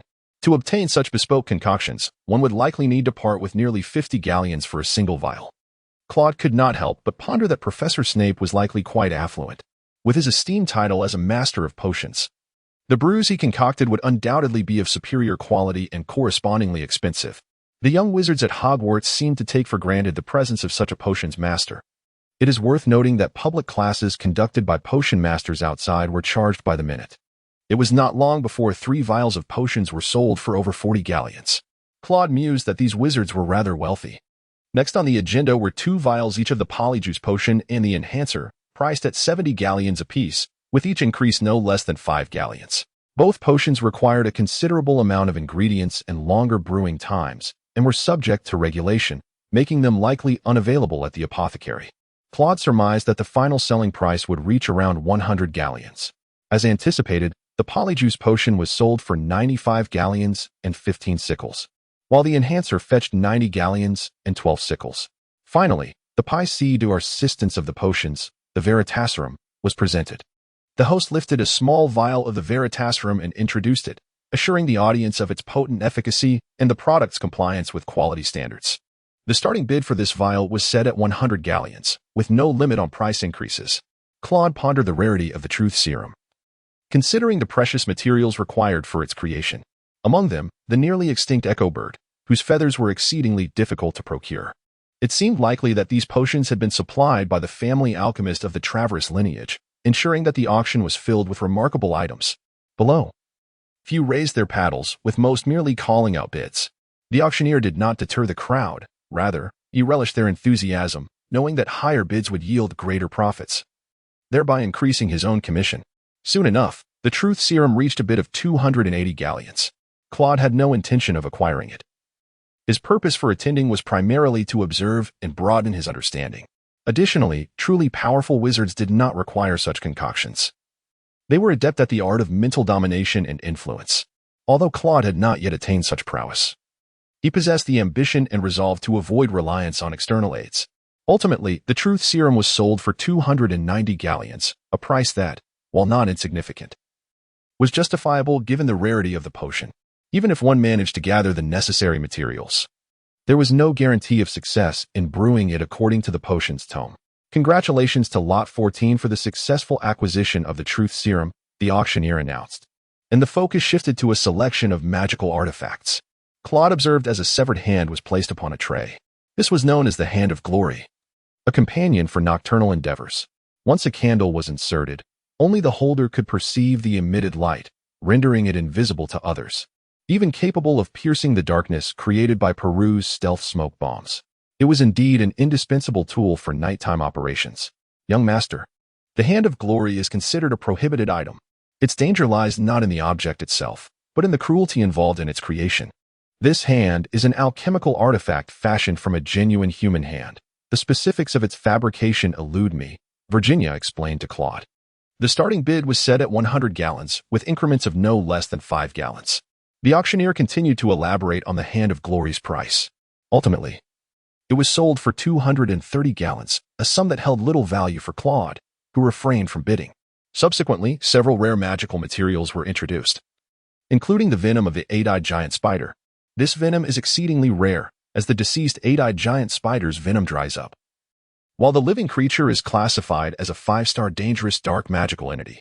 There were also several pints of dragon's blood available. Dragon's blood is a prized commodity, with vast applications in alchemy and potion making. However, it is not easily obtainable. Dragon farms are predominantly controlled by the nobility. To Claude's knowledge, the Malfoy family owns one, and the Ministry of Magic operates another. Any materials derived from dragons command exorbitant prices, while dragons are beyond the reach of ordinary wizards. Challenging a fire dragon is tantamount to courting death. The 8-eyed giant spider's venom fetched 100 gallons, while another esteemed guest in a separate box acquired all 5 pints of dragon's blood.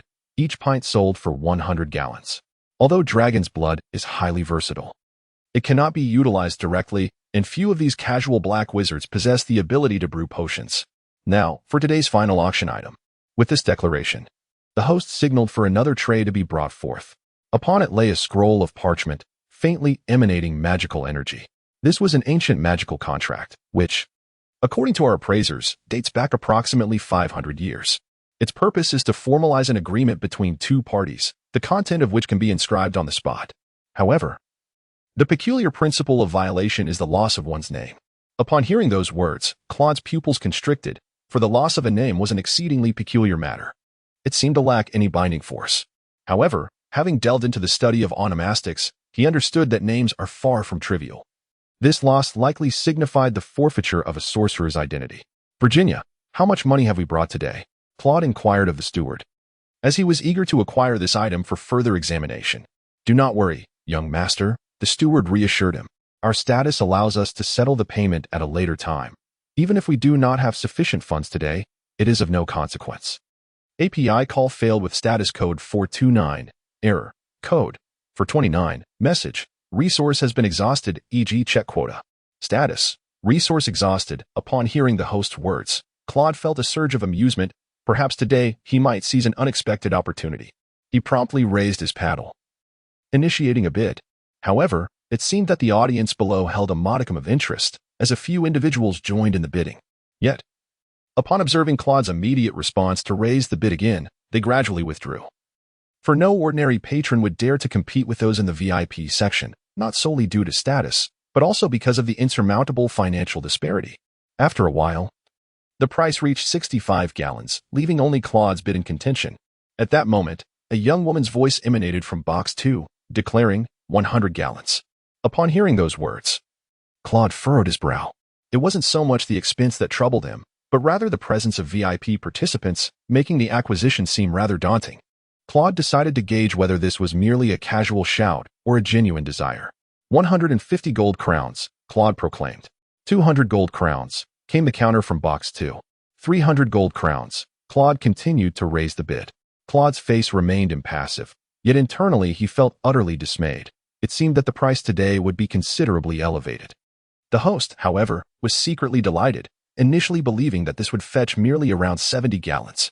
This contract was acquired by their expedition team upon entering a perilous tomb, resulting in significant losses. Even 70 gallons would be a deficit. 500 gallons. The voice from box number 2 slightly altered. 600 gallons. Claude continued to raise the bid.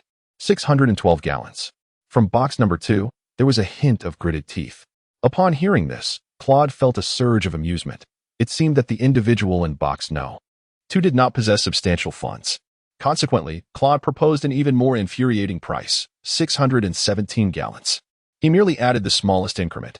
Laughter erupted from the audience, as these casual wizard spectators found themselves both bewildered and entertained by Claude's absurdity.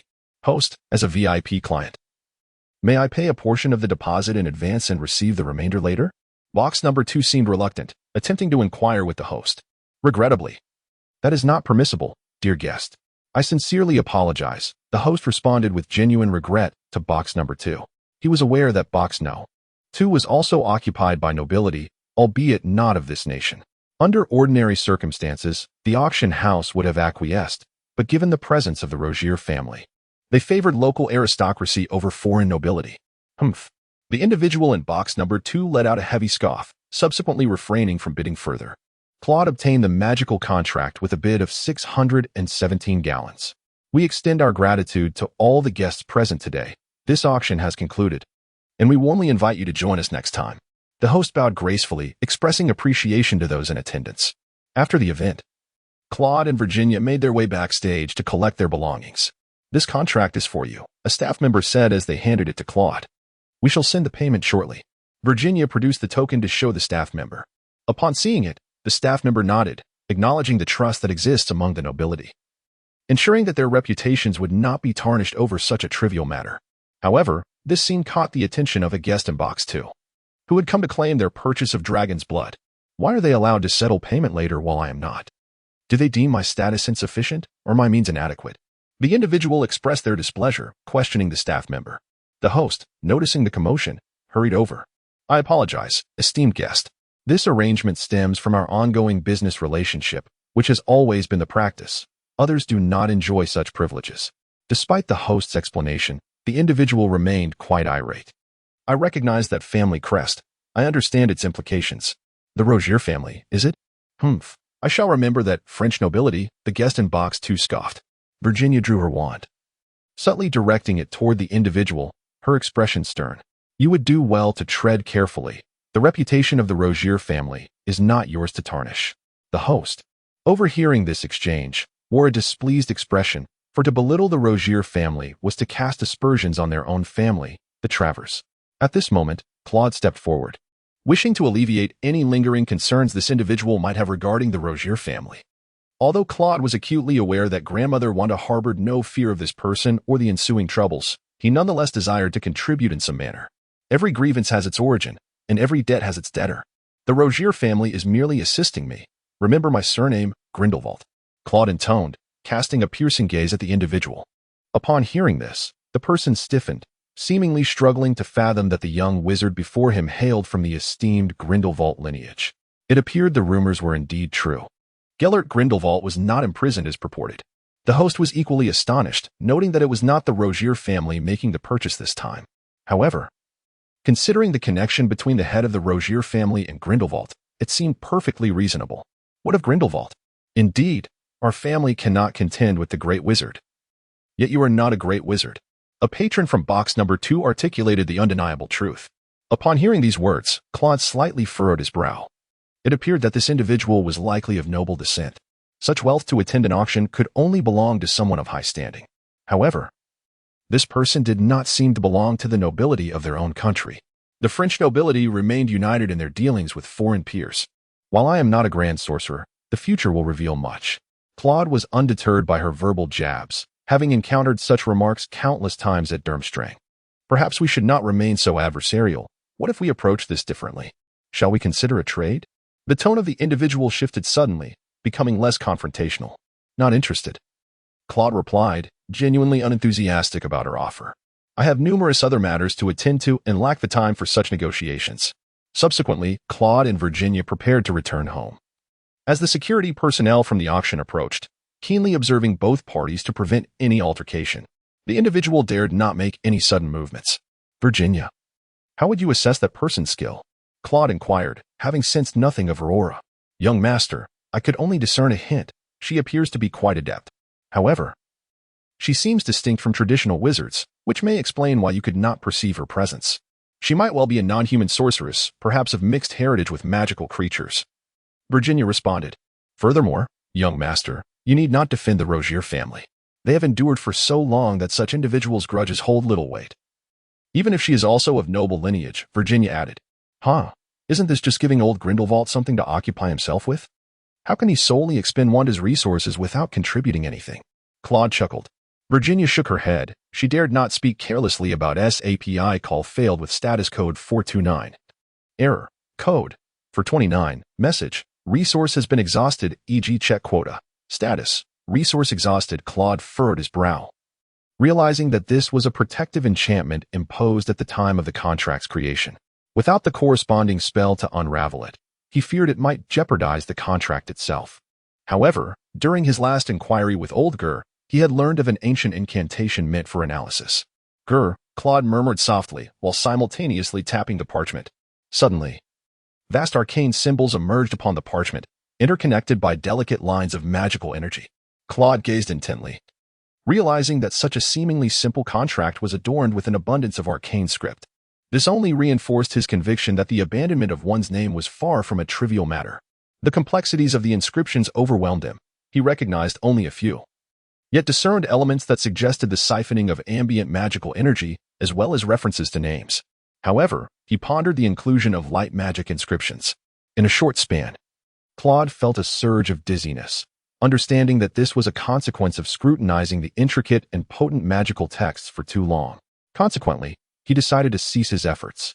Claude resolved to inquire with old Gu about ancient magical scripts in a few days, for he possessed considerable authority in this domain. After all, certain rare magical texts are not documented in any lexicon, and even a grand sorcerer like old Gu would not commit them to writing. Noticing the late hour, Claude decided to have a light meal before retiring for the night. Over the next few days, he immersed himself in the study of the contract, gaining little in the way of knowledge regarding onomastics, primarily due to a lack of direction. However, he made significant strides in his understanding of ancient magical scripts. One morning, Virginia arrived at Claude's door and knocked. "Young master, the head of the household is looking for you." "Very well, I shall come down at once," Claude replied as he tidied himself before descending the stairs. "Little Claude, in a few days, you are to return to Numengard. When do you intend to visit the Malfoy family for the engagement? It is likely that you and old Grindelwald will be away for an extended period, and there may not be much time afterward," Wanda inquired of Claude. Claude suddenly slapped his forehead, realizing that he had been so engrossed in his studies on contracts that he had completely forgotten about Malfoy. "I shall write a letter to the Malfoy family tomorrow," he mused. After some contemplation, he acknowledged the necessity of refreshing his mind, recognizing that relentless study could lead to a creative impasse. "After your visit to the Malfoy family, why not stay in England for a couple of days before heading directly to Numengard?" Wanda suggested. Claude promptly penned a letter and entrusted it to Virginia, dispatched by the swiftest of owls. That evening, Wanda was advising Claude, "The Malfoy family has sought you out, even if they harbor no particular request. It is an overture of goodwill. Therefore, you may present certain demands, provided they are not excessive, for the Malfoy family is unlikely to decline." Claude understood that Grandma Wanda was aware of his recent studies in magic and suggested he visit the Malfoy family to examine their collection of books. However, Claude harbored doubts about whether there would be anything of significance beyond galleons in the Malfoy household. Sensing Claude's skepticism, Wanda offered an explanation. "Young Claude, do not underestimate any pureblood aristocrat. Even those in decline will possess some heirlooms. Moreover, the Malfoy family has not ceased its lineage. It is merely that the current head of the family lacks competence." Wanda seemed to harbor a lingering animosity towards Lucius Malfoy, possibly due to his allegiance as a follower of the Dark Lord, which might have led her to look down upon Voldemort. Claude acknowledged the understanding and resolved to explore opportunities upon his visit the following day, hoping to glimpse the Malfoy family's library. Early the next morning, Claude rose with the dawn, meticulously organizing his belongings. Given that he would not return until the onset of the school year, he wished to ensure that no essential items were overlooked. After a modest lunch, Claude grasped a door key, ready to embark on his journey. Given the transnational nature of his travel, the fireplaces were not interconnected. This key would grant him direct access to the Rosier family in England. However, since the fall of Voldemort and the demise of the heir, Evan Rosier, the Rosier family had experienced a decline, lingering in a state of disrepair, though they had managed to evade incarceration. As the moment approached, Virginia interrupted Claude's contemplation, urging him to prepare. Claude felt as though his navel had been sharply hooked, followed by a disorienting spin. After a considerable duration due to the distance, he finally landed, with his feet spread apart to maintain balance and prevent a fall. He looked up to find himself in a basement. Although underground, the space did not exude an eerie or damp atmosphere. Rather, it was remarkably well preserved. "Welcome, Mr. Grindelwald." An elderly house elf bowed before Claude. "I am Fidge. Please, follow me." Claude followed the house elf as they emerged from the basement and entered the grand hall on the first floor. Despite the decline of the illustrious Rosier family, the opulence of the mansion still whispered echoes of its former glory. The walls were adorned with portraits of the family's past heads, which seemed to murmur amongst themselves upon catching sight of Claude. "Mr. Grindelwald, this way please," said Fidge, leading the way. "Before you proceed to Malfoy Manor, the head of the family wishes to meet with you." Claude followed Fidge to the door of the study. Fidge knocked lightly, and upon receiving a response to enter, he opened the door, gesturing for Claude to step inside. The study, though not exceedingly large, featured a two-tiered bookshelf at the back, with several books resting on the ladder in between. Sunlight streamed in through the floor-to-ceiling windows, illuminating the room brightly. An elderly gentleman, nearing his 70s, sat in an armchair. Upon noticing Claude's entrance, he set aside his copy of Pure Blood Glory and looked up at him. After a brief silence, Claude initiated the conversation. "Good day, Mr. Rosier." The old man seemed to have just returned to reality. "Please, have a seat, Mr. Grindelwald. Seeing you evokes memories of that individual in his youth," Rosier remarked. "Are you referring to my grandfather, old Grindelwald?" Claude gently inquired. "No, I am alluding to another Dark Lord, handsome, courteous, and possessing powers that far surpassed his peers," Rosier replied. Claude furrowed his brow, as this was the first time he had encountered such a notion. After all, Voldemort primarily operated within the confines of the United Kingdom, wielding minimal influence over other European nations. Allow me to be straightforward. May I address you as Claude? Claude sensed that the elderly man before him harbored some unspoken request. He could perceive that this venerable figure was a formidable wizard, a testament to the might of pure-blood families, even if he did not possess the stature of a grandmaster. His prowess was not far behind. Claude nodded gently in agreement. Upon sensing the magical energy emanating from Lord Montgomery, his curiosity deepened. In a land teeming with noble families, it seemed peculiar that, even if only a few possessed wizards of such caliber, they still harbored a profound fear of Voldemort. This suggested the existence of hidden truths. Yet Claude found his attentions primarily devoted to the study of onomancy and ancient magical scripts. While such secrets intrigued him, he had no intention of delving too deeply into them. I shall speak plainly, the elder began. I am Montgomery Rosie Ree, the current head of the Rosie Ree family in England, and I wish for you, Claude Grindelwald, to become the heir of the Rosie Ree lineage. Why? Claude inquired, genuinely astonished. You must be aware that the Rosie Ree family presently lacks an heir, Montgomery replied with a hint of despondency. This is a common plight among the pure-blooded aristocrats of England. The offspring are regrettably few. Montgomery continued, currently, apart from the servants, I am the sole remaining member struggling to uphold the Rosie Ree legacy, and my years are advanced.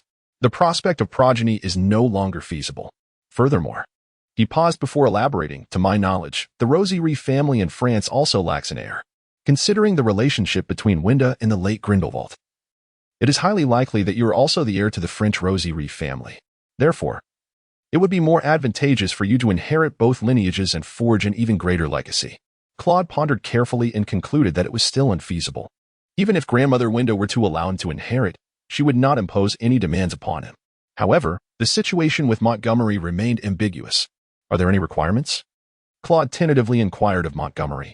We must enter into an ancient familial covenant.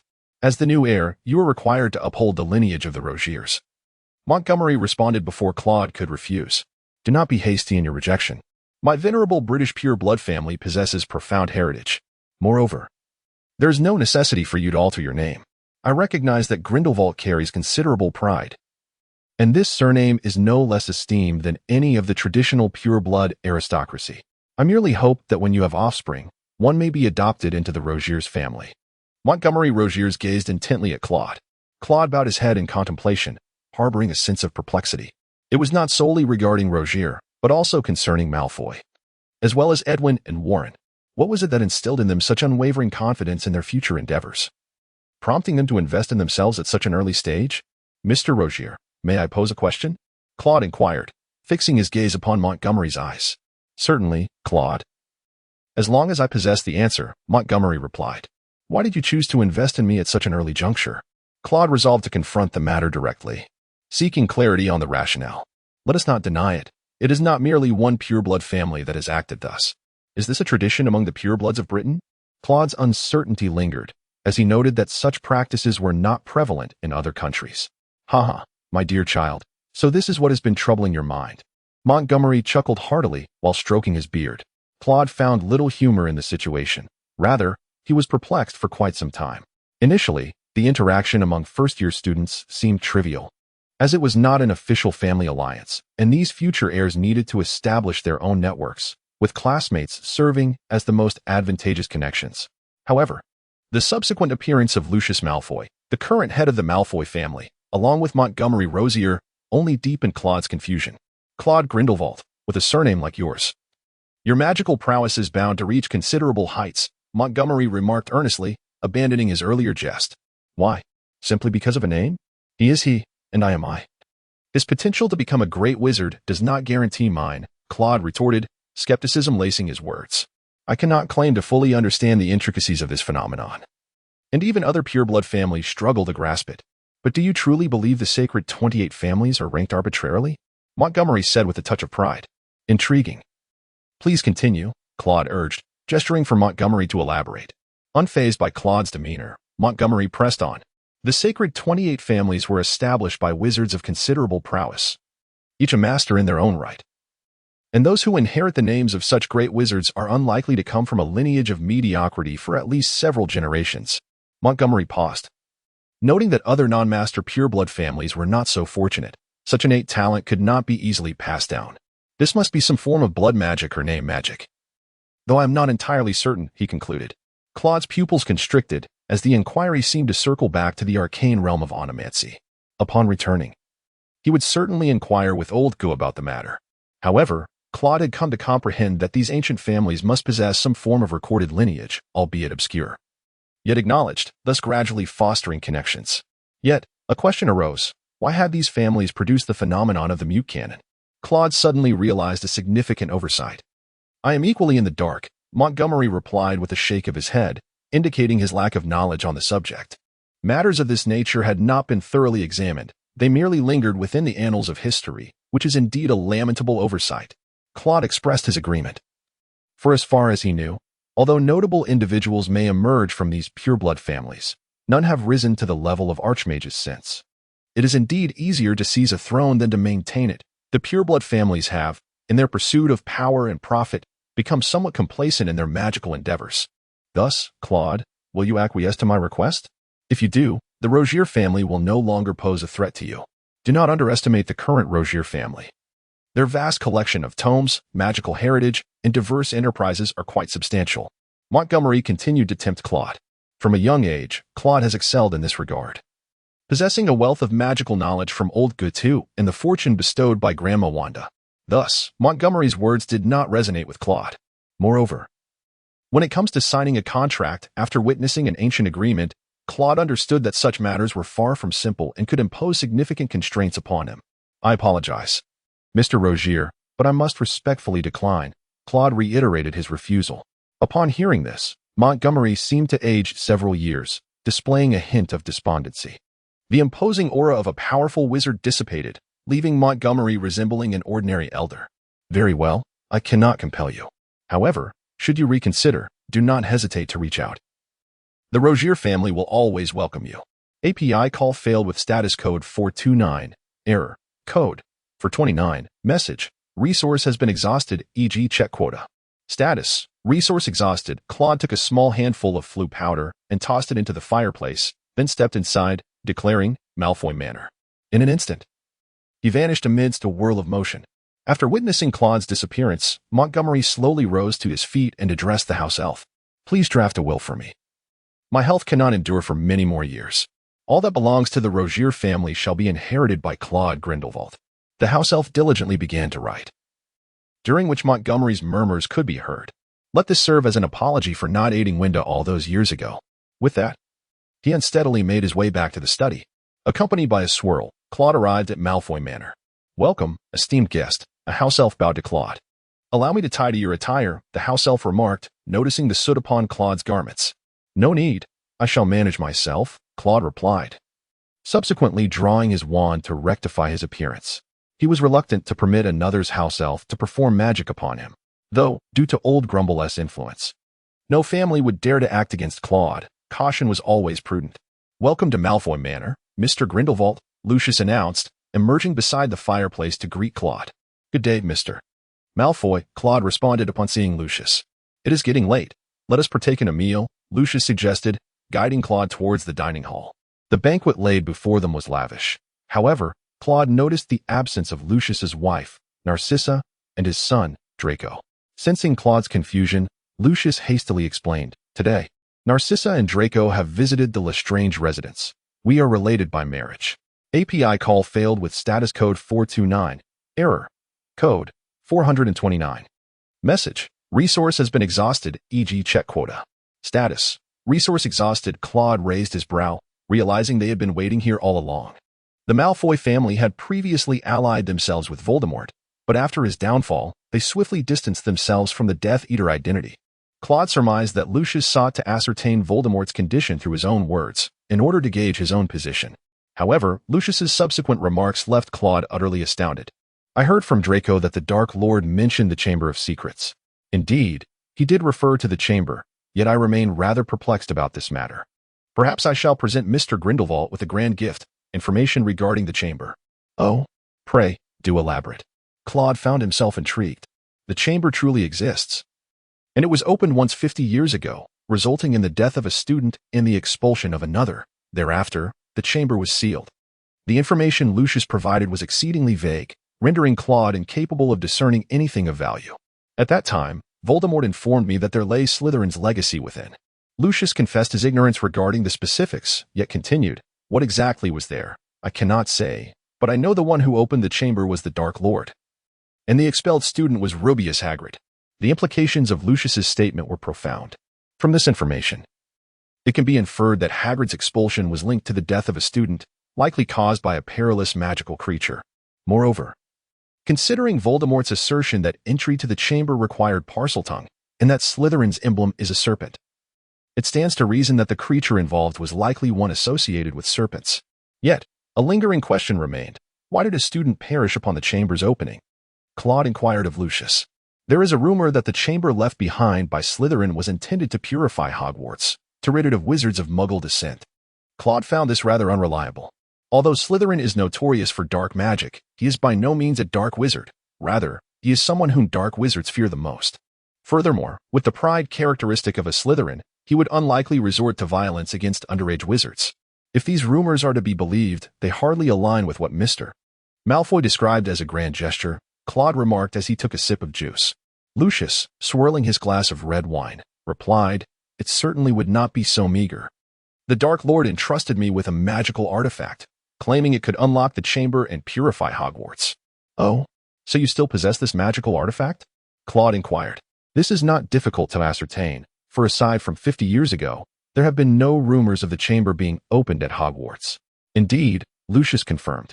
"The Dark Lord instructed me to bring this artifact to Hogwarts at the appropriate time." Claude narrowed his eyes, sensing that Voldemort was not so easily comprehended. During their conversation in the Forbidden Forest, he had also spoken to Draco, instructing him to relay the information regarding the Chamber of Secrets to Lucius. But why would he wish to open the chamber? It was to divert Dumbledore's attention, preventing him from thwarting his resurgence. Yet, why would Mr. Malfoy disclose this information to me? Without awaiting Lucius's response, Claude continued, "Is it because I bear the surname Grindelwald? Do you believe I could evolve into a wizard of Voldemort's caliber?" Lucius was momentarily taken aback by Claude's candid remarks, but soon he smiled softly and replied, "Indeed. It is because you are a Grindelwald. The Malfoy family must also prepare for the future." Claude scoffed inwardly, considering the cunning Malfoy family. He then assessed Lucius's capabilities, which were evidently inferior to those of Montgomery Rosier. Despite both being heads of their respective households, the disparity in their strengths was considerable. Likely due to Lucius's obsession with power and intrigue, the moment for the grand gesture had arrived. "Dobby, bring it forth," Lucius commanded the house elf. The elf named Dobby bowed deeply and scurried away, returning shortly with a diary in hand. Lucius gestured for Claude to take a look. Claude examined the object and, finding no immediate danger, decided to lift it. The diary was bound in black leather, and upon opening it, he discovered that it bore no inscriptions, save for a name written on the flyleaf, Tom Riddle. "So this is the magical artifact that Voldemort entrusted to you?" he inquired. "Indeed, that is correct. I dared not probe into it, even after the Dark Lord's downfall. I am unaware of its usage. He merely instructed me to deliver it to Hogwarts." It seems that Voldemort's true name is Tom Riddle. The earliest Death Eaters were privy to this information, though he later altered his name. "However, Mr. Grindelwald, I possess another piece of information. The Dark Lord has enchanted his name, such that anyone who utters it will be sensed by him. No wonder the ordinary folk refer to him as the Dark Lord, while the Death Eaters call him the Dark Lord. It appears Voldemort has a keen interest in onomancy. May I take this diary with me?" "I intend to bring it to Hogwarts," Claude asked Lucius. Yet, Claude remained entirely oblivious to the fact that this was a magical object. He planned to return and show it to Old Grey, curious to see if Old Grey recognized its significance. "You may take it for further study, but it would be prudent not to carry it to Hogwarts yourself. Should the Dark Lord discover this, he would realize the connection between us, and my situation would become rather precarious." Claude harbored some doubts and promptly inquired, "Do you also fear his current state? I have seen him. He is in a condition worse than that of a wandering spirit, devoid of the magical essence to even perceive who has uttered his name." Although Claude was unaware of how to unleash this name magic, he could surmise that it required an immense reservoir of magical power, which Voldemort, in his current state, simply did not possess. Caution is seldom a fault, and it is evident that the Dark Lord will inevitably return. Not just I, but all Death Eaters are aware of this. "How can you be so certain?" Claude inquired of Lucius. "Furthermore, If you know he will revive, why would you choose to betray him? The Dark Lord has previously informed us that he has conquered death. Even if struck by the killing curse, he would resurrect, and he is not one to boast, Lucius replied gravely. As for the reason behind our betrayal, it is a decision made by our pureblood families, excluding only the Lestranges and little Barty Crouch, encompassing all families, both those in Azkaban and those not. We felt compelled to issue him a warning, for the Dark Lord has violated his initial promise, and we must respond. Are you not afraid of his vengeance upon his return? It seems you underestimate the Great Wizard, Claude remarked. No. We are well aware of the power of the Great Wizard. However, as long as he is not deranged, he will refrain from such actions. Moreover, the lineage of pureblood families is indeed profound. You have encountered old Rosier, you must recognize his strength, yes? Indeed, he is formidable. Yet he remains significantly distant from the Great Wizard. Lucius pondered for a moment, seemingly deliberating whether to divulge this matter to Claude, but upon considering Rosier from France, he felt it would be acceptable to share. Each of the sacred 28 families can dispatch a wizard of that caliber, Lucius slowly articulated. Claude's pupils contracted as he grasped Lucius's implication. It appeared to be a secret of the pureblood families. If they could indeed muster such a multitude of wizards, even Voldemort would not dare to act recklessly. It was not fear of being besieged, but rather that if these wizards allied with Dumbledore, Voldemort's myriad means of resurrection would prove insufficient. The pureblood families of England were indeed more formidable than they appeared, possessing substantial heritage. Might I inquire how this is accomplished? Mr. Malfoy seems to be some distance from that echelon, Claude gently inquired. I apologize, Mr. Grindelwald, but I cannot divulge that. It is a secret of the English pureblood families, Lucius replied with a smile, dismissing Claude's request. Lucius's words extinguished any inclination Claude had to question Wanda, revealing that the pureblood families of England indeed possessed skills crucial for their survival. After dining, Claude felt quite satisfied with his acquisitions and resolved to take his leave, informing Lucius that he would return the diary before the commencement of the school year. Through the fireplace at Malfoy Manor, Claude journeyed to Diagon Alley and found himself at the Leaky Cauldron, intending to stay for the night. Upon reaching his room, Claude penned a letter inquiring when old Gramps would set off and to where, as well as where he should rendezvous. He borrowed the tavern owner's owl, Tom, to send the letter. Claude contemplated the necessity of acquiring an owl of his own for correspondence, though he considered alternatives to an owl as well. The night passed uneventfully, and the following day, Claude rose early to visit the Owl Emporium. However, after perusing the selection, he found nothing that truly satisfied him. He felt that owls were too easily intercepted when carrying messages. May I assist you with something? The shopkeeper observed Claude's restless pacing, uncertain of what to recommend. I wish to select a messenger owl, one that is small in size and swift, Claude considered before responding. The speed of owls is relatively consistent. They are not particularly fast, averaging around 40 miles per hour, which suffices for delivering a letter. Perhaps you might prefer one with more aesthetic appeal? The shopkeeper suggested, leading Claude to an owl within a cage, its plumage a pristine white. This is a snowy owl, rather rare, especially one devoid of any discoloration. I recall there was one last year, but it was swiftly sold, even at double the price of other owls. Claude seemed to recall that Harry was indeed the owl in question, yet he shook his head at the shopkeeper. I require it swiftly, exceedingly swiftly. The shopkeeper, with hands on hips, replied, I fear we do not possess such an item here. But you might find what you seek at a shop on the southern side of Diagon Alley. After expressing his gratitude, Claude proceeded southward. However, despite passing numerous shops, he did not encounter the establishment mentioned by the clerk. It was not until he reached the end of the street that he finally spotted a shop, its sign coated in dust, bearing an unremarkable name, the Enchanted Creature's Shop. Claude stepped inside, unable to suppress a cough. The place was not only exceedingly crowded but also filled with an overwhelming odor. Shelves on either side were adorned with cages, each housing a myriad of creatures, toxic orange snails, a turtle encrusted with jewels, and owls. At that moment, a black cat approached, meowing at Claude. Following the cat's call, a person emerged from within. This individual was adorned with feathers from various creatures, donned spectacles, and appeared somewhat shy. Hello, what can I assist you with? The person inquired of Claude. I require a messenger bird, Claude replied.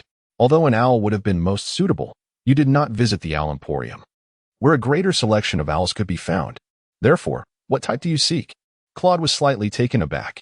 This individual appeared not particularly astute, yet his thoughts were remarkably meticulous. having deduced with merely a single sentence. I require something swift and compact, suitable for my personal carry. Claude articulated to the person before him. Let me ponder for a moment.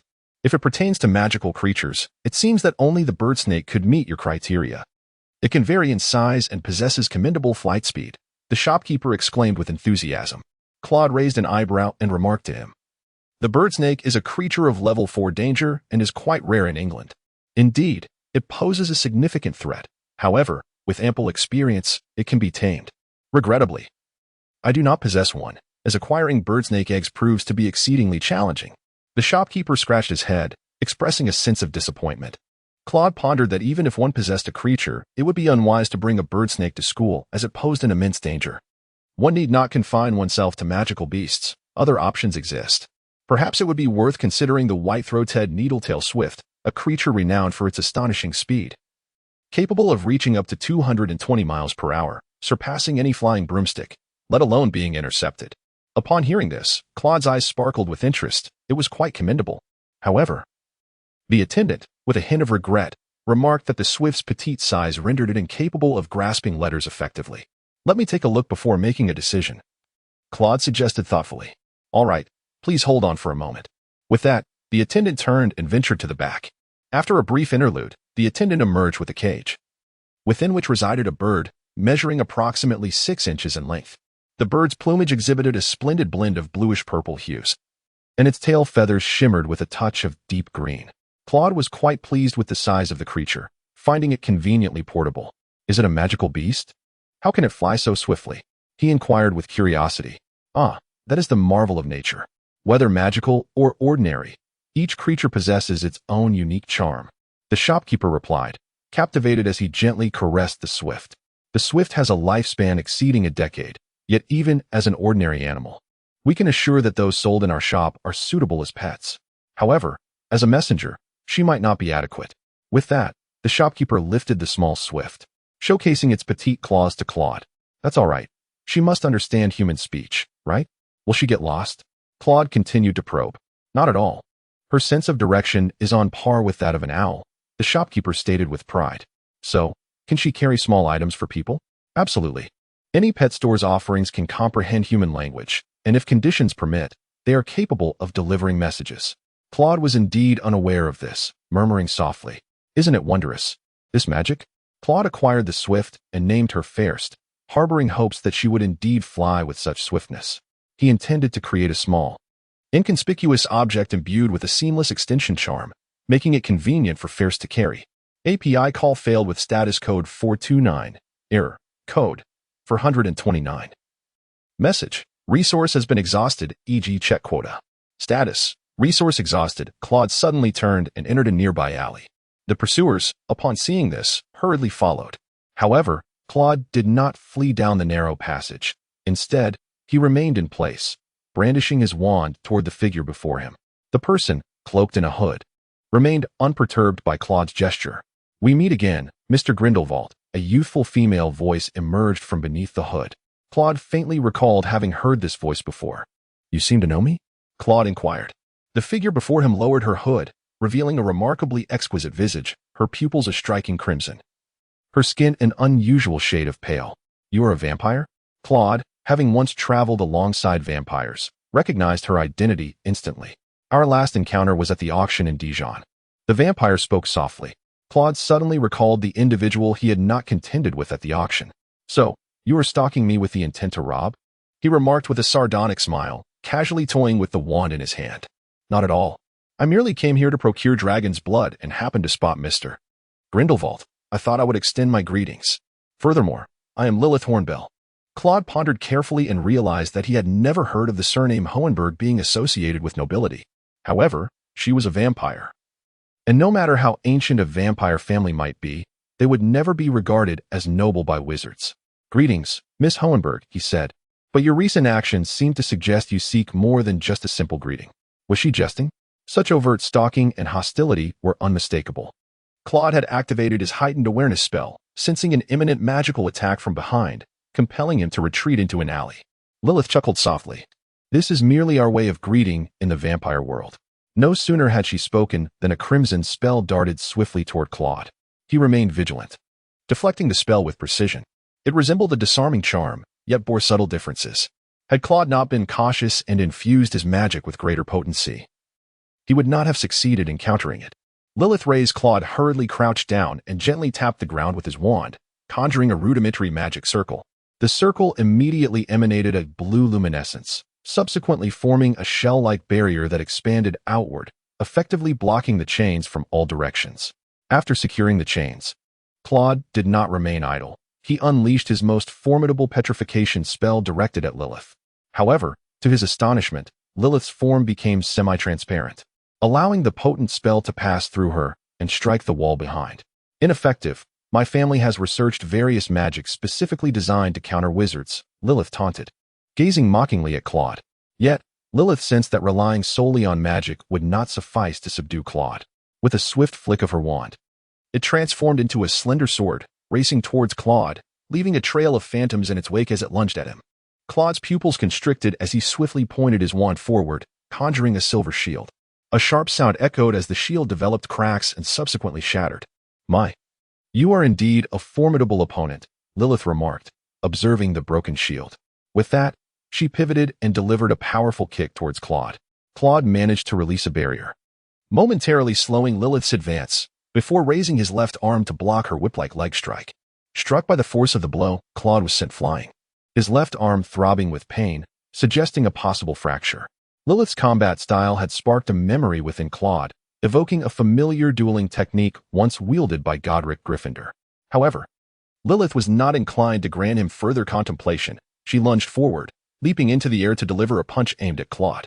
Yet, inspired by Lilith's recent display of prowess, Claude tapped his left arm and summoned an ancient incantation, Eurus.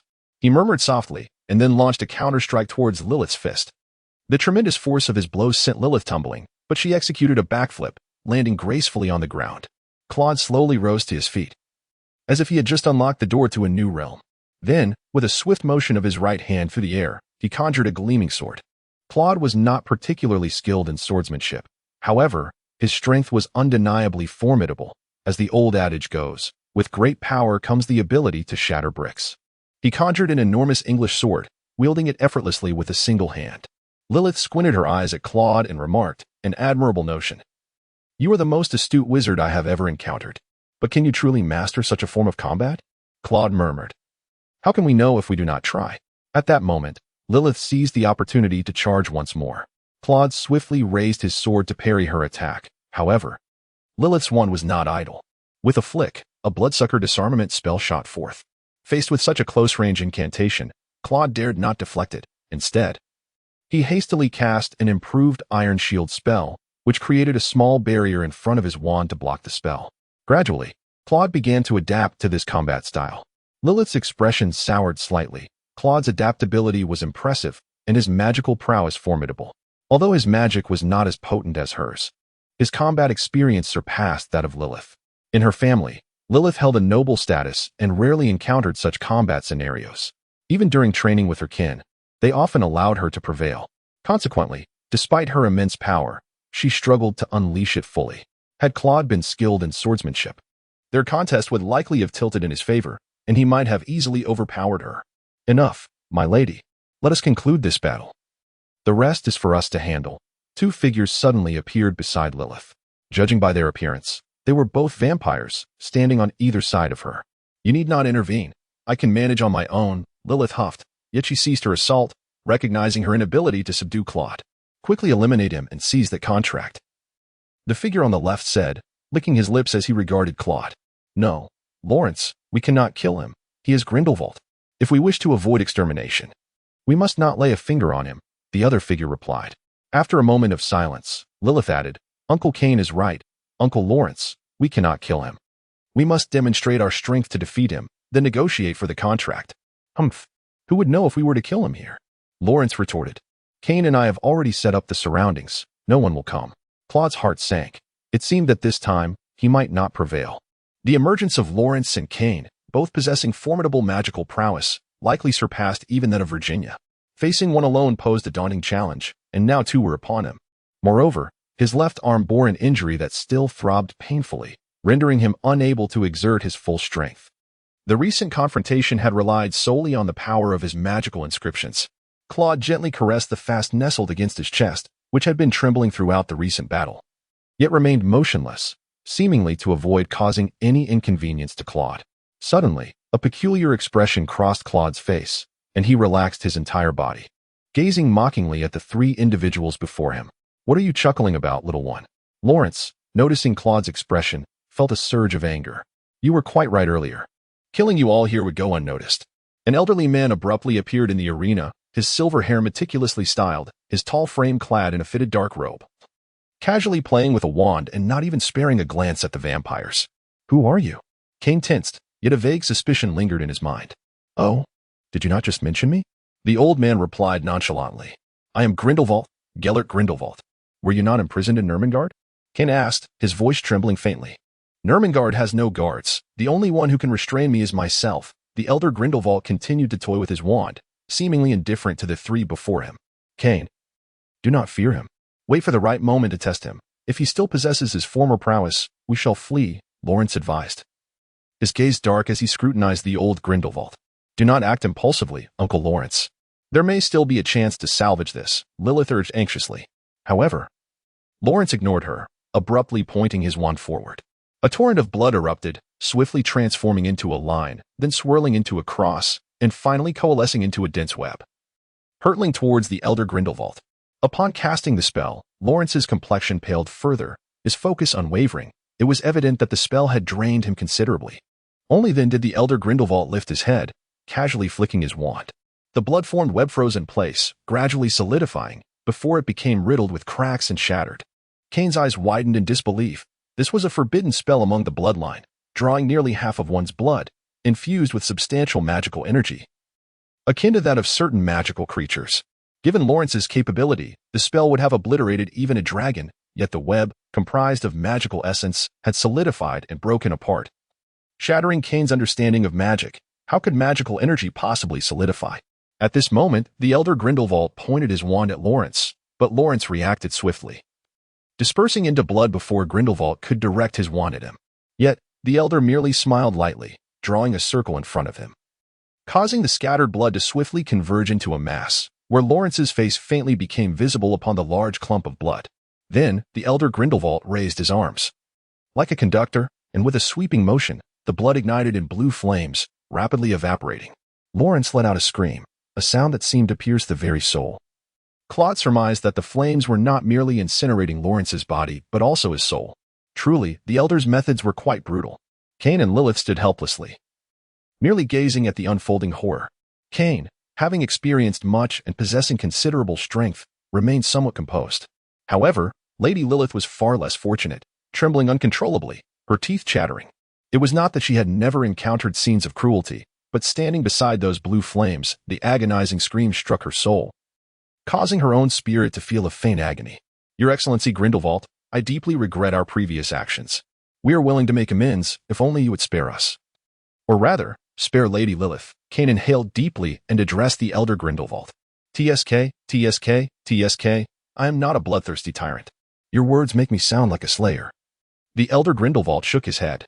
The three present felt a lump in their throats, at a loss for words. Given Grindelwald's notorious past, how could he claim not to be a killer? "I generally do not strike the weak. To be honest, you all are weak in my eyes," Grindelwald continued. "As you witnessed, he unleashed a formidable forbidden spell, and I was compelled to retaliate. Moreover, while you two did not display any murderous intent, he did." Grindelwald's gaze sharpened. Kane and Lilith stiffened, understanding the implication. Thankfully, they had harbored no ill thoughts toward the younger Grindelwald. As for Claude, he had exhibited murderous intent toward them, and Kane found himself at a loss for words regarding that. Grindelwald lamented, "What a pity." Upon hearing these words, Claude's lips twitched involuntarily. Although he understood that old Grindelwald was defending him, the manner in which he did so was rather peculiar. It had always been this way since he could remember. All right, you two may leave," old Grindelwald said impatiently, waving his hand dismissively as if shooing away pesky insects. Kane and Lilith bowed respectfully before attempting to disapparate. But just before they vanished, old Grindelwald's voice echoed in the air.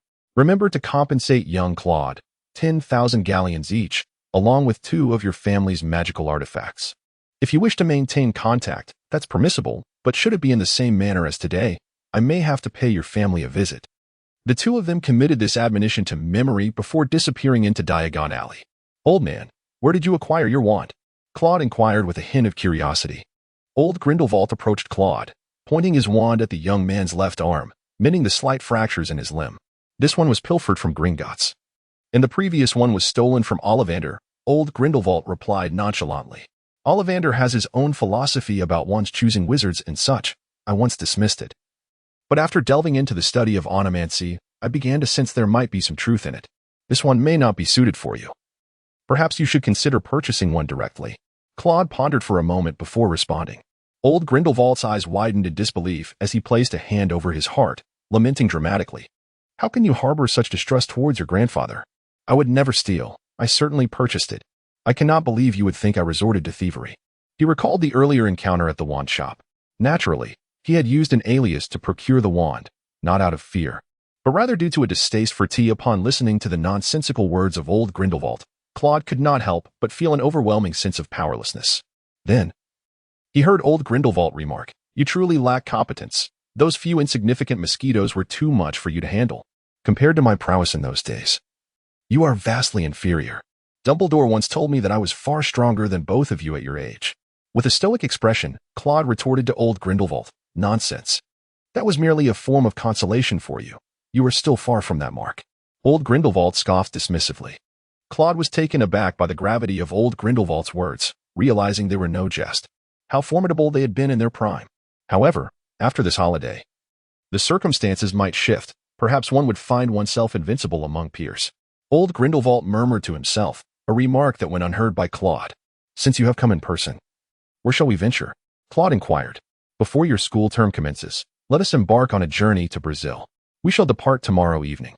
Claude and Old Grindelwald arrived at the Leaky Cauldron. In the room, Claude retrieved the diary and inquired, "Do you know how to use this?" "It is an artifact left by Voldemort, presumably a magical item." Old Grindelwald casually took it and examined it closely. "Ah," he exclaimed. "The magical craftsmanship displayed here is quite remarkable, though it bears a certain naivety. It must be a product of his youth." As he tapped the diary with his wand, he continued to investigate, remarking, "The protective enchantments are extensive, encompassing nearly every conceivable form of magical defense. To unravel them would prove exceedingly challenging, requiring a form of magic that is unbreakable." However, he suddenly scoffed, casting the diary dismissively onto the table, his disdain evident. "Humph. It seems he is nothing more than a coward, resorting to the creation of such contrivances." Claude, filled with perplexity, inquired, "What is this thing? If I am not mistaken, this appears to be a Horcrux." Old Grindelwald reclined lazily on the sofa, responding, "A Horcrux? What is that? What purpose does it serve?" Claude bombarded him with 3 questions in quick succession. "Alas, I often urge you to read more, yet you neglect it. Look, such basic knowledge eludes you," Grindelwald remarked before Claude could retort. "A Horcrux is an object that grants one a second life, created through a series of rituals that split one's soul." "Oh, that indeed aligns with his character," Claude mused. "If you could see him now, your disdain would only deepen." He grasped the general concept of a Horcrux. As for his pursuit, how shall I put it? It seems rather juvenile, akin to the fantasies of a child yearning for immortality. Ha ha ha. Grindelwald found this amusing. Unable to contain his laughter. "He will be meticulously orchestrated by Albus," he added suddenly. "However, you might consider experimenting with it, perhaps attempt to inscribe something upon it. Learn a thing or two from him. His studies in dark magic are quite profound." Upon hearing this, Claude immediately took action, preparing to write and see what would transpire. Reassured by the presence of Old Grindelwald, which mitigated any significant danger. "Hello," Claude inscribed upon the surface. Gradually, the ink was absorbed, and words began to materialize before his eyes. "Hello, where is this?" Old Grindelwald, secretly observing as Claude wrote, contemplated for a moment before waving his wand. "I have enchanted this room to resemble the magical ambience of Hogwarts, lest this diary fail to convey the truth," Old Grindelwald elucidated. Before long, the diary began to reveal more text. "It seems I am at Hogwarts. I have not manifested for quite some time, and was momentarily unable to discern clearly. Are you a student of Hogwarts?" "Indeed, I am a student of Slytherin House," Claude continued to write. "How splendid. I am exceedingly eager to be held by a Slytherin student. I am your senior, Tom Riddle. You may observe the contributions I have made in the trophy room." "What is your name?" Claude pondered for a moment before pinning down his thoughts. My name is Warren Shafik. As a descendant of the Shafik lineage, you must have heard of the Chamber of Secrets at Hogwarts. Allow me to take you there. No, I have no interest in the chamber. My current fascination lies solely with power. Claude dismissed the journal. By chance, I possess a certain proficiency in magic and could impart my knowledge to you. However, do you not wish to at least glimpse the chamber? Claude promptly closed the diary, denying Tom Riddle the opportunity to discuss the matter of the chamber. He felt it imperative to maintain control over the situation, for who could predict what traps Voldemort might lay in wait? A prudent decision indeed. Now, let us take a moment to rest, for tomorrow we shall embark on our journey to Brazil. The following morning, Claude noticed the absence of old Gert. Yet he paid it little mind, as such a grown individual could hardly be lost. After breakfast, he took the chance to feed Fastus. In Claude's hands, Fastus gently pecked at the crumbs of bread. Then, with a flutter of wings, he emitted a couple of chirps. Do you wish to fly for a while? Claude inquired, gazing at Fastus with curiosity. Fastus tilted his head at Claude and lightly pecked the palm of his hand. Claude understood and spoke to Fast. Then you may take flight for a while, but do not venture too far. When old Ger returns, I shall summon you back with my magical whistle. Fast responded with a call and swiftly spread his wings, soaring into the sky. Claude gazed upward at the figure of Fast, which soon became indistinct. Just as Fast had taken flight, old Grindelwald returned. What kind of bird is this you have? How can it fly so swiftly?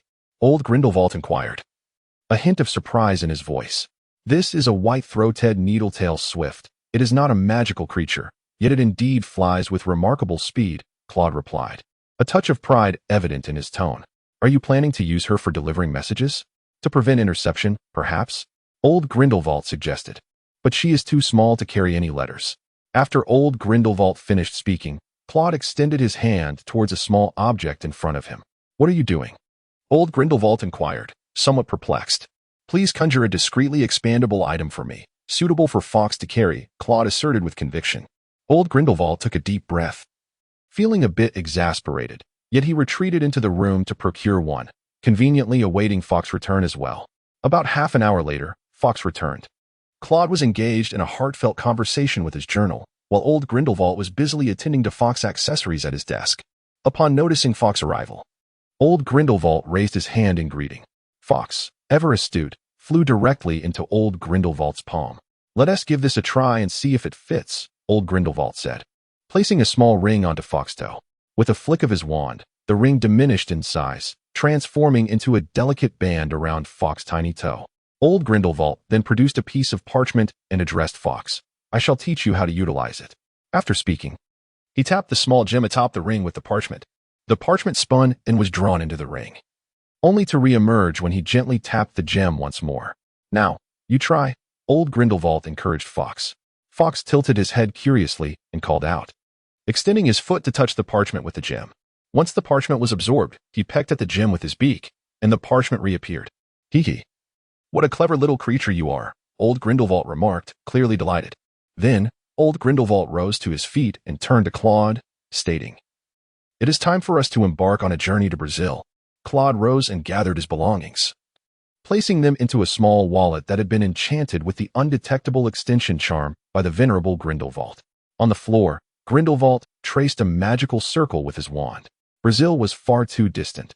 Traversing through apparition would prove challenging and would require a touch of assistance.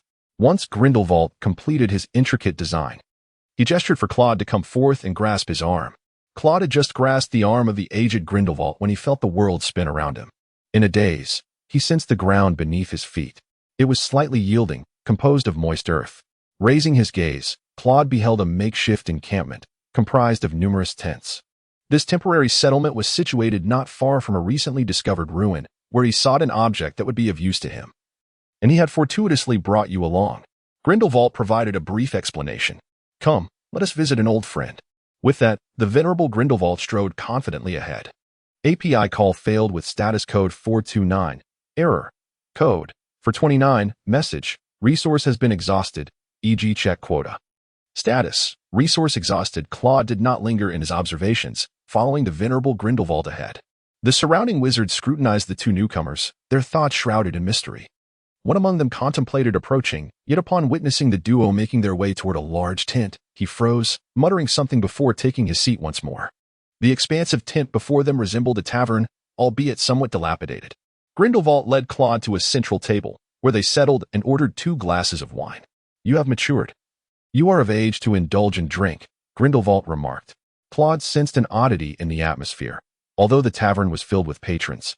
Each individual seemed engrossed in their plates, offering no exchange of words, nor partaking in any food. API call failed with status code 429. Error. Code 429. Message. Resource has been exhausted, e.g. check quota.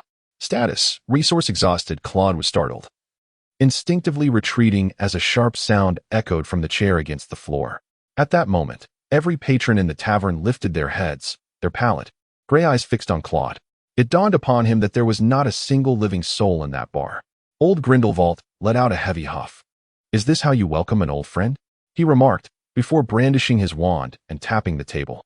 A ripple emanated outward, enveloping the entire small tavern. Instantly, the bodies collapsed as if bereft of support. The waiter, standing at the edge of the table, fell to the ground like a marionette severed from its strings. "What are these? They do not appear to be undead," Claude inquired of Grindelwald. "Just a mere trick of the necromancer. Controlling corpses is a commonplace feat for them." "Hardly impressive," Grindelwald scoffed.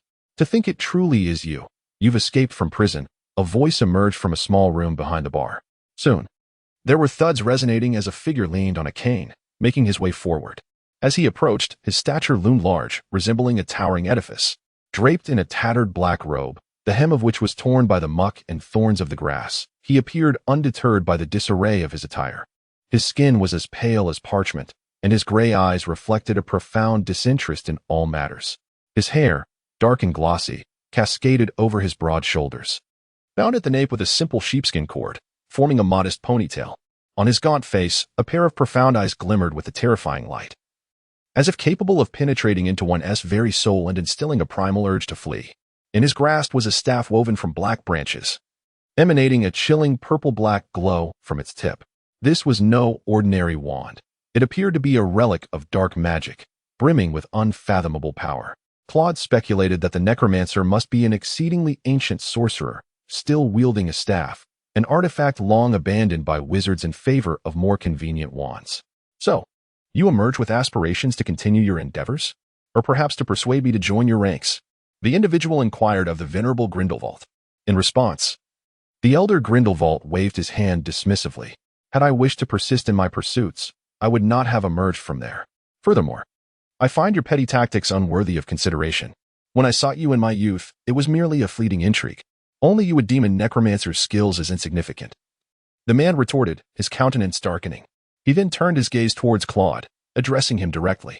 "Is this the renowned descendant of yours?" "Indeed, quite exceptional, as befits your lineage." "You are Claude, are you not?" "I am Cadron Blackbone. I have come to seek your counsel regarding the relics. Furnish me with some intelligence." Grindelwald interrupted Cadron's inquiry. "What recompense do I receive?" Cadron rasped. "Your survival shall be the greatest reward," Grindelwald replied, regarding Cadron with a penetrating gaze. Cadron inhaled deeply, his pale eyes scrutinizing Grindelwald as if weighing a decision. "Very well," Cadron ultimately resolved. "You bring your descendant, undoubtedly seeking to enhance your potions. Someone has seen the same vial as before, though only one was visible. I doubt you care for the rest. A wise choice. Yet, you shall not suffer loss.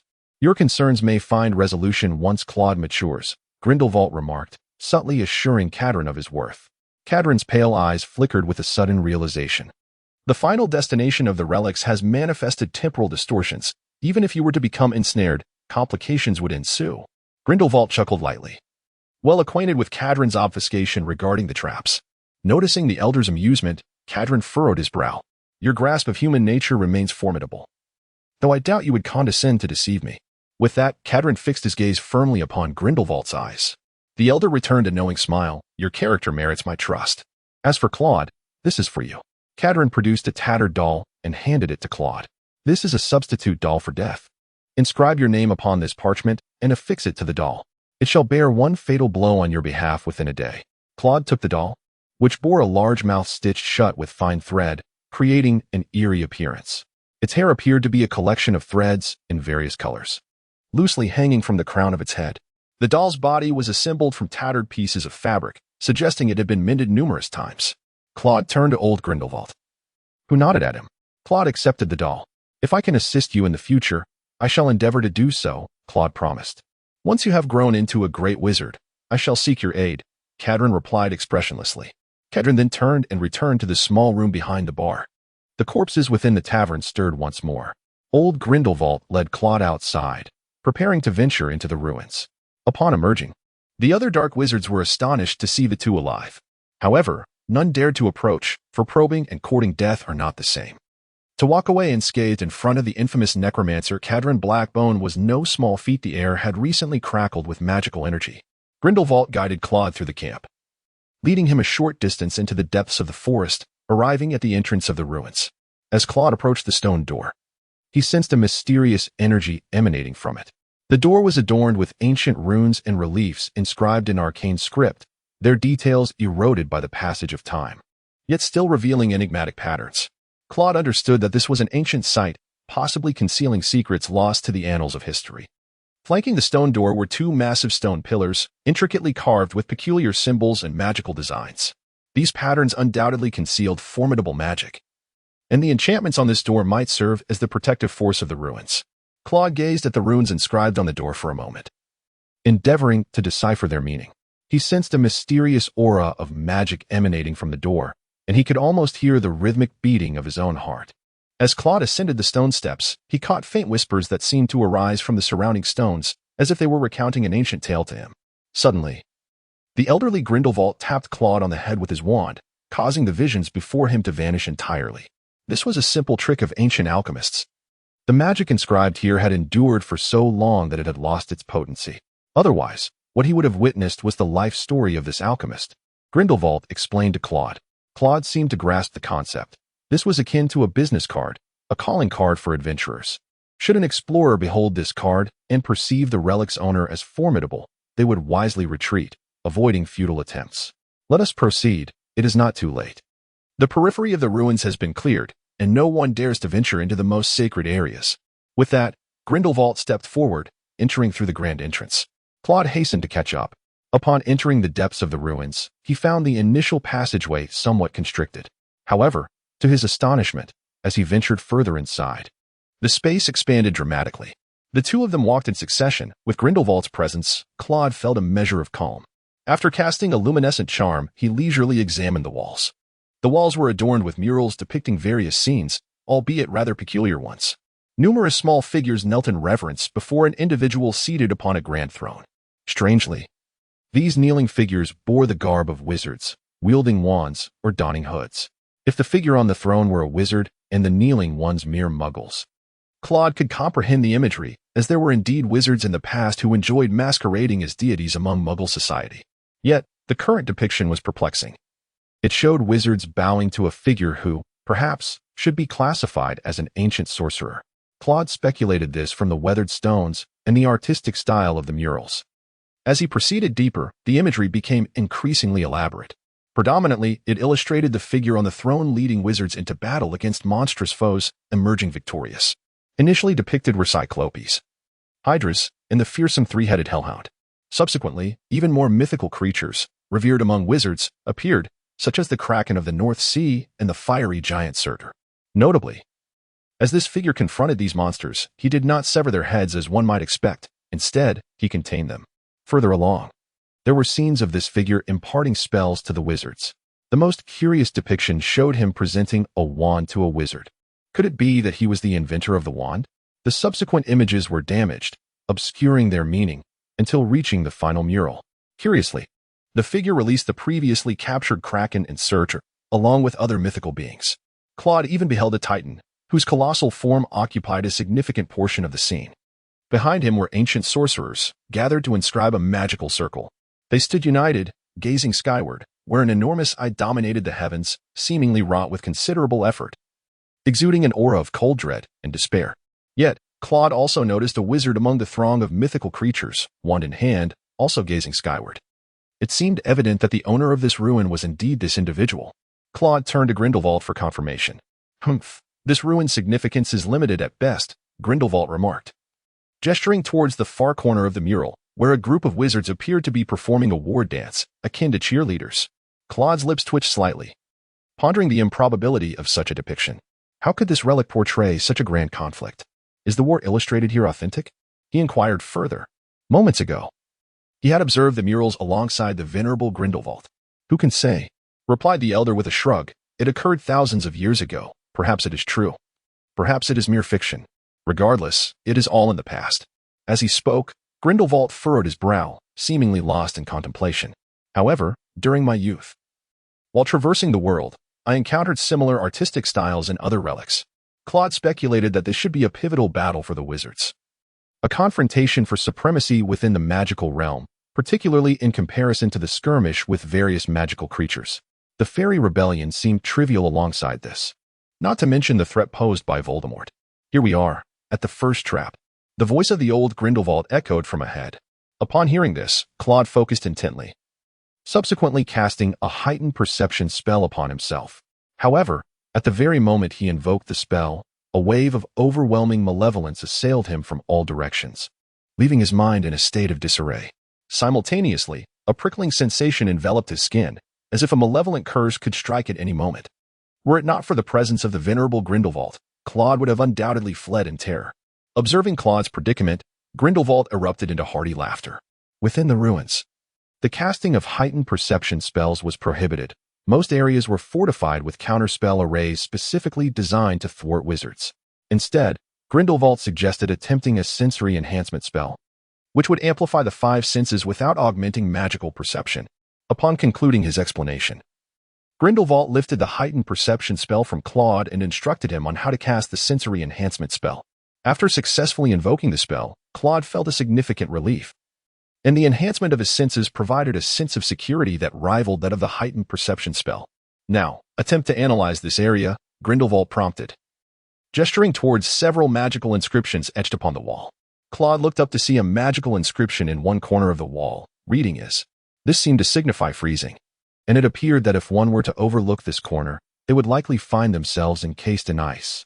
Contemplating the formidable might of ancient sorcerers, it dawned on him that this freezing spell was probably connected to a magical array beneath it. API call failed with status code 429. Error. Code 429. Message. Resource has been exhausted, e.g. check quota. Status. Resource exhausted. Claude pondered. So this is how it is, to immobilize or influence a person, and then use a composite spell to pierce the body with ice? Indeed, ancient sorcerers were both simplistic and brutal. As he delved deeper, Claude uncovered numerous ancient spell combinations for defensive magic, which opened up a myriad of avenues for his contemplation. He even stumbled upon a triadic spell combination of water, danger, and tomb, whose effect was to conjure a water prison capable of ensnaring its victims. The plethora of novel spell combinations undeniably offered Claude fresh insights. Upon his return, he intended to consult Professor Babbling regarding these constructs. It was not that old Grindelwald lacked proficiency in spellcraft. Claude could very well seek his counsel. Yet he simply wished to avoid witnessing Grindelwald's derisive countenance. Why are there so many galleons? Claude focused his gaze, discovering a corner piled high with gold galleons. Just a common trick of ancient sorcerers. Old Grindelwald waved his hand, explaining that the principle was akin to the leprechaun's gold magic, as long as there was magical energy. The appearance of the coins could be perpetually maintained. API call failed with status code 429. Error. Code 429. Message. Resource has been exhausted, e.g. check quota. Status. Resource exhausted. Claude and the elderly Grindelwald came to a halt, and as Claude gazed ahead, he observed that the walls, floor, and ceiling appeared to be even more ancient. This must be the place of temporal distortion that Cadron Blackbone spoke of. Although Claude could not perceive any magical fluctuations emanating from the front, an instinctual warning resonated within him, cautioning him against advancing further, lest he meet his demise. It seems this is the location, remarked the elder Grindelwald. The mechanisms ahead posed little challenge, especially since they had been partially dismantled by other adventurers. The majority could be managed by Claude, while the few remaining could be effortlessly resolved by Grindelwald with a mere flick of his wand. However, confronting time magic would likely prove to be a formidable endeavor. Allow me to make an attempt. You should ensure your own safety, he advised. API call failed with status code 429. Error. Code 429. Message. Resource has been exhausted, e.g. check quota. Status. Resource exhausted. Claude felt a sense of suffocation. Was this truly the full might of the Grand Sorcerer? The surrounding magical energy had been nearly siphoned away by the old man, leaving Claude in a state of profound discomfort, as if the very air had vanished. The orb of light at the tip of the wand continued to grow larger, yet Grindelwald did not permit it to expand further. Instead, he compressed it, gradually diminishing its size until a spell, no thicker than a finger, shot forth. Though it was slender, the brilliance of the spell was nearly darkened. Its magical power compressed to its utmost limit. Claude suspected that even a resurrected Cyclops would not withstand such a force. The spell flew forward, its color slowly fading, thickening before it suddenly vanished from sight. Claude observed that they advanced approximately 15 feet, and then suddenly vanished at the 16th foot. Old Grindelwald fell silent for a moment before speaking again. The distance ahead was manageable, 1 foot roughly equated to a year. However, as you have seen, time became abruptly chaotic thereafter. Claude pondered over potential solutions. The trap was insidiously inconspicuous. Only upon encountering that chaotic realm would even the most formidable wizards find themselves in peril. Alas, if preservation were unattainable, destruction would be the only recourse. I genuinely wish to retain it, for it holds some utility for you. It seems I might have underestimated that ancient sorcerer. This temporal trap is indeed a masterstroke. Old Grindelwald remarked with a hint of exasperation. Nevertheless, one must not sacrifice the greater good for trifles. Before Claude could respond, Grindelwald continued his discourse. Shortly thereafter, Grindelwald began to inscribe intricate symbols upon the ground, and in no time, he had crafted a magical circle. This circle, primarily composed of ancient runes, was no exception in its design. However, Grindelwald's rendition was rather succinct, comprised of merely a few runes. Once he connected the circuit, the magical circle commenced its operation. API call failed with status code 429. Error. Code. For 29. Message. Resource has been exhausted, e.g. check quota. Status. Resource exhausted. API call failed with status code 429. Error. Code. For 29. Message. Resource has been exhausted, e.g. check quota. Status. Resource exhausted. Claude comprehended Grindelwald's line of thought. The temporal trap before him undoubtedly operated through a magical array that siphoned magical energy to sustain its function, albeit a rather intricate and enduring one. In a counterintuitive approach, Grindelwald employed a straightforward yet forceful magical array to directly extract the requisite magical energy from the trap. After a brief moment, Claude observed the space ahead subtly distorting and contracting, ultimately vanishing entirely. Indeed, when confronting the rudimentary and brutal tactics of ancient sorcerers, one must resort to equally straightforward methods. However, the magical array crafted by Grindelwald was not something an ordinary individual could inscribe. Even the term simple bore a different connotation for a grand mage. Following Grindelwald, Claude advanced towards the tomb chamber, where he discovered an array of potions upon a nearby table. These potions were contained within magically inscribed crystal vials, which effectively preserved the potion's magical potency for millennia, provided the vials remained sealed. Grindelwald seized one of the potion vials, scrutinizing it closely before nodding in satisfaction. This particular concoction was a magical enhancement elixir, the formula of which had long been lost, capable of returning one to the fervent state of a young wizard, allowing for a rapid augmentation of magical power. What you desperately require now is magical energy, Grindelwald remarked to Claude. Claude suddenly realized why Grindelwald had brought him to this ancient site. He then comprehended why the old man had confidently asserted that he was not as formidable as both him and Dumbledore during their time. They must have partaken in enhancement potions. However, Claude harbored a slight doubt. There was no necessity for him to consume the potion himself, as Professor Snape, the potion's master at the school, was exceptionally skilled and might be able to decipher the formula. Grindelwald scoffed, dismissing the importance of merely having the formula. Most of the required ingredients had vanished. Initially, he had intended for Claude to absorb the potion's effects within the temporal influence of this location, which would have been more potent than direct consumption. Unfortunately, that was not to be. With a shake of his head, Grindelwald expressed his regret, stating that upon their return, he would draw a supplementary magical circle for Claude, where the absorption would be more effective than simply drinking the potion. Claude nodded. Yet his attention was swiftly captivated by the fine grains of sand that appeared on the ground. He could swear to Merlin that those grains had not been present moments ago. What could those sands be? They had not existed just prior. Claude inquired of old Grindelwald. The elder Grindelwald glanced back and replied, "These are the remnants of crystallized time magic, now nearly devoid of significant power, leaving only a faint trace of its former magic." After speaking, Grindelwald picked up a vial of potion, muttering something about a frenzy potion, deeming it of no use, before dispelling it with a vanishing spell. Subsequently, he drew a small pile of time crystals into the potion vial with his wand. "Here, take this as a keepsake, go back to school and boast about it," Grindelwald said, thrusting the potion vial into Claude's hand. Claude, despite his disheveled appearance, accepted the situation. Shortly thereafter, the two departed from the ruins. Upon exiting, they encountered an individual cloaked in a hood. "Ah, greetings to you both. Did you procure anything of value within? Would you care to exchange your findings for some galleons?" "I can facilitate that," the figure spoke, his demeanor rather unseemly. "No thanks," Grindelwald replied dismissively with a fleeting glance, opting not to engage further. The individual shuddered slightly but remained, continuing, "My lord, I am aware of your stature. You likely disregard someone of my humble standing. However, I possess considerable connections in England, and I can procure most of what you desire." "Oh, then assist me in locating some ancient texts on numerology," Claude requested. "Certainly, my lord. I am Montague Fletch. I shall inform you once I have found them," he said, bowing before taking his leave. Grindelwald shook his head, reflecting. Even the small folk have their own ways to survive, and often they endure far longer. "Let us return," he concluded. A few nights later at the Rosier Manor, Grindelwald busily inscribed a magical circle in the backyard, having gathered all necessary materials.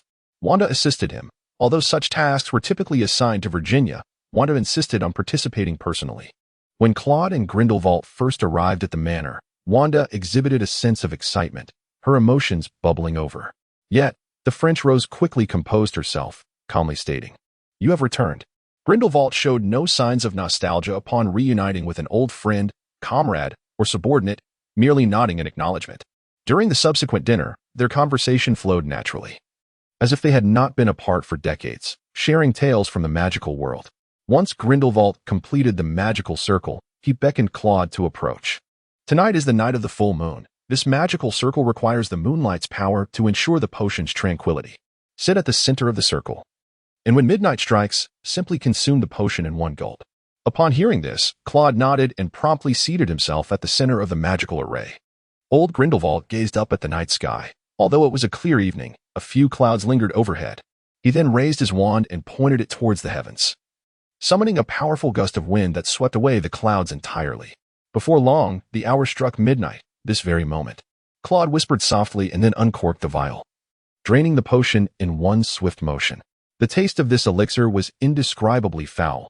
Claude had never encountered such an unpleasant potion before. The potion did not glide down Claude's throat like a liquid. Rather, it was gritty, akin to sand. As he swallowed, Claude perceived the taste as reminiscent of rusted iron or perhaps the flavor of blood. Then, he felt it, the long-dormant sensation of magical upheaval stirring within his body once again, as if rekindling the very first surge of power. All the pebbles surrounding Claude levitated, and the space around him warped slightly, reminiscent of the time magic witnessed within the ruins. However, the effect was confined entirely to the magical circle. Grindelwald furrowed his brow, contemplating that this potion seemed distinct from the enhancement potion he and Dumbledore had discovered in their youth. It bore the essence of time magic, whereas the magic they had previously encountered was imbued with transfiguration. Consequently, Dumbledore had ascended to the status of a great wizard through transfiguration, and Grindelwald himself excelled in human transfiguration, even surpassing the renowned Polyjuice potion master, Magus. Observing from the side, Wanda gently inquired of Grindelwald, "Is it truly worth such effort?" "He is merely your ward. He bears the name Grindelwald," he replied, "yet he has not entered into a magical contract in the wizarding world. This does not entitle him to inherit all that I possess. Nevertheless, he is a Grindelwald, and I regard him as my own grandson." "Ah, I see. Thus, I too hold him as my own grandson." In the ensuing days, Claude adapted to the tumultuous surge of magical power within him, experiencing once more the exhilarating sensation of rapid magical growth. Grindelwald also examined Claude's condition, intrigued by the swift escalation of his magical abilities, and cautioned him to refrain from any significant exertion until his powers stabilized before attempting to cast spells. While unable to perform magic, Claude seized the opportunity to delve into Riddle's diary. Prior to departing, Grindelwald had cast spells around the diary to ensure it was deceived into believing it was still at Hogwarts. After several days of discourse, Claude had to concede that Voldemort truly was a prodigy during his school years, as he managed to answer many of Claude's inquiries. However, as the complexity of the questions increased, the diary began to resist further engagement. Eventually, Claude was compelled to acquiesce, agreeing to let the diary show him a glimpse of history from 50 years prior, though the diary would only respond to a few questions at a time. After piecing together the fragmented insights, Claude deduced that the diary had likely been enriched with knowledge by Voldemort. Otherwise, it would have been implausible for him to possess such extensive knowledge during his academic tenure. After approximately another week, Claude received a letter from Hogwarts. As Claude savored his breakfast, he perused the list of books contained within the letter and couldn't help but remark, "Is this year's newly appointed Defense Against the Dark Arts teacher and admirer of Lockhart?" Turning to Virginia, who stood nearby, he inquired, "Are you familiar with Gilderoy Lockhart?" Virginia pondered for a moment before responding, "I have heard of him. It is said that he has resolved numerous matters and possesses a unique perspective on the subject of dark magic." Claude pondered quietly, having read most of Lockhart's novels, although certain passages remained somewhat ambiguous. Nevertheless, it was evident that these were genuine experiences. Lockhart's prowess likely rivaled that of Virginia. Although the matters he addressed were not overly perilous, they encompassed a remarkably broad spectrum, nearly touching upon every facet of magic. He genuinely wished for an opportunity to encounter Lockhart. After perusing the letter, Claude turned to Virginia and said, "My dear, there indeed exists such an opportunity. This Wednesday, which is the day after tomorrow, Lockhart will be hosting a signing event in Diagon Alley, and you could conveniently procure the items you require." Shortly thereafter, Claude received another missive from Montague F. French, indicating that he had news regarding a book on onomancy and wished to meet. Claude was genuinely astonished this time. It seems that this Frankie possesses a certain talent, managing to obtain such an obscure item. Claude summoned fast, writing 2 letters, one to Frankie, informing him of their meeting on Wednesday, and another to Lucius Malfoy, precisely to return the diary. On Wednesday, Claude arrived early in Diagon Alley and sought refuge in a corner, where lay the infamous Nocturne Alley. Was Frankie truly so disreputable that they had to convene here? The peculiar scent within Nocturne Alley was somewhat overwhelming for Claude, who was constantly under the influence of the Revelio charm. "Child, what are you searching for?" inquired a sinister-looking, nearly toothless bald wizard, eyeing Claude with ill intent. Claude pinched his nose as he gazed at him, unable to contain himself any longer. A spell sent him hurtling away. The stench emanating from him was simply overwhelming, a noxious blend of bodily fluids, blood, and potions. Claude even dared to think that the trolls he encountered last semester had a hint of fragrance in comparison. After witnessing Claude's spell send him flying, the ragged wizards seated on the ground around them hesitated to approach. One cloaked wizard, observing the scene, stepped out from a nearby shop and quietly addressed Claude. "My lord, I am Frankie." Claude regarded the wizard before him with a hint of perplexity. This time, the attire was markedly different, and he almost failed to recognize it was Frankie. He had indeed mastered the art of disguise. "You mentioned there are books on numerology, correct?" "Indeed, my lord," came the reply. "I have located the vendor. Yet he insists it is a family heirloom and will not part with it for less than 100 galleons. I have verified its authenticity. It is indeed of considerable antiquity. However, payment must be made in advance, as I find myself somewhat financially constrained." As he spoke, Frankie rubbed his fingers together. Claude fixed his gaze upon Frankie, remaining silent. Slowly, beads of cold sweat trickled down Frankie's brow.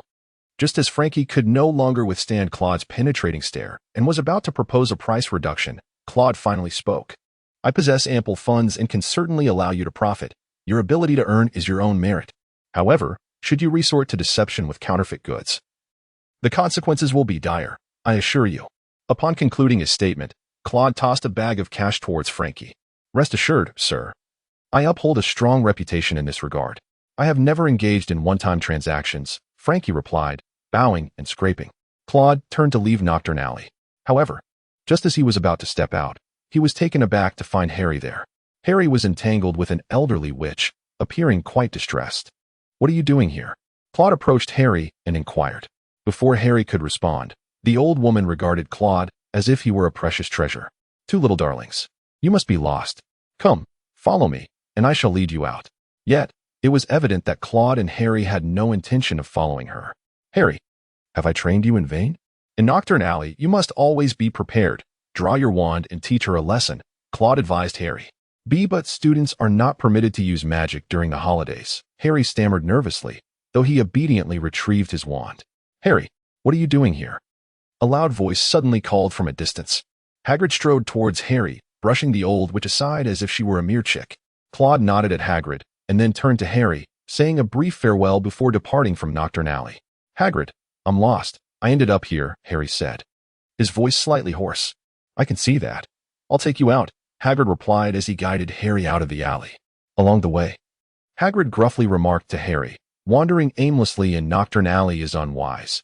It is a haven for dark wizards, and you ought not to venture there.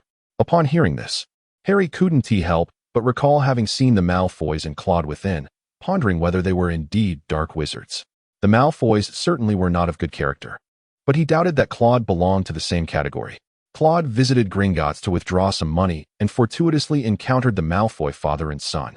After a brief exchange of pleasantries, Claude discreetly returned the diary to Lucius. Upon learning that Claude intended to purchase some books, Lucius eagerly requested to accompany him. Claude did not ponder for long and readily agreed. After withdrawing the money, he glanced at the time and decided it was nearly time to accompany the Malfoy father and son to the Leaky Cauldron. Mr. Grindelwald, I wonder how you find this diary? Lucius inquired. It must be said that Voldemort is indeed a prodigy, possessing vast knowledge that has been of great assistance to me. Claude couldn't help but marvel once again at Voldemort's extensive erudition. However, it is rather curious, isn't it? Where did he acquire such knowledge? Claude asked, his curiosity piqued. To my knowledge, he was raised in an orphanage, devoid of familial support, and after graduation, he simply pursued a career. The Dark Lord has his own adventures. He has never disclosed how he obtained such knowledge. However, he did claim to possess the most noble of surnames, which I suspect may be related, Lucius mused. Upon arriving at the entrance of the Leaky Cauldron, Claude noticed a substantial crowd had already gathered, and a large banner was stretched out before the upstairs window, proclaiming Gilderoy Lockhart's autobiography signing, The Magic Within Me. Claude observed that most of the individuals standing at the entrance were female wizards, suggesting that Lockhart's charming visage had garnered him a considerable female following. Mr. Malfoy, what is your opinion on Lockhart? Claude inquired of Lucius Malfoy. How shall I put it? He was in school when I graduated. However, he possesses an undeniable desire to attract attention. Frankly, his magical prowess was not particularly remarkable at school, yet he excelled at winning the favor of teachers, achieving commendable grades. Lucius reflected thoughtfully. Nevertheless, I had not anticipated that he would amass such a wealth of experiences post-graduation. Shortly after completing his studies, he joined the Aurors but soon withdrew, presumably having a greater affinity for adventure. The throng at the entrance grew increasingly congested, and before long, Lockhart emerged, taking a seat behind a table and waving to the crowd. A short, irritable wizard brandished a large camera, snapping photos from every conceivable angle. Suddenly, Claude heard Lockhart exclaim, "Isn't that Harry Potter?" Lockhart hastened forward, and the crowd parted to allow him passage. He seized Harry's hand, prompting the photographer to capture the moment incessantly. "Ladies and gentlemen," Lockhart boomed, raising his hand to silence the crowd. "What an extraordinary moment this is. I wish to seize this splendid occasion to announce something I have kept under wraps for a few days. Young Harry, upon entering Flourish and Blots today, merely intended to purchase my autobiography. I shall gladly present him with a complimentary copy right here." A round of applause erupted, and Lockhart continued, shaking Harry lightly, causing his glasses to slide down to the tip of his nose. Little does he know, he will soon receive something far more valuable than my humble self. For he and his peers will gain a true, magical version of me. Indeed, ladies and gentlemen, it is with immense joy and pride that I announce I shall be the Defense Against the Dark Arts instructor at Hogwarts School of Witchcraft and Wizardry this September. The crowd erupted in cheers, and Claude raised an eyebrow, taken aback by the revelation. "I wonder about his capabilities. Could he be a charlatan?" Draco suddenly remarked. Although his voice was but a whisper, those nearby heard him and turned in surprise to identify the speaker. Gradually, the crowd shifted their gaze backward, capturing the attention of Lockhart and Harry at the front. "Claude, you moved too swiftly just now." Harry seized the opportunity to break free from Lockhart's grasp, greeting Claude before hastily retreating. "Claude, could it be Claude Grindelwald?" Lockhart exclaimed, his eyes widening in astonishment. The crowd buzzed with excitement, and those surrounding Claude began to inch away, forming a circle around him. Draco had intended to accompany Claude, but Lucius grasped Draco's arm, pulling him aside. Claude gazed intently at Lockhart, who was fixated on him, and nodded in acknowledgement. "Greetings, Mr. Lockhart. Behold, the illustrious Grindelwald has graced my signing event with his presence. Once school commences, I shall impart my wisdom upon him." "Hogwarts is certainly home to numerous celebrities," Lockhart remarked with a hint of exuberance. Upon hearing Lockhart mention the infamous Grindelwald, Claude furrowed his brow, sensing that this Lockhart was quite eager to capitalize on the renown of others. Mr. Lockhart, I have perused nearly all of your works and hold a profound appreciation for your expertise. Might there be an opportunity for me to seek your guidance? As he spoke, Claude drew forth his wand. What are you doing? Do you intend to engage in a wizarding duel? Lockhart stammered, a hint of panic in his voice. Nothing so grave. I merely wish to consult with my future defense against the dark arts instructor. Claude narrowed his eyes, ever prepared for the impending confrontation. After perusing those tomes, he had garnered a general understanding of Lockhart's capabilities. Winning against Lockhart, a seasoned wizard, appeared increasingly daunting for Claude. Although his magical prowess had surged once more after consuming the enhancement potion, rendering him comparable to an adult wizard, his control remained somewhat lacking. The crowd fell into a hushed silence, their gaze fixed upon the two combatants in the circle. Lockhart and Claude locked eyes, poised for action. Just at that precipice, a resounding crash echoed from behind. A massive bookshelf toppled, unleashing dozens of hefty spellbooks. Subsequently, cries erupted through the air. Hit him, Dad. Don't do that, Arthur. Panic swept through the crowd, causing them to recoil and topple numerous bookshelves in their haste. API call failed with status code 429. Error. Code 429. Message. Resource has been exhausted, e.g. check quota. Status. Resource exhausted. Claude hastily pulled Draco behind him, casting a warning glance at the other Weasleys to refrain from any rash actions. He then directed his attention towards the two individuals sprawled on the ground. Make way. Make way, boomed a commanding voice that drowned out all other sounds. Hagrid strode forward, effortlessly separating Lucius Malfoy and Arthur Weasley. Once apart, the two men glared fiercely at one another. Lucius clutched a tattered textbook on transfiguration, which he thrust into Ginny's hands. Here you go, little girl. This is the best your father can offer you. With that, Lucius turned and departed the bookstore, nodding in gratitude towards Claude as he left. Claude gazed at the old book, his eyes slightly wavering. So it was true. Malfoy was indeed cunning. Meanwhile, Mrs. Weasley was voicing her grievances against Arthur Weasley. Hagrid continued his discourse.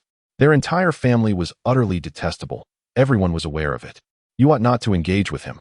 Arthur Weasley soon noticed that his 4 sons were standing opposite a young boy, seemingly in confrontation. He hurried over and inquired, "What is the matter, children? You must not fight." Arthur, observing that Claude was still a student, paid little heed. Indeed, George, Fred, are you plotting another prank? Mrs.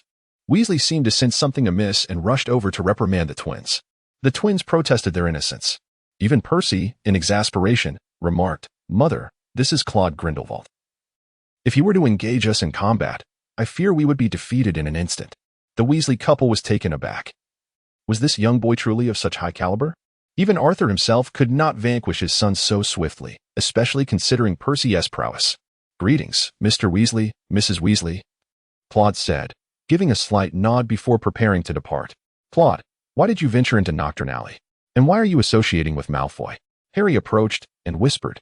Ron and Hermione, standing nearby, furrowed their brows at this, yet due to their favorable impression from the previous year, they refrained from voicing their concerns. Claude raised an eyebrow and said to Harry, "This seems to be my affair, and Malfoy is my junior. I am also a Slytherin, have you forgotten?" After speaking, Claude nodded and turned to leave the bookstore. As he passed by Lockhart, he whispered, "It's a pity I couldn't seek your advice today. But I shall come to consult you after the term begins." With only a few days remaining before the start of school, Claude chose not to return to Rosier Manor. Nor did he book a room at the Leaky Cauldron. Instead, he exchanged some pounds and embarked on a leisurely exploration of London. He sought to unwind after a rather eventful holiday and to calm his mind. Additionally, having consumed a potion that enhanced his magical abilities, Claude was experiencing a significant increase in his power and wished to relish the remaining days in tranquility. Moreover, he had noticed a slight discomfort in his left eye lately, which became easily fatigued. After a visit to St. Mungo's, no abnormalities were detected, and the healer advised him to take some rest. While wandering through London, Claude was astonished to observe muggles strolling about, each holding a small box that seemed capable of enabling conversations with individuals thousands of miles away. Claude, dressed in the attire of a student, claimed to have come from the countryside and borrowed a phone from a passerby. Noticing Claude's astonished expression, the passerby chuckled and remarked that it was the latest model of mobile phone released this year, capable of even sending text messages. Claude could not help but ponder deeply. Have Muggles truly evolved to such an extent?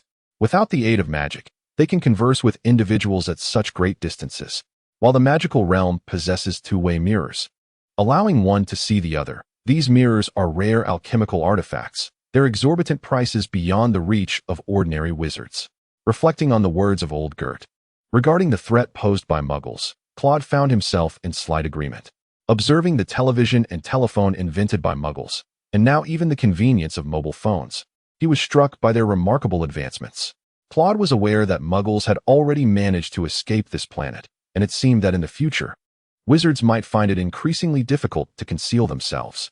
If a significant number of Muggles were to discover the existence of wizards, might there not be yet another witch hunt? Given the current capabilities of wizards, should a war erupt, it would likely lead to their swift annihilation. And what of Dumbledore and old McGonagall? Why should a mere student like me concern myself with such matters? Claude chuckled at his own musings. As the day of school approached, Claude arrived at the station well in advance, observing the bustling throng of young witches and wizards heading to Hogwarts, which brought a smile to his face. Compared to the exhilarating experiences of the holiday, he found himself preferring this relaxed atmosphere. Arriving early, he effortlessly located an empty compartment and stowed his belongings within. He then retrieved Fawkes, hidden beneath his robes. Go on, fly to Hogwarts and await my arrival. Fawkes gently pecked Claude's finger before soaring out the window, disappearing in the blink of an eye. Hey, Claude, how was your holiday? Came a voice from outside.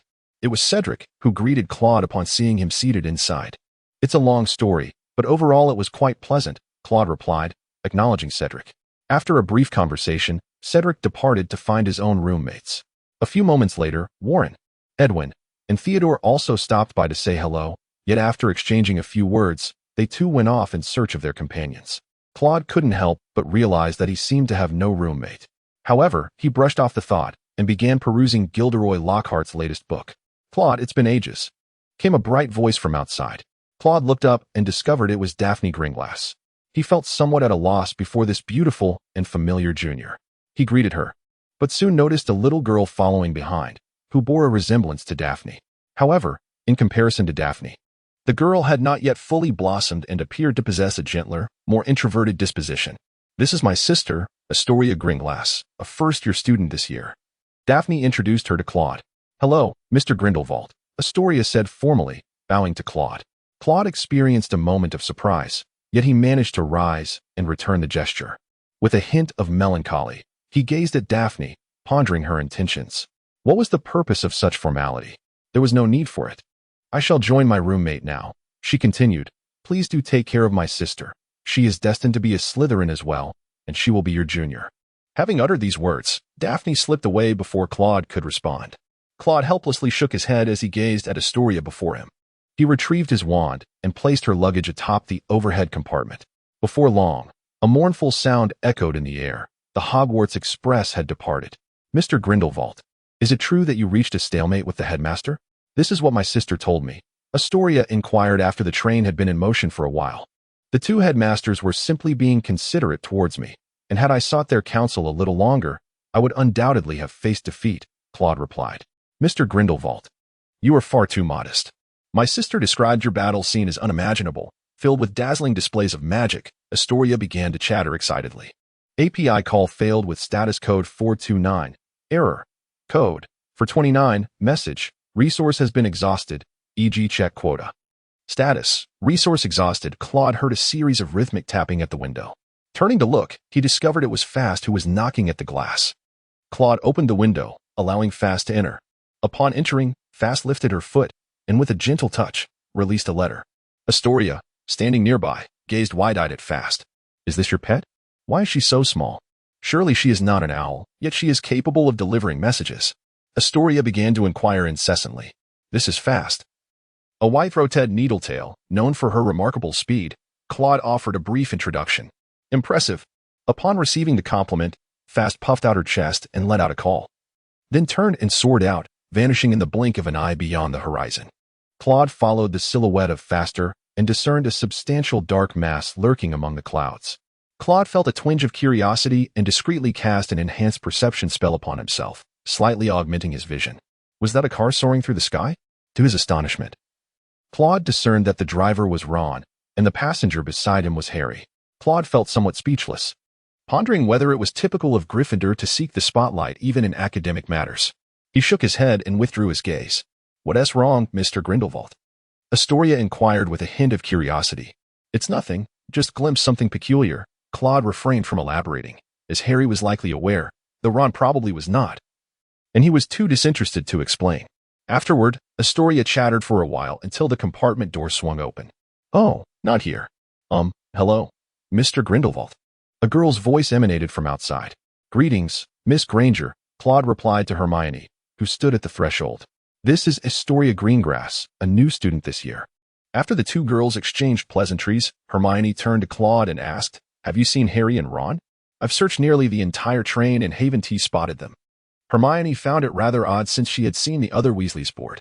"Oh, you mean those two? They're over there." Claude gestured toward the sky outside the window. "What do you mean? Have they already arrived at Hogwarts?" Hermione gazed at Claude, bewildered. They were just flying in the air and then suddenly vanished, leaving no trace of where they went. Hermione's expression grew even more perplexed. She could not comprehend Claude's words at all. Claude had to explain it carefully once more. Hermione furrowed her brow as she listened. "Is Gryffindor truly so brave?"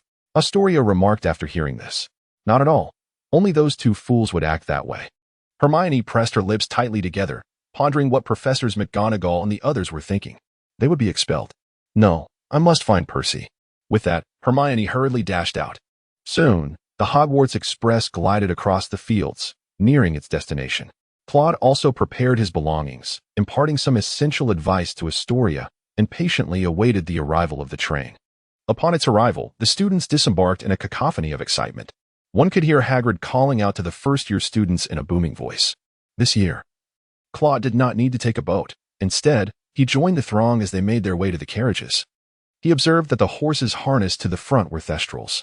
Thestrals bore a chilling reputation, having been regarded as harbingers of misfortune for centuries due to their frightful appearance. And only those who had witnessed death were said to be able to see them.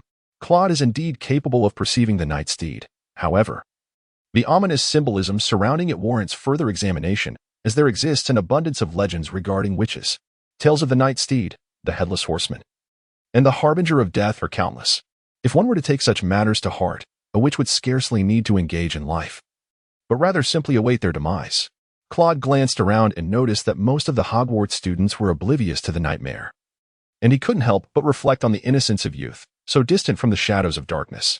Before him stood nearly 100 carriages, and he casually chose one to board.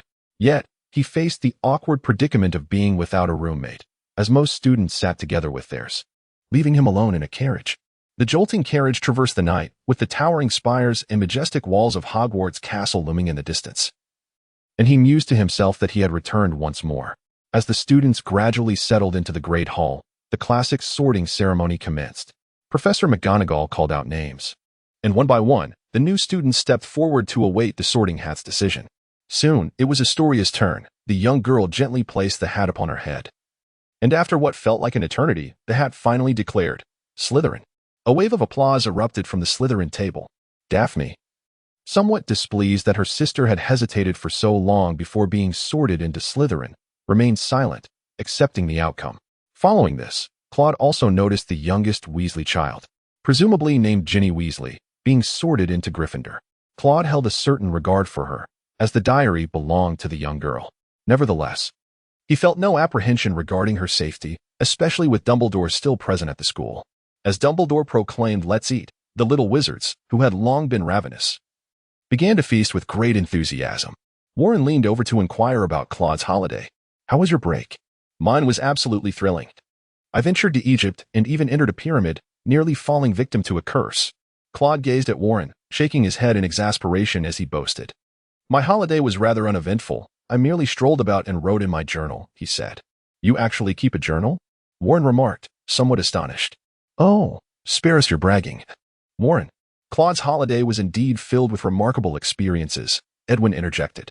The onlookers cast curious glances at Claude, prompting him to elaborate. "I accompanied my family on a trip to Brazil to retrieve some artifacts from a historical site." Though brief, his words were laden with significance. "Who exactly are Claude's family?" Warren whispered. "Isn't he confined? How could he possibly go out?" The situation is rather complex, but it's best not to draw attention to it. Claude replied with a hint of resignation. Rest assured, this will remain a secret, Edwin assured Claude, promising that no traitors would arise among Slytherin.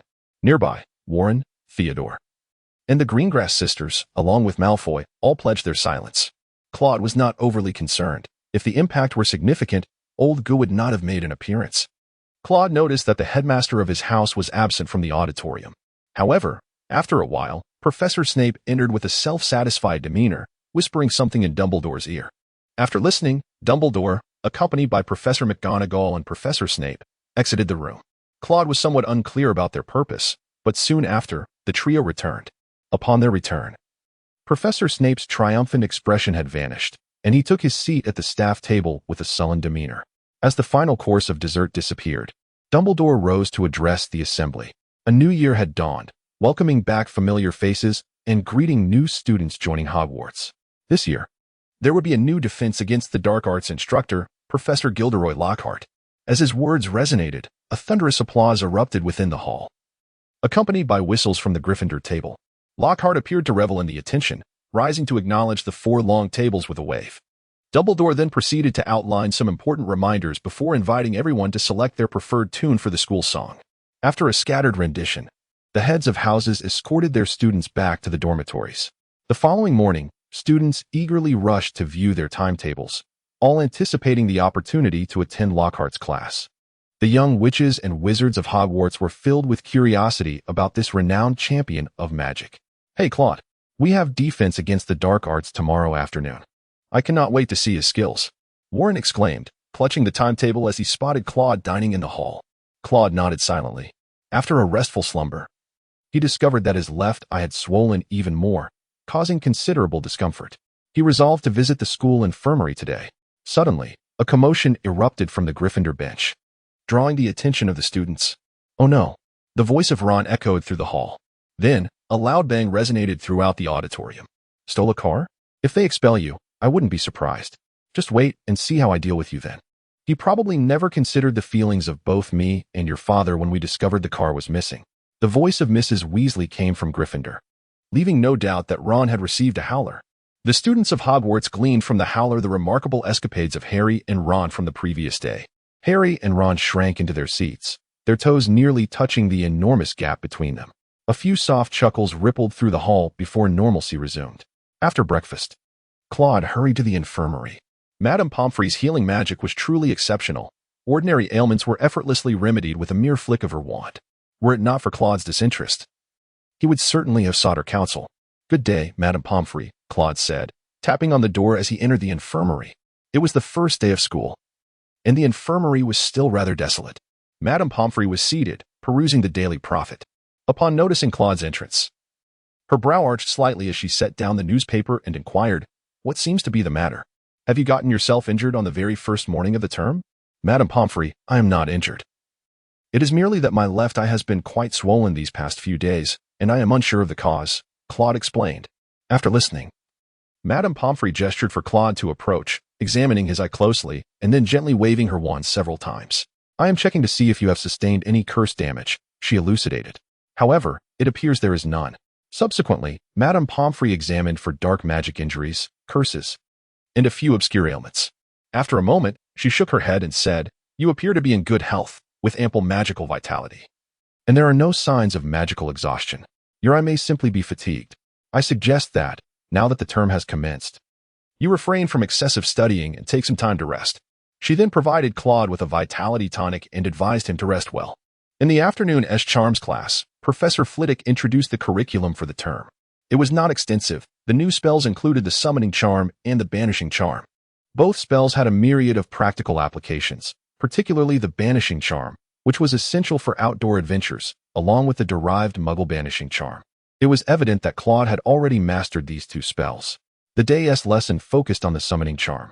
After teaching the incantation and gestures, Professor Flitwick allowed the students to practice individually. Claude effortlessly assisted Slytherin in earning 5 points. During dinner, many students from other years, especially the girls, inquired about the lessons with Lockhart. However, according to the 5th years who had just attended the class, they had not touched their wands throughout the entire lesson. The first class had been a pop quiz. When asked about the quiz content, the fifth-year students gazed at their inquisitors with puzzled expressions. This only heightened the anticipation among the other students. The following day, Warren eagerly called for Claude to join him for defense against the dark arts class. Claude and Warren arrived not too early, yet the classroom was already populated with many students, predominantly occupied by girls in the front rows. After an agonizing few minutes, Lockhart strolled into the classroom, nearly delaying the start of the lesson. Upon seeing Lockhart's entrance, the students ceased their chatter, promptly taking their seats in anticipation of his words. Lockhart cleared his throat gently, picking up a copy of Giant's Bane from a Gryffindor student's desk. I am Gilderoy Lockhart, recipient of the third-class Merlin Award, honorary member of the Dark Arts Defense League, and 5-time winner of the Witch Weekly Most Charming Smile Award. Of course, that is hardly noteworthy, as even a smile from a vampire would not halt its attacks. After speaking, Lockhart flashed a smile at the students, to which Claude found himself in profound agreement with the latter statement. I trust you all purchased my complete works, for today we shall begin with a pop quiz. Do not fret, it merely assesses your preparatory efforts during the holiday. With that, he distributed the quiz papers, and once finished, Lockhart added, you have 30 minutes. The time begins now. API call failed with status code 429, error, code, 429, message, resource has been exhausted, e.g. check quota. Status, resource exhausted. Claude couldn't help but feel a twitch at the corner of his mouth, having underestimated his own inclination towards narcissism. With no other choice, he resorted to scribbling aimlessly. Naturally, most students found themselves in a similar predicament. Half an hour later, Lockhart collected the test papers. TSK, TSK, TSK. No one remembers my favorite color, and no one is aware that my secret ambition is to eradicate evil from the world. Moreover, why is it that the mysterious figure does not make an appearance when you do? A student from Gryffindor murmured. Lockhart raised an eyebrow, but offered no response. You are in your 4th year. Can anyone tell me what you studied last semester? I wish to gauge your progress, Lockhart inquired. We hardly learned anything last semester. We merely read through the textbook, Percy replied. Ah, so that is your pedagogical approach. I shall implement a few improvements, Lockhart mused, stroking his chin. You ought to familiarize yourselves with some dark creatures. Therefore, please take out my book Walking with Vampires. You all possess this volume, do you not? Lockhart stated. Once he observed that all the students had retrieved the book, he continued, excellent. Your task henceforth is to read this book thoroughly and submit a 2-foot paper by the end of the month, detailing what you have learned about vampires and how to confront them. A chorus of lamentations erupted among the students upon hearing about the 2-foot paper. The latter part of the class was filled with students engrossed in reading. Naturally, Lockhart's novel was rather captivating, rendering the time spent less arduous. After class, Warren and Claude hurried to the Transfiguration classroom. On their way, Warren remarked, I was expecting to see him showcase his skills, considering he is the renowned Lockhart. Indeed. I too hope for some practical lessons, Claude replied. A 2-foot paper. Good heavens, must one write 2 feet simply from reading a novel? Warren lamented in despair. Do not underestimate this book. While certain details may be vague, I am certain these adventures are genuine. Such tales cannot be fabricated, Claude countered, noticing Warren's apparent lethargy. If only he had included some techniques on how to face danger. He glossed over those crucial elements, which I believe is his unique magic. Claude expressed with a hint of regret. Students trickled into the Transfiguration classroom, quickly silencing themselves upon seeing Professor McGonagall standing there, and promptly took their seats. Professor McGonagall remained as stern as ever and began her lecture punctually. This year is of great significance and presents a considerable increase in difficulty. In Transfiguration, you will be learning about interspecies transformation, in other words, transforming one creature into another. Professor McGonagall observed with satisfaction as the students focused their attention. This is quite challenging and requires a profound understanding of the distinctions between different species. This knowledge will serve as the foundation for your future studies in human transfiguration. It can be said that the 4th-year curriculum across various subjects lays the groundwork for advanced magical studies, thus I implore you to take it seriously. Subsequently, Professor McGonagall demonstrated a transformation between similar yet distinct species, turning a hedgehog into a small porcupine. As expected, this elicited applause from the students. Each of Professor McGonagall's transformations consistently drew such admiration. Claude had to admit that the transformation was indeed quite challenging. After comprehending the theory, he found that practical application diverged significantly from the theoretical framework. Firstly, the little hedgehog would not patiently remain still, awaiting its transformation. Furthermore, as the creature moved.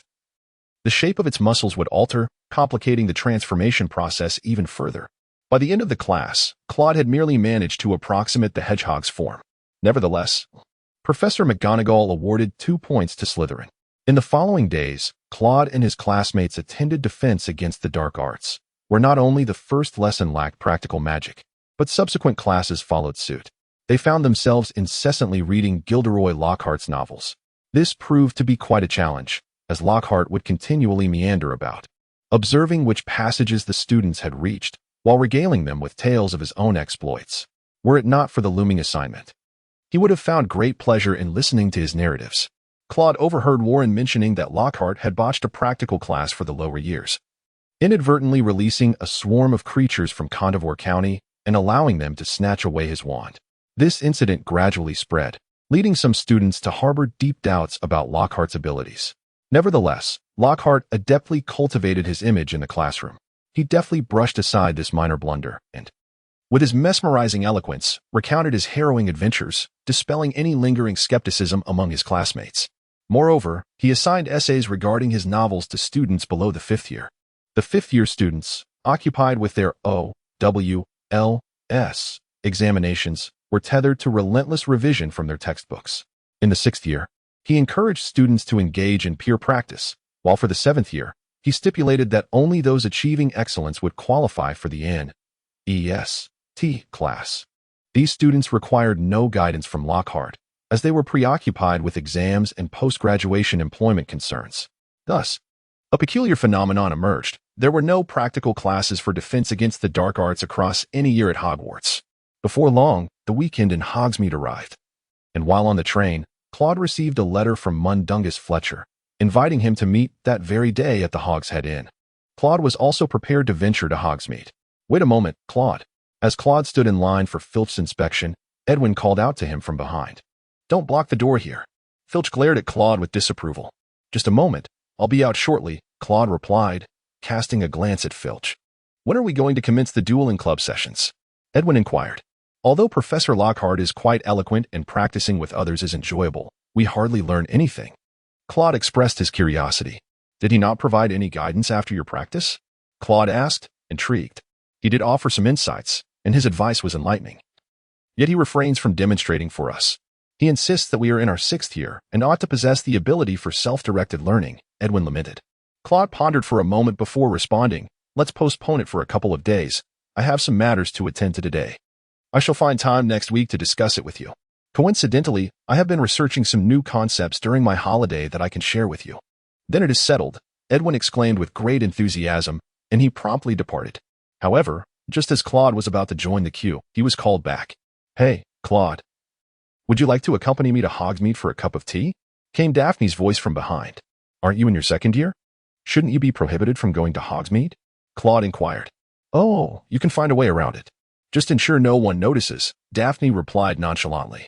"I have heard that Madame Putafoot's tea shop is quite delightful. I have matters to attend to today. I fear I won't have time for aimless wandering," Claude said to Daphne. "Furthermore, that is a place for couples. How old are you to even think of going there?" With that, Claude shook his head and stepped outside. As he exited, Filch had been keeping a watchful eye on Claude, the boy who had stood in line for so long without emerging. In Hogsmeade Village, Claude walked along the quaint pathways, turning into a narrow lane where a small tavern stood at the corner. A dilapidated wooden sign hung above the door. Suspended from a rusted bracket, depicting a severed pig's head, bloodstains seeping through the white cloth that enveloped it. Facing the grimy Pig's Head Tavern, Claude had to steel himself against the unpleasant odor as he stepped inside. Within, he observed the absence of young wizards from Hogwarts, and the establishment was sparsely populated, indicating a lack of business. The bartender stood behind the counter, lazily polishing glasses. Claude approached the bartender, astonished to find that the bartender bore a striking resemblance to Dumbledore, albeit with a straight nose and a demeanor that fell short of the great wizard's presence. "I would like a bottle of butterbeer," Claude stated to the bartender. The bartender scrutinized Claude from head to toe before retrieving a bottle of butterbeer, covered in dust, from beneath the bar. "2 sickles. Pay first," the bartender said. Fixing his gaze on Claude, Claude noticed an unkind glint in his eyes, seemingly filled with self-loathing. However, he paid it no heed and took a seat by the window with a butterbeer in hand. After a moment, an elderly witch, stooped and slow, settled herself across from Claude. "I beg your pardon, madam, but this seat is occupied," Claude politely informed the witch. "Mr. Grindelwald, it is I, Frankie," the witch whispered as she glanced around. Claude was momentarily astonished by Mongo's Frankie. His disguise was so impeccable that it was nearly impossible to detect any flaws. Had he not spoken, Claude would have been utterly unable to recognize him. Claude speculated that even if it were sound, he would undoubtedly find a solution. Moreover, there was not the slightest trace of magic evident. "Sir, my ability is of little significance. I acquired it from the Muggles," Frankie said with a hint of pride. Claude suddenly realized that Muggle items naturally lacked magical fluctuations, which, in the wizarding world, could serve to conceal oneself more effectively. "Do tell, what have you brought?" Claude inquired, taking a sip of butterbeer as he turned to Frankie. Frankie retrieved a slim notebook from his pocket. The parchment-bound notebook exuded an air of antiquity. Subsequently, Claude handed it over to Claude. Claude picked up the object and waved his wand over it for a brief examination before turning the pages. "What is this? An ancient novel?" he inquired, his brow furrowed in confusion as he addressed Frankie. Claude had discovered that the text chronicled various wars, yet the opposing factions were astonishingly peculiar, divine beings engaged in conflict. Noticing Claude's grim expression, Frankie hastily began to explain. "Mr. Grindelwald, this journal has been passed down through that family's lineage. According to their claims, it was unearthed from the ruins of Merlin, making it highly likely that it contains records written by Merlin himself." Frankie licked his lips nervously. Seeing this, Claude handed a glass of flaming whiskey to Frankie. Frankie took a generous gulp, smacked his lips, and continued, "I employed magical methods along with a drop of truth serum. I can assure you he spoke to me with utmost honesty. I possess such means." Claude was inclined to believe him, for individuals like Frankie, if lacking the ability to discern truth from falsehood or to detect lies, would likely have long ceased their ventures. Moreover, Frankie took another hearty sip of whiskey and added, "He also mentioned one more thing to me. API call failed with status code 429, error, code, for 29, message, resource has been exhausted, e.g. check quota. Status, resource exhausted." Upon hearing this, Claude furrowed his brow and gazed at the trembling Frankie, who took another hearty swig of his drink. "Are you referring to Merlin?" he inquired. "The one referred to as a deity? The god of wizards?" Frankie could not help but offer a wry smile. "Sir, initially I believed it to be true as well and pressed him further. He stated that according to the words passed down through our lineage, Merlin is not a god, but he was the sorcerer closest to divinity at that time." Claude remained skeptical, believing that the divine reference pertained to a sorcerer of considerable prowess. Frankie seemed to be overreacting. Noticing Claude's doubt, Frankie continued, "Initially, I too found it hard to believe. Thus, I invited him for a drink, to which I added a mere drop of a truth serum. The serum merely compels honesty. It does not guarantee the veracity of his assertions. They may merely reflect his own convictions." Claude then imparted some knowledge to Frankie. Frankie shook his head and gestured towards the ancient tome in Claude's hand, stating, "That manuscript contains a memory of the divine, but it has become dormant due to a lack of magical energy. If you can devise a means to recharge it, you may witness it once more." Claude couldn't help but raise an eyebrow, pondering the notion of confronting a deity. Intriguing, perhaps it was worth a try.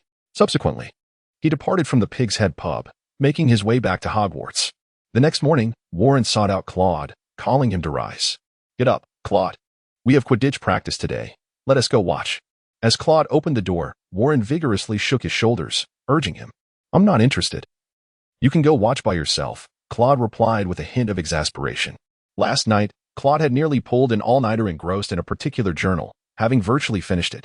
To be candid, as a work of fiction, the journal was rather captivating, chronicling Merlin's gradual ascent from a mere young wizard to a grand sorcerer.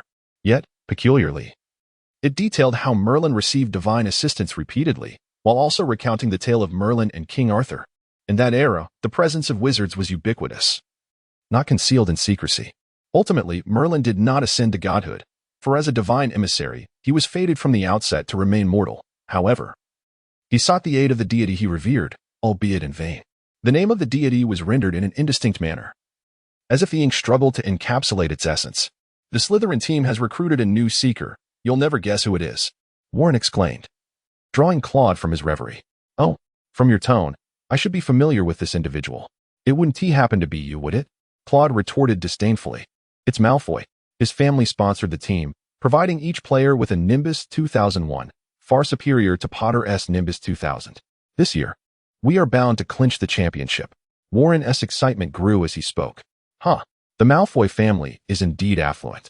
It appears their sponsorship allowed Draco to join the team, Claude remarked, clicking his tongue, well aware of the considerable cost of a Nimbus 2001.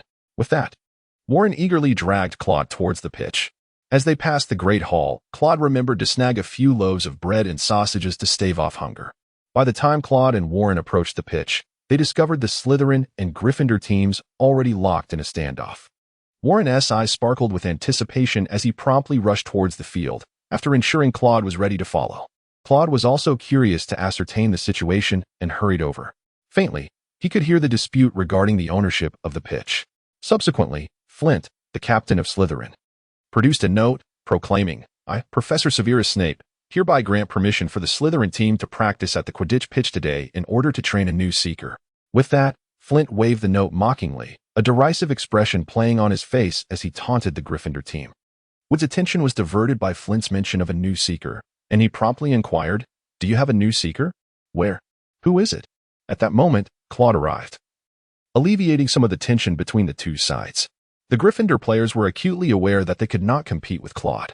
It can't be you, can it? Grindelwald. So you can play after all? George exaggeratedly exclaimed. Claude shook his head, dismissing George Weasley's conjecture.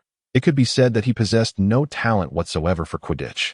At that moment, a slender figure emerged from behind the tall Slytherin players, a smug smile gracing his pale face. It was none other than Draco Malfoy. It's you, son of Lucius Malfoy, Fred remarked with disdain upon seeing Draco step forward. Speaking of Mr. Malfoy, one cannot overlook his generosity, Flint noted, gesturing to the Slytherin team.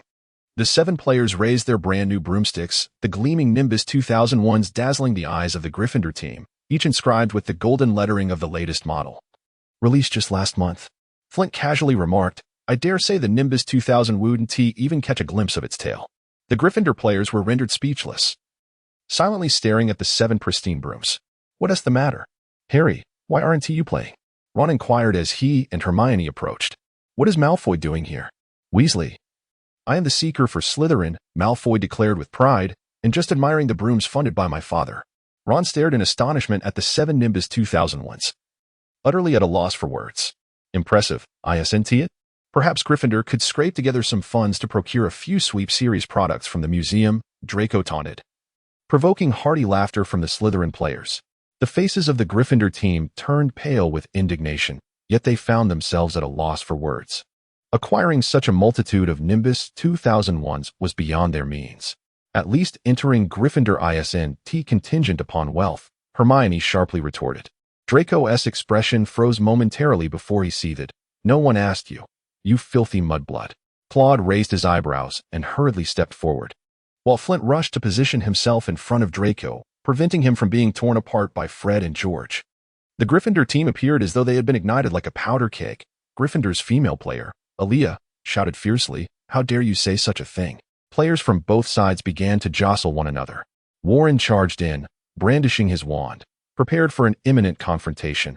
However, neither side dared to strike first, wary of leaving any incriminating evidence. You will pay for this, Malfoy, Ron suddenly exclaimed, drawing his wand and pointing it at Draco from beneath Flint's arm.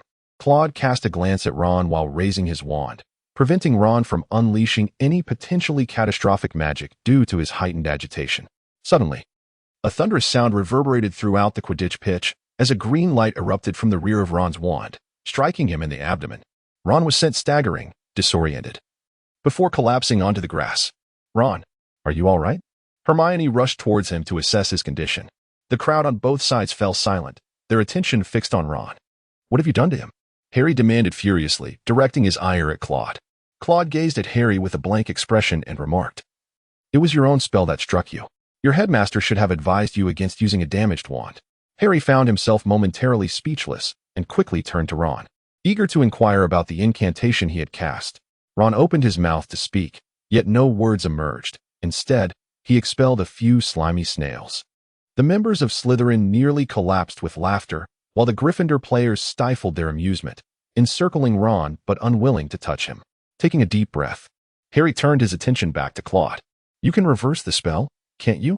Claude shook his head with a smile at the corners of his mouth.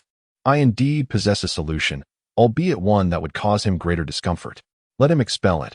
Once released, there will be no danger. Harry felt an overwhelming surge of anger, convinced that Claude was intentionally refraining from lifting the curse on Ron. Hermione quickly restrained Harry. We must take him to Hagrid. It is the closest place from here. With that, Hermione and Harry lifted Ron and began to carry him away. As October arrived, a damp chill enveloped Hogwarts. An unexpected wave of cold swept through both staff and students, leaving Madame Pomfrey in a flurry of activity. Unfortunately, Claude also fell victim to this affliction.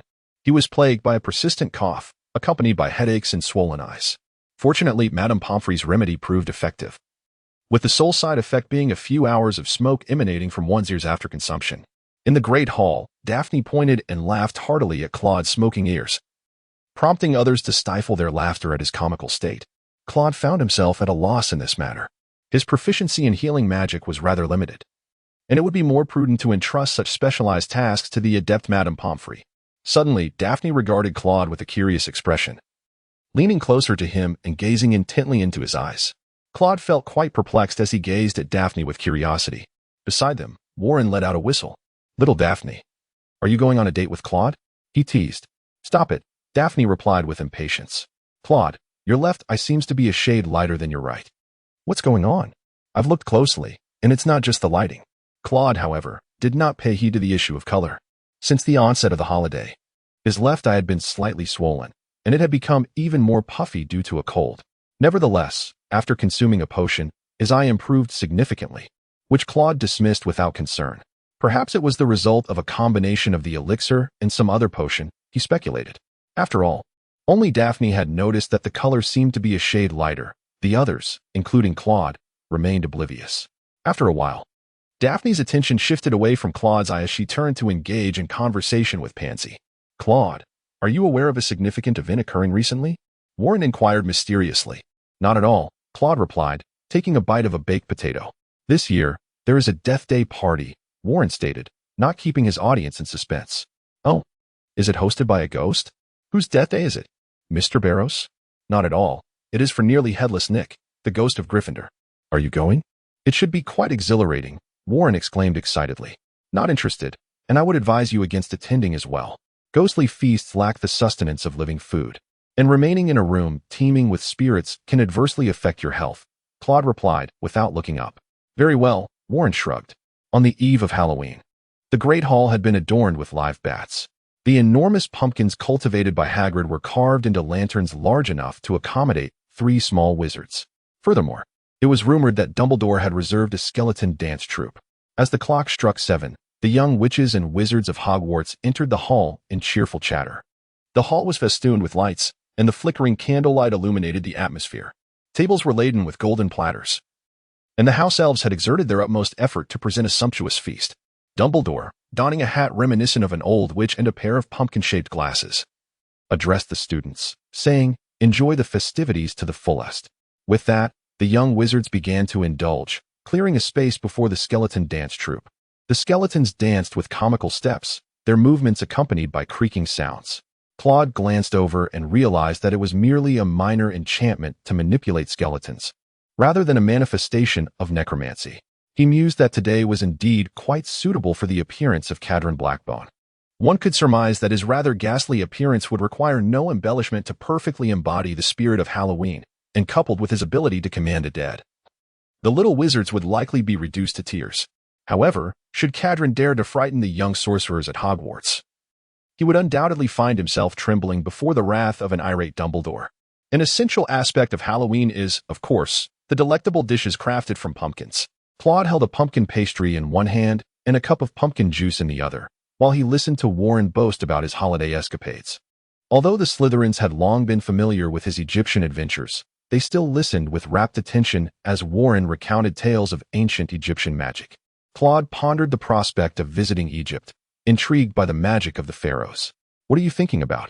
Edwin approached and settled beside Claude, nudging another fourth-year wizard aside. Oh, just contemplating a trip to Egypt, Claude replied.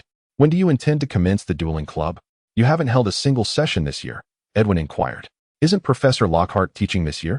Claude asked, a hint of confusion in his tone. So far, no year has had any practical classes, Edwin sighed. acknowledging that despite the thrill of his stories, such a situation was far from ideal. Claude couldn't help but frown. He had initially thought that only the 4th grade consisted of purely theoretical courses. Just after submitting the 2-foot-long paper, Professor Lockhart assigned yet another 2-foot-long essay. This time concerning werewolves. Claude contemplated that it would be after the first Quidditch match of Slytherin following the holidays. Indeed, if the Quidditch match were to persist, it was likely that most individuals would lack the inclination to visit the club. Subsequently, Edwin inquired further about Claude's holiday plans. Claude felt there was no need for secrecy. Edwin was well aware of what could and could not be disclosed, so he promptly activated a listening charm and briefly explained the situation to Edwin. So, that vampire was vanquished in an instant by old Grindelwald, was he? Edwin inquired, astonished. Indeed, the prowess of the master wizard is truly captivating, Claude remarked, reflecting on the remarkable display of skill he had witnessed from old Grindelwald. I doubt I will ever reach such heights in my lifetime. Edwin shook his head, adding, moreover, given your current abilities, you would struggle against that female vampire. The other two would likely be even stronger. True enough, Claude replied, sensing that the other two were formidable opponents, likely capable of holding their own against Professor Snape. Naturally, the duel between Professor Snape, Professor McGonagall, and Claude had been somewhat lenient, as a professor would not unleash their full might upon a student. The professors at Hogwarts are renowned as some of the finest in the world. Before long, the banquet was drawing to a close.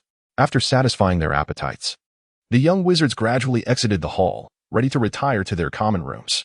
However, as they ascended to the next level, the cacophony abruptly ceased, piquing Claude's curiosity, prompting him to push forward. Claude observed the wall, where words were inscribed in crimson paint. The secret chamber had been breached. Beware of adversaries of the air.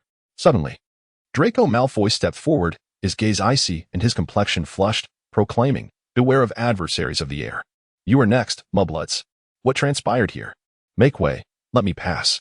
Filch, drawn by Malfoy's voice, squeezed through the throng and beheld the lifeless body of Mrs. Norris. His legs weakened, he stumbled towards her. My cat! What has happened to my dear Mrs. Norris? Filch shrieked. At that moment, he noticed Harry and his companions standing nearby. You! It is you who have slain my cat. Filch's eyes widened in fury. I shall make you pay. I shall, Argus. Just then, Dumbledore arrived on the scene, accompanied by several other faculty members. He approached Harry and his friends, gently lifting Mrs. Norris from the torch holder. Come with me, Argus. And you too, Mr. Potter, Mr. Weasley, and Miss Granger. Professor Lockhart then stepped forward, stating, My office is the closest. Headmaster, you may, thank you, Gilderoy, Dumbledore interjected. The students parted to allow their passage. Professor McGonagall then approached, saying, Very well, the head boy will guide the prefects to escort the students back. The students gradually returned to their common rooms. Claude, what happened? Did you see? Is the cat truly dead? Warren inquired loudly. His voice could not be subdued, as students from various years were vociferously discussing the incident, the corridor buzzing with noise. We shall discuss it later. It is too chaotic now, Claude replied, raising his voice as well. Shortly thereafter, the Slytherin students returned to their common room. Warren hastened forward, claiming a chair. Claude, quickly, over here. Claude had no choice but to walk over and take a seat. The other Slytherin students, noticing the situation, did not return to rest but gravitated towards him, predominantly those with whom Claude was well acquainted. Edwin, observing this development, refrained from imposing any reprimands and also approached. The group formed a circle around him. Soon after, Edwin summoned a house elf, requesting a pot of tea and a selection of pastries. He then turned to Claude and inquired, Do you have any insights? Claude took a sip of tea and shook his head. He had not been close enough to discern the condition of the cat. However, it was evident that the feline bore no visible wounds. Was it then that the cat succumbed to the torment of magic? Not speculated. It is unlikely, Edwin replied, asserting that if it were indeed the result of magical affliction, there would be distinct marks, which the cat did not exhibit. What constitutes the traces of magic? Daphne inquired, echoing the curiosity of several younger students. Various forms of magic leave corresponding signs or symptoms upon living beings, and dark magic is particularly notorious in this regard. In a short span of time, these magical remnants do not dissipate. They linger upon the cat. Yet I did not sense any trace of magic moments ago, Claude elucidated. How does one perceive magic? Malfoy posed the question to Claude. I can't, Warren interjected, although I have not formally studied such magic. As I matured and my magical power increased, I suddenly became aware of the magical essence surrounding those nearby, albeit only in a vague manner. Indeed, once a wizard's magical capacity reaches a certain threshold, they can generally sense the magical intensity in their vicinity, though it remains an indistinct impression. Allowing one to gauge a wizard's strength, Edwin continued. Unless one has undergone specialized training, it is quite easy to be deceived, Claude remarked. For instance, like this. Claude waved his wand at himself, suddenly unleashing a wave of magical pressure that enveloped the surroundings. Edwin, Windsor, and Ben, the upperclassmen, were visibly shaken, while Warren and Knott, the lowerclassmen, struggled to catch their breath. The even younger students, such as Malfoy, trembled uncontrollably. It was merely a trivial display, ineffective against truly formidable wizards. Then, with a flick of his wand, Claude dispelled the enchantment. How terrifying! I had no idea you possessed such power, Claude, Daphne exclaimed dramatically. Claude sighed helplessly, shaking his head with a faint smile. Thus, the cat bore no signs of magical traces. Rather, it exhibited indications of a petrification curse, Edwin remarked. Yet, that should not be the case. If it were indeed a petrification curse, Professor Dumbledore would have surely dispelled it on the spot. Precisely. So if it is not a petrification curse, we are left with three possibilities, Claude continued. At this moment, the others turned their attention to Claude. First, the cat may have inadvertently consumed or been force-fed a related potion. Second, a bored yet highly skilled wizard could have cast an advanced petrification spell upon it. Third, there might exist a creature endowed with the innate ability to petrify. Could it be Medusa?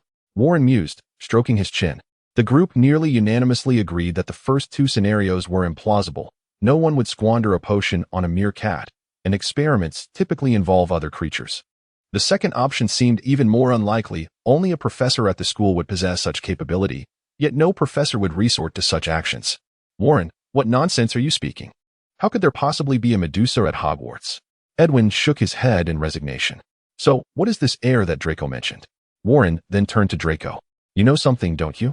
The others now looked towards Draco Malfoy. Draco's face flushed slightly, yet he spoke up. I heard from my father that there exists a chamber of secrets within Hogwarts. He paused.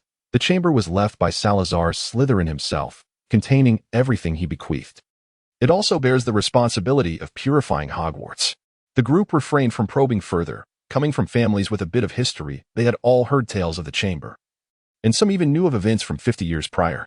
Claude was aware of the matter as well. It was likely the influence of Lucius Malfoy's diary that had brought this about. However, as the heir of Slytherin, who could possibly be more deserving than you, Claude? At this moment, Warren cast a glance towards Claude, and the others nodded in agreement. What nonsense are you uttering? I have been in the Great Hall all along. Claude replied, exasperatedly looking at Warren. I know. I merely meant to say that if there truly is an heir, it should undoubtedly be you, not someone else. Edwin interjected, I was paying attention earlier. There were no Slytherin students missing from the Great Hall, and those who attended arrived quite early. Indeed. And that individual could only have acted after the feast commenced. Otherwise, the corridors would have been filled with people, not added. A somber expression fell over the group. Isn't this turning into a joke? The heir of Slytherin is absent from Slytherin. Imagine the uproar if it were Gryffindor, Daphne remarked, pouting her lips. At that moment, Edwin turned to Claude and asserted, the heir of Slytherin must be one of us. Claude, we shall assist you in securing this heirship. If anyone possesses any clues, let us consolidate our information. API call failed with status code 429. Error. Code. For 29. Message. Resource has been exhausted, e.g. check quota. Status. Resource exhausted. Claude also went to take a look and observed Mr. Felch scrubbing the text with Mrs. Skoll's universal miracle cleaner. However, it proved utterly ineffective.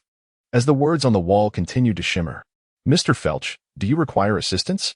Claude inquired politely. No need for that. It would be wise for you not to give me any grounds for reproach, Felch replied, casting a malevolent glance at Claude. Claude shook his head and departed, intending to visit the library in hopes of borrowing a copy of Hogwarts, a history to glean information about the Chamber of Secrets. Perhaps there would be some references concerning it. My dear boy, you have arrived too late. All copies of Hogwarts, a history have been checked out. Do come earlier next time, Mrs. Pants remarked, gazing at Claude. And when might the earliest return be?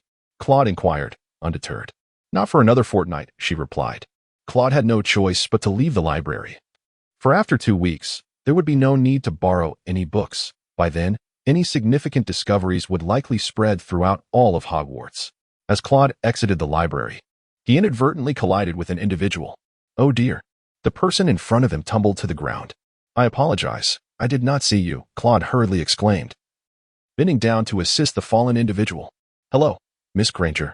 Claude recognized the person he had knocked over as a familiar face. Greetings, Mr. Grindelwald. What brings you to the library? Hermione cautiously inquired of Claude. I came to borrow Hogwarts, a history, but unfortunately, it is entirely checked out. And the waiting list extends to 2 weeks from now. Before Claude could finish his sentence, Hermione swiftly dashed inside to register. Claude did not attempt to persuade her. After all, everyone harbors differing thoughts. He then made his way to the magical creatures class. During the lesson, Professor Kane instructed the students to care for the tree guardian beetles. These creatures proved invaluable, as they could assist their owners in unlocking doors. Although a simple unlocking charm could achieve the same, there were occasions when casting magic was impossible, including situations where one might find themselves bound. Hey, Claude. How have you been lately? Cedric inquired, approaching him. Not too bad, just mediocre, Claude replied absently. When do you plan to launch the dueling club this year? Cedric asked. Are you not satisfied with this year's defense against the dark arts professor? Claude questioned Cedric in return. Don't get me started, Cedric shook his head. He's utterly incompetent. At first, he seemed knowledgeable, but it soon became evident that there were no practical lessons. Rest assured, it won't be long. We will commence after Slytherin's first Quidditch match. Claude assured Cedric. Wonderful. What do you intend to teach us this time? Cedric asked, a hint of excitement in his voice. I haven't decided yet. The essential foundations have already been imparted to you. The remainder truly requires hands-on experience to improve. This time, I can teach you a spell. A new technique I have recently developed. It is quite practical. After that, no matter how many questions Cedric posed, Claude chose not to answer, wishing to preserve the element of surprise. On Saturday morning, the much-anticipated match between the new Slytherin and Gryffindor teams was at hand. Warren informed Claude that, although Slytherin's teamwork was not yet optimal, victory in the match seemed assured due to the overwhelming advantage of their flying broomsticks. In the Great Hall, students buzzed with excitement over the day's competition, and as per tradition, Slytherin had no supporters other than their own. As 11 o'clock approached, the entire school began to make their way to the Quidditch pitch. Claude changed into a comfortable outfit, intending to head to the field, lest he incur Warren's incessant nagging. However, as he reached the first floor, Claude spotted a Ravenclaw student with golden hair. She stood barefoot on the ground, gazing up at the ceiling. Claude gazed at the ceiling, failing to perceive any trace of magical fluctuations. Driven by curiosity, she approached to inquire, Greetings, fellow student. May I ask what it is that holds your attention? The Ravenclaw student turned to her, but did not respond to Claude's question. You seem to be enveloped in an aura of distress. Surely there is something troubling you. Claude furrowed his brow, sensing that the Ravenclaw student before him possessed a rather peculiar way of thinking. Moreover, what was this harassment bull? It sounded like a fantastical creature. Yet Claude had never heard of such a being. I know you. You are Claude Grindelwald, a descendant of dark wizards. Hello, I am Luna Lovegood. With that, Luna extended her hand to shake Claude's. Claude was genuinely astonished. You know I am a descendant of dark wizards. Are you not afraid? He inquired. Luna tilted her head slightly, seemingly not comprehending Claude's question, and replied, A dark wizard is not you. Why should I be afraid? Claude could not help but exclaim. With just that one remark, you have surpassed the insights of many a wizard. It is indeed a statement of great wisdom. Exceptional sagacity is humanity's greatest treasure. Luna gently lifted her head and recited a famous saying from Ravenclaw. Greetings, Luna. It is a pleasure to formally meet you. I am Claude Grindelwald. Though you may simply call me Claude. May I inquire what you were just observing? My shoes seem to have gone missing. I believe I have spotted them on the beams of the ceiling. Luna turned her gaze towards the overhead. Hogwarts is truly enchanting. Even my shoes occasionally seem to wander off on their own. Claude followed Luna's gaze and indeed discovered a pair of shoes resting on a beam, which left him momentarily speechless. What surprised Claude was the existence of such peculiarities at Hogwarts. Much like when he first entered Durmstrang, mischief continually plagued him. With a swift flick of his wand, the shoes soared down and landed gracefully at Luna's feet. What splendid magic! Thank you, Claude, Luna exclaimed cheerfully, promptly slipping the shoes on. Should you find yourself unable to locate your shoes or anything else, do not hesitate to let me know. I shall do my utmost to assist you. After exchanging a nod with Luna, Claude made his way towards the Quidditch pitch. The stadium was already brimming with spectators. as today's match was a highlight for Hogwarts. The stands were starkly divided into two factions, with the green side appearing somewhat sparse. Warren had to shout for Claude amidst the cacophony. Claude strained to push his way through. On either side of the pitch, cheers of encouragement resounded. However, the Slytherin students, despite their fervent efforts, were overshadowed by the thunderous support from the Gryffindor fans. Claude gazed at the scene before him, feeling a sense of oppression as pain began to throb in his eyes. He recalled his own experiences upon entering school years ago, as well as the plight of the girl named Luna, which caused his expression to darken. With a sudden resolve, Claude rose to his feet and vigorously waved his wand. An act that nearly drained him of energy, an endeavor he would not have been able to accomplish had he not consumed the enhancement potion beforehand. A radiant aura of magical energy swiftly enveloped the entire stadium. All the red and yellow checkered flags transformed in hue, becoming a striking blend of green and silver. The emblem of Gryffindor, featuring the lion, morphed into the serpent of Slytherin. A profound silence fell over the crowd, all eyes fixed in astonishment upon Claude. Satisfied, he took his seat once more. Grindelwald, should there be another occasion, I shall certainly confine you, Professor Snape remarked languidly to Claude. However, Claude observed a concealed smile at the corner of Snape's mouth, leading him to believe that the professor would impose no actual punishment.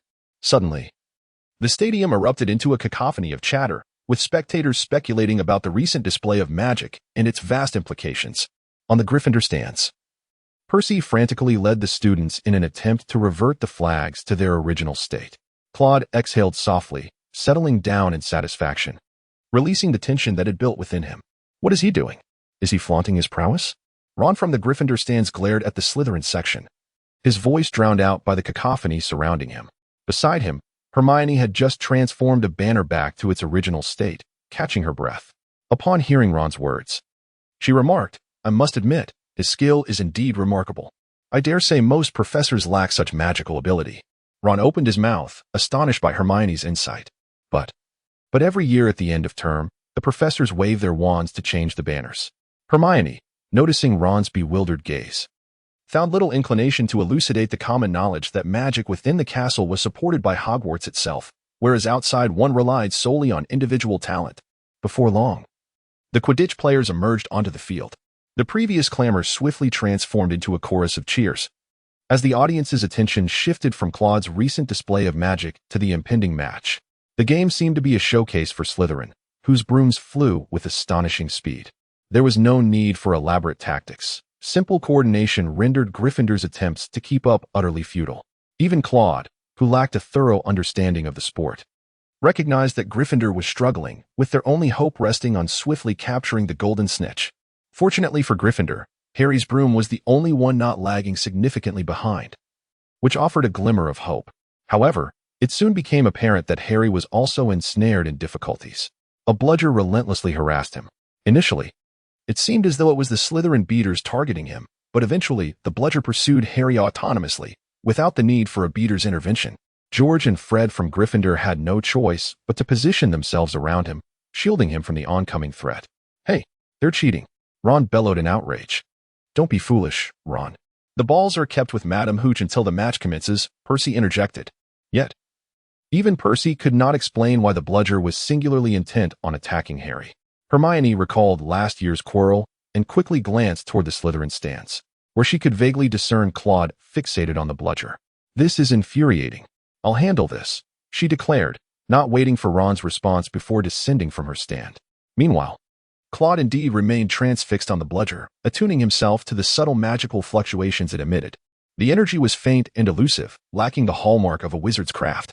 However, as the bludger veered away from Harry, it charged forth. When it turned back to pursue Harry again, Claude detected its trajectory with keen precision. Claude hurriedly glanced towards the stands, where in a corner of the field, he spotted a domesticated house elf. Raising a hand and pointing at the elusive ball that persistently assaulted Harry, Claude squinted, sensing that this domesticated house elf appeared somewhat familiar. Yet he could not recall where he had encountered it. He couldn't help but wonder if it belonged to someone's household. After all, it was certainly not from Hogwarts, as it bore no trace of the school's distinctive uniform.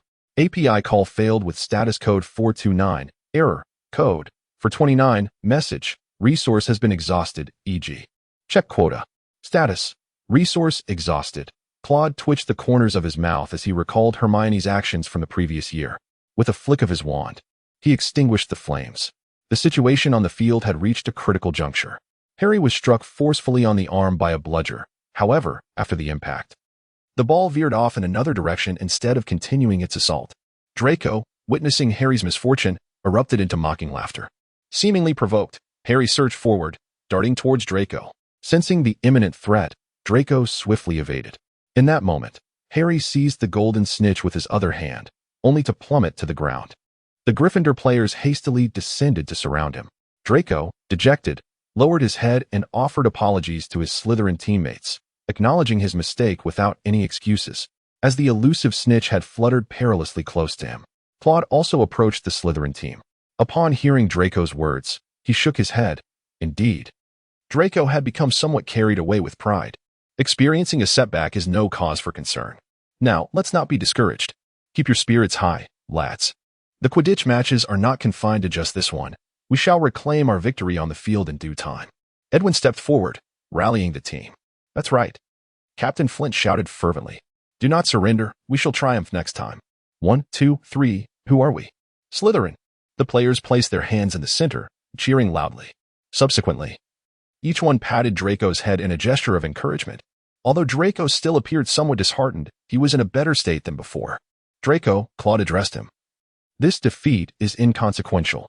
However, if you continue to repeat the same mistake, it may indicate a degree of foolishness. I understand. It won't happen again, Draco replied with certainty. Suddenly, a burst of magical light flashed from the Gryffindor side. API call failed with status code 429. Error. Code. For 29. Message. Resource has been exhausted, e.g. Check quota. Status. Resource exhausted. Claude gazed at Lockhart in astonishment. The magic he had just witnessed was indeed profound. Although it was ill-suited for the current scenario, it nonetheless showcased Lockhart's considerable talents. In a flurry, the others hurriedly lifted Harry to transport him to the hospital wing. Inside the hospital wing, Madame Pomfrey was exceedingly irate. You ought to have come directly to me. I could mend those bones in an instant, she exclaimed, adding, regrowth is bound to be quite painful. With that, she tossed Harry a nightgown and proceeded to prepare a potion. Hermione, why are you still defending Lockhart?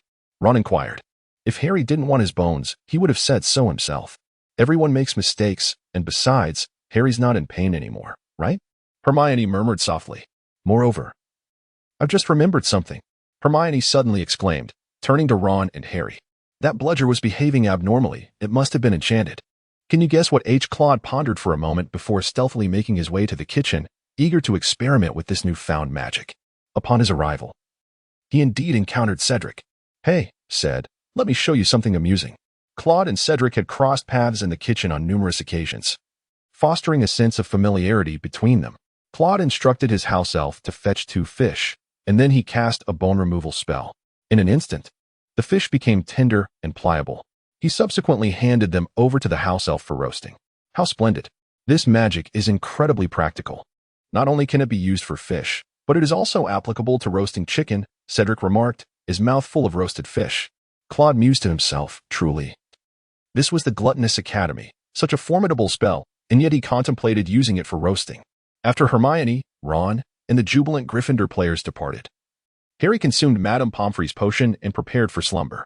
However, tossing and turning on his sickbed, sleep eluded him. Harry found himself pondering whether Slytherin could genuinely corrupt individuals. After all, Malfoy was inherently wicked. The scenes from the previous semester, where Claude had lent his assistance, lingered vividly in Harry's mind, including the training sessions with Ron. Suddenly, Harry heard footsteps approaching from outside and quickly feigned sleep. In an instant, Dumbledore entered, clad in a long woolen nightgown and a nightcap. Brandishing his wand and bringing along a statue-like object, Professor McGonagall followed closely behind him. Go fetch Pomfrey, Dumbledore whispered to McGonagall. She hurried past Harry's bedside, and he caught the urgency in her voice. Shortly thereafter, Madame Pomfrey emerged, inquiring softly, what is happening? Dumbledore responded, another attack. Minerva discovered him. He even brought some food. McGonagall remarked, I suspect he intended to sneak in to see Potter. Harry cautiously lifted his head to glimpse the statue on the bed. A sharp pain gripped Harry's stomach as he beheld Colin Creevey, eyes wide and camera in hand. He must have been petrified, Madame Pomfrey speculated. Indeed, McGonagall replied. The thought sends shivers down my spine. had I not fortuitously encountered Albus, who knows if I would be lying here tonight as well. The three of them then focused on Colin's camera. Albus, do you think it captured anything? McGonagall inquired. Dumbledore did not respond verbally, but proceeded to pry open the back of the camera. A hissing sound erupted, accompanied by the acrid scent of melting plastic. It's completely melted, Madame Pomfrey exclaimed in astonishment. What does this signify? McGonagall asked with urgency. It signifies, Dumbledore sighed deeply, that the Chamber of Secrets has reopened. The following morning, Claude was roused from his slumber by a series of knocks. Having discussed the bone-breaking curse with Cedric late into the night, he had not risen early that Saturday morning. Claude sleepily opened the door, only to find Edwin standing outside instead of Warren. What brings you here? What has happened? Claude yawned, inquiring. A student has been attacked, a Gryffindor, and is now incapacitated in the hospital wing, Edwin replied, his expression grave as he gazed at Claude.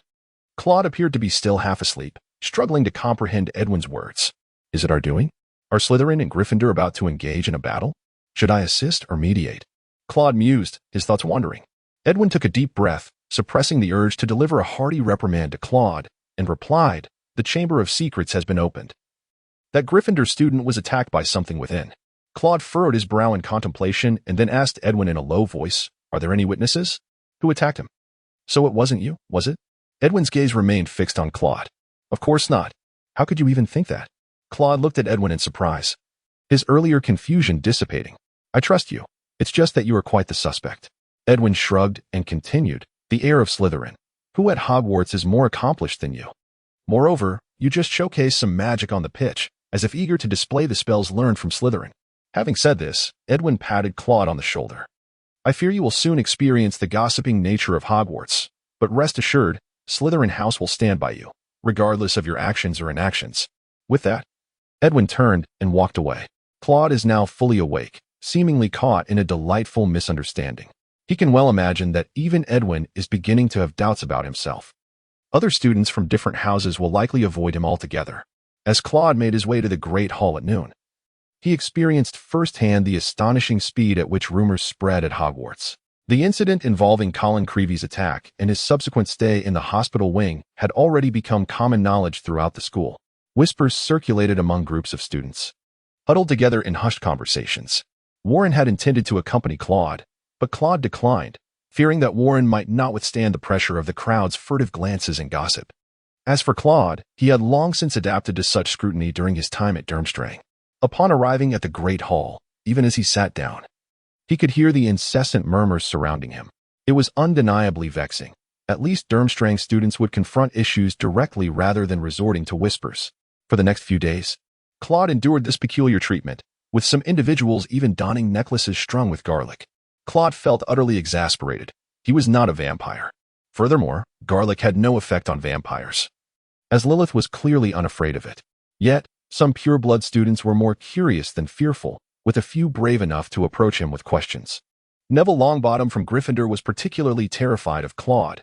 When others inquired, he likened himself to a silent observer, asserting that if Slytherin were still alive, they would be the first to cleanse themselves of them. Cedric, on the other hand, took it upon himself to explain the situation on Claude's behalf, risking detention to declare that Claude had been with him that fateful night. However, apart from a few girls, no one seemed to believe his words. Eventually, the farce came to an end, thanks to Professor McGonagall's intervention. Edwin also advised Claude to expedite the establishment of the dueling club to help everyone move past the incident. Thus, they decided to hold the first dueling club of the semester on Thursday evening. Edwin began posting announcements in the common rooms of various houses. However, just 2 days later, Edwin approached Claude with both good news and bad news. Which would you like to hear first? He asked. Let's hear the good news, Claude replied, looking at Edwin expectantly. The good news is that a professor has expressed interest in attending the dueling club to teach the students, Edwin informed Claude. That's splendid. Which professor is it? Professor Flitwick, perhaps? He is always so enthusiastic and was once a dueling champion. The bad news is that it will be Professor Lockhart attending, Edwin said glumly. Claude pondered for a moment and remarked, Professor Lockhart has indeed faced numerous dark creatures, and having witnessed his bone extraction spell, I must admit its potency is quite remarkable. Edwin interjected, I consider him a fool. All of this is merely superficial. He is but a writer. Although I have learned that he joined the ministry as an Auror upon graduation, he subsequently resigned. A coward, indeed. Claude felt a twinge of excitement at the prospect of engaging him in combat, pondering the intriguing experience that would ensue. During the holiday, Claude sensed significant progress in his skills, particularly in his understanding of enhancement potions. He now sought the guidance of a competent wizard to assist him in acclimating to the magic within him. Edwin shook his head in resignation and stepped outside to replace the notice. As Thursday evening approached, the dueling club witnessed a surge in attendance, particularly among young witches, due to Professor Lockhart's involvement. Consequently, the event had to be relocated to the Great Hall, where students chattered animatedly as they entered. Most discussions revolved around speculations regarding the contents of Professor Lockhart's forthcoming lesson. Knowing that Claude had previously engaged in a duel with the professor, the students eagerly anticipated a confrontation between the two. Once all the students had assembled, Professor Lockhart made a grand entrance. Adorned in a vibrant violet robe and a flamboyant wizard's hat, bouncing into the hall with exuberance. The hall had been cleared to create space for a dueling platform, where Edwin was diligently maintaining order among the students. Upon seeing Lockhart's arrival, Edwin promptly gestured for him to step forward. Professor Snape followed closely behind. His demeanor starkly contrasting Lockhart's vivacity, he approached the stage with a brooding expression. Cough, cough. Lockhart cleared his throat and announced, I, Gilderoy Lockhart, your esteemed defense against the dark arts professor, have heard of your establishment of a dueling club. He gestured toward Edwin and Claude. Thus, I have graciously accepted the invitation to partake in this event as your instructional assistant under the guidance of Mr. Grindelwald. Professor Snape has also volunteered to serve as the guardian for this occasion. With that, Lockhart gestured for Claude to take the stage and continue the discourse. Claude gazed at the throngs of people before him, feeling a sense of helplessness wash over him. Originally, he had intended to impart the newly developed ironclad charm. The dueling club was primarily designed for advanced students with a solid foundation, yet due to Lockhart's influence, the crowd had swelled, presenting a diverse range of skill levels.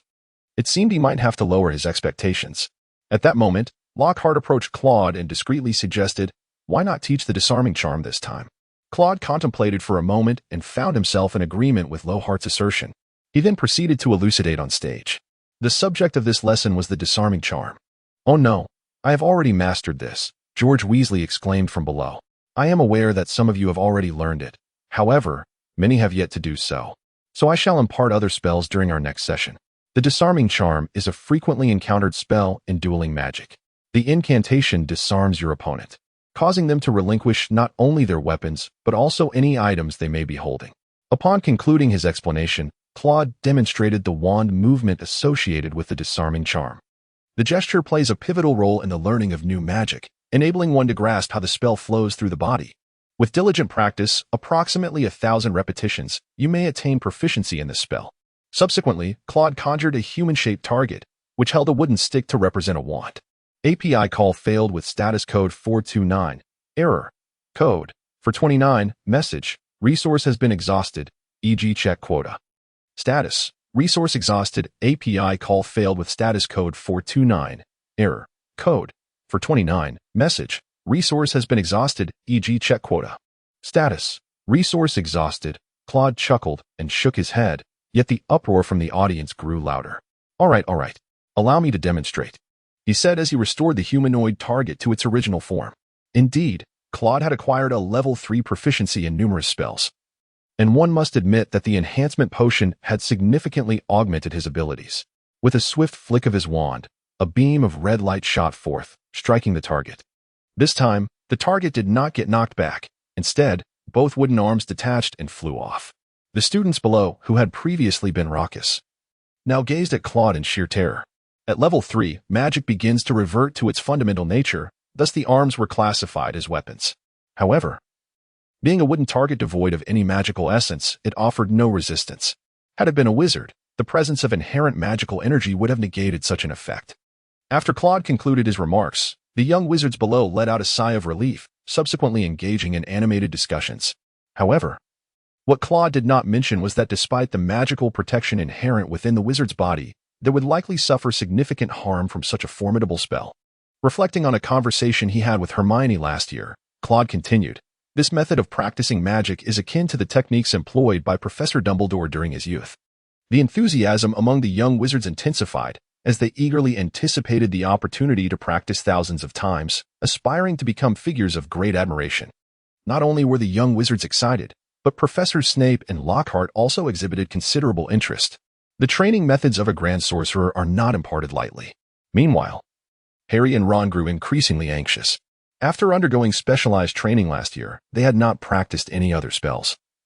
And it seemed that many would soon catch up to them following Claude's instruction. Claude stifled a laugh on stage, which cannot be deemed a falsehood. For old Gertie was indeed of the same caliber as Professor Dumbledore. Thus, old Gertie was equivalent to Dumbledore, and his methods mirrored those of the venerable professor. Subsequently, the young wizards engaged in their group practice. It was at this moment that the significance of Professor Snape and Lockhart became evident. Thanks to their vigilant oversight, a greater chaos was averted. One cannot fathom how these young wizards could conjure such absurd magic while merely reciting incantations. Among them, many distinguished themselves, particularly the students who had previously participated in the dueling club. Before long, Warren approached Claude. "Shall we allow the others to practice the disarming charm first? Perhaps we could discreetly teach a few additional techniques?" With that, Warren gazed at Claude with eager anticipation. API call failed with status code 429. Error. Code 429. Message. Resource has been exhausted, e.g. check quota. Status. Resource exhausted. Claude observed the students and began to speak. The magic he was about to demonstrate was an improved version of the shield charm, which he had personally refined. Professor Snape and Professor Lockhart, upon hearing this, gradually approached to listen as well. The shield charm itself is a highly practical defensive spell, capable of conjuring a barrier of magic in front of the caster, capable of withstanding most magical or physical assaults. It can even reflect spells back at their origin, and the incantation is armor to protect. As he spoke, Claude waved his wand to illustrate his point. However, many students likely realize that often, it is unnecessary to expend excessive magical energy for its casting, as sometimes the protection required is merely a single spell. Numerous students nodded in agreement with this observation. Thus, I have made enhancements to this spell. Edwin, would you kindly cast a spell for demonstration? Edwin nodded, positioned himself before Claude, and then unleashed a disarming charm. Before Claude, a shield the size of a basin materialized. It did not envelop his entire body, but rather served as a small shield in front of him. Claude successfully blocked Edwin's spell with this diminutive shield. Claude was slightly inclined upward, and the magic was deflected up to the ceiling, vanishing into thin air. The advantages were evident. It required minimal magical energy and allowed for the manipulation of the rebound direction. However, the drawbacks were equally apparent. One had to capture the magic to obstruct it, akin to a muggle shield. Subsequently, Claude elucidated the gestures associated with this spell, as well as the flow of magical energy. This highlighted the disparity in talent among individuals. Leaving aside the likes of Snape and Lockhart, who were professors and could easily grasp it, among the students, Edwin, Cedric, Warren, and Percy, all exceptionally talented, could master it with relative ease. Others, slightly less proficient, such as George and Fred, could manage it to some extent. The younger students, having had little exposure to the shield charm, found it particularly challenging to execute. After practicing for a while, a younger student suggested that perhaps the professor could demonstrate the newly learned disarming charm. Amidst cheers, Lockhart stepped onto the platform. "Rest assured, I shall return Professor Snape to you in one piece." Snape's expression darkened, and Claude sensed he could very well devour Lockhart alive. "Professor, may I step forward?" "I wish to give it a try," Claude said, looking at Snape. Snape's expression was somewhat inscrutable, and he remained silent. However, his retreating posture hinted that Claude could proceed. Claude ascended the stage and addressed Professor Lockhart. "Professor, allow me to experience the prowess of the world's foremost anti-dark magic wizard." The audience erupted in cheers.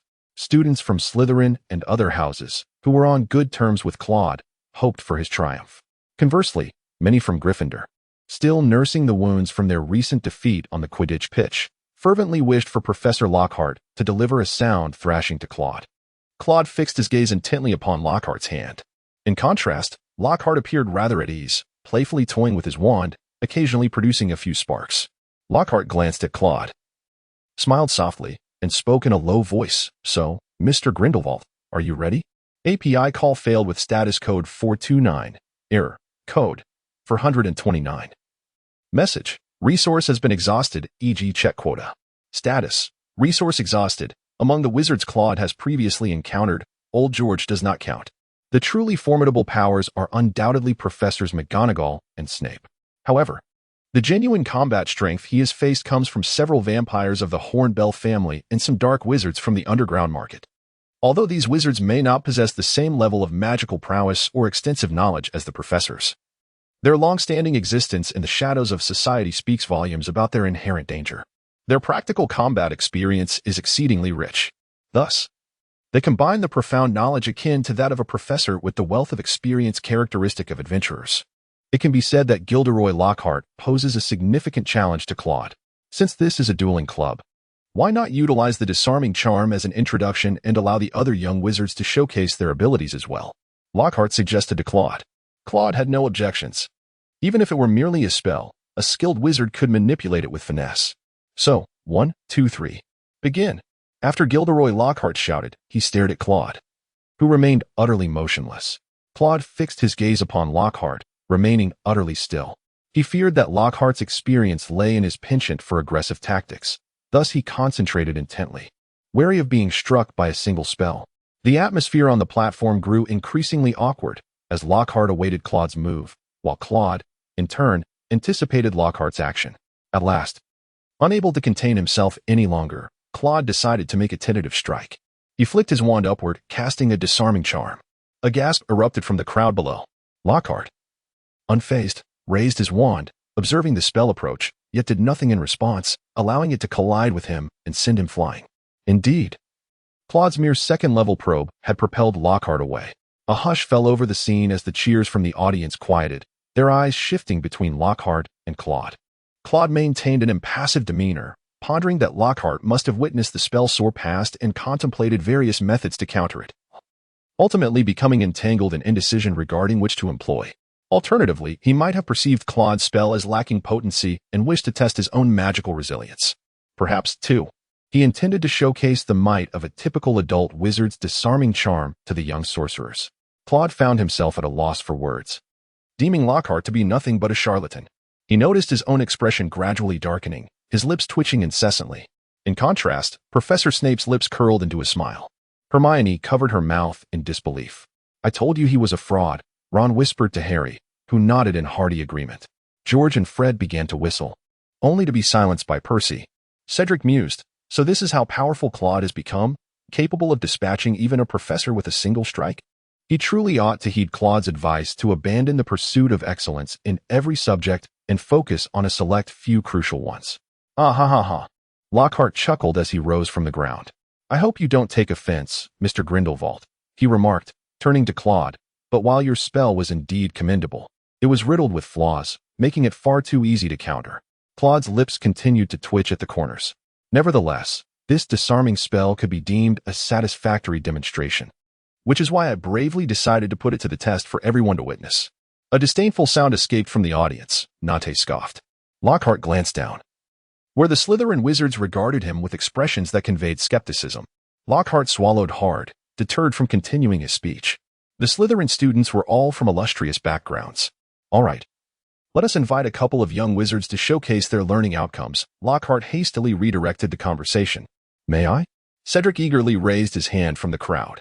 He had long wished to duel Claude, and although he knew he could not prevail, he felt it necessary to comprehend the disparity in their abilities. "Perhaps another time, Mr. Diggory. Let us see what Potter is capable of," Severus Snape interjected from the sidelines. He then whispered a few words to Draco, signaling him to take the stage. "What is the matter, Potter? Are you afraid?" Draco taunted as he approached, provoking Harry. It must be said that Draco had indeed mastered the art of pressing Harry's buttons, and his words elicited an immediate reaction from Harry, who strode onto the platform. "I fear you might not leave the hospital wing tomorrow." Harry glared at Draco. "Humph. I wonder who spent an entire night in the hospital wing," Draco retorted. Upon hearing this, Harry glowered at Lockhart. Lockhart, noticing Harry's intense gaze, continued, "All right. You all know the disarming spell, correct? Let the duel commence." As soon as Lockhart's words faded, Draco unleashed a spell that whizzed past Harry's cheek. Enraged, Harry retaliated, and the two began exchanging spells. Their incantations varied widely, mostly consisting of prank spells. Both had undergone Claude's rigorous training, and their innate talents were commendable. They were indeed well-matched opponents, surpassing the proficiency of their peers in the same year. Since when has Malfoy become this formidable? Ron questioned Hermione, perplexed. Did you think it was just you two who underwent Grindelwald's training? He is a Slytherin. After all, Hermione replied without turning her head. Disarm you. Taking advantage of the moment, Harry cast his most familiar spell, the very subject of this lesson. Petrificus Totalis. Draco too had his own favorite incantation. The two spells collided mid-air, resulting in a shower of sparks that rained down upon the stage. With the intensity of their magic, both boys began to gasp for breath, instinctively halting their duel to regard one another. Suddenly, an idea struck Draco. He pointed his wand at the ground. Serpensortia. A spell erupted forth, summoning a long, black serpent that slithered into the center of the stage. Upon spotting Harry, the serpent coiled its body and lifted its head, poised to strike. Don't move, Potter. Snape drawled lazily, relishing the scene before him. Allow me. Lockhart shouted, directing his wand at the serpent. The creature was lifted high into the air, only to come crashing down, now larger and more agitated, slithering towards the nearby young wizards. Harry, taking several steps forward, called out to the serpent, SSSSSS, SSSSSS. The atmosphere fell silent as Harry flashed a grin at the young wizards below. The scene was as terrifying as it was captivating. What trickery is this? A small wizard cried out, tears in his eyes, before fleeing the scene. Edwin approached Claude, nudging his arm and whispering, Parseltongue, it's him. Claude couldn't help but smile at the corners of his mouth. He knew it wasn't Harry, for he had witnessed old Malfoy's technique with his own eyes. Thoughts of Voldemort's words from the previous semester flooded Claude's mind. Indeed, it was Parseltongue that was the key to his learning. The ensuing scene spiraled into chaos, with everyone vociferously discussing the matter, seemingly terrified. Ron and Hermione hurriedly pulled Harry away. Snape made the snake vanish, yet his facial expression remained inscrutable. Shortly thereafter, Claude returned to the common room, where fervent discussions continued. The topics revolved primarily around Gilderoy Lockhart's incompetence and the heir of Slytherin. I don't believe it's Harry Potter. He lacks the qualifications. Even if he speaks Parseltongue, it doesn't prove anything. Perhaps this is a language that can be learned by anyone. Warren asserted from the center of the room. Indeed, I have heard that Dumbledore is proficient in many languages. So don't lose heart, young Claude, Daphne consoled, gently patting Claude on the shoulder. Claude found himself in a state of bemusement. He was aware that it was not Harry. Moreover, he needed to devise a method to learn Parseltongue. However, I had previously perceived Lockhart as merely an unremarkable wizard, only to discover that he was even more inept than I had imagined.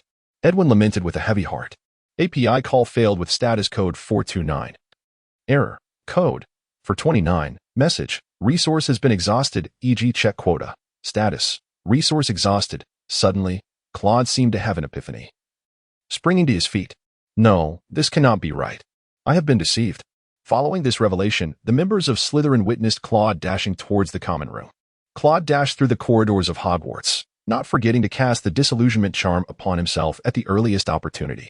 As he ran, he gritted his teeth, pondering the peculiar sensations he had just experienced.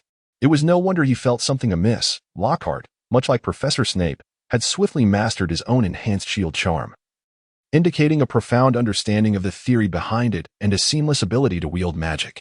Furthermore, during their earlier confrontation, Claude had perceived Lockhart's stance with his wand, though seemingly fraught with vulnerabilities, was characteristic of either a novice or a master. From what Claude had gathered, Lockhart had excelled during his tenure at Hogwarts, serving as a prefect and the president of the student council, akin to a more vivacious version of Percy. Even if he had achieved little after graduation, he could hardly be classified as a novice. Lastly, regarding Lockhart's attack on the serpent, Claude initially thought it astonishing that despite his considerable magical power, he had yielded no tangible results, merely inciting the snake's anger and bestowing upon it a buff. Upon further reflection, however, it occurred to him that this might have been an ancient incantation designed to enhance the serpent's physical prowess, reminiscent of the UR spell he had employed before. The evident side effect was being thrown into the air. It was likely an ancient incantation he had modified himself. Therefore, Lockhart could not be as inept as he appeared. He was likely feigning incompetence, deceiving everyone around him. While it was difficult to ascertain the headmaster's perspective, Professor Snape had undoubtedly been misled. Claude ascended the final flight of stairs, arriving at the threshold of Lockhart's office. Due to the magical protections surrounding the Hogwarts faculty offices, Claude could not simply employ a silencing charm to prevent others from overhearing him. Thus, he knelt on the ground, meticulously inscribing a magical array. This particular enchantment had been learned from old Gert during the holidays. To be frank, it was rather lackluster. The intricacies of its inscription were cumbersome, and its duration was fleeting, rendering it inferior when compared to more effective silencing spells. However, its sole advantage lay in its ability to penetrate other magical arrays, making it an essential incantation for evading traps within ancient tombs. Once the array was completed, Claude rose, raising his wand and aiming it at the grand door of Lockhart's office. In an instant, the door splintered into several pieces and flew apart. At that moment, Claude lacked the inclination to dismantle the defensive enchantments set by Lockhart, or to gently knock on the door. Inside, Lockhart was engaged in penning a letter to one of his admirers, visibly holding a missive in his hand. Both he and the portrait of himself on the wall were busy curling their hair with a styling wand. Lockhart then looked at Claude with a face of astonishment. "Mr. Grindelwald." At this late hour, Lockhart glanced at the shattered door, swallowing hard. "What brings you here?" Claude stared at Lockhart with an expression that conveyed imminent doom. He then raised his arm, casting a disarming spell towards him. Lockhart quickly bent down and dodged, simultaneously seizing the wand from the table and pointing it at Claude.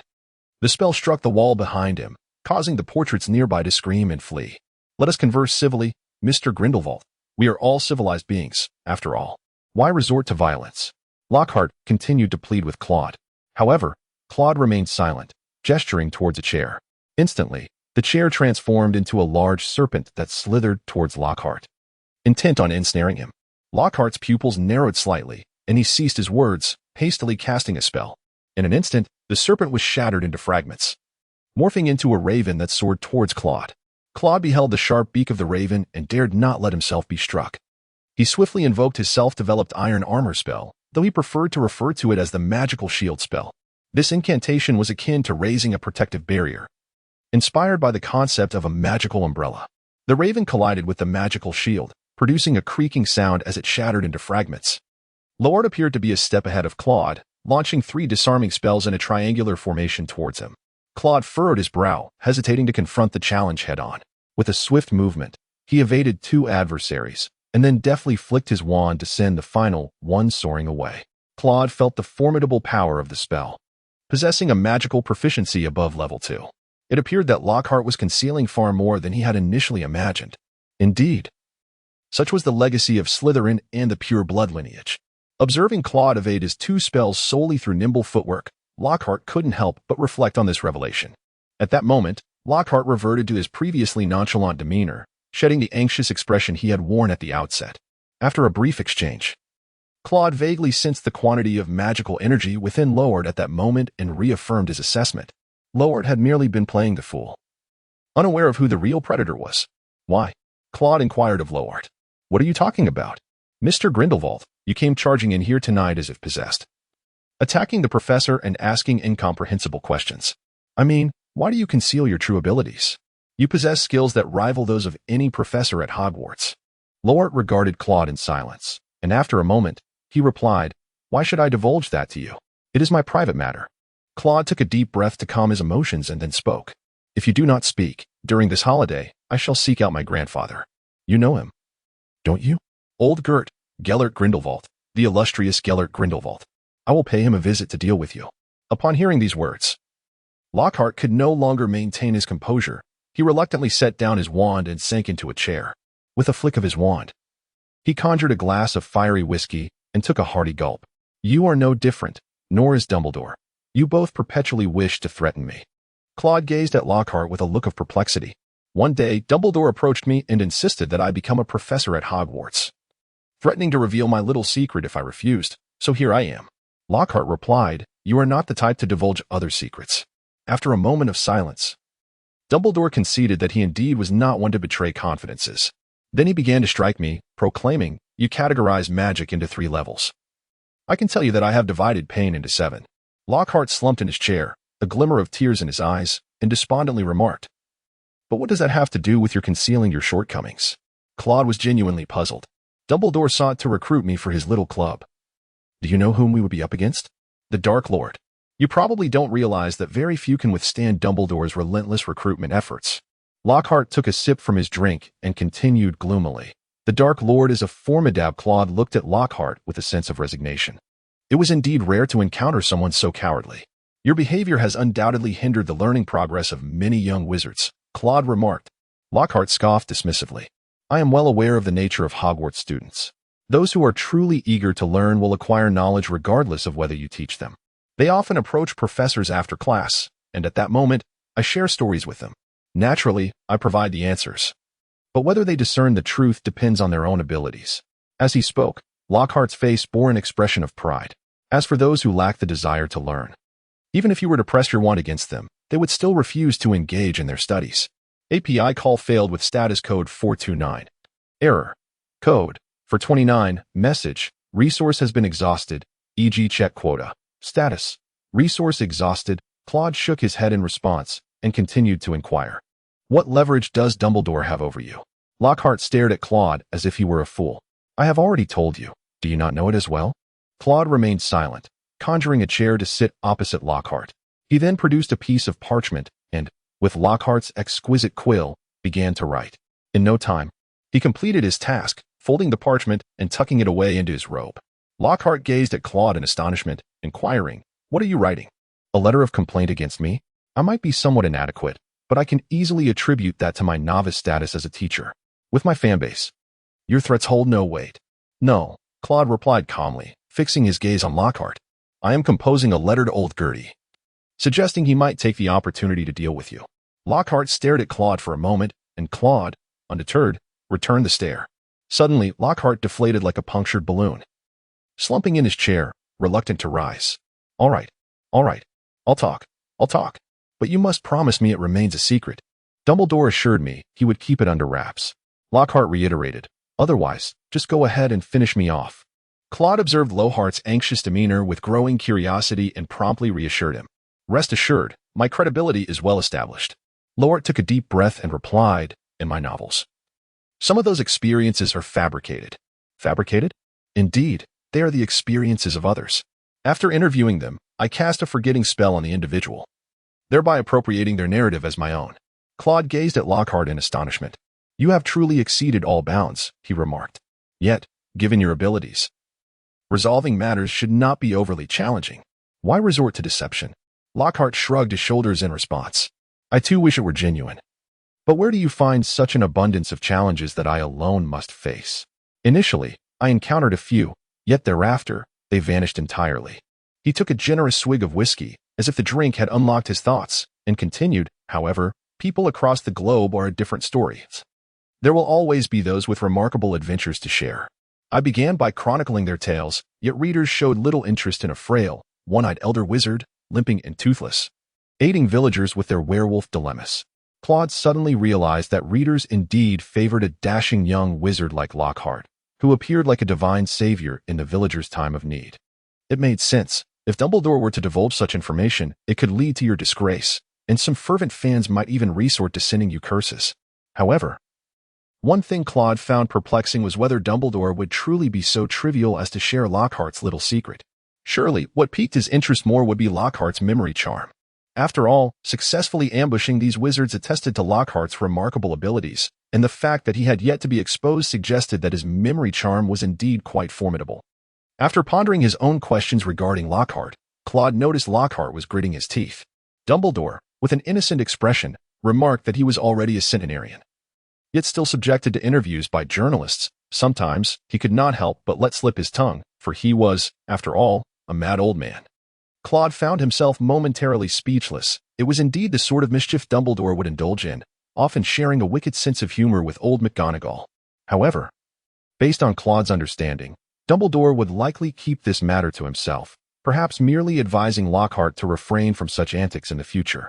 After all, he had far more pressing matters to attend to and little time for trivialities. Shortly thereafter, Claude returned to the common room. Although the hour was late, he summoned Fawkes to deliver a letter he had just composed. This correspondence was not a summons for McGonagall to reprimand Lockhart, but rather a note addressed to Lilith of the Hornbeam family. Claude had already received news from Galen, yet he held little interest in the vampire's magic. Instead, he sought to inquire about swordsmanship techniques from Lilith. This was an area in which Claude had made little progress, and he had no time to pursue Muggle sword fighting. The following day, the young wizards engaged in animated discussions regarding Harry's actions from the previous night.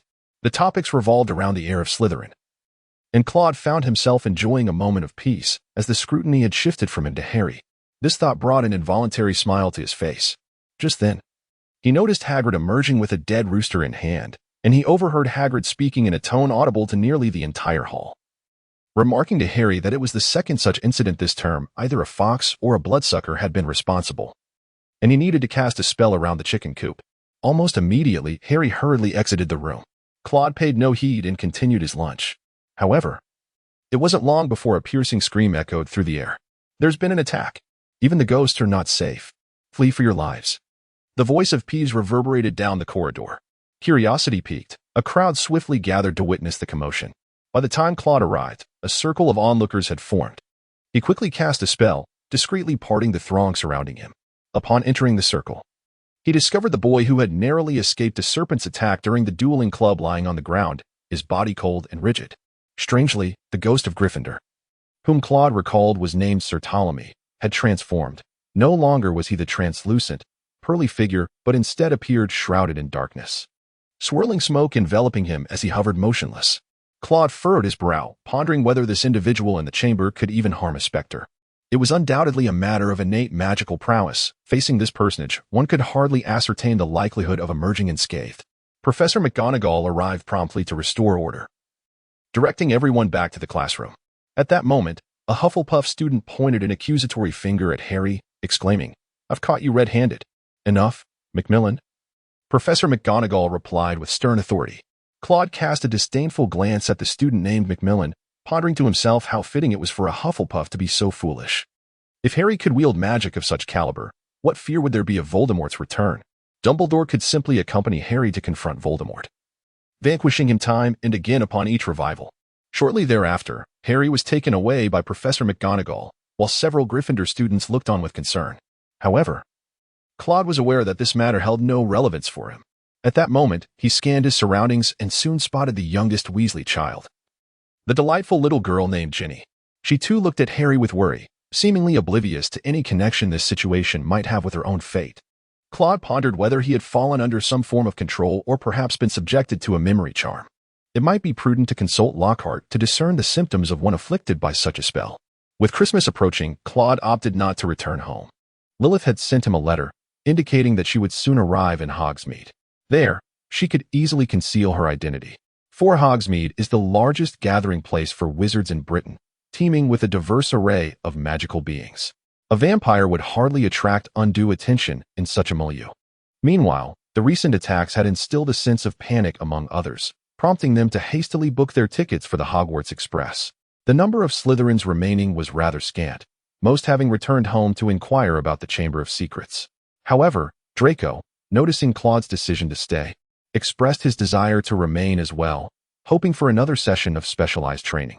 It seemed that Draco was quite perturbed by his previous inability to vanquish Harry directly. Hogwarts extended its utmost hospitality to the students who chose to remain during the Christmas season, adorning the school in splendid decorations and offering a truly sumptuous Christmas feast. Claude was thoroughly satisfied after his meal. Once he finished, he returned to the lounge, sipping on hot tea while awaiting the arrival of night, when he would slip out to meet Lilith. Before long, the door to the lounge swung open, revealing Draco and his two lackeys who strode in. They took a seat beside Claude. "Let me show you something," Draco announced, handing a clipping to Crabbe and Goyle. The two managed a feeble smile in response. Seeing this, Claude helplessly remarked to Draco, "Have you not yet given up on these tedious matters?" Shortly thereafter, another Slytherin female student entered, the sister of Edwin, Millicent Bulstrode. "Millicent, did you not return home?" Claude inquired in astonishment upon seeing her. "Oh, I decided not to go back at the last minute," Millicent responded somewhat nervously. "What about Edwin? Did he not return either?" Claude continued to question. "No, he went back. There are some matters at home," she replied. Claude nodded silently. At that moment, Draco made up his mind and leaned closer to Claude, whispering, "Are you leaving tonight?" "Indeed. Did you not see that letter?" Claude replied with resignation. Claude was reluctant to let anyone know of his intention to sneak out, yet Lilith had cast a spell upon her letter, akin to a howler, albeit far less boisterous. With alluring language, she insisted that she would be visiting Hogsmeade and urged Claude to await her arrival. Fortunately, the number of people in the common room was limited, though Claude still had to exert considerable effort to clarify the situation. "Can I come along?" I have yet to see it. Draco's eyes sparkled with excitement. Crabbe, Goyle, and Millicent shared the same gleam in their eyes. You do realize they are quite dangerous, don't you? Claude found himself needing to explain to Draco once more. With you around, there is no doubt we'll be safe. Crabbe and Goyle exchanged glances. Goyle slowly stepped forward and inquired, What are you discussing? Claude looked at Goyle with a puzzled expression. You were present at that time as well. Draco, unfazed, proceeded to explain alongside Claude. They seemed to possess a singular ability to remember only food throughout the day. Behind them, Crabbe appeared to exhale in relief.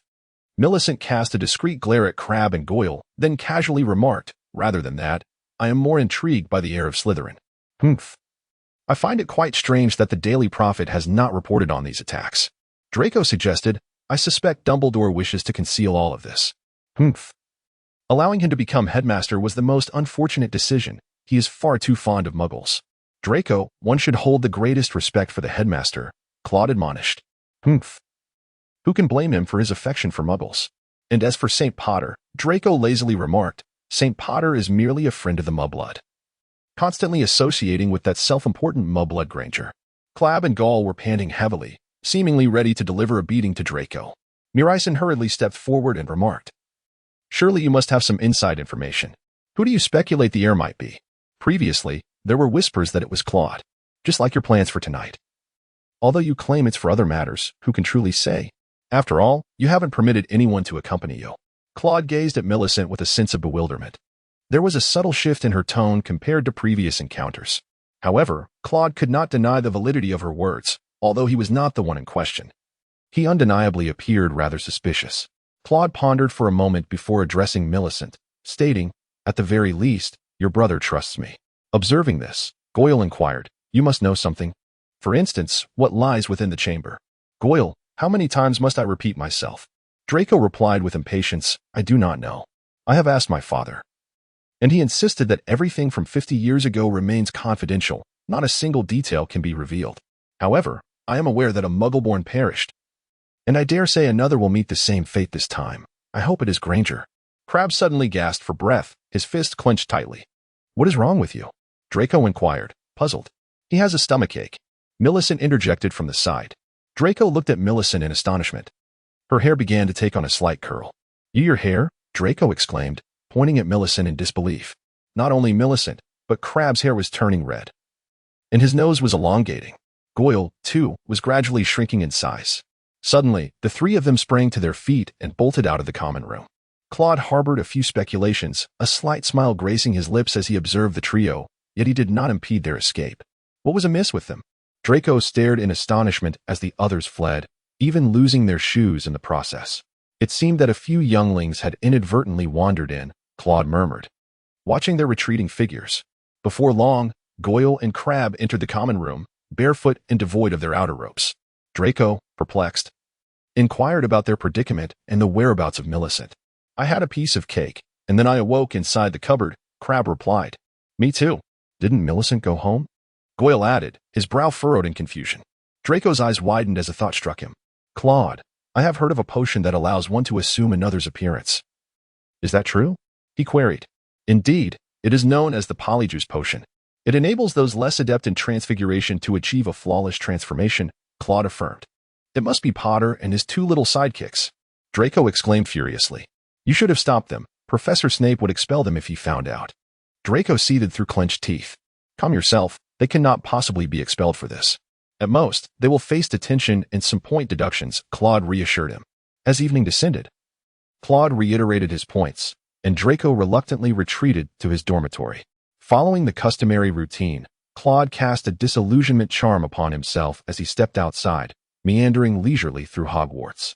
Gradually, he arrived at the statue of the One-Eyed Witch, behind which lay a secret passage leading directly to Honeydukes and Hogsmeade. This passage was perhaps the most renowned of all the hidden routes within Hogwarts. Initially, Claude had learned of it from Edwin, yet his curiosity persisted. Was such an overtly visible passage not susceptible to intrusion? Upon entering, he quickly realized his concerns were unfounded. The passage was adorned with a myriad of runes, carefully concealed. The first time Claude beheld them, he nearly jumped in astonishment. The runes intertwined densely, some of which he recognized as related to names, ice, poison, and explosions, among others. It was likely that even a powerful wizard would emerge from here in disarray. After all, these runes drew upon the millennia of power embedded within Hogwarts Castle. While a great wizard might manipulate the surrounding magical forces within the confines of Hogwarts, such feats would prove exceedingly challenging. As Claude stepped outside, he was struck by an unsettling illusion, a sensation of being observed. Despite his meticulous efforts to ascertain the source, he found no evidence of any watchful eyes. After a moment of contemplation, he realized that within the vast expanse of Hogwarts, the only individual capable of evading his magical detection was none other than Dumbledore. Claude couldn't help but marvel at Dumbledore's genuine concern for the safety of his students. Although he himself faced no imminent danger during this excursion, it was certainly reassuring to be under the protection of a mentor. This opportunity also allowed him to deliver a significant blow to that vampire from Hornbell.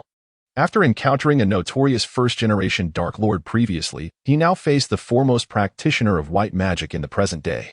One could only imagine how flustered she would be in such a situation. With this thought, Claude quickened his pace with delight.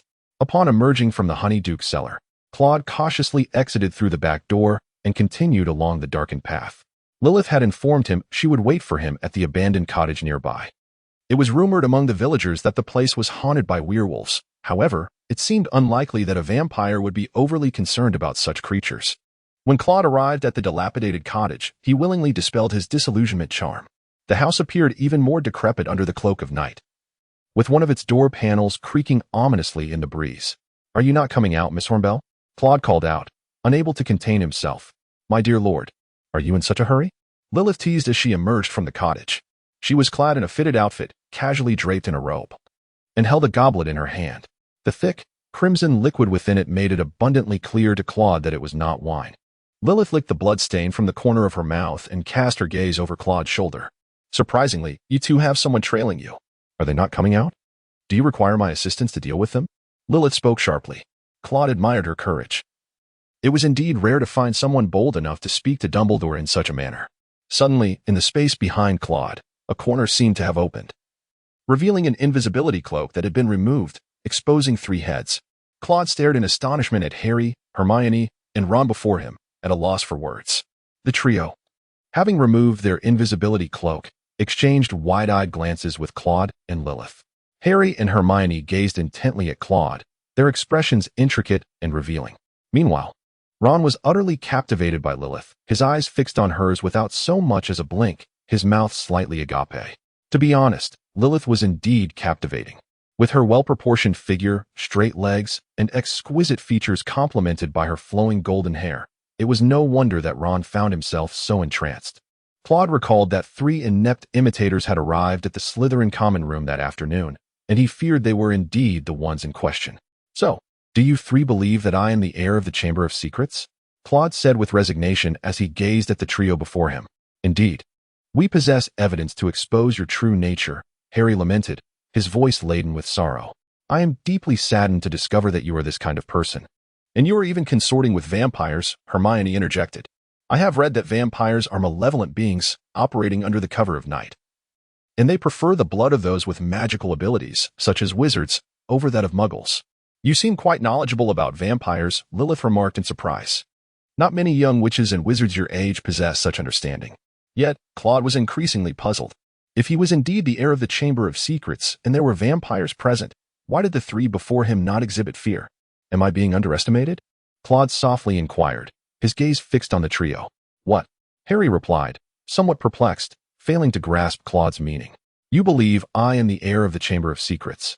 And while I could dismiss how foolish that notion is, why do you dare to follow me and attempt to thwart me? Do you consider me easily vanquished?" After uttering these words, Claude expressionlessly drew his wand. At the very least, summon a professor. "How dare you?" The more Claude pondered, the angrier he became. He had imparted so much knowledge to them, yet they arrived here without a shred of evidence to accuse him. Did they lack even the courage to inquire directly?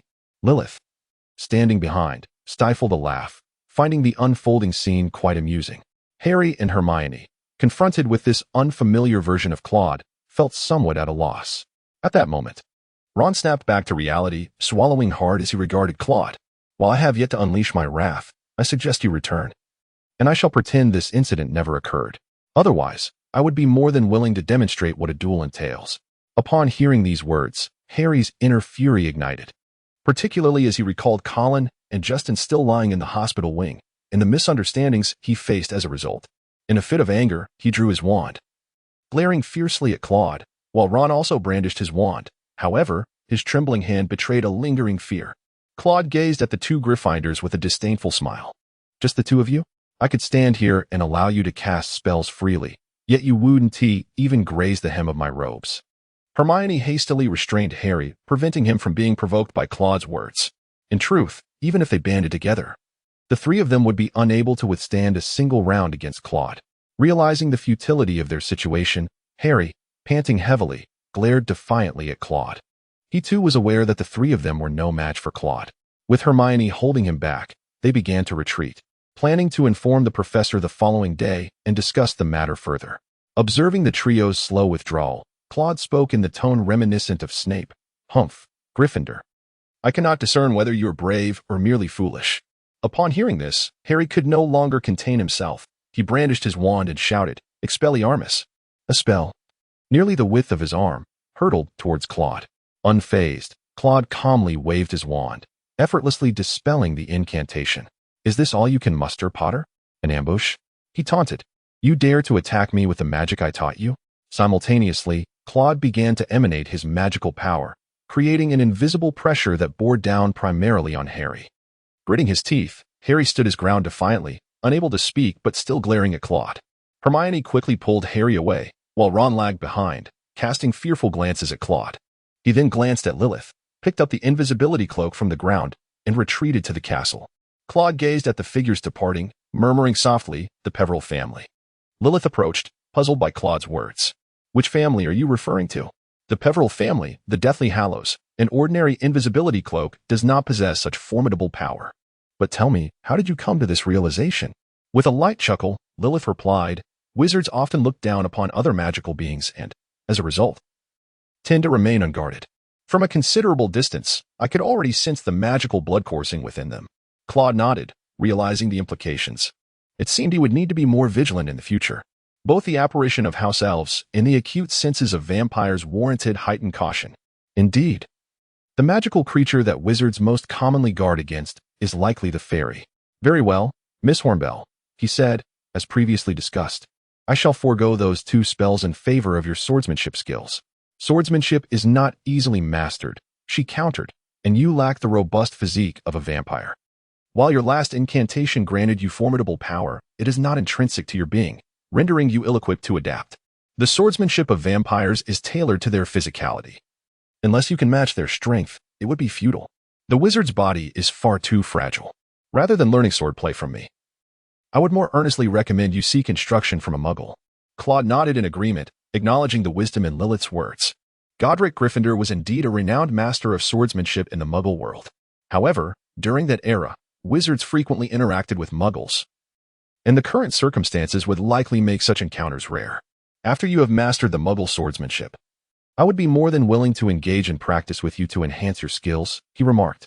Lilith then handed Claude a book. This is a compilation of various muggle sword techniques I have gathered. You may begin your studies with it. Very well. I shall study swordsmanship before the end of this semester, and then I will seek you out. Thank you immensely for your guidance, Miss Hornbell. Lilith waved her hand dismissively. There is no need for such formality between us. We have become acquainted through our sparring.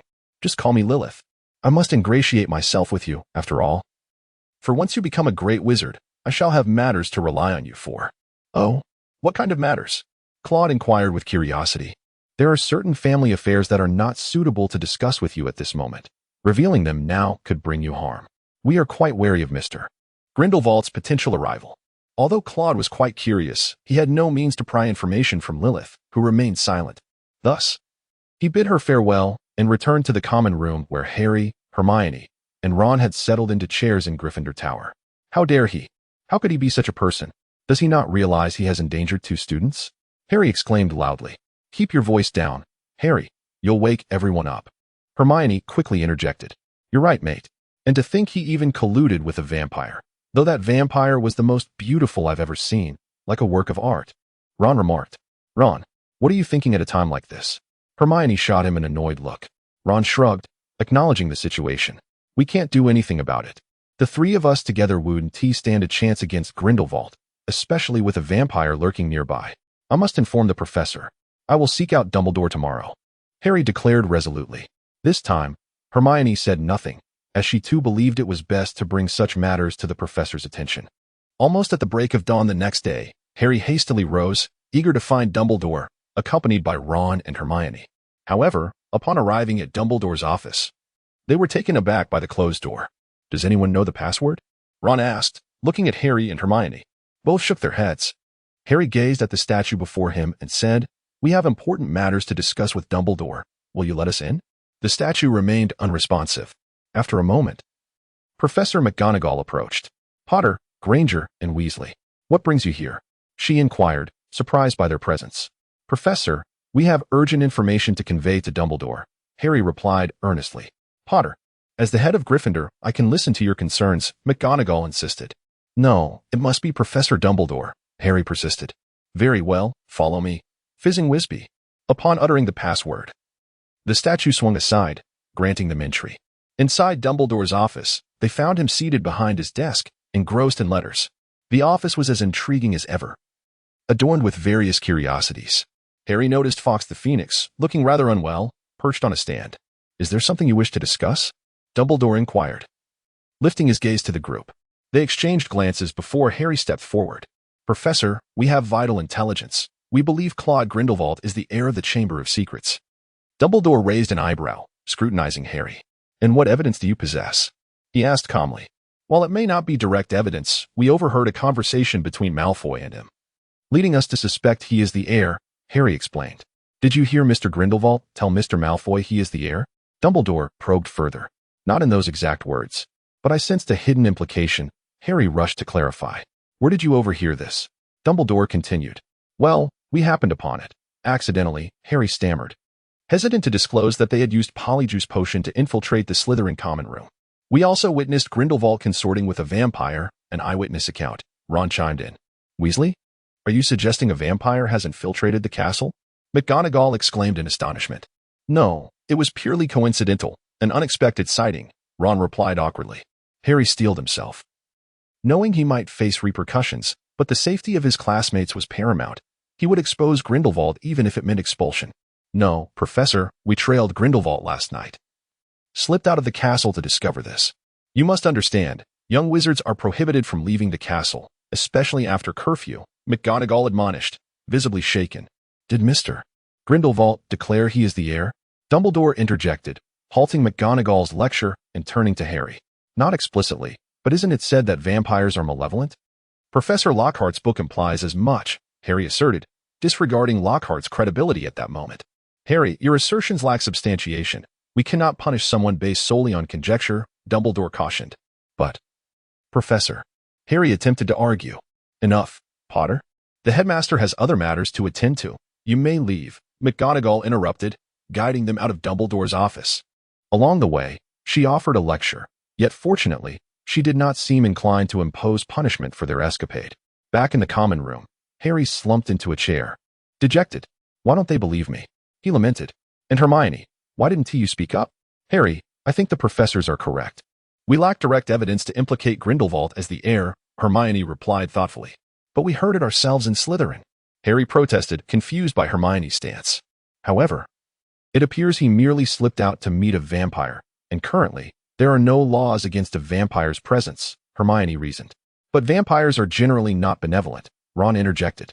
"Even if she is beautiful, my mother always said that the more enchanting a girl, the more deceitful she could be." "Harry, consider the suspicions cast upon you after revealing your parcel tongue. We should not cast unfounded doubts on others," Hermione advised. "Fine, I suppose you are right. I will keep a close watch on him. I must find evidence," Harry resolved, invigorated by determination.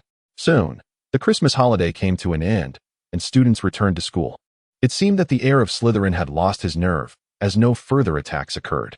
Students resumed their school life in an orderly manner. On February 14th, Claude entered the Great Hall and noticed the walls adorned with vibrant pink flowers. Perplexed, he turned to Warren beside him. Warren gestured towards the front, where Lockhart stood in a matching pink robe, beckoning for silence. "Happy Valentine's Day, everyone," Lockhart proclaimed cheerfully. "So far, I have received 46 cards, and I thank you all. Yes, to uplift your spirits, I have arranged a delightful surprise. Lockhart then clapped his hands, and 12 sullen little cherubs emerged, sporting golden wings and carrying harps. These are our little cupids, Lockhart announced joyfully. Today, they will roam the school, delivering Valentine cards to you. Of course, love can be conveyed in many ways. Perhaps my colleagues would also like to join in the festivities. He then winked at the classroom seats.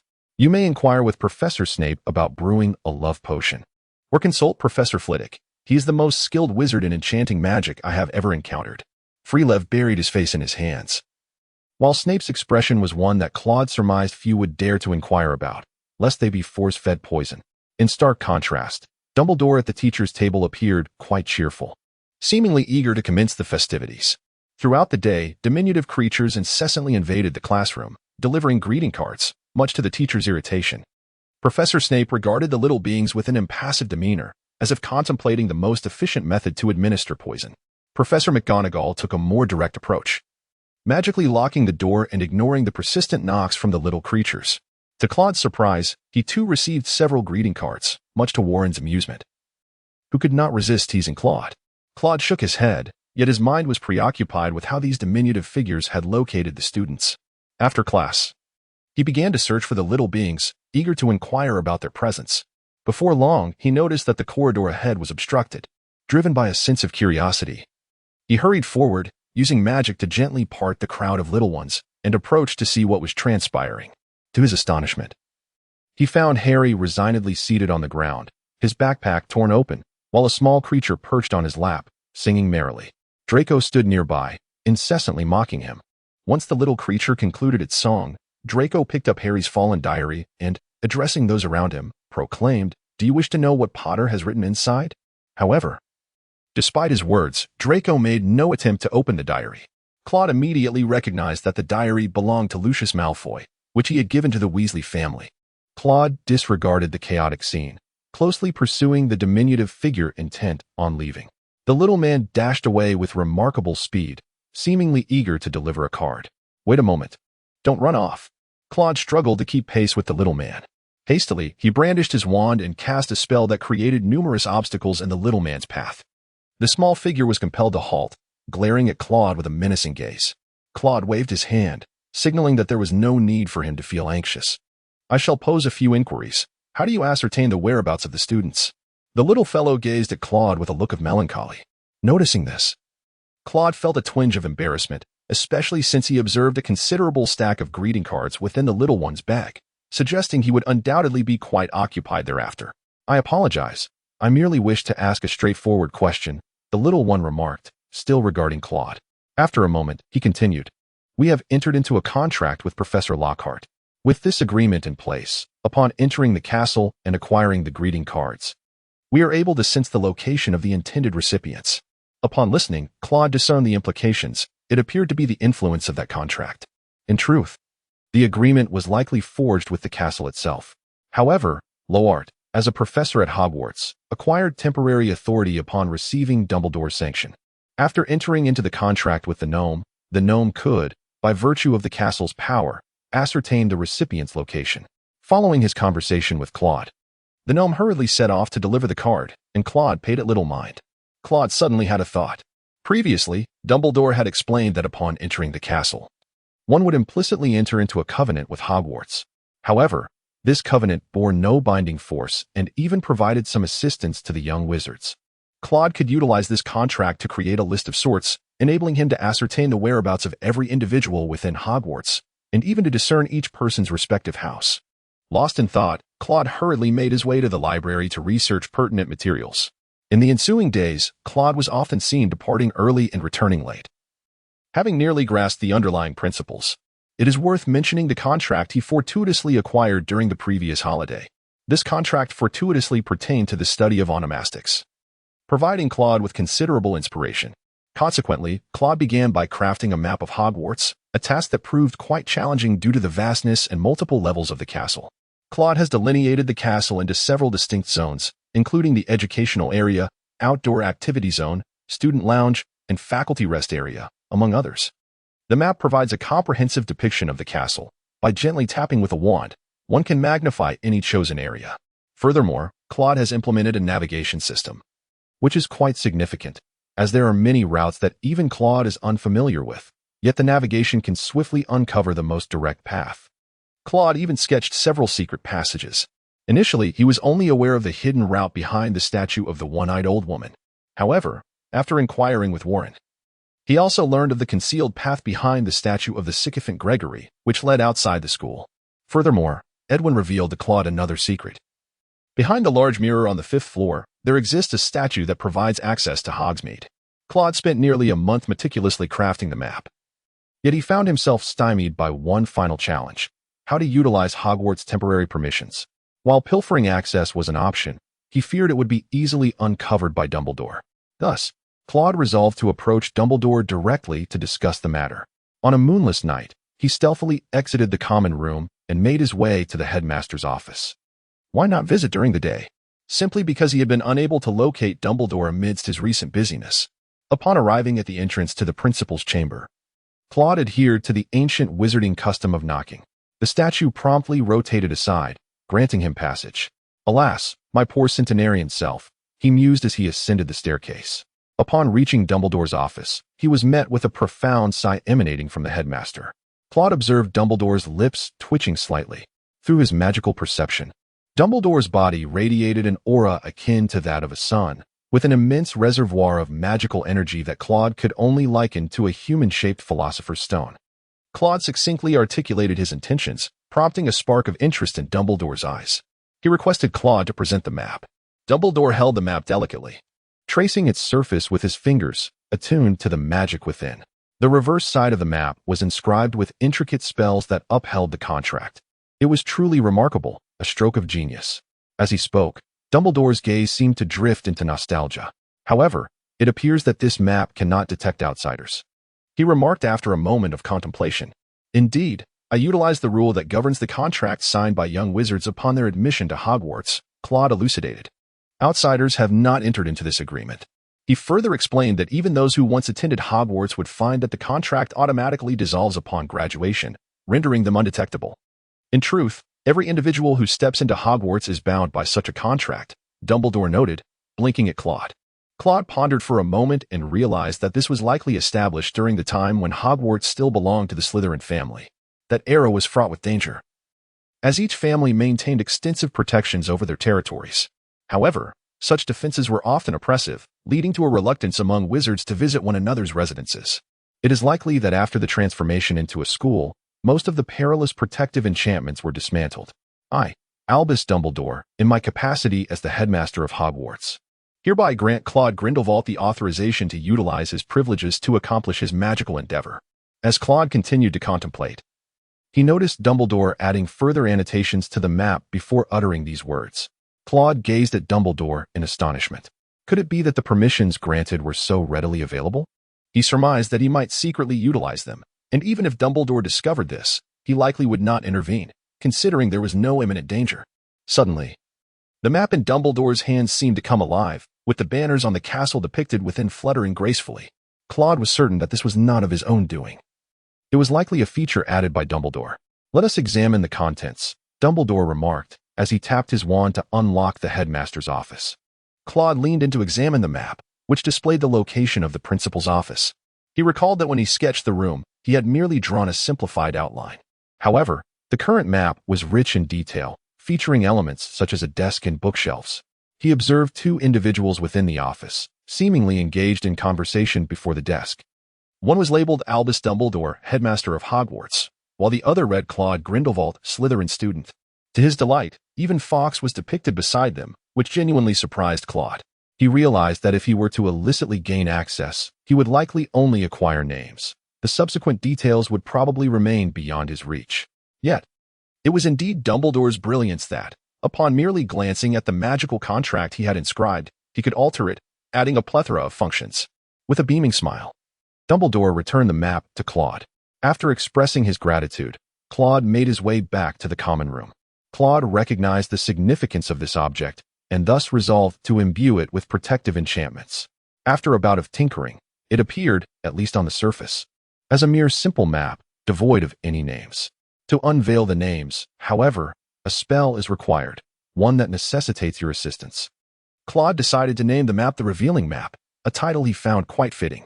He then lifted his wand and tapped the map. I, Claude Grindelwald, require your assistance.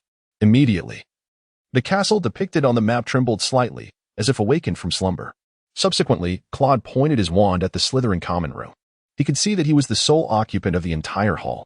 However, at that moment, Claude suddenly noticed a name swiftly flitting past the outer wall, only to vanish in an instant. Ophidius, Slytherin. Claude furrowed his brow, for it was evidently impossible for this to be a student. However, he had never heard of any ghost named Ophidius belonging to Slytherin.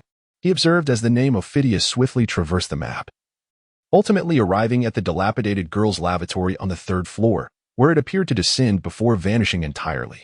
The lowest layer depicted on the map created by Claude is the Slytherin common room, which he previously believed to be the lowest level. It seems that Hogwarts conceals numerous secrets, as there are at least more chambers beneath. Claude no longer pondered much, intending to inquire later about the identity of Ophidius. Early the next morning, despite it being the weekend, the students rose with the dawn. For today marked a Quidditch match, pitting Gryffindor against Hufflepuff. Claude was initially reluctant to attend, yet he found himself compelled by Cedric's warm invitation. Cedric had recently joined the Hufflepuff team, aspiring to be a seeker, although his true ambition lay in becoming a snitch catcher. With the current captain and seeker of Hufflepuff set to graduate next semester, it was anticipated that Cedric would ascend to the role of the new seeker. In the Great Hall, Claude offered Cedric a few words of encouragement. Hufflepuff maintained a cordial rapport with Slytherin, displaying none of the overt hostility characteristic of Gryffindor. Reflecting on Gryffindor, Claude's gaze drifted towards their table, where he observed the team rallying around Harry. Shortly thereafter, Harry exchanged words with Hermione and Ron, prompting Hermione to abruptly turn and leave. Claude furrowed his brow, pondering what these little rascals were investigating this time. Regrettably, he had not brought his map and was uncertain about her whereabouts. Nevertheless, it hardly mattered. Their inquiries into the air did not concern him. With that thought, Claude turned his attention elsewhere, preparing to make his way to the pitch. As the teams approached the field amidst a chorus of cheers, the majority of the applause was directed towards Hufflepuff, being the largest house, coupled with Slytherin's unwavering support.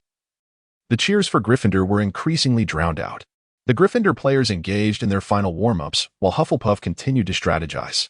Claude noted that Cedric was predominantly speaking, with the others listening attentively. Madame Hooch produced the quaffle and blew her whistle, signaling both teams to come forth. At that moment, Professor McGonagall hurried onto the field, wand in hand, pointing it toward her throat.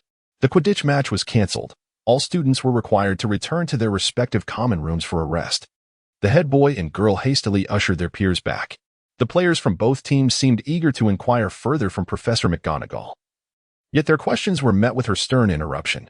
Claude also made his way back to the lounge with the crowd, while the young wizards engaged in a spirited discussion about what could possibly lead to the cancellation of the Quidditch match. Claude harbored certain suspicions, conjecturing that an assault had once again commenced. However, what piqued his curiosity was the recollection of having seen a diary in Harry's possession, which should have rendered the unlocking of the Chamber of Secrets impossible. Within the Slytherin common room, Draco's voice rang out loudly, asserting that it was undoubtedly another attack. Otherwise, the cancellation of the Quidditch match would be inexplicable. This sentiment echoed the conclusions reached by the majority during previous discussions. This time Dumbledore surely must be dismissed. The incessant series of attacks proves him to be an utterly inadequate headmaster. Draco harshly criticized Dumbledore without restraint. Claude also tacitly acknowledges this perspective. As the headmaster of Hogwarts, he undeniably bears an irrefutable responsibility when students fall victim to attacks. However, at this juncture, replacing the headmaster may prove detrimental to the situation.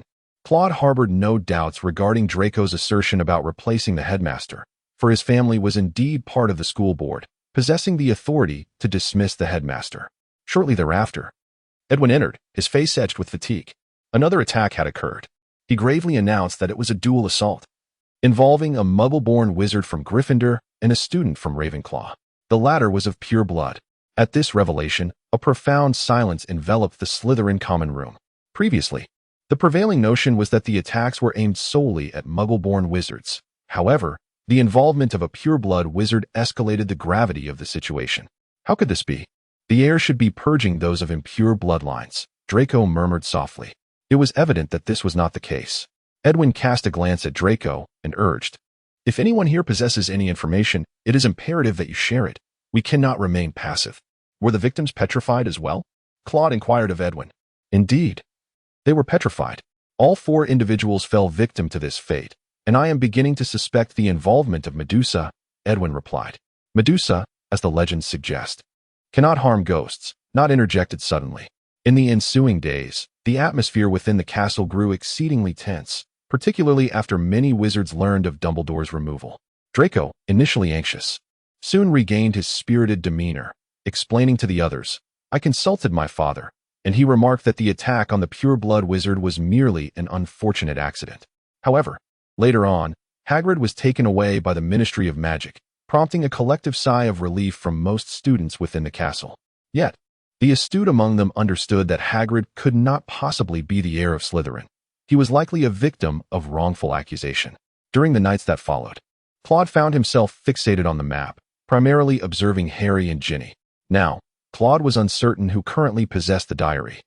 Yet he sensed that matters were spiraling out of control. Last semester, he had heard Voldemort speak of the Chamber of Secrets, which was believed to harbor remnants left by Slytherin himself. That evening, as was his custom, Claude glanced into the Gryffindor common room and discovered Harry and Ron stealthily sneaking out. Claude's eyes sparkled with intrigue, and he promptly rose from his slumber, eager to ascertain the unfolding situation. Should the need arise, he would seize his journal and venture into the secret chamber himself. Employing both the heightened perception spell and the illusionary guise spell, Claude cautiously navigated through the castle's corridors. In the foyer on the first floor, he discerned the faint rustling of footsteps, yet before him lay an empty space. He retrieved the map to verify his suspicions, confirming that it was indeed Harry and Ron who traversed ahead. Claude was aware that they had donned their cloaking garments once more. However, to be candid, the vigilance of these 2 individuals was remarkably deficient. They exhibited no awareness whatsoever to glance back and ascertain whether anyone was tailing them. API call failed with status code 429.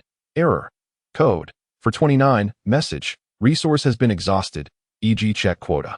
Status. Resource exhausted. Claude hastened to keep pace, simultaneously ensuring to eliminate any scent lingering on him. For one must recognize the remarkable acuity of a dog's sense of smell. Ahead, Harry and Ron illuminated their wands with a Lumos charm, proceeding with utmost caution. The nocturnal forbidden forest was alive with the rustling of leaves, suggesting the presence of numerous creatures in the vicinity.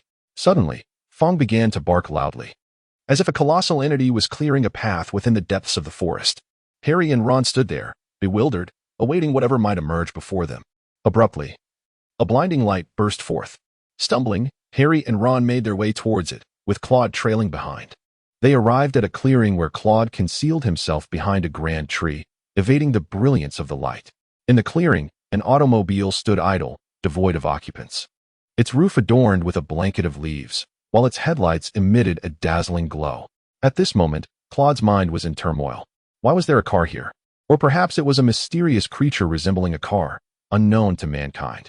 Ron approached, circling the vehicle, only to realize it had been there all along, having played its part in the wild. Suddenly, Ron's gaze fixated on something high behind Harry, his expression filled with terror. Before Harry could turn around, he heard a series of clicks, and he was seized, with Ron meeting the same fate. "Damn it," Claude muttered in frustration. His attention had been consumed by the car, causing him to overlook the approaching creature. In the dim light, he discerned 2 colossal figures. They were 8-eyed giant spiders. It is crucial to note that such creatures have been designated as 5-star dangerous by the Ministry of Magic, known for their ruthlessness and a penchant for human flesh. However, the actions of these 2 8-eyed spiders puzzled Claude. Typically, these spiders would inject venom into their prey, relishing the sight of their suffering before indulging in their feast. Yet, these 2 had captured Harry and Ron instead. Claude surmised that this behavior must have been influenced by some constraint, perhaps intending to deliver their captives to a leader for consumption. There was still a chance to rescue the 2, prompting Claude to hastily pursue the 8-eyed spiders. However, their 8 legs granted them speed, and he was perilously close to losing them. Fortunately, the 2 spiders soon arrived at a clearing, halting before a cave, their massive pincers clicking ominously in anticipation. Claude discovered that the open space was teeming with enormous 8-eyed spiders, each the size of a horse. Even near Claude, smaller spiders scuttled about. In disgust, he cast a spell of biological fear, creating a slight clearing around himself. The surrounding spiders, excited, gathered around Harry and Ron, producing a cacophony of clicking sounds. Aragog, Aragog. Claude was astonished to discover that the spider he had just encountered could actually speak, a revelation that was indeed surprising. He was aware that the eight-eyed giant spider was a creature of remarkable intelligence. Yet he pondered whether anyone could possess the patience to teach such a being to articulate words. The ground began to tremble gently as a spider, the size of a small elephant, emerged from the cave. Each of its numerous eyes was shrouded in a veil of white, indicating that it was blind. Claude observed the positioning of the surrounding spiders, ensuring that he could successfully rescue the two individuals. At that moment, a voice belonging to the creature named Aragog echoed through the air. Humans? Is that Hagrid? No. Eliminate them. Harry then shouted, We are friends of Hagrid. The eight-eyed giant spider, known as Aragog, hesitated. Claude suddenly realized that only Hagrid would possess the patience to teach the Acromantula English. Moreover, Hagrid, clearly of giant lineage, would not be intimidated by the diminutive creature. It was likely that the Acromantula's formidable pincers could not pierce his skin. Hagrid found himself in a predicament. Within the school, they believed he had unleashed some creature to harm the students, leading to his imprisonment in Azkaban. At this moment, Harry attempted to clarify the situation. Aragog emitted a series of clicking sounds in anger. This was a long-ago incident. They thought I was the monster from the Chamber of Secrets, which is why they took Hagrid away. I remember it vividly. Then, you did not emerge from the chamber? Harry inquired cautiously. Of course not. I hail from a distant place, having been hatched from an egg by Hagrid. At that time, he was still a child. And I have never left the cupboard where I grew up, Aragog continued, waving his massive pincers. I possess the instinct to attack, yet Hagrid has always treated me kindly. And I hold him in great respect. I have never harmed a soul. The girl perished in the restroom. We spiders do not favor water. Do you know what caused her demise? Harry questioned once more. Suddenly, the Acromantula in the vicinity began to emit the same clicking sounds. We know. It was an ancient creature that instills fear in all of us spiders. What is it? Harry asked eagerly. At that moment, it seemed that Claude had come to some realization, yet the answer eluded him, lingering just beyond his grasp. We remained silent. Even when Hagrid inquired, I refrained from speaking. Very well. Harry then rose, proclaiming that it was time to return to the castle in search of clues. Leave? I interjected, I think not. Aragog replied languidly.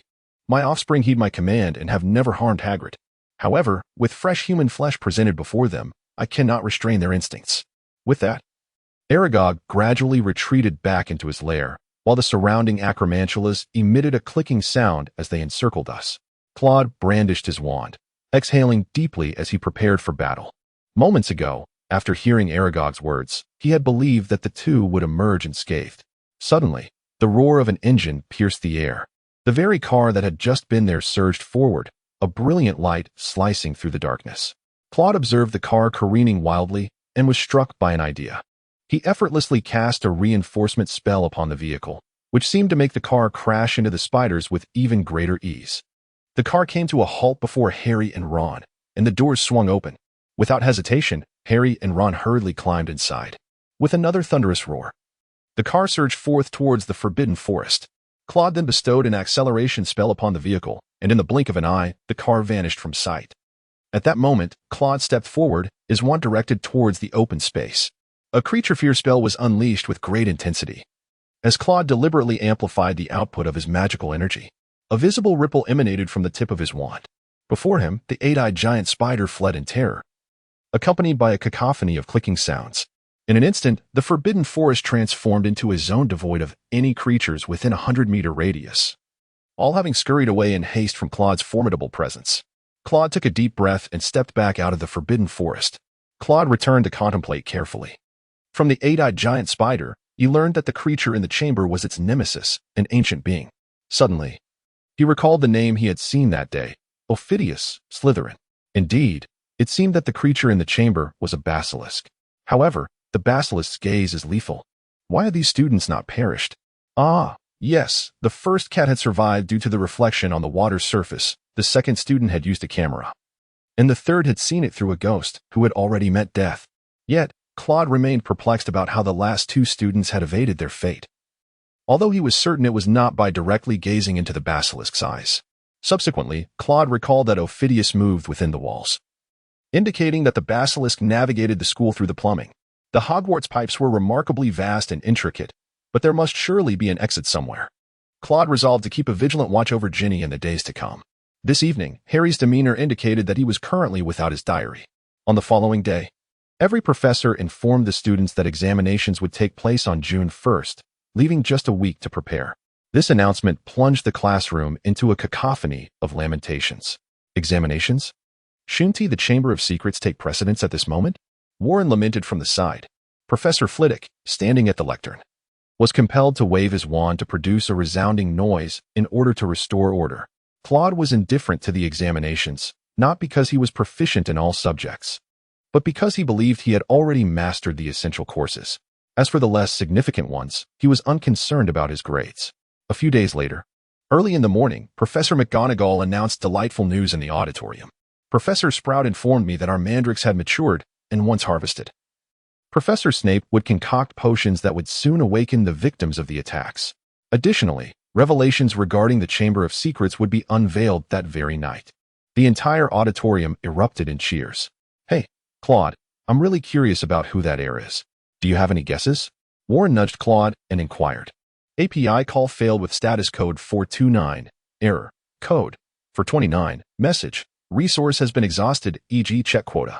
Status. Resource exhausted. API call failed with status code 429. Error. Code. 429. Message. Resource has been exhausted, e.g. check quota. Status. Resource exhausted. Claude pointed his wand at his ear, and the sound became remarkably clear. I have something to tell you all, Ginny murmured. What is it? Harry inquired. Ginny opened her mouth, but refrained from speaking. Upon noticing her hesitation, Harry seemed to sense something amiss and leaned in closely with Ron, lowering their voices to a mere whisper. Is it about the Chamber of Secrets? Just as Ginny was about to respond, Percy appeared. Ginny, if you finished, would you mind relinquishing your seat? I'm utterly exhausted. Ginny, startled like a frightened rabbit, abruptly jumped up and walked away. Percy. Ginny was just about to tell us something important, Ron exclaimed irritably. Percy, having taken a sip of water, choked slightly. That matter has nothing to do with the chamber. It pertains to me, as she inadvertently witnessed something of mine. Following this, Claude lost interest in Percy's explanations and Ron's complaints. However, instinctively, Claude felt that Ginny had no intention of divulging that particular matter at all. API call failed with status code 429. Error. Code 429. Message. Resource has been exhausted, e.g. check quota. Status. Resource exhausted. Claude returned to the lounge and hurriedly took out the map, intending to locate Ginny's position. In the process of searching, he noticed Harry and Ron engaged in conversation with Professor McGonagall, after which the two made their way towards the hospital wing. Claude gazed towards the school infirmary, realizing that the two had gone to visit Hermione. However, there were still classes in the afternoon. They must have sought leave from Professor McGonagall. API call failed with status code 429. Error. Code 429. Message. Resource has been exhausted, e.g. check quota. Status. Resource exhausted. Claude hurriedly stepped outside. Although it was daylight, he enveloped himself in an illusion spell. Consulting the map, Ginny entered the abandoned girls' restroom in the third-floor corridor. Claude hurriedly approached the restroom, where voices could be heard emanating from within. No, I do not wish for this. A voice that seemed to belong to Ginny echoed. Ginny, I am your dearest friend. You must trust me, responded a young man's voice. No, I have unleashed the monster, and I have even harmed Hermione. Ginny began to weep. Hermione is merely a mudblood. She even dares to vie for Harry Potter's affections. Can you truly accept that? The young voice coaxed. No, I will not allow you to speak of him in such a manner. I will expose you. I shall inform Harry. No, I must tell Dumbledore. Humph. You are no longer needed. Out with your soul, came the hissing response. A series of clicking sounds followed, as if mechanisms were being activated. Claude realized that the entrance to the secret chamber lay within, requiring the language of snakes to unlock it. He hurriedly noted down the incantation in this serpentine tongue. Upon hearing the mechanism within emit another sound, Claude surmised that the individual had likely entered the chamber with Ginny. However, his curiosity was piqued. Who could this person be? From the sound, it appeared to be a student, presumably one in the upper grades. API call failed with status code 429. Error. Code 429. Message. Resource has been exhausted, e.g. check quota. Status. Resource exhausted. Claude Claude gazed upon the line of text, acutely aware that his time to procure the items within the chamber was fleeting. It was likely that the students would soon uncover this place and promptly inform the professor. Ultimately, Dumbledore would return to address the matter. Thus, Claude needed to act swiftly. He remained uncertain about how many valuable artifacts might still remain after Voldemort's previous intrusion into the chamber. Claude entered the washroom and observed it meticulously. The sink appeared rather ordinary, yet Claude noticed a tiny snake at the side of a brass faucet. Claude shook his head and sighed. Slytherin. Why do they have such a fondness for serpents? He then cleared his throat, producing a series of sounds, cough, hiss, and then a peculiar clattering. Suddenly, a brilliant white light emanated from the dragon's head, which began to spin rapidly. The pool gradually faded away, revealing an immensely thick water pipe. API call failed with status code 429. Error. Code. For 29. Message. Resource has been exhausted, e.g. check quota. Status. Resource exhausted. Claude cast a protective spell upon himself and leaped forward. The pipes twisted and turned in a labyrinthine manner. Numerous pipes intertwined. Yet it was evident that this particular one was the main conduit, the most substantial of them all. At last, the pipe began to level out, and Claude emerged from its opening. He then performed a cleansing spell to rid himself of the sticky substance that clung to him. Before him lay a vast, dark stone tunnel, immense in scale, making a person feel quite insignificant within its confines. It appeared that Hogwarts would not suffer from any plumbing blockages. Claude made a jest and continued onward. Fortunately, the pipe offered but a single passage, sparing Claude the dilemma of making a choice. It seemed the pipe resided beneath the lake, with the walls damp to the touch. Claude enveloped himself in a heightened sensory enchantment, cautiously advancing. He refrained from casting a luminescent spell, wary of attracting the attention of the serpentine beast. As he rounded a bend in the tunnel, Claude abruptly discerned a colossal creature coiled ahead. Damn it, he muttered under his breath. In an instant, an ancient script of luminescence erupted into the sky. It is well known that the potency of ancient scripts is considerable and not particularly controllable, which is why they were later supplanted by more refined spells. This burst of illumination rendered the corridor as bright as day, prompting Claude to shield his eyes to avoid being blinded. Claude cast the iron armor spell to shield himself from the potential harm of the snake monster's glare. After making all necessary preparations, he opened his eyes. Before him lay a colossal serpent that remained utterly still. A smirk curled at the corners of Claude's mouth. What lay before him was merely a snake's shed skin, not the fearsome creature he had anticipated. Claude caressed the serpent's shed skin, noting its remarkable resilience. It seemed that even the most adept cutting spells of ordinary wizards would struggle to leave a mark upon it. Of course, this consideration did not apply to spells wielded by archwizards such as Old Greybeard or Dumbledore, whose incantations could likely sever the beast in twain with ease. Claude gazed at the sizable serpent's shed skin, a look of regret crossing his face. It was a pity that he could not take it with him to fashion it into a wizard's robe. Claude composed himself and hurriedly advanced forward. The absence of any reaction to the fluorescent incantation he had just cast indicated that there were likely no individuals ahead. The tunnel twisted through numerous bends, ultimately revealing a towering wall before him. Embedded in the wall was a colossal statue of a wizard, his beard nearly grazing the ground, exuding an air of stern authority. Two serpents entwined around the figure, their eyes adorned with emeralds. Slytherin truly possessed immense wealth, Claude mused as he gazed at the gemstones. Hiss, hiss, hiss. As Claude uttered this phrase in Parseltongue, the statue slowly parted in the center, unveiling a passageway. After traversing this corridor, he finally arrived at a vast chamber, shrouded in darkness. Surrounding him were stone columns entwined with great serpents. Claude's eyes narrowed slightly as he gazed ahead. Before him stood a colossal statue, its visage reminiscent of the grand door from the passageway. It depicted an elderly Slytherin, his beard nearly brushing the ground, with a resolute expression fixed upon the horizon. In his right hand, he clutched a wand, which appeared to be entwined with serpents, their forms coiling intricately around one another. Claude beheld a girl lying at the foot of the statue, her face turned downwards. By the hue of her hair, he recognized her as Ginny Weasley. Claude remained motionless, acutely aware of another presence lurking nearby. Surrender your weapon. A spell suddenly surged from the shadows, but Claude deftly evaded it, retaliating with a disarming charm of his own. The figure effortlessly deflected the incantation with a flick of their wand. Gradually, they emerged into the light.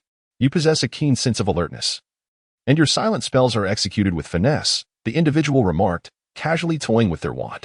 Claude gazed intently and discerned that the figure before him appeared somewhat indistinct, possessing raven hair, a striking visage, and a tall, slender form. Clad in the robes of Slytherin, he toyed with his wand using elongated fingers. "I don't believe we have met," Claude remarked to the wizard standing before him. "Ah, greetings. I am Tom Riddle, your senior," the boy replied, though not in the present. "Rather a senior from the past." Claude squinted his eyes. "Is that the diary?" He cast a fleeting glance at the notebook beside you. "Is it the essence of that girl you have absorbed that is now manifested?" "Oh, I am truly astonished. Are the young wizards of Slytherin so learned nowadays?" Tom Riddle appeared quite taken aback by Claude's swift unraveling of the truth. "So, young scholar, what is your name?" Tom inquired, gazing at Claude. "Claude Grindelwald." "Ah, so you are Claude Grindelwald." Tom expressed a degree of surprise. "Although you are not the one I most wish to meet, I am nonetheless pleased to see you." Claude regarded Tom with a peculiar expression. "I have heard from Ginny that you possess remarkable strength, having defeated several of his brothers and even trained Harry Potter. You are familiar with Harry Potter, are you not? Surely you know, the savior who vanquished the Dark Lord." Tom Riddle then shifted the conversation. "I am quite curious. How did Harry Potter manage to defeat the most powerful Dark Lord when he was merely an infant? Do you know, Claude?" Claude shook his head. "I am uncertain. But I harbor some doubts regarding your assertion of superiority." "Humph. Do you also believe that Dumbledore is the strongest?" Tom Riddle's gaze bore a menacing intensity as he regarded Claude. Claude disregarded Tom Riddle's murderous glare and continued speaking to himself. "The most formidable dark wizard must undoubtedly be my grandfather, Gellert Grindelwald." Tom Riddle paused, then burst into laughter. "Ha! I find myself rather fond of you, Claude. How about joining my ranks? Together, we could achieve greatness, just as your grandfather aspired. We would rule the world." Tom Riddle continued, "Of course. You may not know who I am." He then waved his wand, inscribing his name in the air, rearranging the letters. "I am Voldemort." The eyes of Tom, or the young Voldemort, glowed red. His expression twisted into a fierce grimace, losing the charm he had moments before. "What do you think? This is the name I adopted later. Tom is simply too mundane. Now that you know who I am, will you join me?" "I fear I must decline, Mr. Riddle." Claude replied calmly. "I have no interest in your quest for world domination, nor do I wish to collaborate with a wretched specter." Tom's gaze darkened further. "It appears you have encountered another version of myself. Since you refuse to join me, I cannot allow you to leave alive, after all. I would not want Dumbledore or another version of me to become aware of my existence." Claude felt a sense of bewilderment and wished to conceal his thoughts from Dumbledore. He understood the situation, yet he was determined to keep Voldemort uninformed. As if sensing Claude's confusion, Tom began to elucidate the matter. Previously, he had been the principal entity. But he had faltered miserably, rendering himself neither fully human nor entirely ghostly.